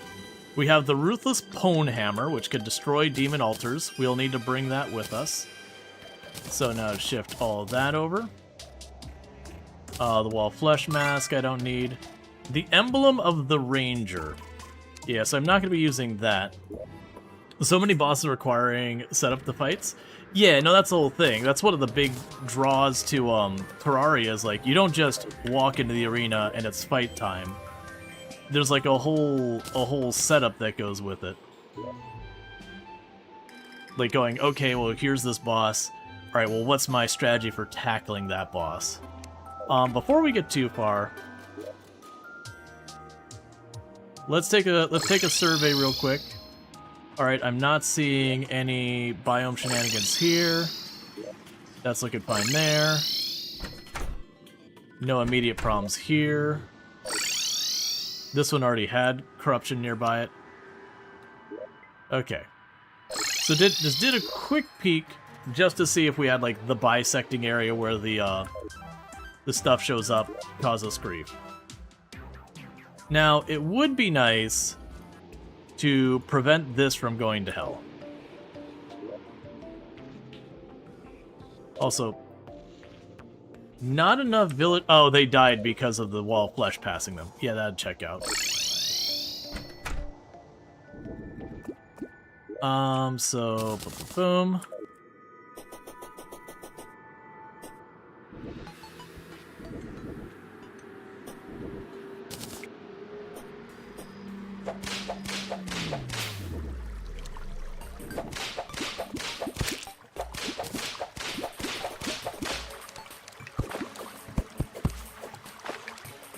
Hi, Cobalt. How are you doing? It's nice of you to appear directly over my head.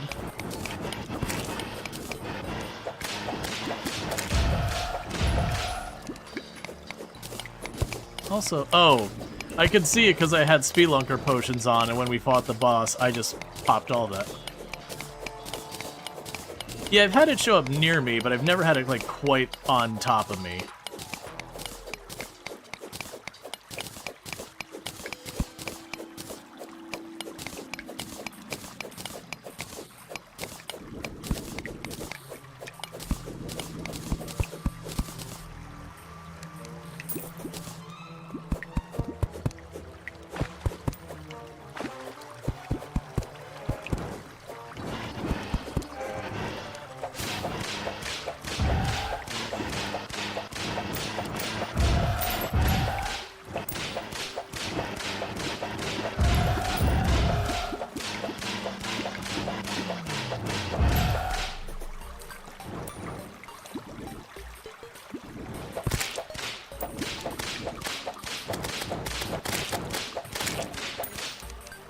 what we're doing now is we got the hammer from the Wall of Flesh, so I can take it to those demon altars, and I can smash the demon altar, and it'll make new ore appear in our world.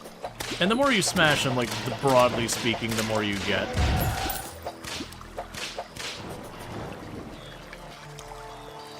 And it used to be you wanted to be careful because you need those demon altars to craft certain things. But nowadays we can make our own demon altars.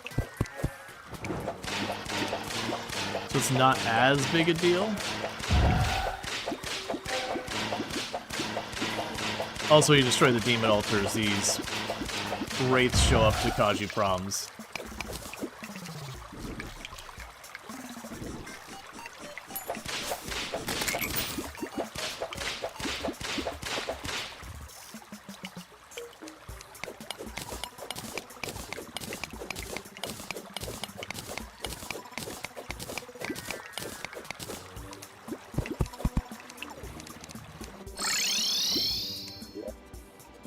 Okay.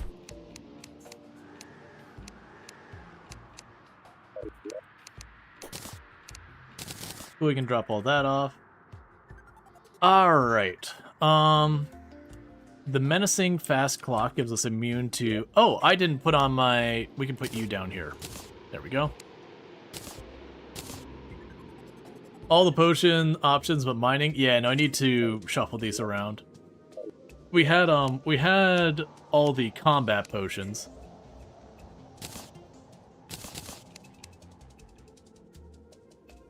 I don't care about that. Get that out here. Alright. We can go here to that.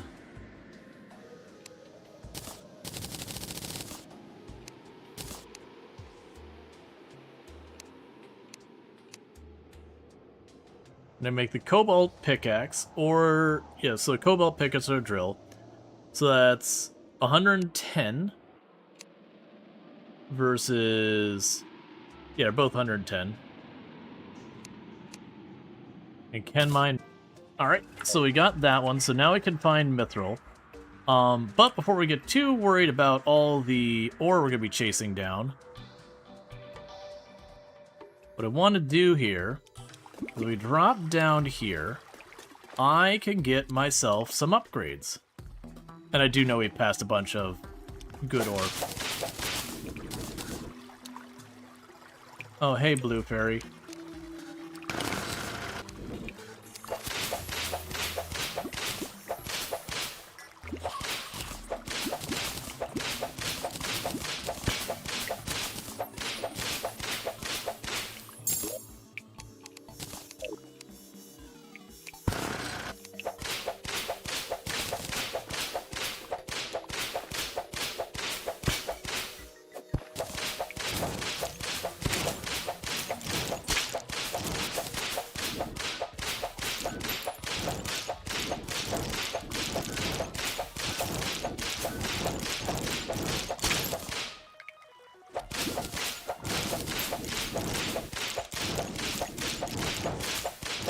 So what we're gonna do here, spawn on top of me? Rules, sir.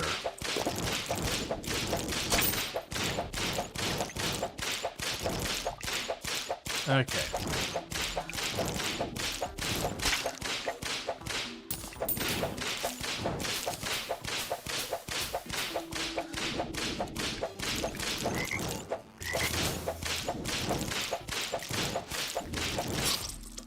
It used the web and made me not move anymore.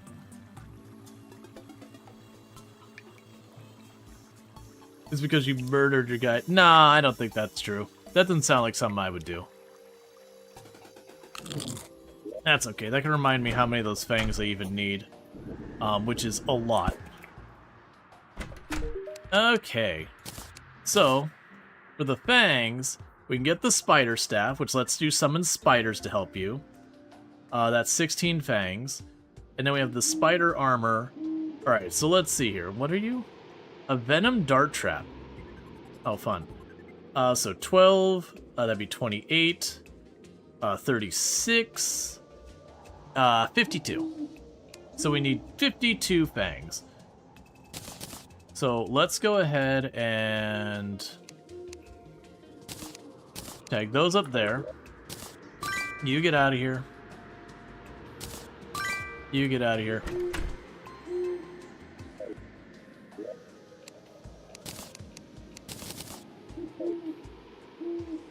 Alright. So I'll probably need to be not so aggressive just jumping around in circles in there. Oh, that's fine.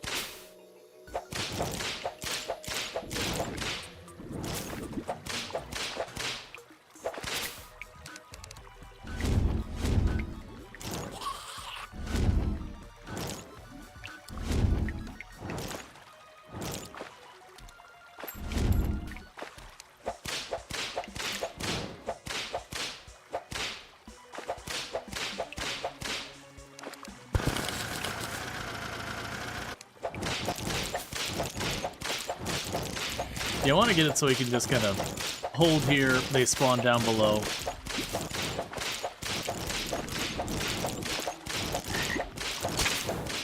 Ow, it hurts so much when they hit you.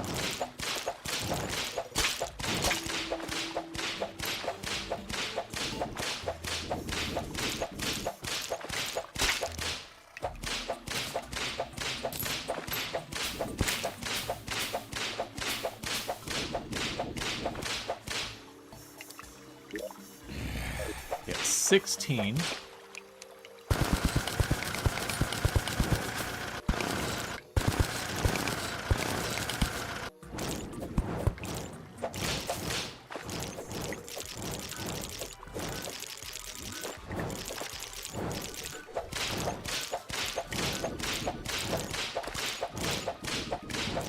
Yeah, because we've gone to hard mode, everything's just gotten way tankier, does way more damage. The Hunter Potion would highlight the spiders.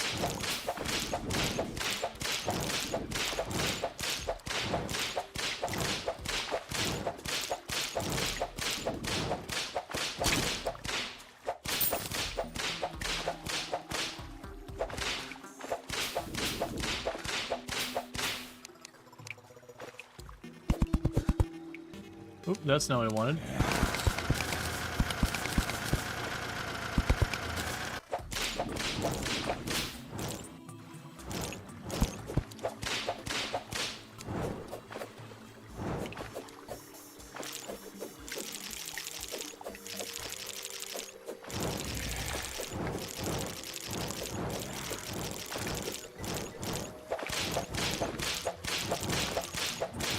Okay, the bound wizard is spawned nearby us somewhere.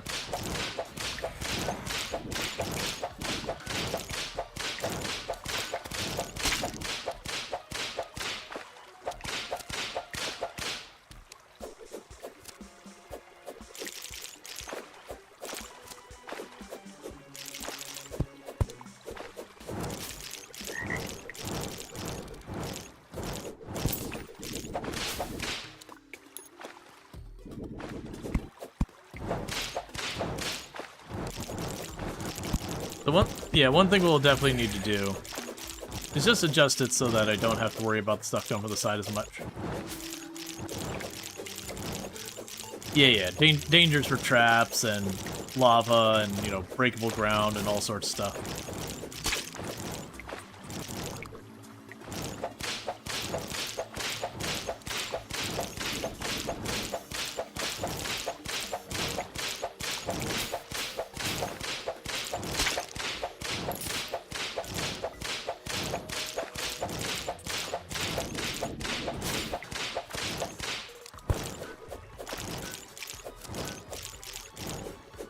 Wherever the Earthbound Wizard. It's gotta be close enough that we're still seeing it.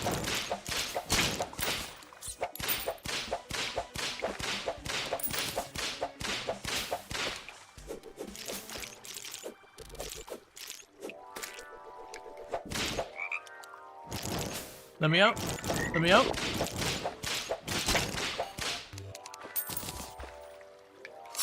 Yeah, I was trying to pop the mirror. I thought it was on end instead it had the fangs. Yep, those spiders are dangerous. They're hitting me for a little over, like, almost like 200 with the main hit. And then that web is even doing like a quarter of my health. But that's hard mode.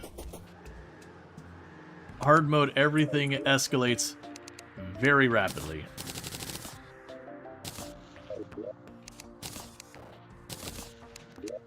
We can go here.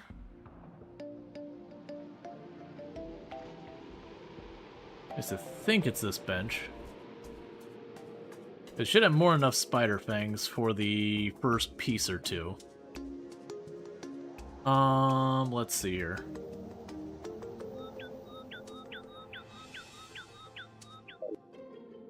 Might actually be the bench. Oh no, you know what? Is it a mithril bench?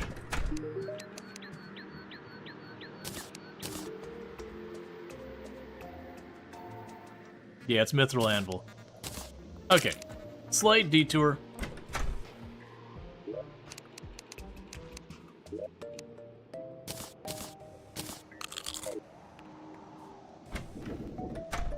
Alright.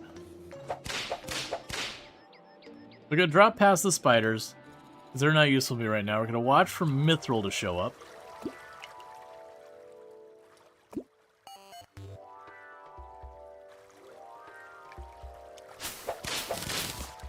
There's mithril around here somewhere.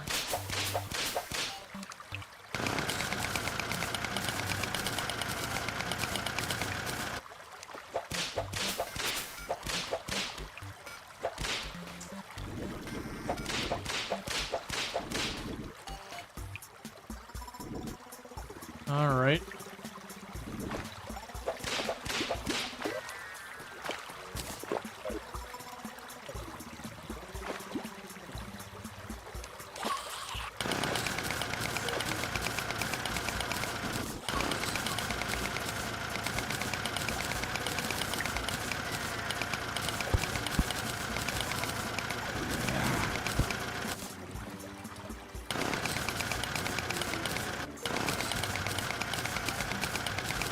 So I can grab the mithril real quick.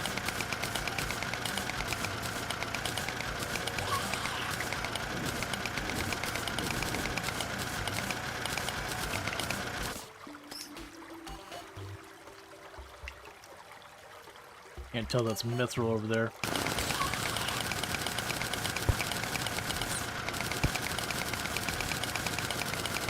All right.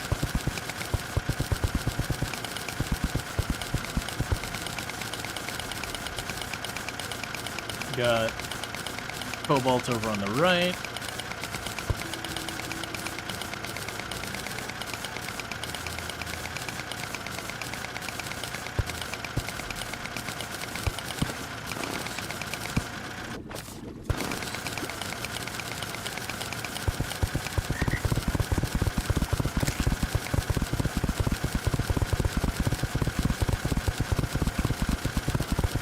That is not the same drill sound they used to have. And, oh no, it is mithril. Definitely quite a bit louder than the old one. Oh, sorry, you've been interested in the game and you've tried it a few times, but you've been intimidated too much out there. Focus on any good builds. How do you do things like building House of Builder? Do you have any recommendations for new people? I mean, if you're just trying to build the stuff for the house, like the NPCs, they have kind of a minimum required, which is pretty much just a small rectile with a table, chair, way of getting in, and then, like, background. They did add stuff in the game to also, like, literally, like, you can now have a thing where you click on it's like housing and it will spell it out for you really well and let you know what you're missing. But I wouldn't fuss too much about, like, getting way too into the weeds on that kind of stuff. But generally speaking for new people, mostly it's start by exploring the world. Just wandering around, exploring, finding stuff. You'll end up finding stuff to give yourself more life and all sorts of things. And that's kind of where you start. And if you ever don't know where to go, if you talk to the guide and choose the help option, he'll start dropping you hints about where you should go next. It's not perfect, but it's still pretty solid.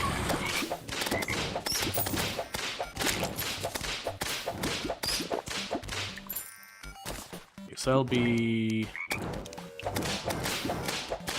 I move my stuff around, it's taking me an extra minute to deal with that. Yeah, no, the drill is definitely a different sound than I remember. It's... For sounding like a drill, it's better.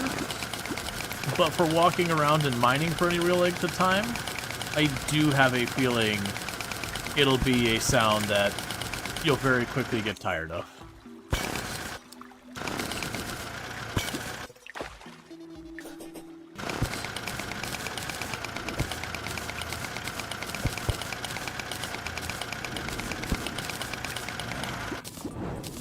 The good news is you don't really need that much ore, so it'll be more like when you're setting up an arena that you'll really just kind of be going for it.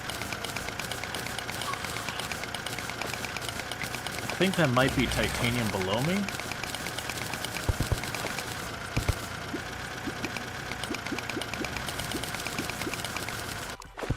I know, my inventory's full. No, that's gold.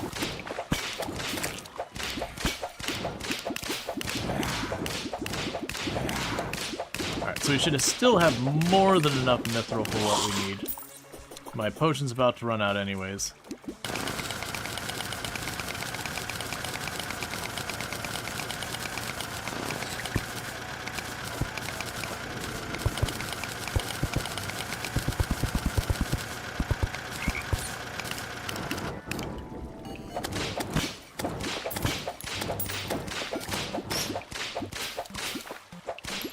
Hello, trifold map.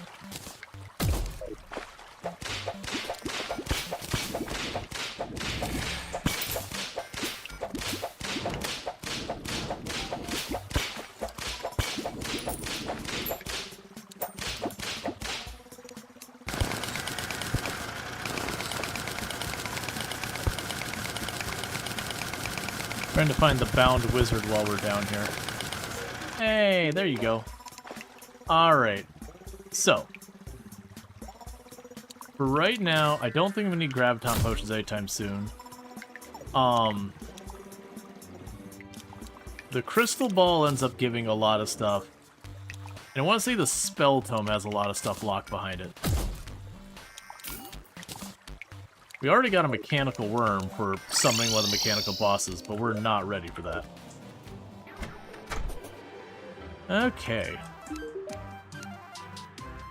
I imagine the quieter drill is going to be a mod pretty quick. The fact that the pickaxe... You find the fact that the pickaxe faster than drill? I mean, we can get the pickaxe for the next one. Luckily, you have the choice of the drill or the pickaxe.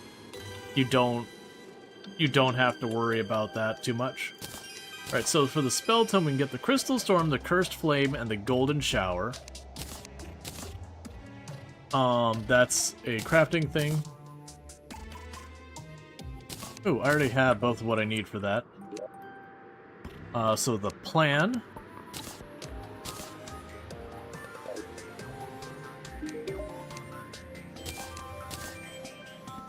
And next would be the Ankh, which is a whole bunch of other things, so you can, like, make yourself immune to most debuffs. Right.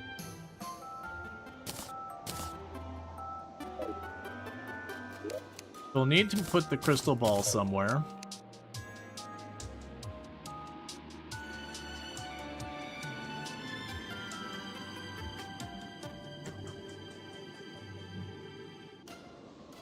It's fine. For right now, I'm just going to shove it in the corner.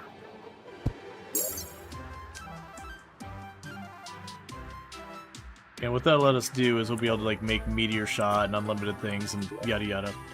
Worry about that later. So we stacked all that away. So the plan for right now is going to get tossed in here. The book right now will be tossed in here. We're going to put that boss spawner away for the time being. We'll put away the arrows right now.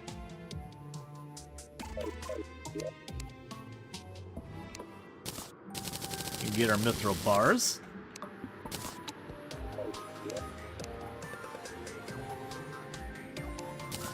And there's our mithril anvil, so grab you.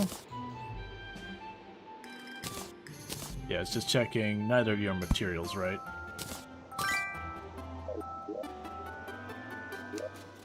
Okay. So with this, we can get the spider staff. A welding mask is a vanity item. Yeah, so fast.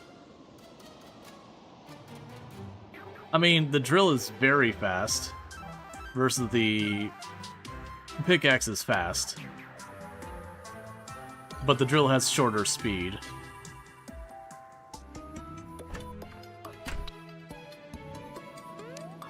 Still, the drill sound is obnoxious. And that is good enough of a reason for me to never use it again. Alright. So there's the spider mask. You can put in the vanity slot to not, well...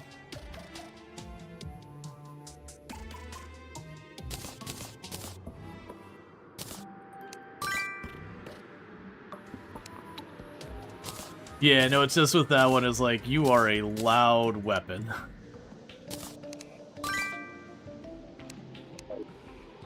So, get the imps out of here.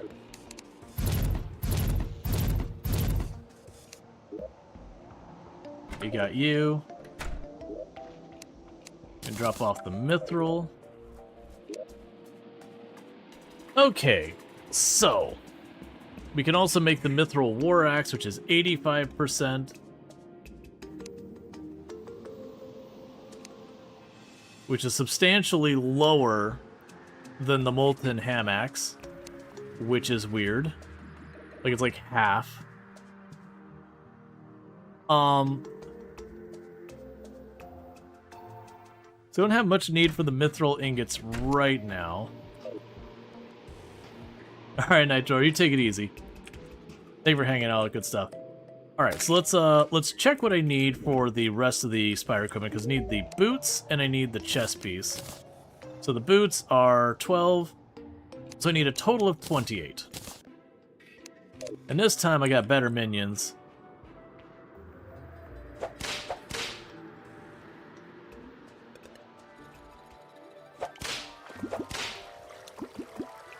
Because these ones, when they jump on them, they'll just stay there and just chew away at them.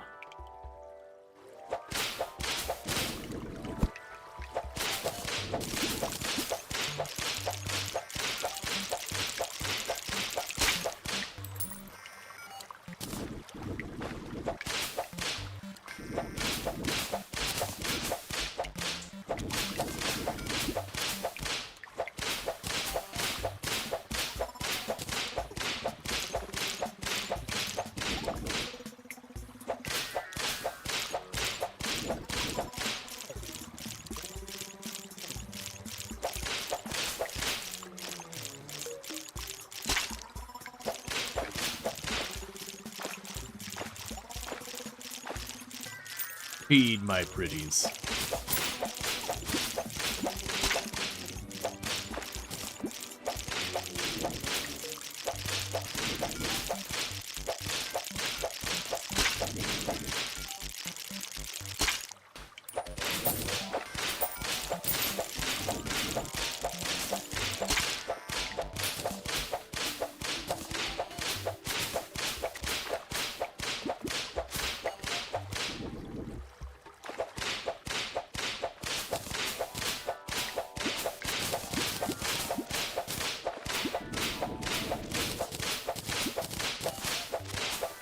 Okay.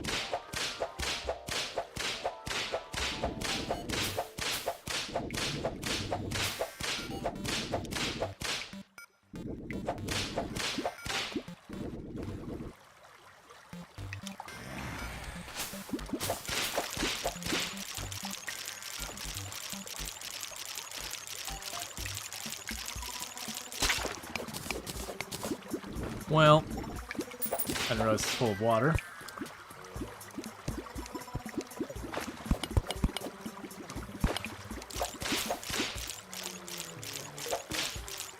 Okay.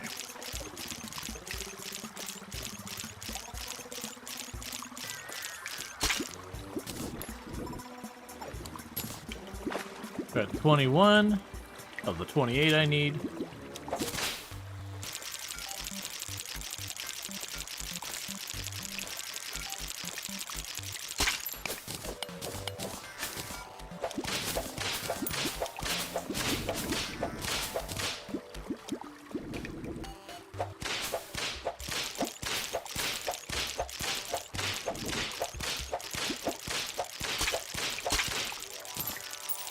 It kind of feels like one thing that'd be really nice would be the idea that with the whip you could like right-click and recall your summons to you or something like that.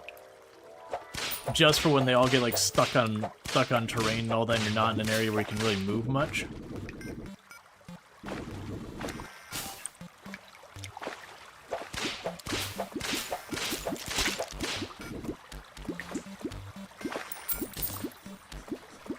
Nope, I need one more.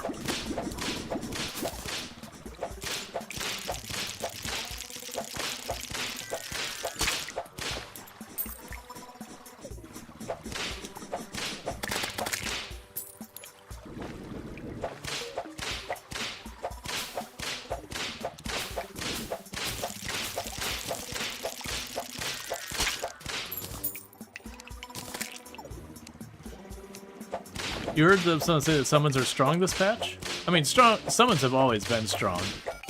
Basically, the big thing it seems like they did is it used to be there were some pretty big gaps in the the summoning, like, leveling, where you'd get, like, new weapon, and then there'd be this long dry spell until you got your next new weapon. And so during some of those dry spells, you know, you kind of fall way behind on the power compared to, like, other groups and all that. So they did add more whips and all that kind of stuff, and a couple more summons and all that. So it does a much better job of kind of, you know, finding a nice balance.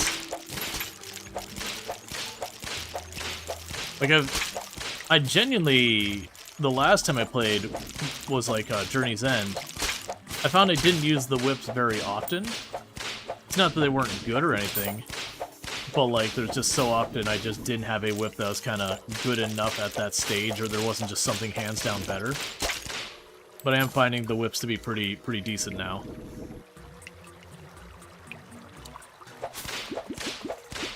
Alright, let's see if I have enough for that, because I also got a little extra for the Spider Queen staff. But that's kind of a want, not a need. Alright, so there's a chess piece.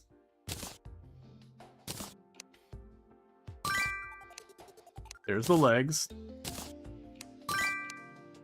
We got all that. And as a reminder, we are playing this, even though technically I'm on journey mode, I am playing this as expert. We're not using the printer or anything like that.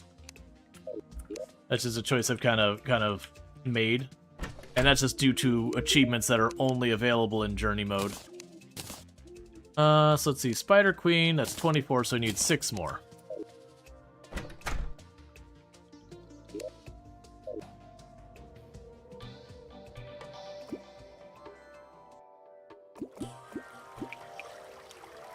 And then we'll be done with the spiders for pretty close to ever.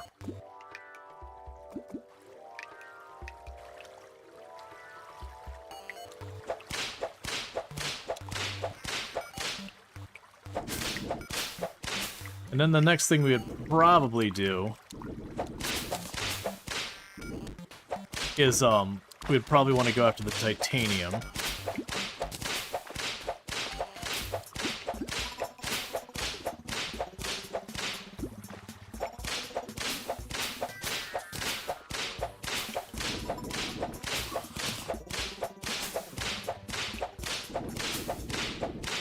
Would love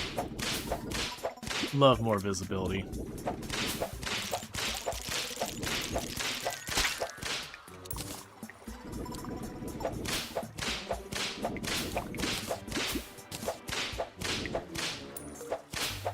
I'm already not sure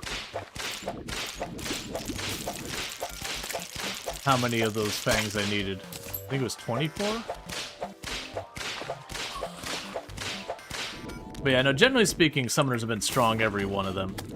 It's just, there was kind of a couple places, you would get the imp staff and then the spider staff. But, like, before the imp staff, like, you could get the bees. Not many people did, because often, like, it was easier to just, make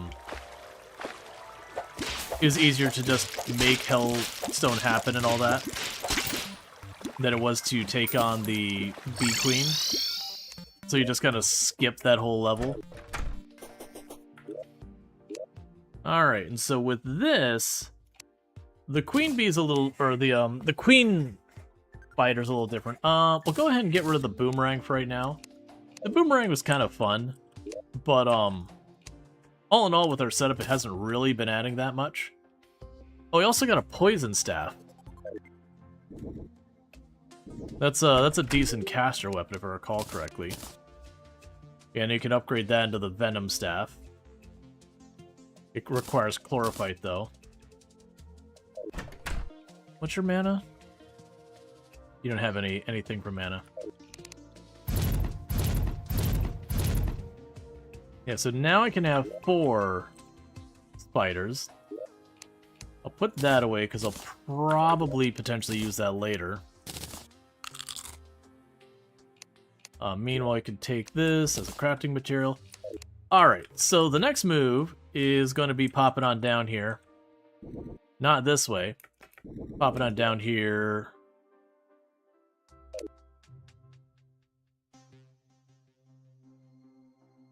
Okay, so apparently we're still running into the problem where there's not enough alive people nearby that to give us what we want. Corruption check? Oh, the corruption's gonna be rough. Like, are you wondering corruption check, like, where the corruption is? Or the percent? Because the percent's honestly not super relevant ever.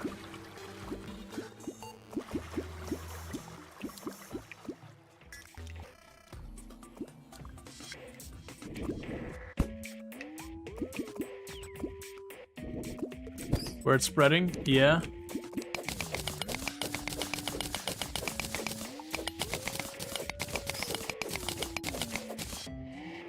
I do know one thing I want to do. Probably go over to where we have the spot over on the far east, and by the... Well, the dungeon will act as a good blocker.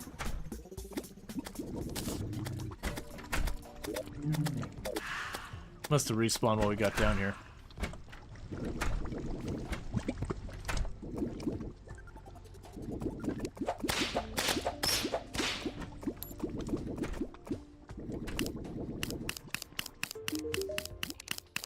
Alright. We got the yo-yo glove and all that fun stuff here. Consume to permanently increase crafting station range. Yes.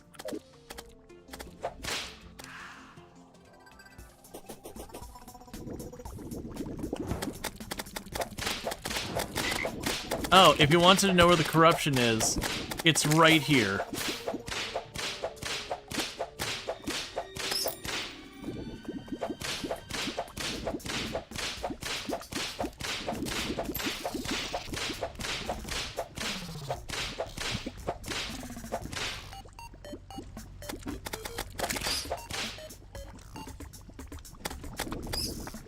The corruption is literally why I can't go there. So where it's been saying I don't have people here, the reality is it's actually the corruption just went right through the house down there.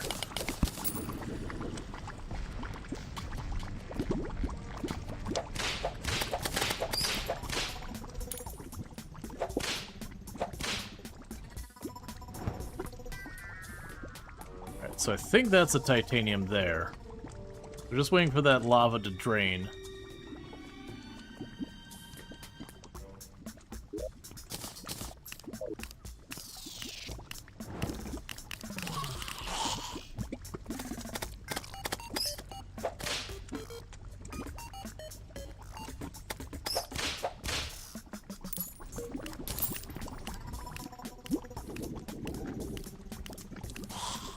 And I really, really could go for getting my lava charm.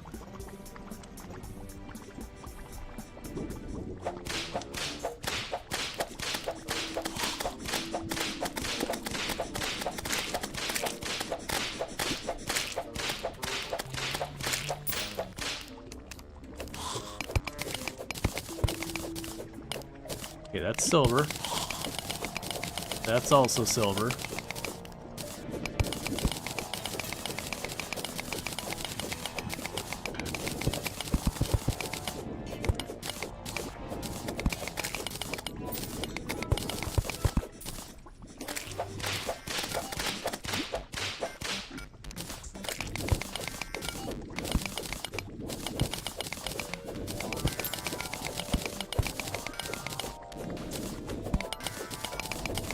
Alright.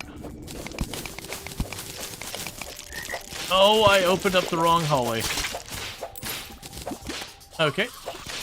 Note to self, there's a spider biome directly outside my home.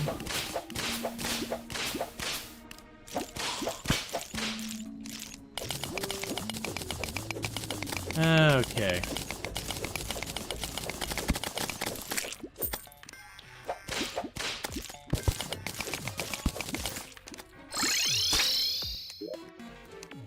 I get Souls of Night.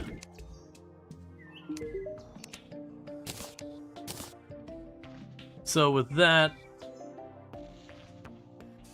flesh cloning vat used for special crafting. Excuse me? Key of Night. The Spirit of Flame, the Onyx Blaster. Oh, right, the wings.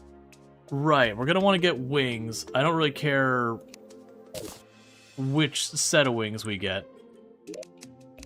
I'm not too picky.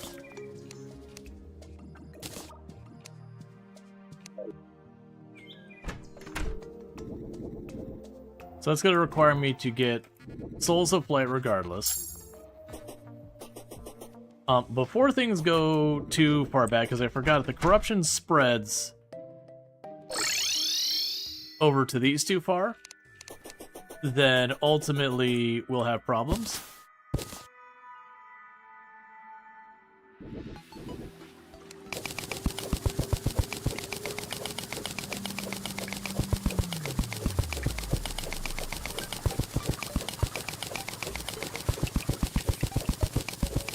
So I'm gonna go ahead and do is just cut a straight path down here.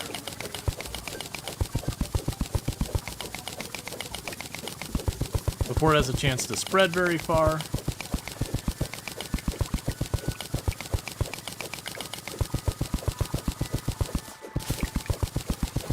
And plus I'm low-key curious if I'll get lucky and find anything worthwhile. There's cobalt, I don't really care.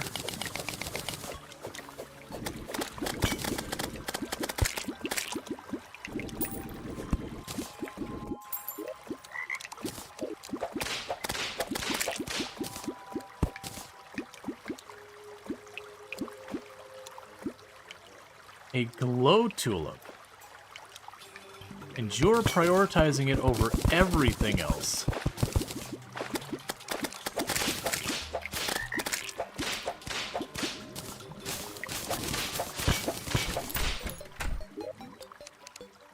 Whatever the glow tulip is, it sees it as higher value than mithril and all the other stuff.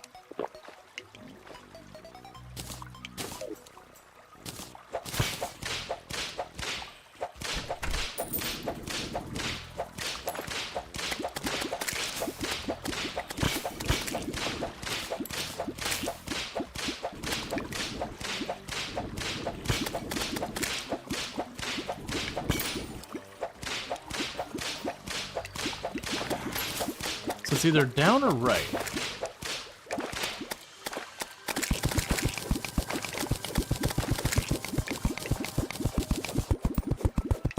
That might be it over there on the right down there.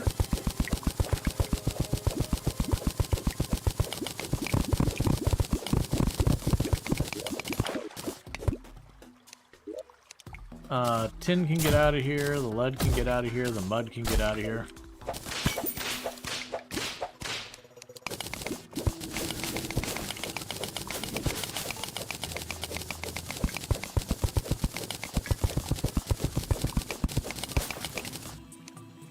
So, glow tulip summons a caveling gardener. Oh, that's the caveling gardeners from Corekeeper.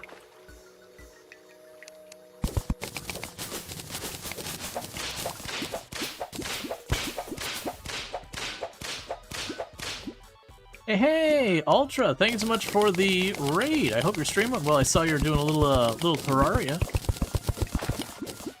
But how did it go? How was your first Terraria experience? And welcome in, raiders. For those who don't know me, I am Rual Storge. I do play. Well, first of all, go check out Ultra. Absolutely fantastic content creator. Highly, highly recommend.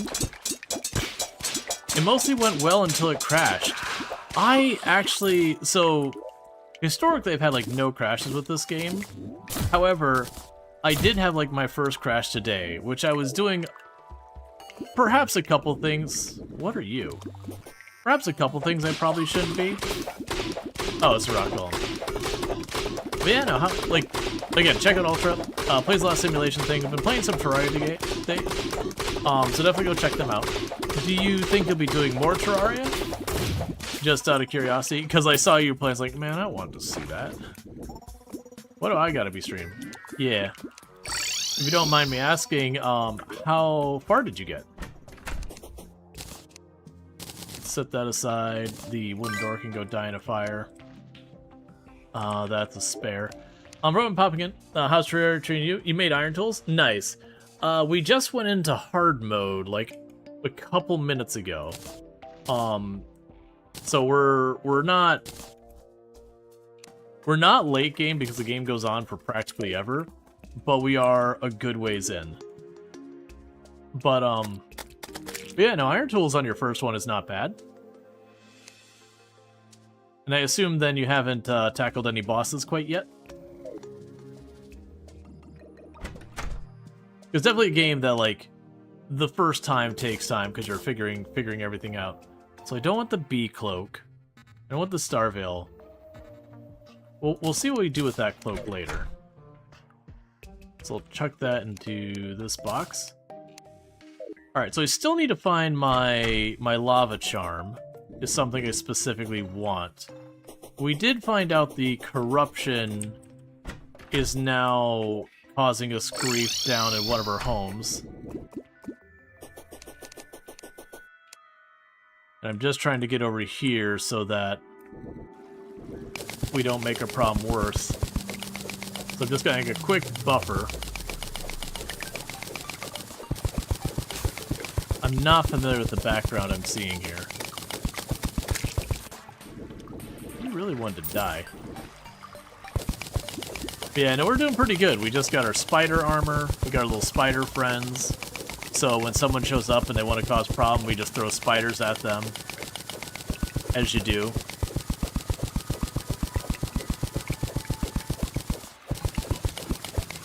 Okay, I want to put as much of a buffer here as we can. How's the corruption causing issues? So, we have the teleporting pylons, and those only work while there's people living there. And so the problem you have is if the corruption overtakes an area, the people will no longer live there. It's not causing too much issues yet, but it will cause us issues. But once you go into hard mode, the corruption spreads. It's not super rapidly or anything like that. Like, it's not one of those things that you just turn around and everything's gone. It's a very kind of like slow creeping spread. There's a bunch of ways to deal with it, mitigate it, all that. Oh, those are armor. So that's what I'm doing right here, is I'm making a gap. Yeah, there's a bunch of ways to combat the spread. There are some blocks that the spread can go through, like dirt and stone, and then there's blocks that the spread can't go through, so like mud, wood, stuff like that, or just empty air. So that's kind of what I'm doing right now. is I've got corruption right next to one of my areas. So I am just kind of carving a nice little wall. Eventually it will work its way across the bottom and still cause me some problems unless I fully sequester it. But I'm also very lazy. Need to grab food and all that? I'll hang out. I'll be back to hang out. Gotcha. Well, go get that food. Have a good time. And again, thank you for the raid. But yeah, and you get a couple things that you can take corrupted blocks and uncorrupt them. Which I won't say too much on that for those who don't right now. Go on the underground and all that? Okay. I'm still trying to get my bottomless water, or my bottomless bucket. Even though it's not super urgent, but it's a nice to have. Switch on our fishing lure. I also don't need that bee armor on anymore.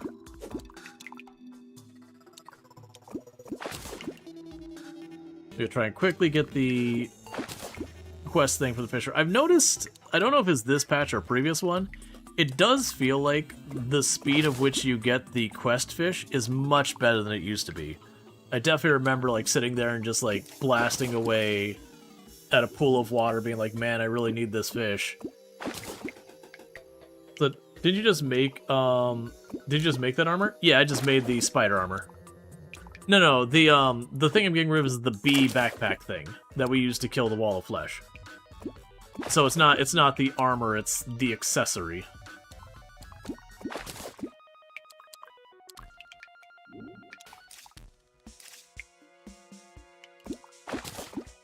There's an armored cave fish, because now I got new fish. I should also figure out where our hollowed biome is.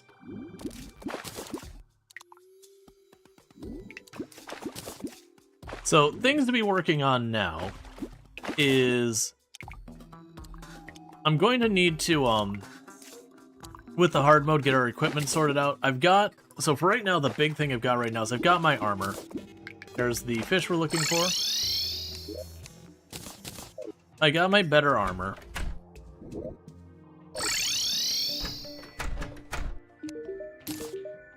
And sonar potions, which are not something I need. So we can drop all this off. I believe the armored fish is for potions, if I recall correctly. Oh, I could use it to make a seafood dinner. Or an endurance potion, which reduces damage by 10% if I mix it with a bunch of other stuff I'm probably going to be too lazy to deal with. Okay, that's fine. For right now, you can go in that box. You can go in there. Okay. So I would really like... Yeah, that's the pylon that's got the problem. The other one that's going to be... that's too late.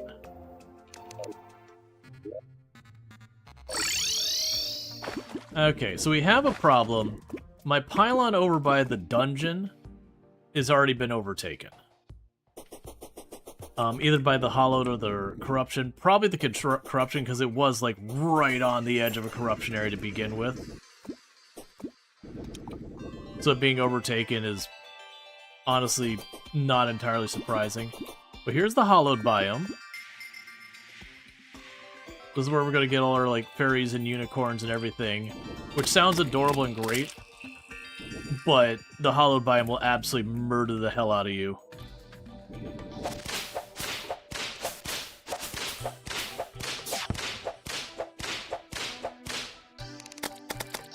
Go get him, my spiders.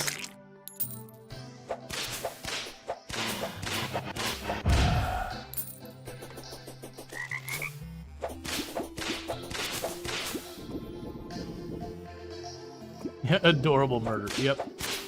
Okay, and there's a corruption biome.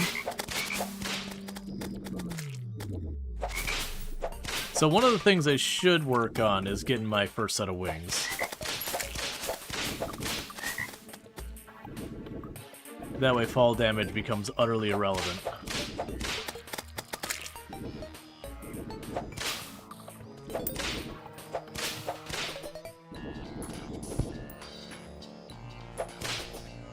I don't think there's a way I prevent the corruption from just utterly overtaking. Yeah, so the corruption's gonna take the dungeon.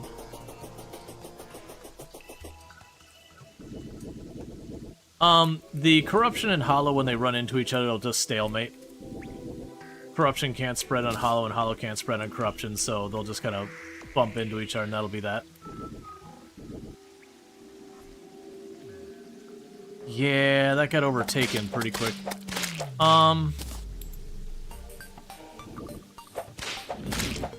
We can fix this.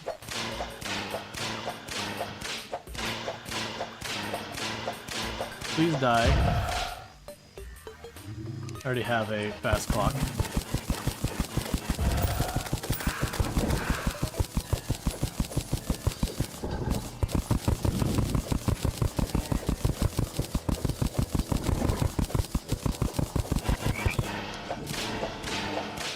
So what I want to do here is want to yoink all the sand and the corrupted sand and all that.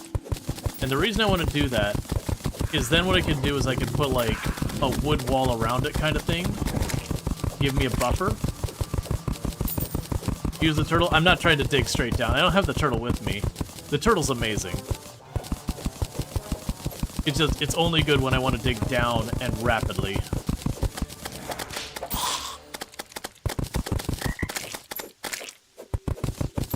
Versus my intention here is to yoink all of this up.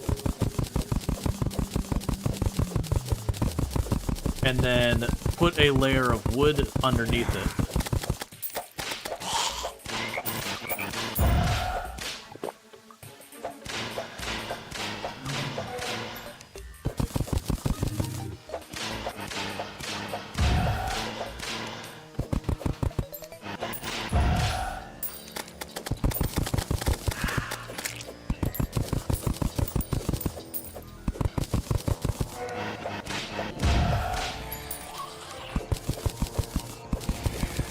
Okay.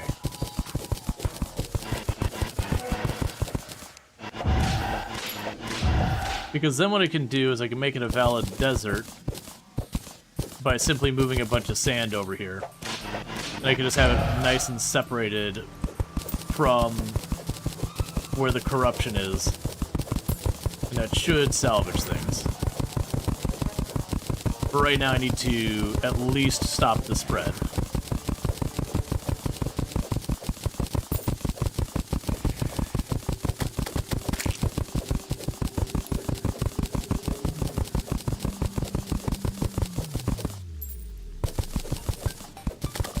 Okay, what am I doing? I can go.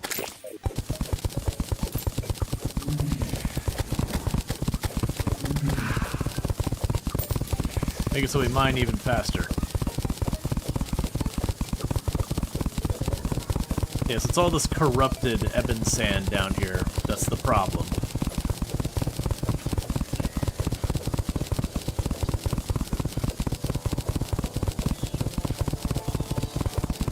Alright.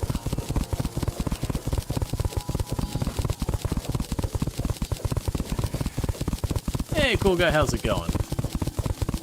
Okay, so I'm gonna quickly yoink up all the sand. There's at least enough of a buffer around where our house is up there. Then I'll make a artificial desert up there. Because Terraria lets you make your own biomes. Like, if you're like, man, I really wish I had a jungle closer to home, you can do it. Just grab a bunch of mud, grab some jungle seeds, plant yourself a jungle. It'll take a while to be sufficient to count. Yep. Grab some peanut butter cookies. Yeah, that sounds good. But almost every biome can be artificially made. Or, for the reverse, if you have corruption right next to your home and you go, this sucks, I hate it, you can dig it up and replace it with something else to get rid of it. And you do get stuff that lets you mine way faster than I'm mining right now.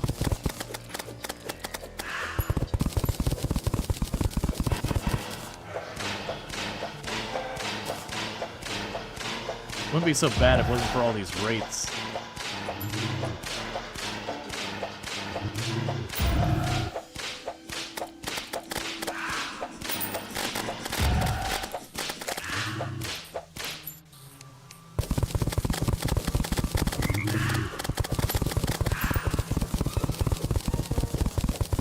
Okay. And there are ways, like, you can also, like, just use a bunch of bombs to clear out an area. You get things that can mine even faster and all that.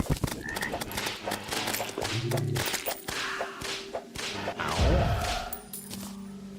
Oh, I probably should grab those.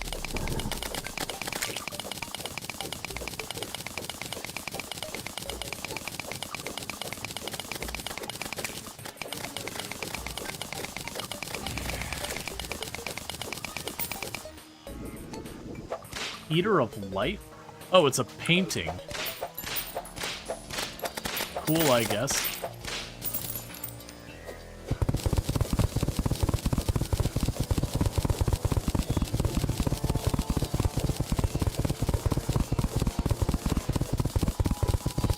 Okay.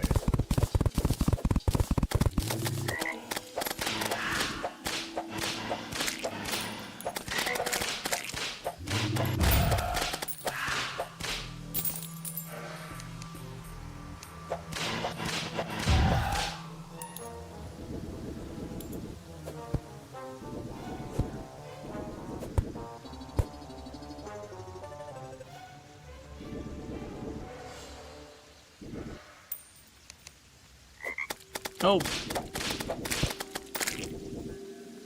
Okay.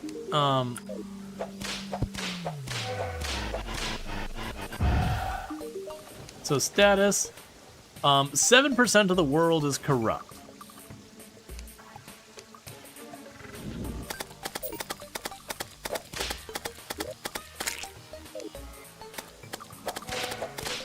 Yeah, so it's just got the wrong message. It shouldn't be saying there's no living people nearby this.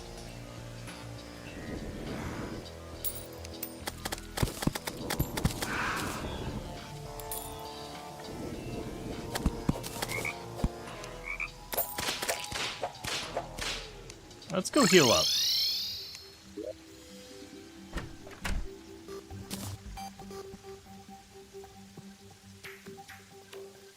Wait, what? It looks like an anime character. It's the Eater of Life. It just looks like an anime character.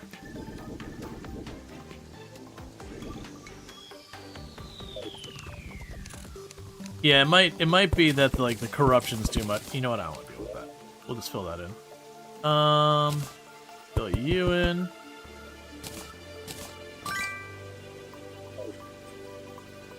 Drop the blindfold off here. Stack all that away. Alright, Cursed Flames. What can we make with Cursed Flames?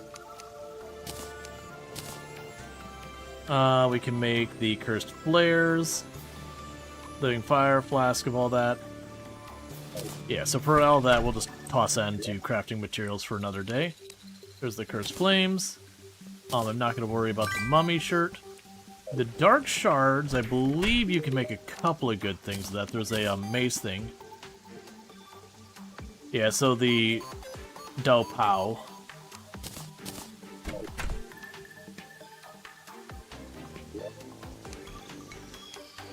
Okay, drop you off. Drop you into materials.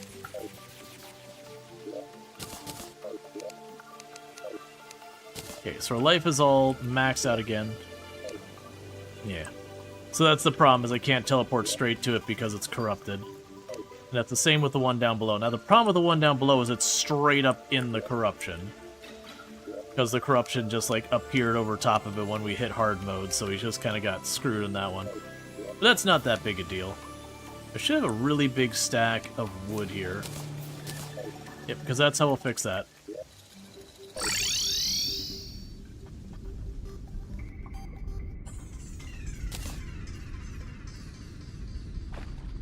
I also just realized...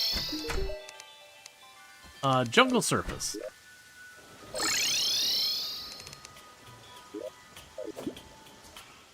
So I can go ahead and do the fishing quest. There's a bunch of useful things you can get with fishing. You don't have to sit here and just like grind it all the time or anything like that either. But the fishing quest is available every day. You don't get penalized if you don't do it, you just don't get the bonuses of it. He does have a lot of stuff locked behind it. There's also crates you can get while fishing, and they can just straight up give you valuable material. It used to be one of the strategies to just sit there, get yourself a really good fishing setup, and just fish. It was definitely like not a speedrun strat, but if you just wanted to like chill, relax, you could do that.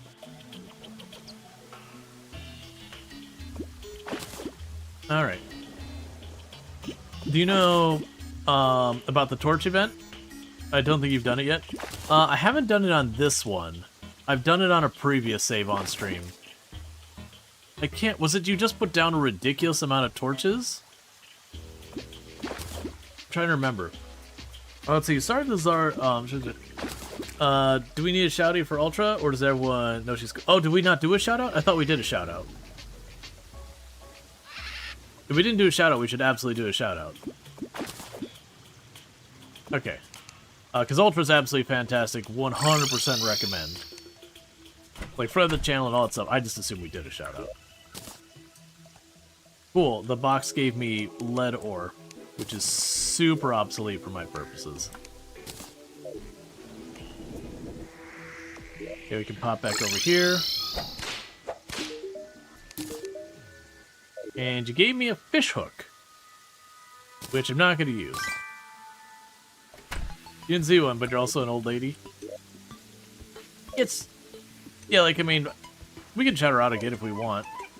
I don't have a problem with it.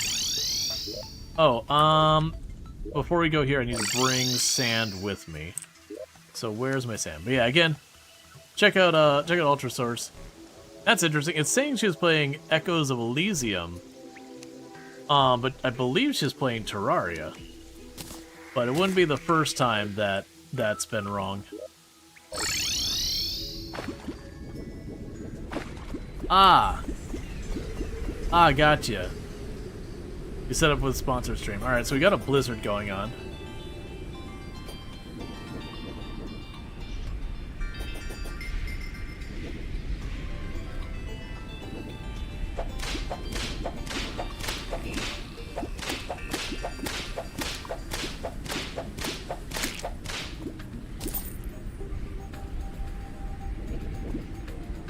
Out of curiosity, what difficulty is Ultra playing on?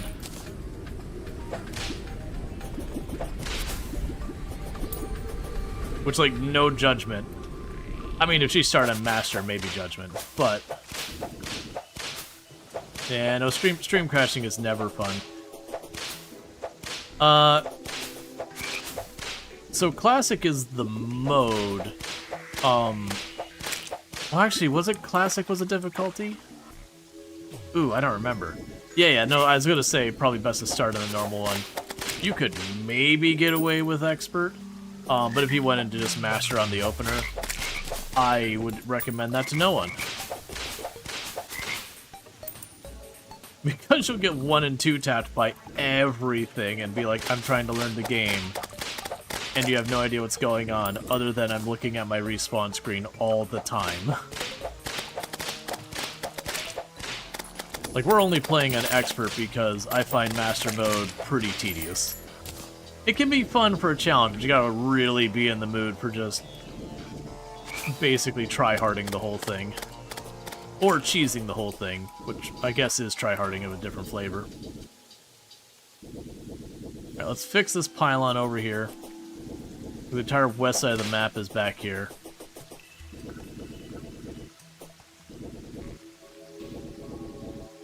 And it's a shame there's corruption on both sides of the dungeon, because normally the dungeon makes a really good buffer to keep the corruption as bay, because it can't be corrupted.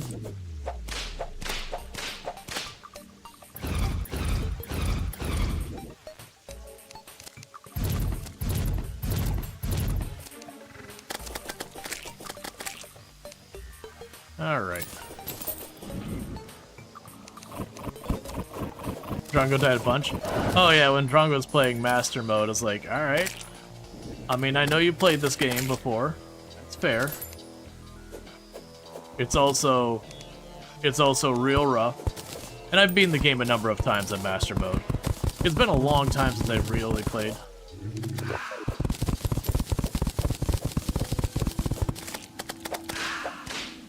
Oh, we can also go here and go drop our little thing here, because I want to get this fixed.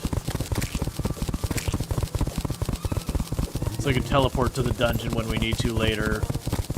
Or if I decide I want to go and try and scout out, because I might actually go and try and scout underneath here. Because somewhere will be the shimmer. And I don't know all the rules about what determines where the shimmer shows up and all that. Couldn't you just cleanse the sand? So right now I don't have the like spray cleanse thing. You have to beat some of the mechanical bosses to get that. I just have the powder, which means I can only cleanse like 2 inches.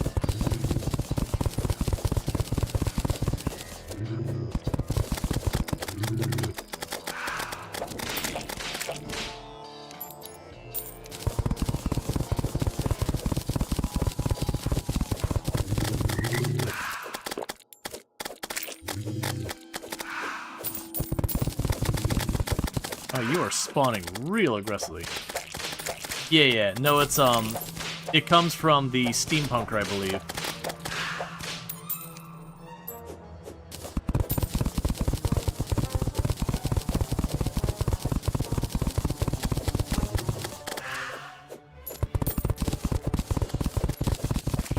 Alright, so we should be getting pretty close. So one thing I'm also going to need to do is I'm going to need to kind of enclose that space there, because the spit from those things will actually corrupt whatever they hit if it's corruptible.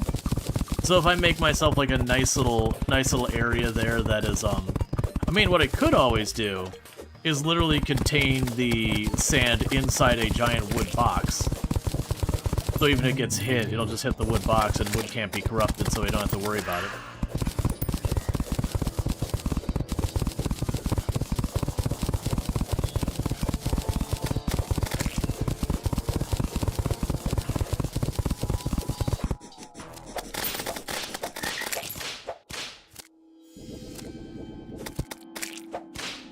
Okay.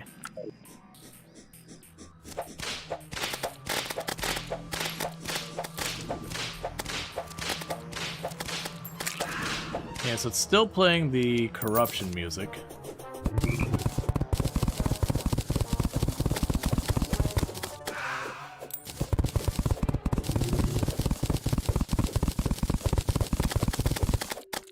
Because basically what I want, so to stand up here, I don't want the corruption music playing. And the corruption music, I believe, will play if there's 200 blocks of corruption within whatever range it is. Which is, I think, about a screen.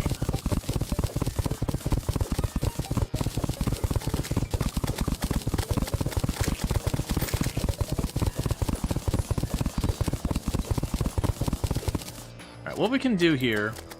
And for the record, I could also have not been stubborn about this, and instead taken apart this little building and moved it up, and that would have been fine. But you know, this is where I live. I was here first. They didn't get their own turf.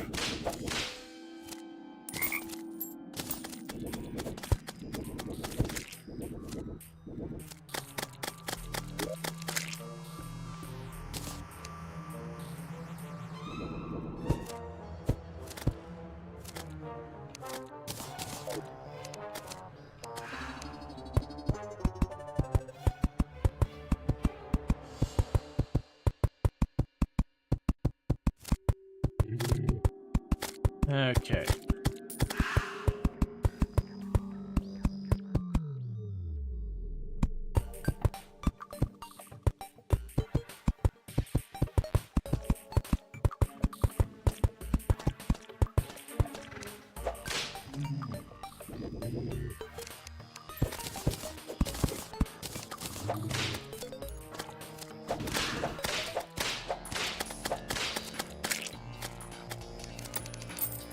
Alright, still trying to just close this off.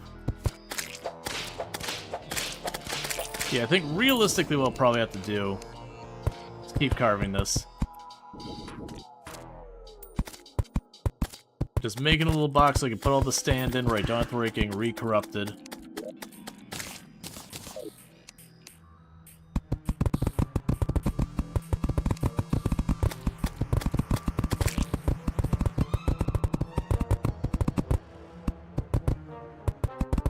Okay.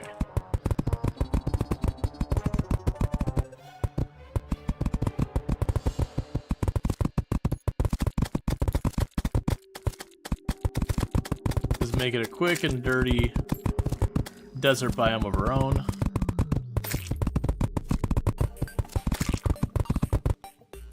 Let's see, the box shouldn't go well way around the house. The box shouldn't go well the way around the... The box shouldn't go well the way around the house, just the sand. Oh, all the way? I'm deliberately putting a top on it, because when these things spit, their spit can corrupt things. So I want to protect the sand from their spit.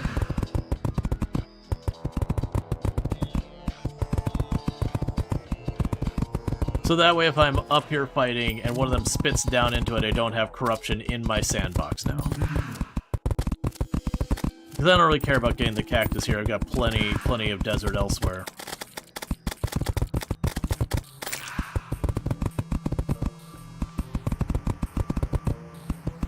Alright.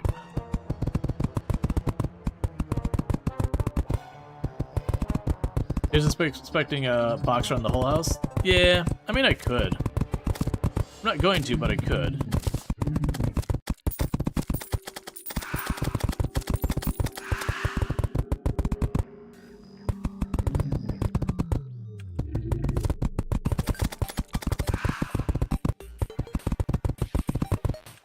Alright, so we definitely have more than enough sand here to count as a desert. Now we just have the problem of that corruption is close enough that it is counting this area as corrupted. I am curious if we go to those houses, though, if it's far enough that, at least for the houses' purposes, it won't complain. I don't know how sensitive it is about that. Okay, so... Alright, so this house is fine, that house is corrupted. So we're pretty good, I just need to lower it just a little more. That it's from below that's the problem. So just go down here. We don't need to keep going with the house. Yeah, it's in the same style as the classic killer shipping container house. Yeah, no, I've taken the time and some runs past, like, make it all nice. It's not often I do that.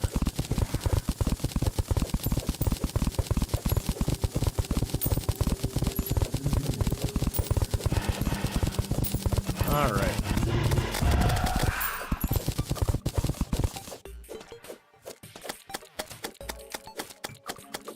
What? Oh, there's a tiny single... It was cactus. I was getting confused why I couldn't do, I think. Alright, it should be one more row like that, and then we should be in the clear.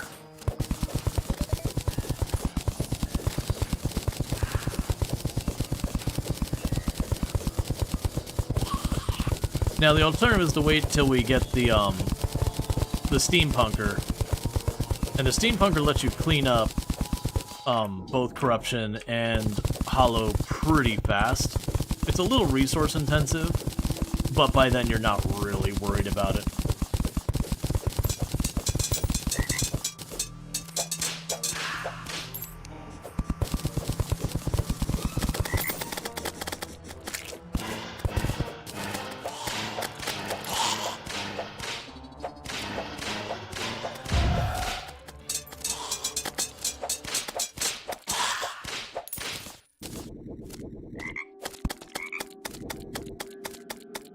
Okay. So now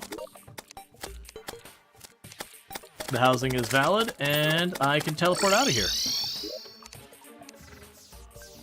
So I fixed that one. We also got the Nimbus wand, which is...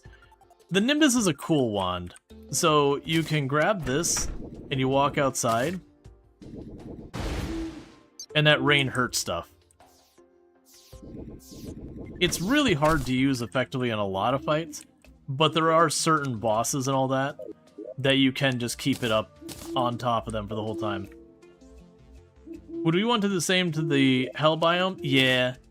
That one I'm going to try and approach hopefully in a little bit faster because we won't be messing with sand.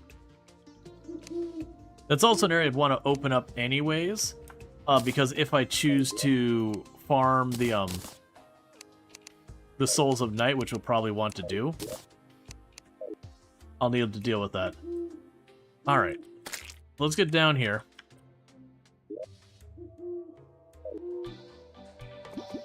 Because we still need to get our wings.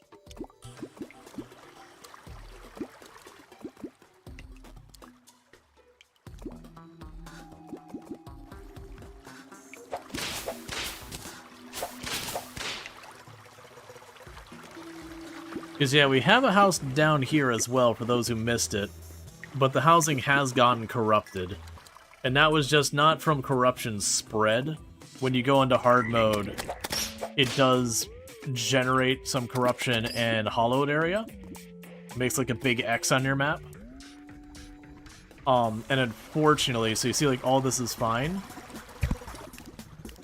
And then once you get to about here, it hit corruption. So it's just the streak that came diagonal happened to cut directly across our housing. And this one I don't have to even replace any blocks. We can just open this up.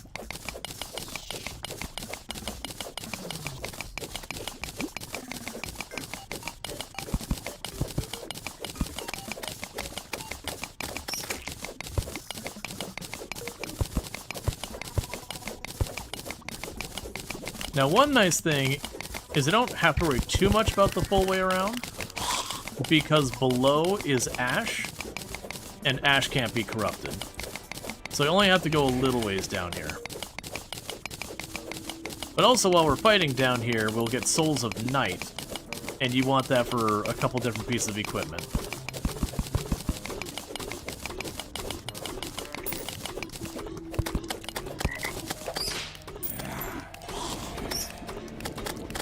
Oh crap, I didn't want to do that. Put you back. Put you back.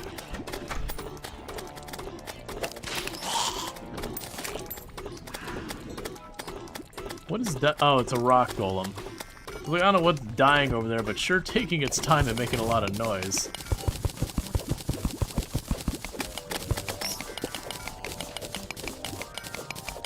Alright.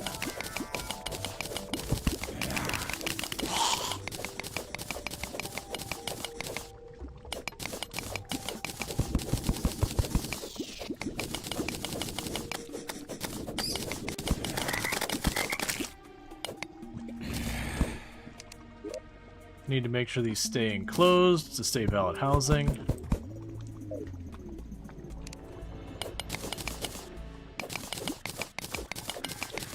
Alright. Because it also means I can open up this area and then just put like a ledge on top later when I need to farm like Souls of Night or Shadow Mimics or any of those kind of things. A Rash Magic Quiver. Definitely a hunter item.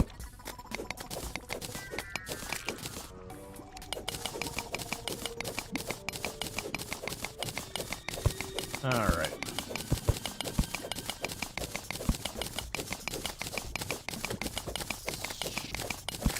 Oh, my buff ran out. Oh no, we killed Tim the Sorcerer. I mean, it sounds like I'm joking, but it is actually a skeleton sorcerer named Tim. So, like, you know, it is quite literally Tim the Sorcerer.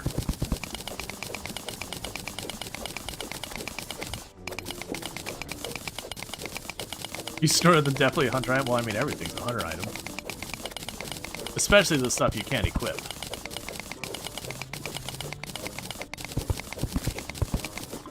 Staves, hunter item.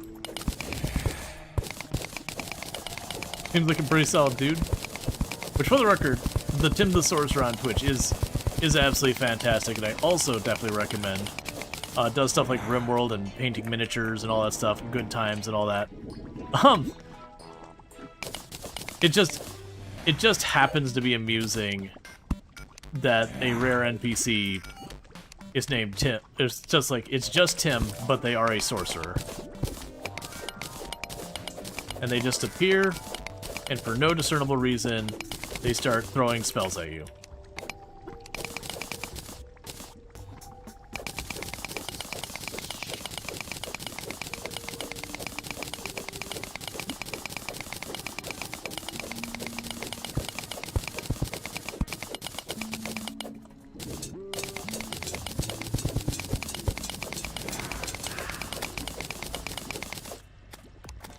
Yep.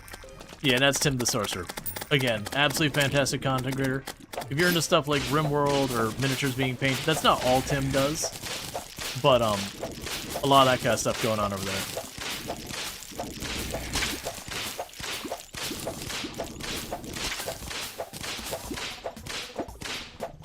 The real concerning thing here is as I'm opening this up so that spiders can join. You can just wander into town. Okay, so slight change in plan. He has a great tasting game. I mean, you're not wrong.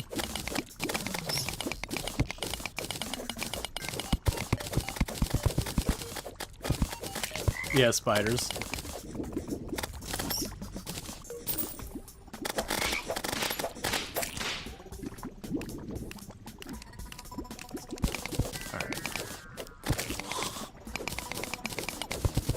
So I'm thinking what I'm going to do is I'm going to change my approach here. Let's clear the corruption directly below the house first.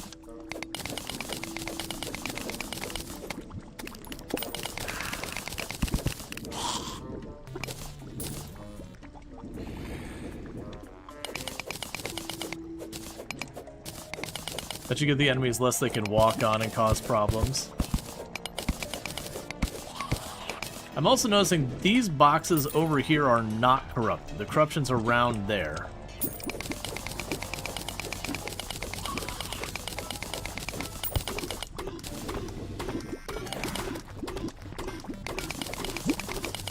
You do lovely some RimWorld. You haven't played in a hot minute. Yeah, it's excellent. Oh, the bat kicking me into lava. A classic.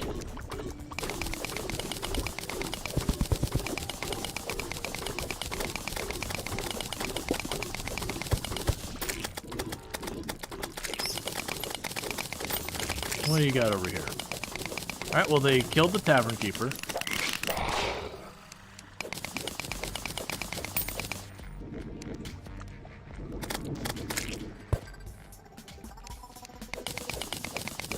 Alright. Yeah, it sucks that it's just like right here is where the corruption cut across. So it invalidated these houses. And it could move the houses, but if I don't get a hold of, like, if I don't clear out a spot, it'll just eventually spread here anyways. Okay, so I'm thinking we get all the corruption directly from below. Then I could sit there and, like, go over top. And just kind of, you know, do like I'm doing right now, just dig a straight line down where I don't have to, like, zigzag and do a bunch of aiming. It also sucks that Ebon Brick is fairly tough.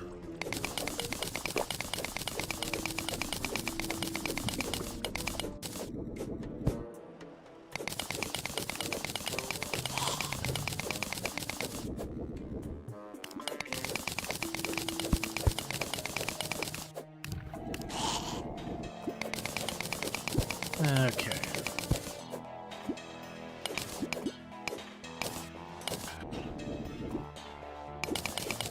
Turtle? You know what? Oh, well, no, the turtle... I don't think the turtle could cut Ebon Brick, remember? We tried that.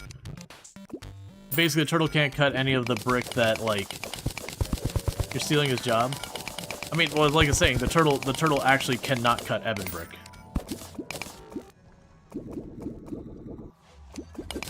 It can't cut Hell Brick, it can't cut Ebon Brick. I would assume it can't cut Obsidian. I would assume it also can't cut Meteor. Like, it doesn't seem like it actually has a very high drilling strength. It just, you plunk it and it goes.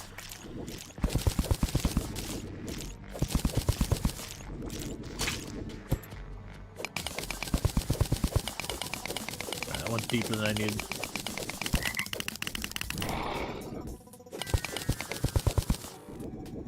Alright, let's not bother going all the way down. Once they lose sight of the houses, we'll call it on that height.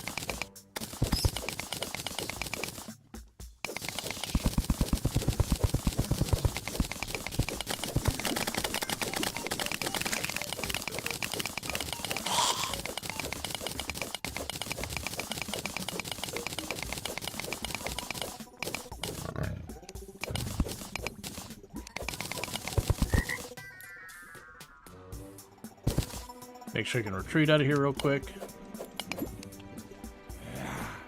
Oh, traveling merchant.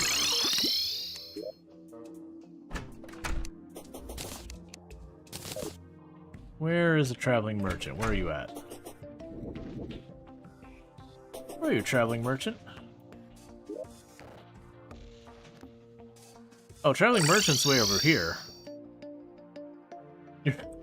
Traveling merchant, I just need to let you know, you are physically inside of a dungeon right now. This is not the place to be traveling to.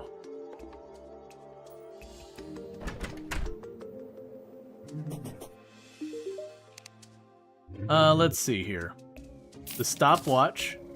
I'm pretty sure, yeah, I already have the lifeform analyzer.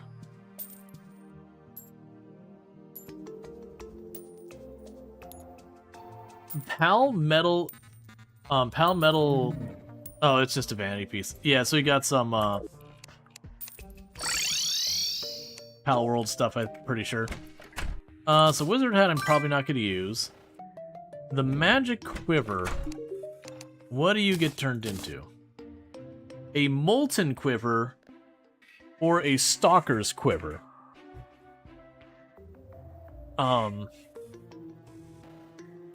Interesting. We'll see if I end up doing anything with those. For right now, you're just going to go in the box. I'm going to forget your existence. You can go in the box. I'm going to forget your existence. We're kind of past the point of you being useful. We'll put you away. The rest is all fine. The fishing lure we want to put there. Alright, so let's get another accessory in here. For the time being, I could just put the Band of Regeneration. It's not an amazing one, but that's fine. And we did get enough to make the Goblin Tech, which is good. So what am I missing for the other ones? I know I need the Depth Gauge. Yeah, so for you, I need the Depth Gauge. For you, I need the Tally Counter. I feel like the Tally Counter was the dungeon, and the Depth Gauge, I think, was like skeletons and stuff like that. That's not a big priority. We'll just slowly work through getting all that out of here. Alright, I don't think I'm going to use glow sticks hardly anymore, so let's go ahead and put those away somewhere. Clear out some inventory.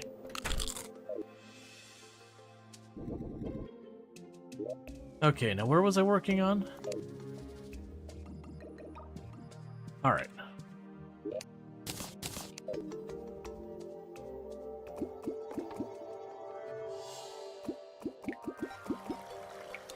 And we'll just assume everything turns out okay as I fill up my drink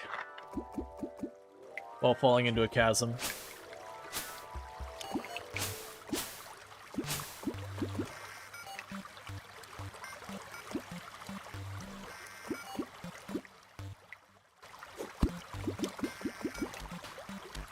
I was figuring pretty soon we were going to actually hit the ground or whatever. Alright, so let's close that off. Give myself a little sippy sip and get back to it. I saw a rare monster show up for a second there. Alright.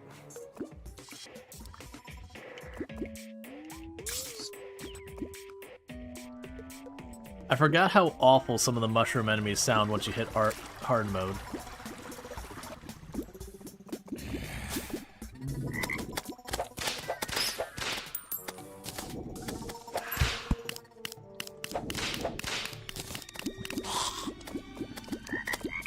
Would you stop?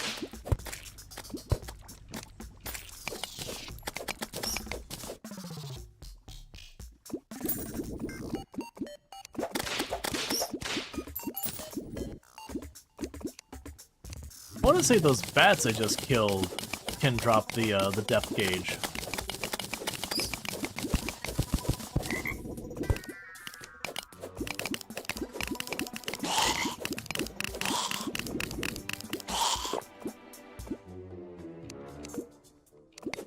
Because then the tally counter will let me know how many times I've killed any specific enemy.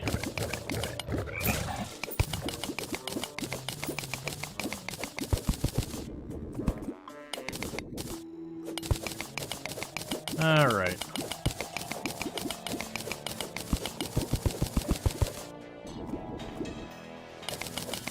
I see there's like 6 enemies in that little pocket over there on the right. Where are my spiders?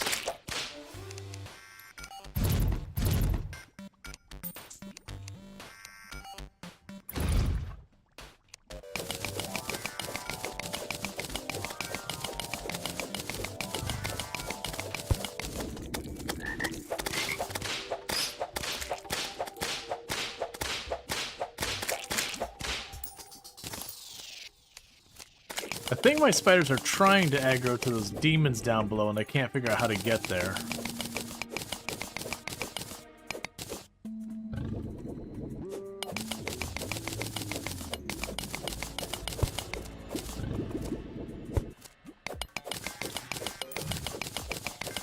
Alright, you can just keep on cleaning down.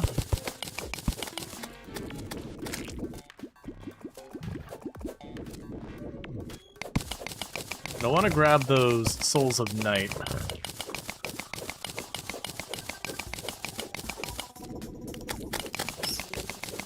Alright. And then the next problem will be the fact that there's corruption above.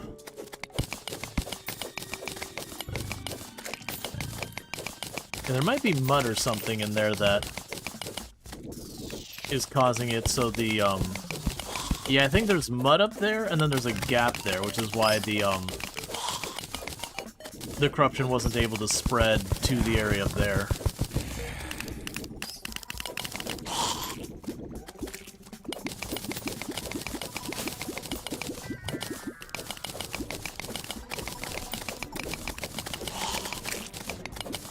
Alright, so... probably take care of this pretty quick.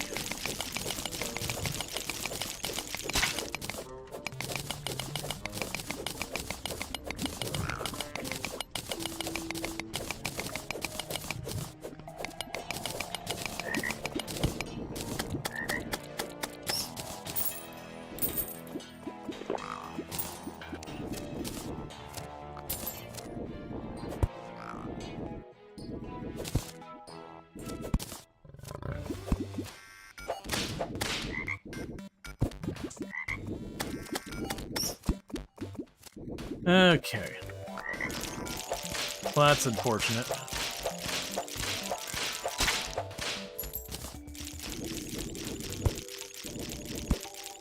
Yeah, so it looks like the corruption got blocked right there. Oh, that thing's gonna kill me.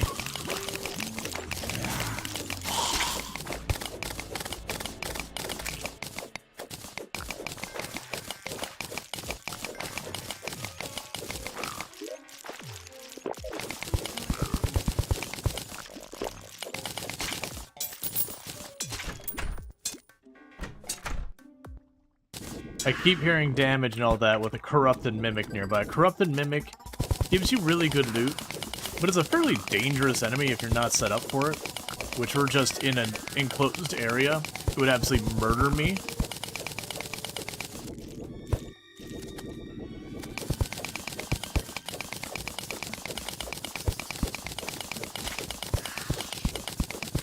Alright.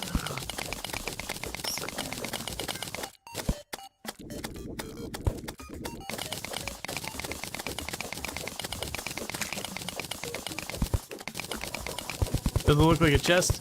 The corrupted and the hollow mimic are very obvious. But there are regular mimics that just look like an ordinary chest that can be pretty hard to tell.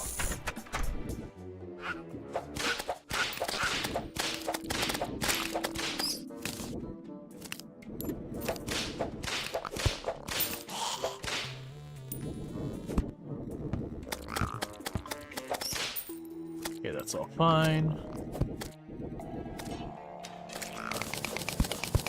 Okay, we're starting to hit the edge of the corruption up there.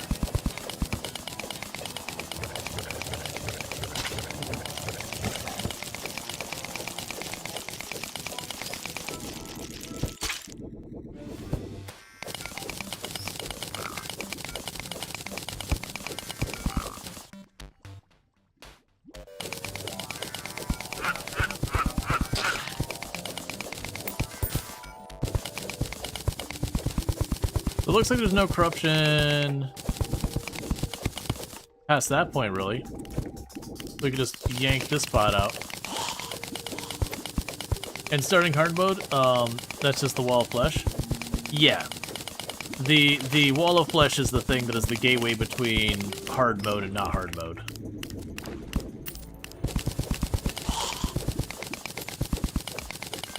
So basically once you kill the correct boss, it's game on.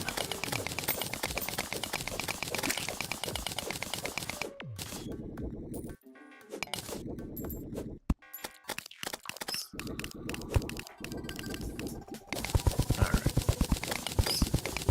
Probably should have just moved this and not been stubborn about it, but eh. Genuinely having a large open space here and there on the map is good, because you can set up boss arenas in those areas. Or if not a boss arena, a place you farm. So I could go down here, and I could set it up so like we could farm Souls of Night since there's corruption nearby here.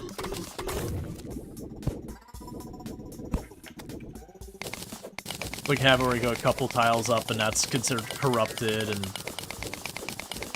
you know, give myself an open space to hit stuff as it comes in.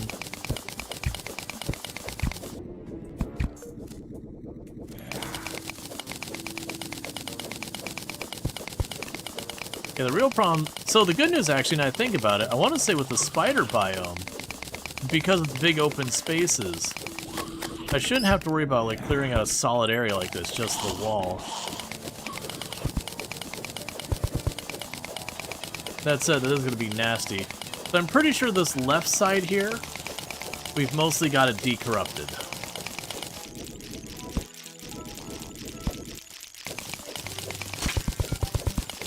Because we don't have corruption above us farther, and I didn't see corruption to the west farther. Just the angle it came in, I think it came in from the northeast. Oh, hey.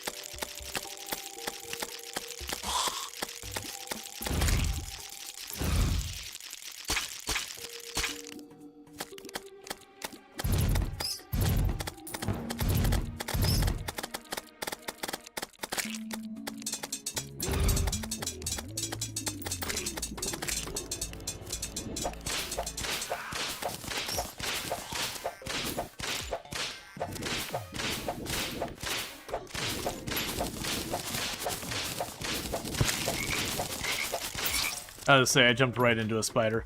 Yeah, so it looks like the corruption went that way. We don't need to clear all of it or anything like that. But if we cut across there and go down, I think that'll sort it.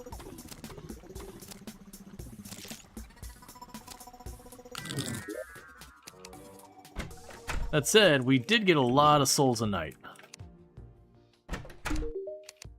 We check the Souls of Night. We can use those to make a special key for opening up a special chest. We got some vanity items. We got the Tao of Pow.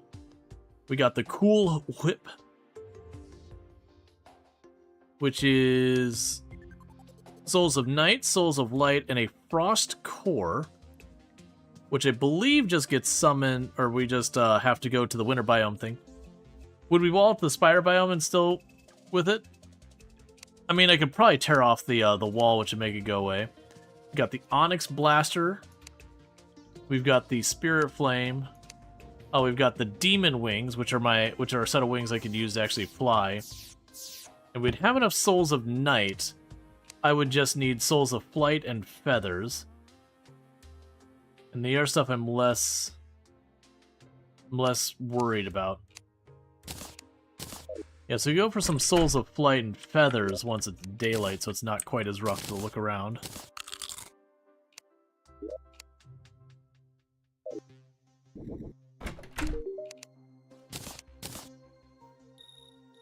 Okay, so that requires a different thing.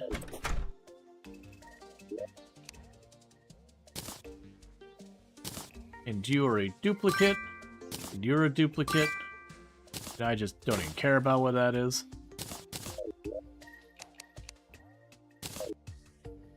Alright. Yeah, so we're getting close. But then, once that's sorted, we just have to wait for the NPCs to respawn back in. And that'll be good. It just sucks that the angle. The fish clearing the corruption. I got pretty far, but then I did get killed. I actually pulled myself into a spider, and then it just did what spiders doing. Am I late tonight? Yeah, no, we've had some big raids and all that. So I'm going a bit late. I don't have any specific plans tomorrow, so it's not a bad night for going late. Because technically tomorrow's my day off, but I'll probably end up streaming tomorrow.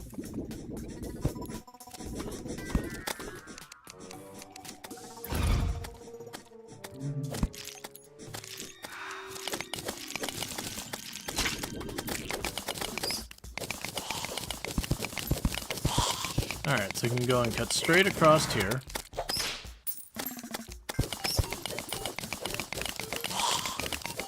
And hopefully, once I get this chunk up here done, we'll see at least that left house no longer show as corrupted.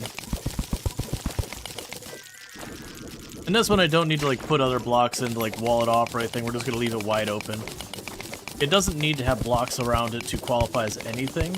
This is cavern. Cavern just means underground. It just needs to not have corruption by it.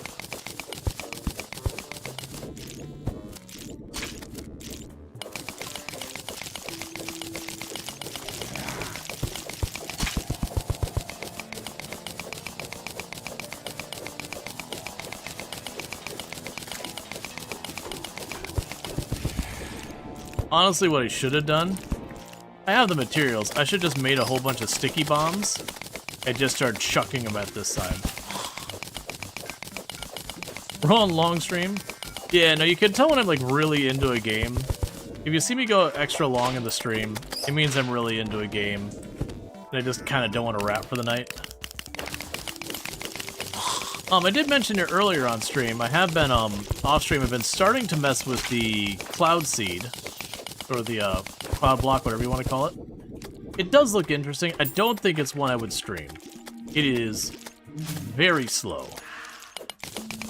But, it's really interesting, because you start with just that, and, like, early on, almost everything you want comes from slimes. And so much of it is about just, like, using what you've got to expand. That way you get into more, you know, quote-unquote biomes. So that you get more materials you can get a hold of to do more. But it really is a very, very slow run. Because when nighttime comes, you're not getting any of the stuff from the slimes, because they won't be dropping anymore. You have to get pretty far for them to matter. Oh yeah, no, it's really cool. Oh, well that's just okay.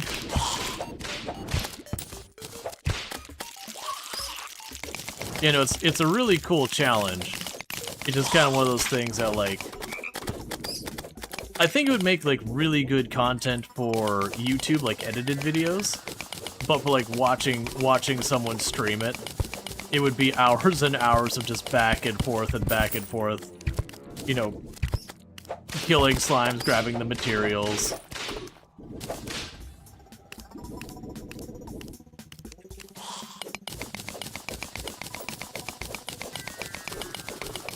Alright.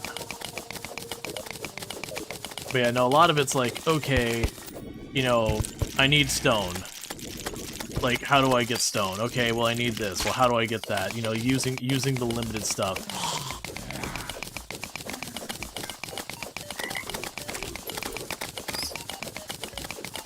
They've definitely finagled a lot of the drops and all that.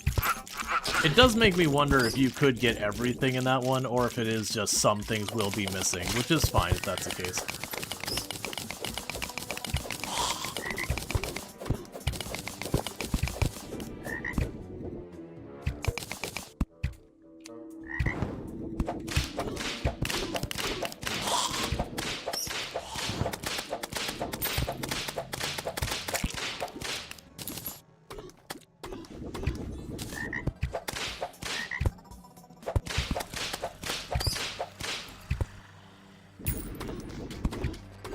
So the good and bad news is stuff like the archers and all that showing up means we're getting more of the area not counting as corruption for them to spawn in.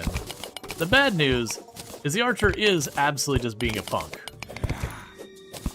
and making this utterly obnoxious.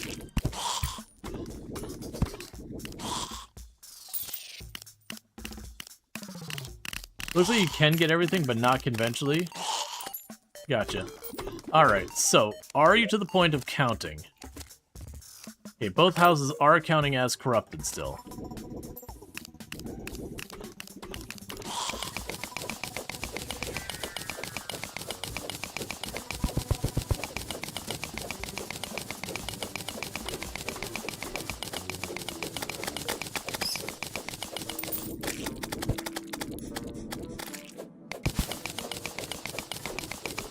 Okay.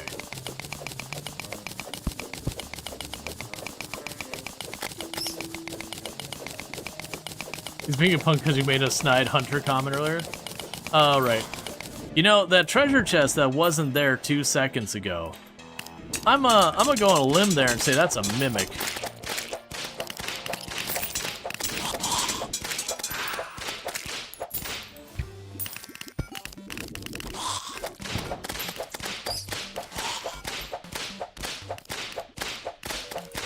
Yeah, I can deal with that.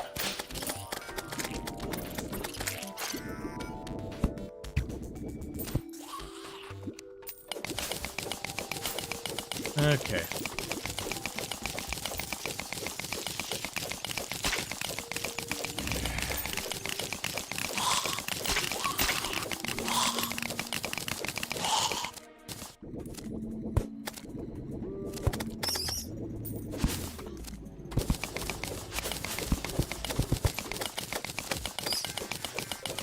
Right, we got the mithril. I can still get the titanium pickaxe. I actually have not been good about going after the titanium at all.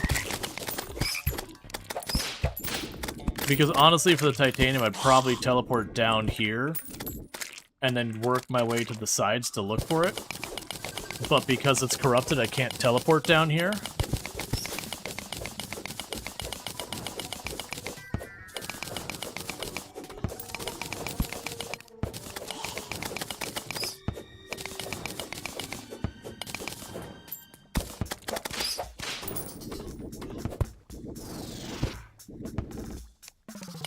Alright, and then we'll check the left house again after this to see if it marks it as corrupted.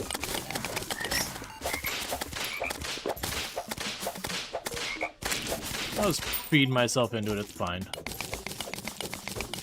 Those beams seem very powerful. You don't remember early Hardmore being this relaxed? It's the spiders, actually. We upgraded from our bees to the spiders.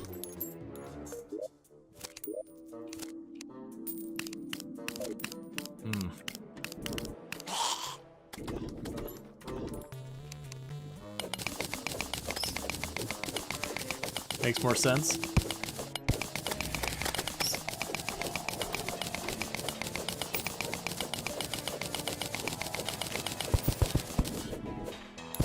Yeah, no, spiders will carry you pretty hard in the early hard mode.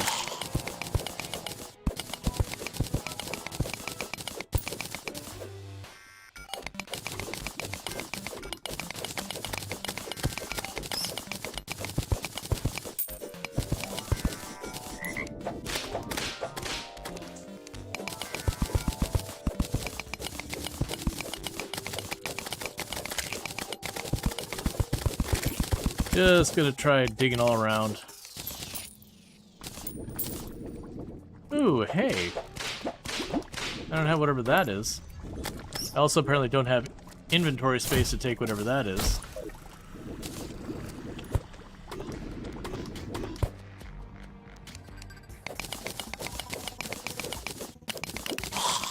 Okay.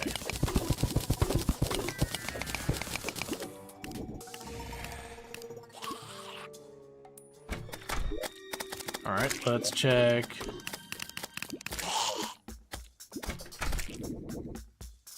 We don't have yeah, we don't have more corruption over here. Yeah, so it's not coming from the left side at all. There's corruption way down here. I don't think that's close enough to matter. Whereas this stuff's still technically on the same screen, though we are starting to push it.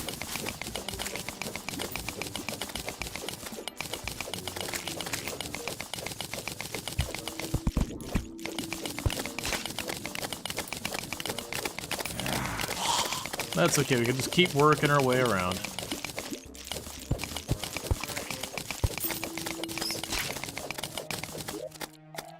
Silt, mud. We already have more than enough spider fangs.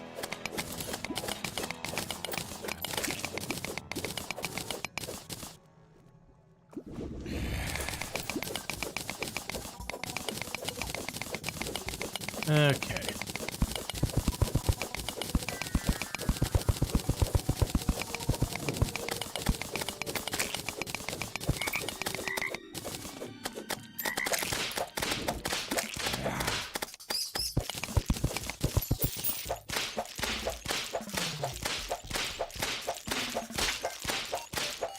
I can just get you to please stop trying to grab me.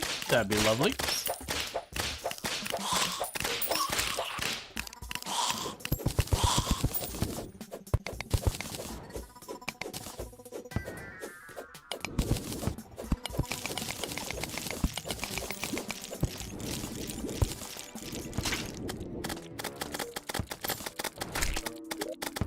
Okay. I wish it gave you a bit more of a clue, like, when you're dealing with the corruption of, like, kind of where it's going on. I already got a bunch of these. I got a bunch of those. I don't really care about the runic stuff. We can drop that off. Get this out of here. Looks like I'm having a good time. Usually don't stream this late. Not this late, usually. It's not unheard of for me to stream this late, though. Quite often when I'm enjoying a game or we've had like a, you know, a good raid or whatever.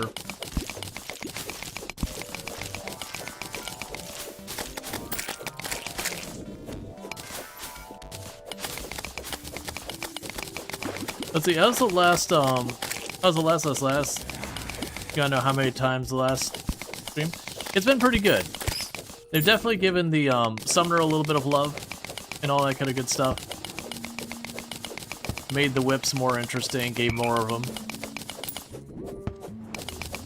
Add a whole bunch of items.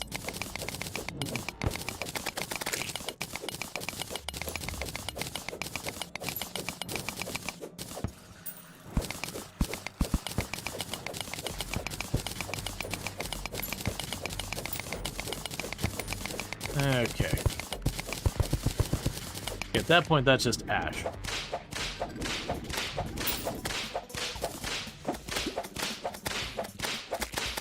Okay. Really don't know why they keep putting the last update name. Well, I mean, like we've talked about, they very genuinely intend these updates to be their last update.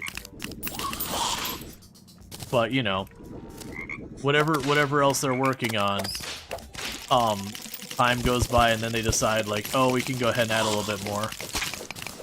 I think part of it's trying to keep people interested on whatever other product they're working on.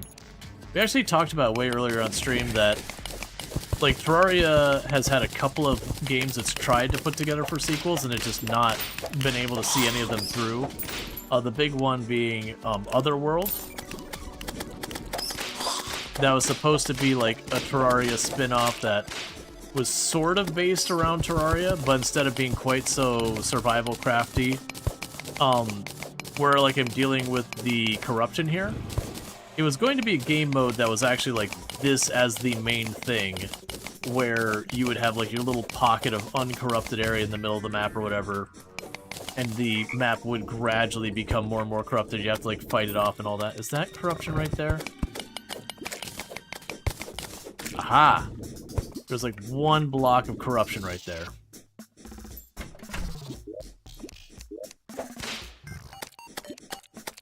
Still corrupted. Like I said, I don't see any corruption up here whatsoever.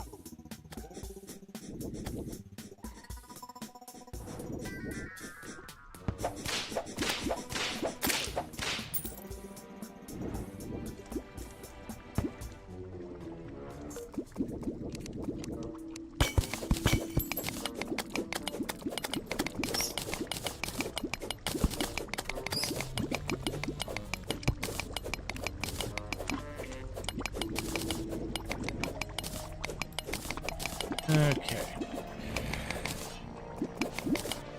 A golem head? Oh.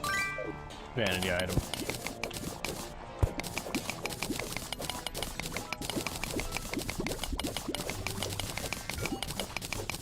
Yeah, because that's ash right down there, so just a little pocket that can get, a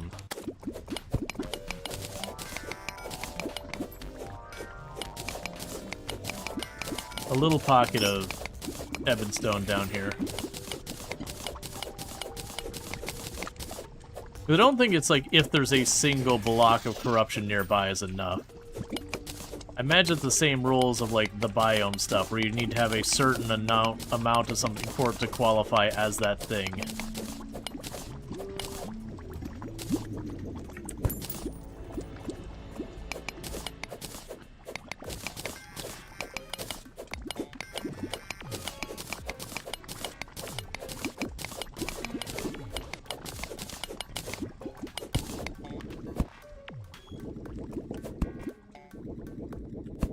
Okay, so it's that much more.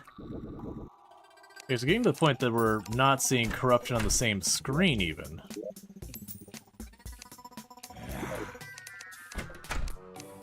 The only thing I can think is it's this area over here still.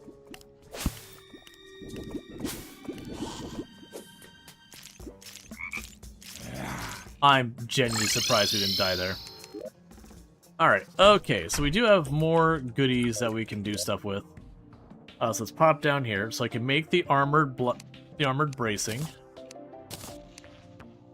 Cool. I can make more of that stuff. So what else do I need for the Onk thing? Because I got the armored bracing. Okay, so I have a bunch more to go with that. I remembered that thing was a whole big process. Alright, we already have a poison staff, so you can chuck that away. We already have a poison staff, so we can chuck that away. We already used it. The guarding veil I'll want to stash away. We already used that. This is a boss summon item, so I'll chuck it over there. Just chuck you in there for right now. Bring them bombs. Hey, so how's it going? You see a few people playing this today. Is there some sort of tremendous update that you should know of? Yeah, they did do an update yesterday. Can we get a shout out for Salberry, by the way? Another fantastic content creator on the platform. Yeah, so I do think we will take the faster route of sticky bombs. So bomb, sticky.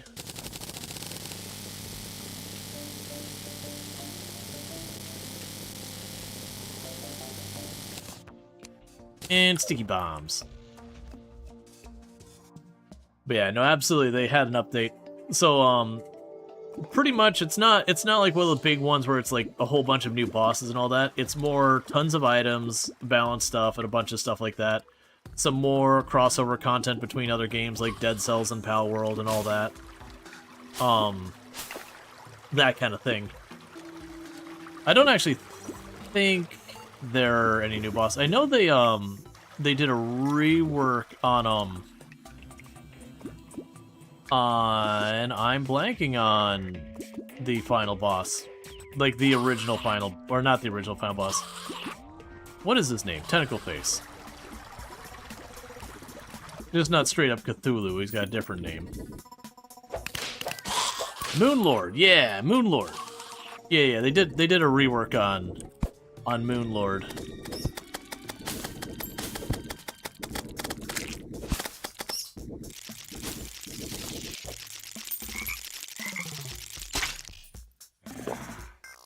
Him on Expert is rough. Yep.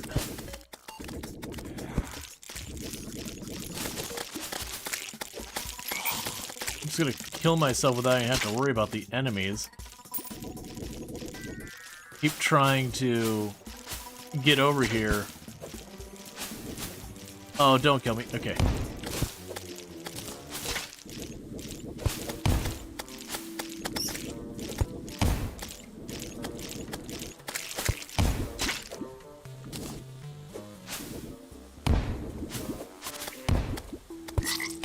That's fine. I should have a big wave of lava coming down anyways. There it is.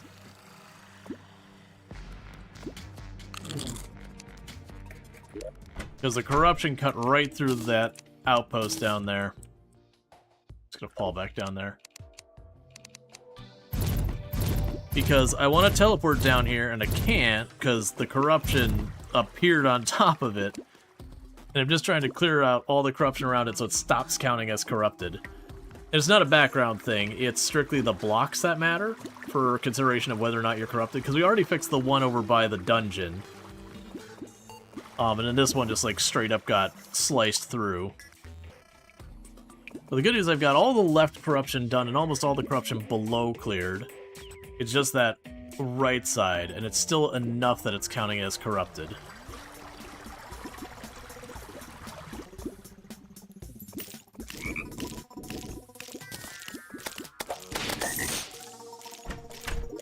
Okay. Yep, still counting as corrupted.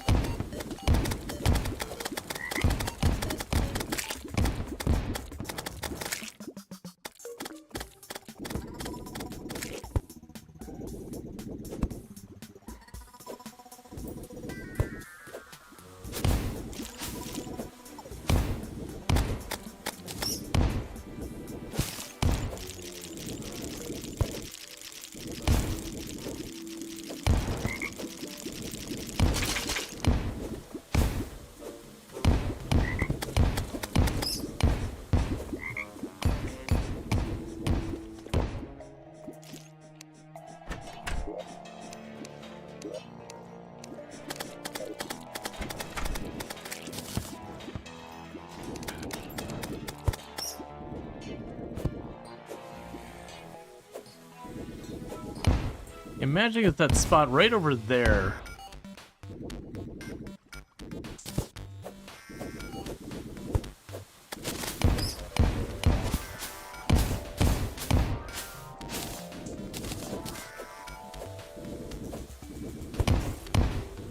It would have been lovely if I had wings at this point.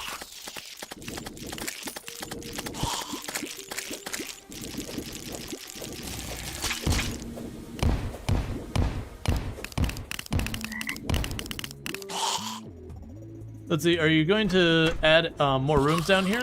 Or is this it? Probably just these two. I just want to keep the ability to teleport into the cavern layer and by hell.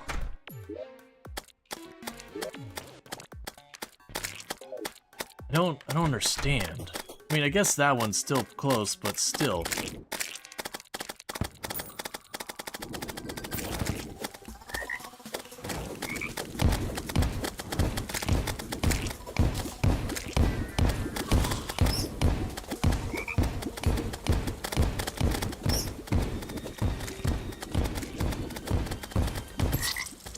That's fine. I'm not focused on survival. I'm just trying to chuck this stuff and get this out of here. The piano stays. Here, have piano.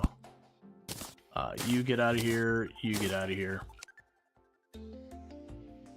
I'm still surprised it's still counting as corrupted. Like, I figured we would have cleared more than enough around there. And you don't need not corrupted blocks around it to count. I know that because I've made, like, the big vacuum of having it placed in the middle as, like, a farm point for corruption, where I was standing in a not corrupted spot and could teleport there. But when I stood on the roof, it would qualify as corruption when I was on the roof. And then spawn in corrupted enemies and drop them on me. Because this isn't too bad going down here, but genuinely we're going to be moving around a lot. So we don't want to deal with that. I was expecting this to be way faster.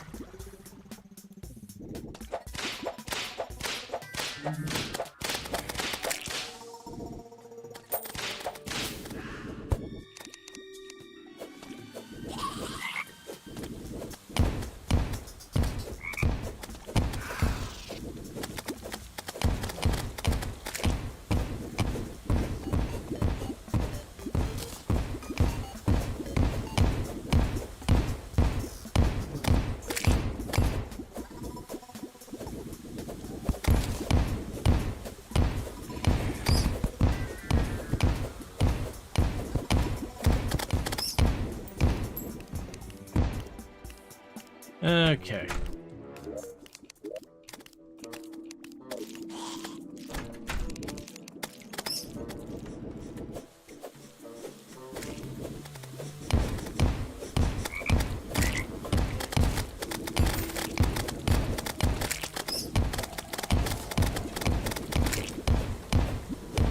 I'm just taking the strategy of, if it exists, it gets a bomb. Dead.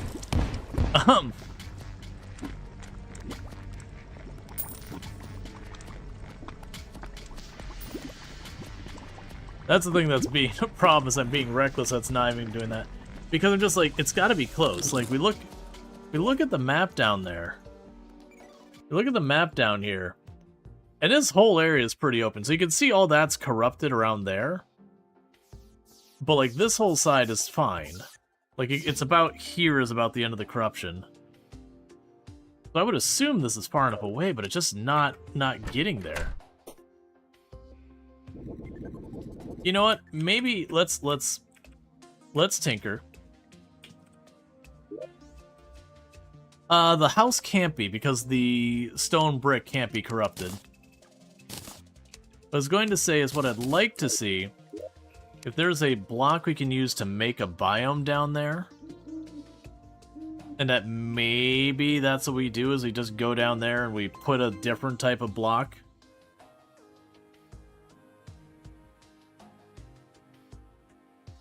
So I can make it into an ice biome, which wouldn't be the worst.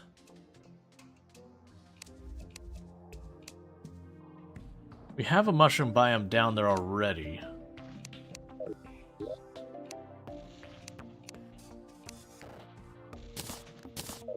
I'll start shoving some ice around it, just in case. It shouldn't matter. But it's also been a while. There's been several updates since I've changed the corrupted biome thing. Get these out of here.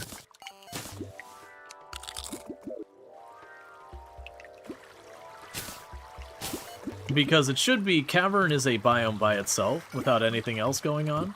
So it shouldn't have to cause a separate biome to happen.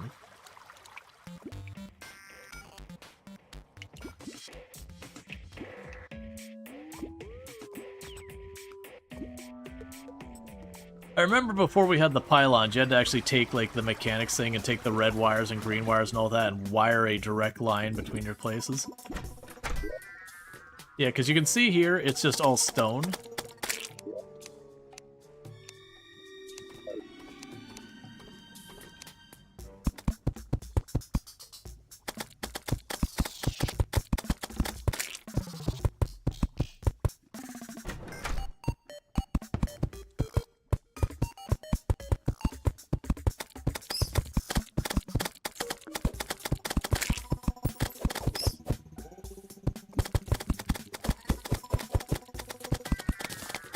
We're just insulating it. We don't want them to get too hot.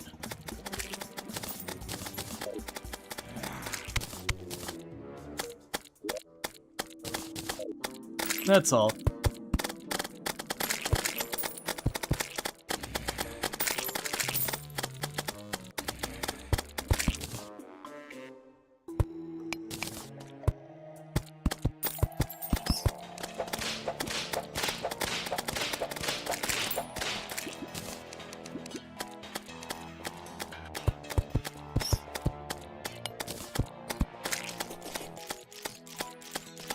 It looks like it's not doing the thing where it corrupted again. Maybe they got rid of that.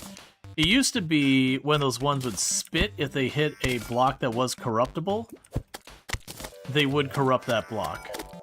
It was utterly obnoxious at times. Because you'd be trying to clean things up and they would just be spitting constantly and just re-corrupting it. Would you mind not being there? Thank you.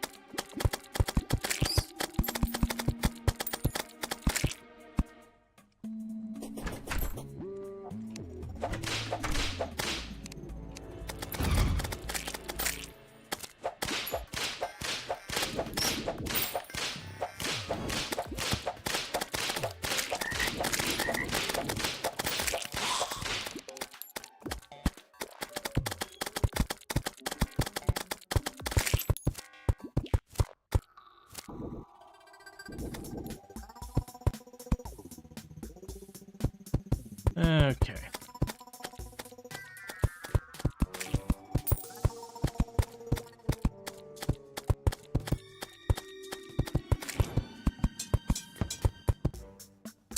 Oh, goodness. What have you done?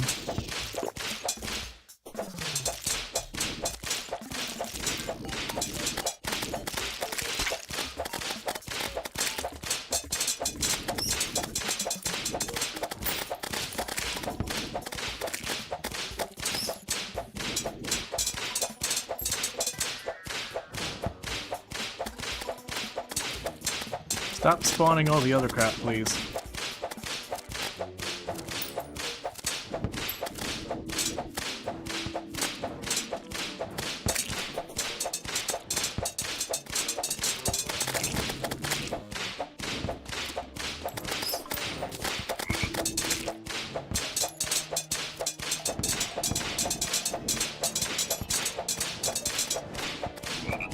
But at least, while it wasn't the plan, I have unintentionally made it a really decent place for fighting a mimic.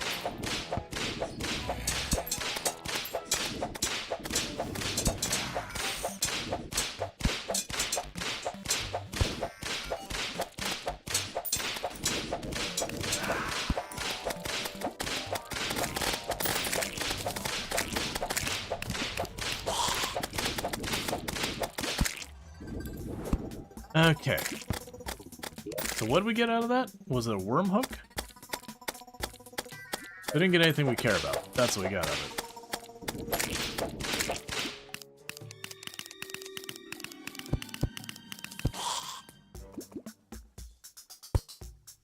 Yeah, so spawns do change based on time of day and a bunch of other stuff. There's a lot that goes into determining spawn rate.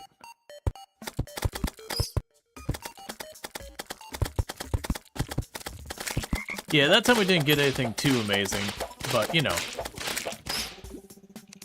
we made it work.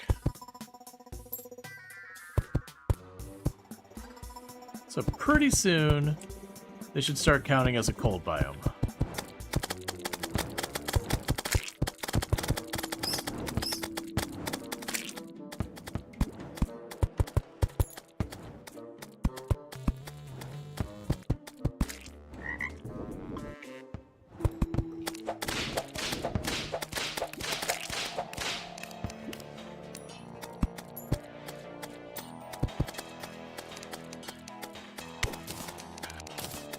So like I said, something like 200 blocks is what decides what biome it is.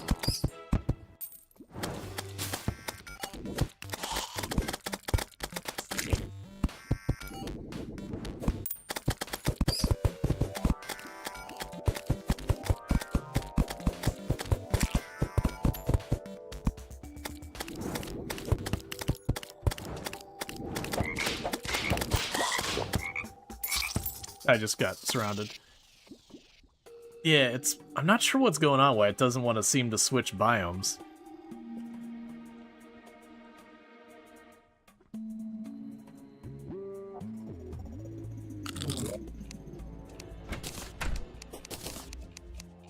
We got some really good potions.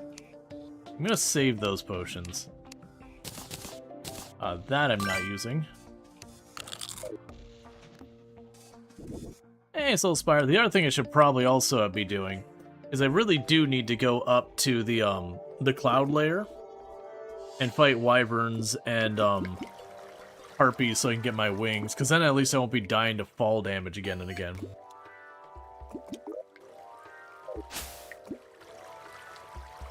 I just want to get this teleport fixed.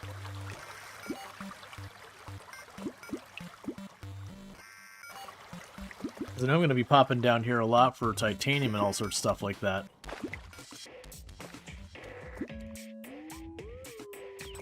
And still need to get the lava charm as well.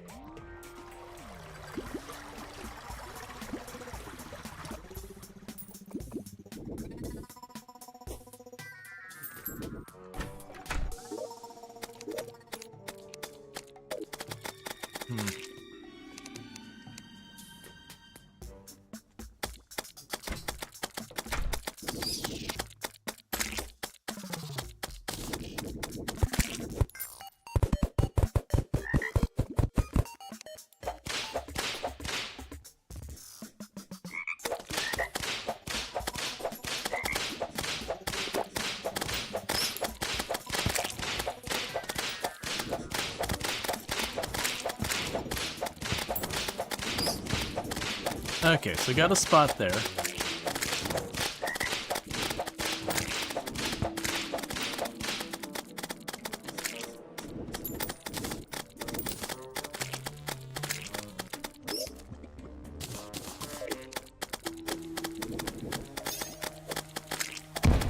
Okay, we got our first cold enemy.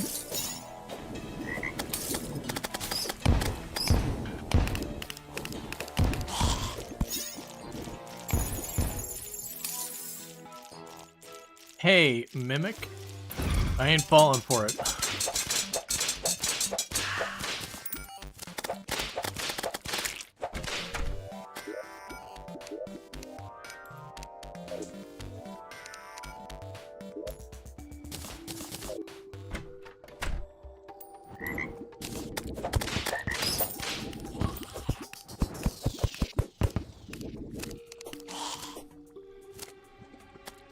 It's so hard to get a view of anything here.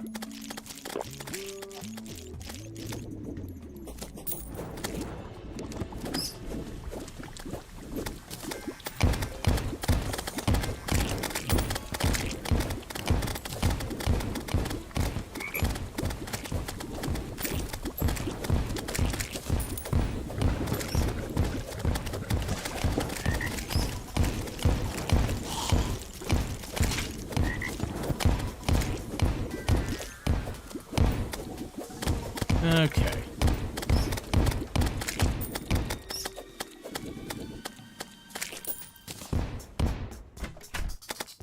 Because it's usually by number of blocks. Oh! House on the right is valid. So the problem is on the left.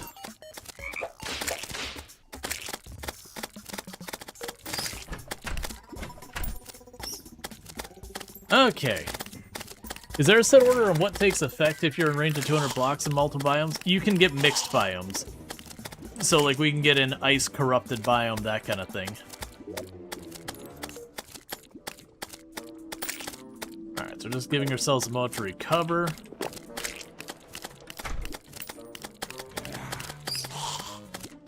Oh, hey. I needed the depth meter.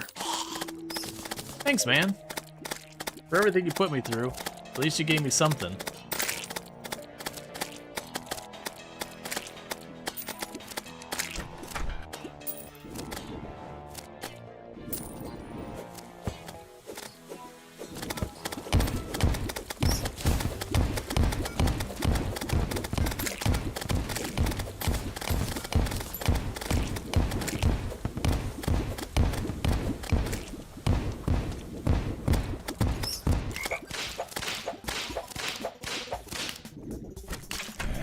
Okay, was that enough? Yep. They are valid. Finally. So there was a spot on the left that was not good. That whole time. I think it was just that spot down below was closer than I gave it credit for. Alright, so the Philosopher's Stone can be used only with the Band of Regeneration, which I've got. So we can go ahead and do this. And so we can get our GPS. That's what the depth meter gave. We get the Charm of Myths. Provides extra regeneration and reduces cooldown for potions. I probably won't use that long term at all. But it works for right now term. Let's go ahead and put you away before I blow up my own home. So that was way too much effort for what we got. Alright, I'll go ahead and put the balloon here so I don't use it on the inventory space. Yeah, so we're just missing the tally counter, and then we can make a bunch of really fancy stuff. Alright, but let's go get our wings. Because, you know, wings. So, the fastest way up to a Cloud Island is I do have a spot way over there by the jungle.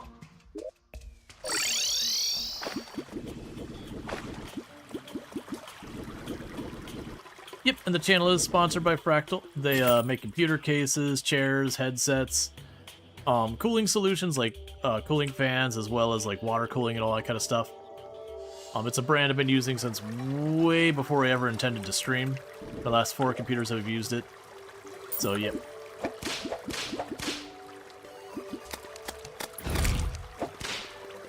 So what we want up here is Souls of Flight and Feathers. The Harpies are kind enough to give me their feathers.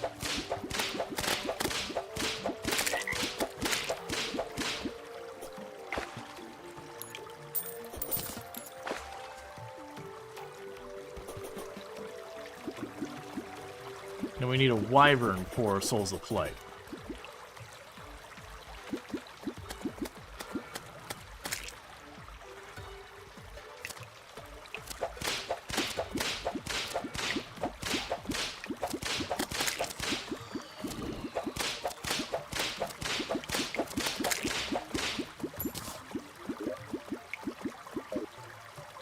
There's a Wyvern.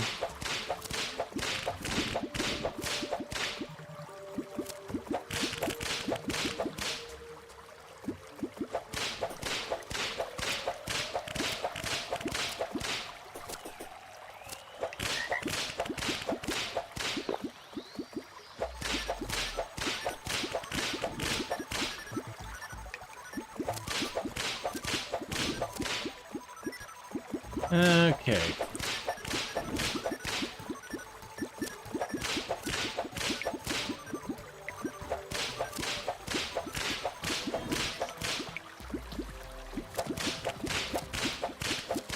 Yes, the spiders are only kind of...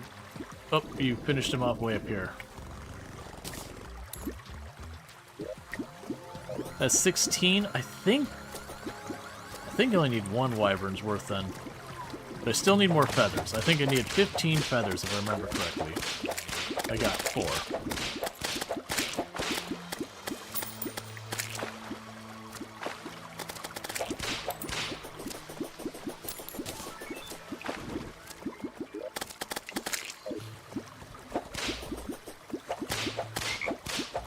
All right.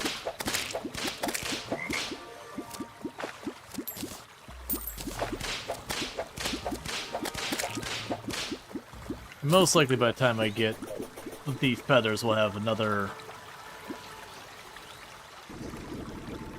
wyvern will pop by. There you go. Helping the harpies figure out their way around the Skyland, because they're all just getting stuck on the bottom.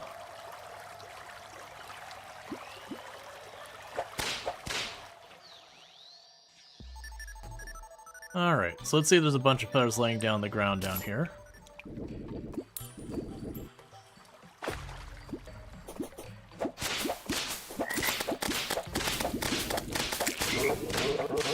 Oh right, I forgot the jungle sucks on hard mode.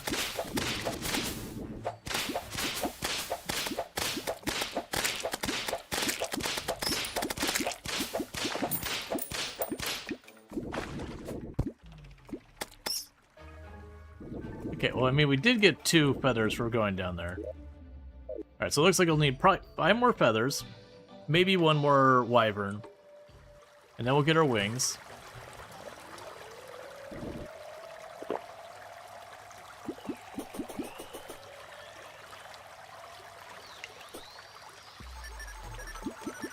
Come on. What's your next damage upgrade? Probably the next big damage upgrade would be after I kill the twins. I just got juggled. Would either be after the twins, or if I go to kill the Wall of Flesh again to get the Summoner Emblem. Would be the next damage output changes. Because if we get the twins killed, I'd want to use the twin stuff. Yeah, no, it was... the wyvern bounced me. Okay, so the demon wings, so it's 20 souls of flight. Okay, we actually have the wings, and I have the souls of night, so I just need to kill 1 more wyvern.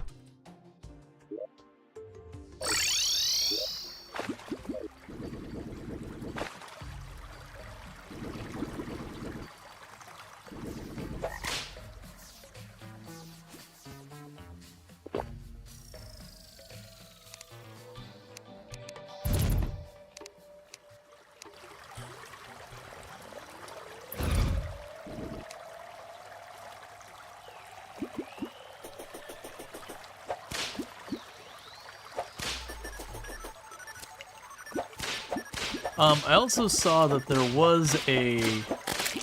there's our wyvern.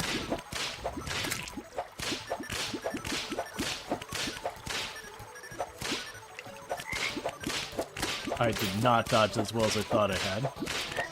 I am doing horrifically at dodging that wyvern.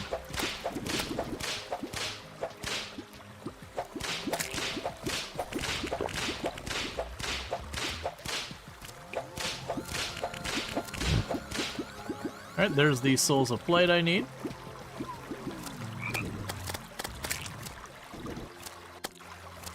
Could you stop juggling me when I try to just get past you? Space sucks. We should never go to space.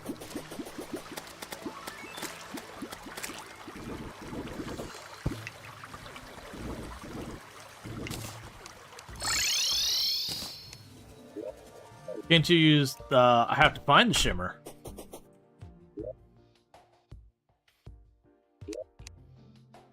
Okay, so wings.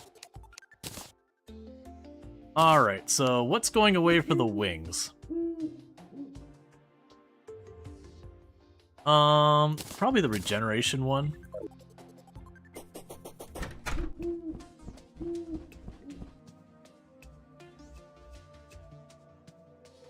Alright, so you got wings. They give you glide, and it means you no longer fall damage. Alright. And the Tavern Keeper has arrived, so in theory, I can now teleport right back down there. And right back up. And the dungeon's activated. Okay, so all of my stuff is good. And the beach is still good. We're not getting corruption through here, because I already separated you, right?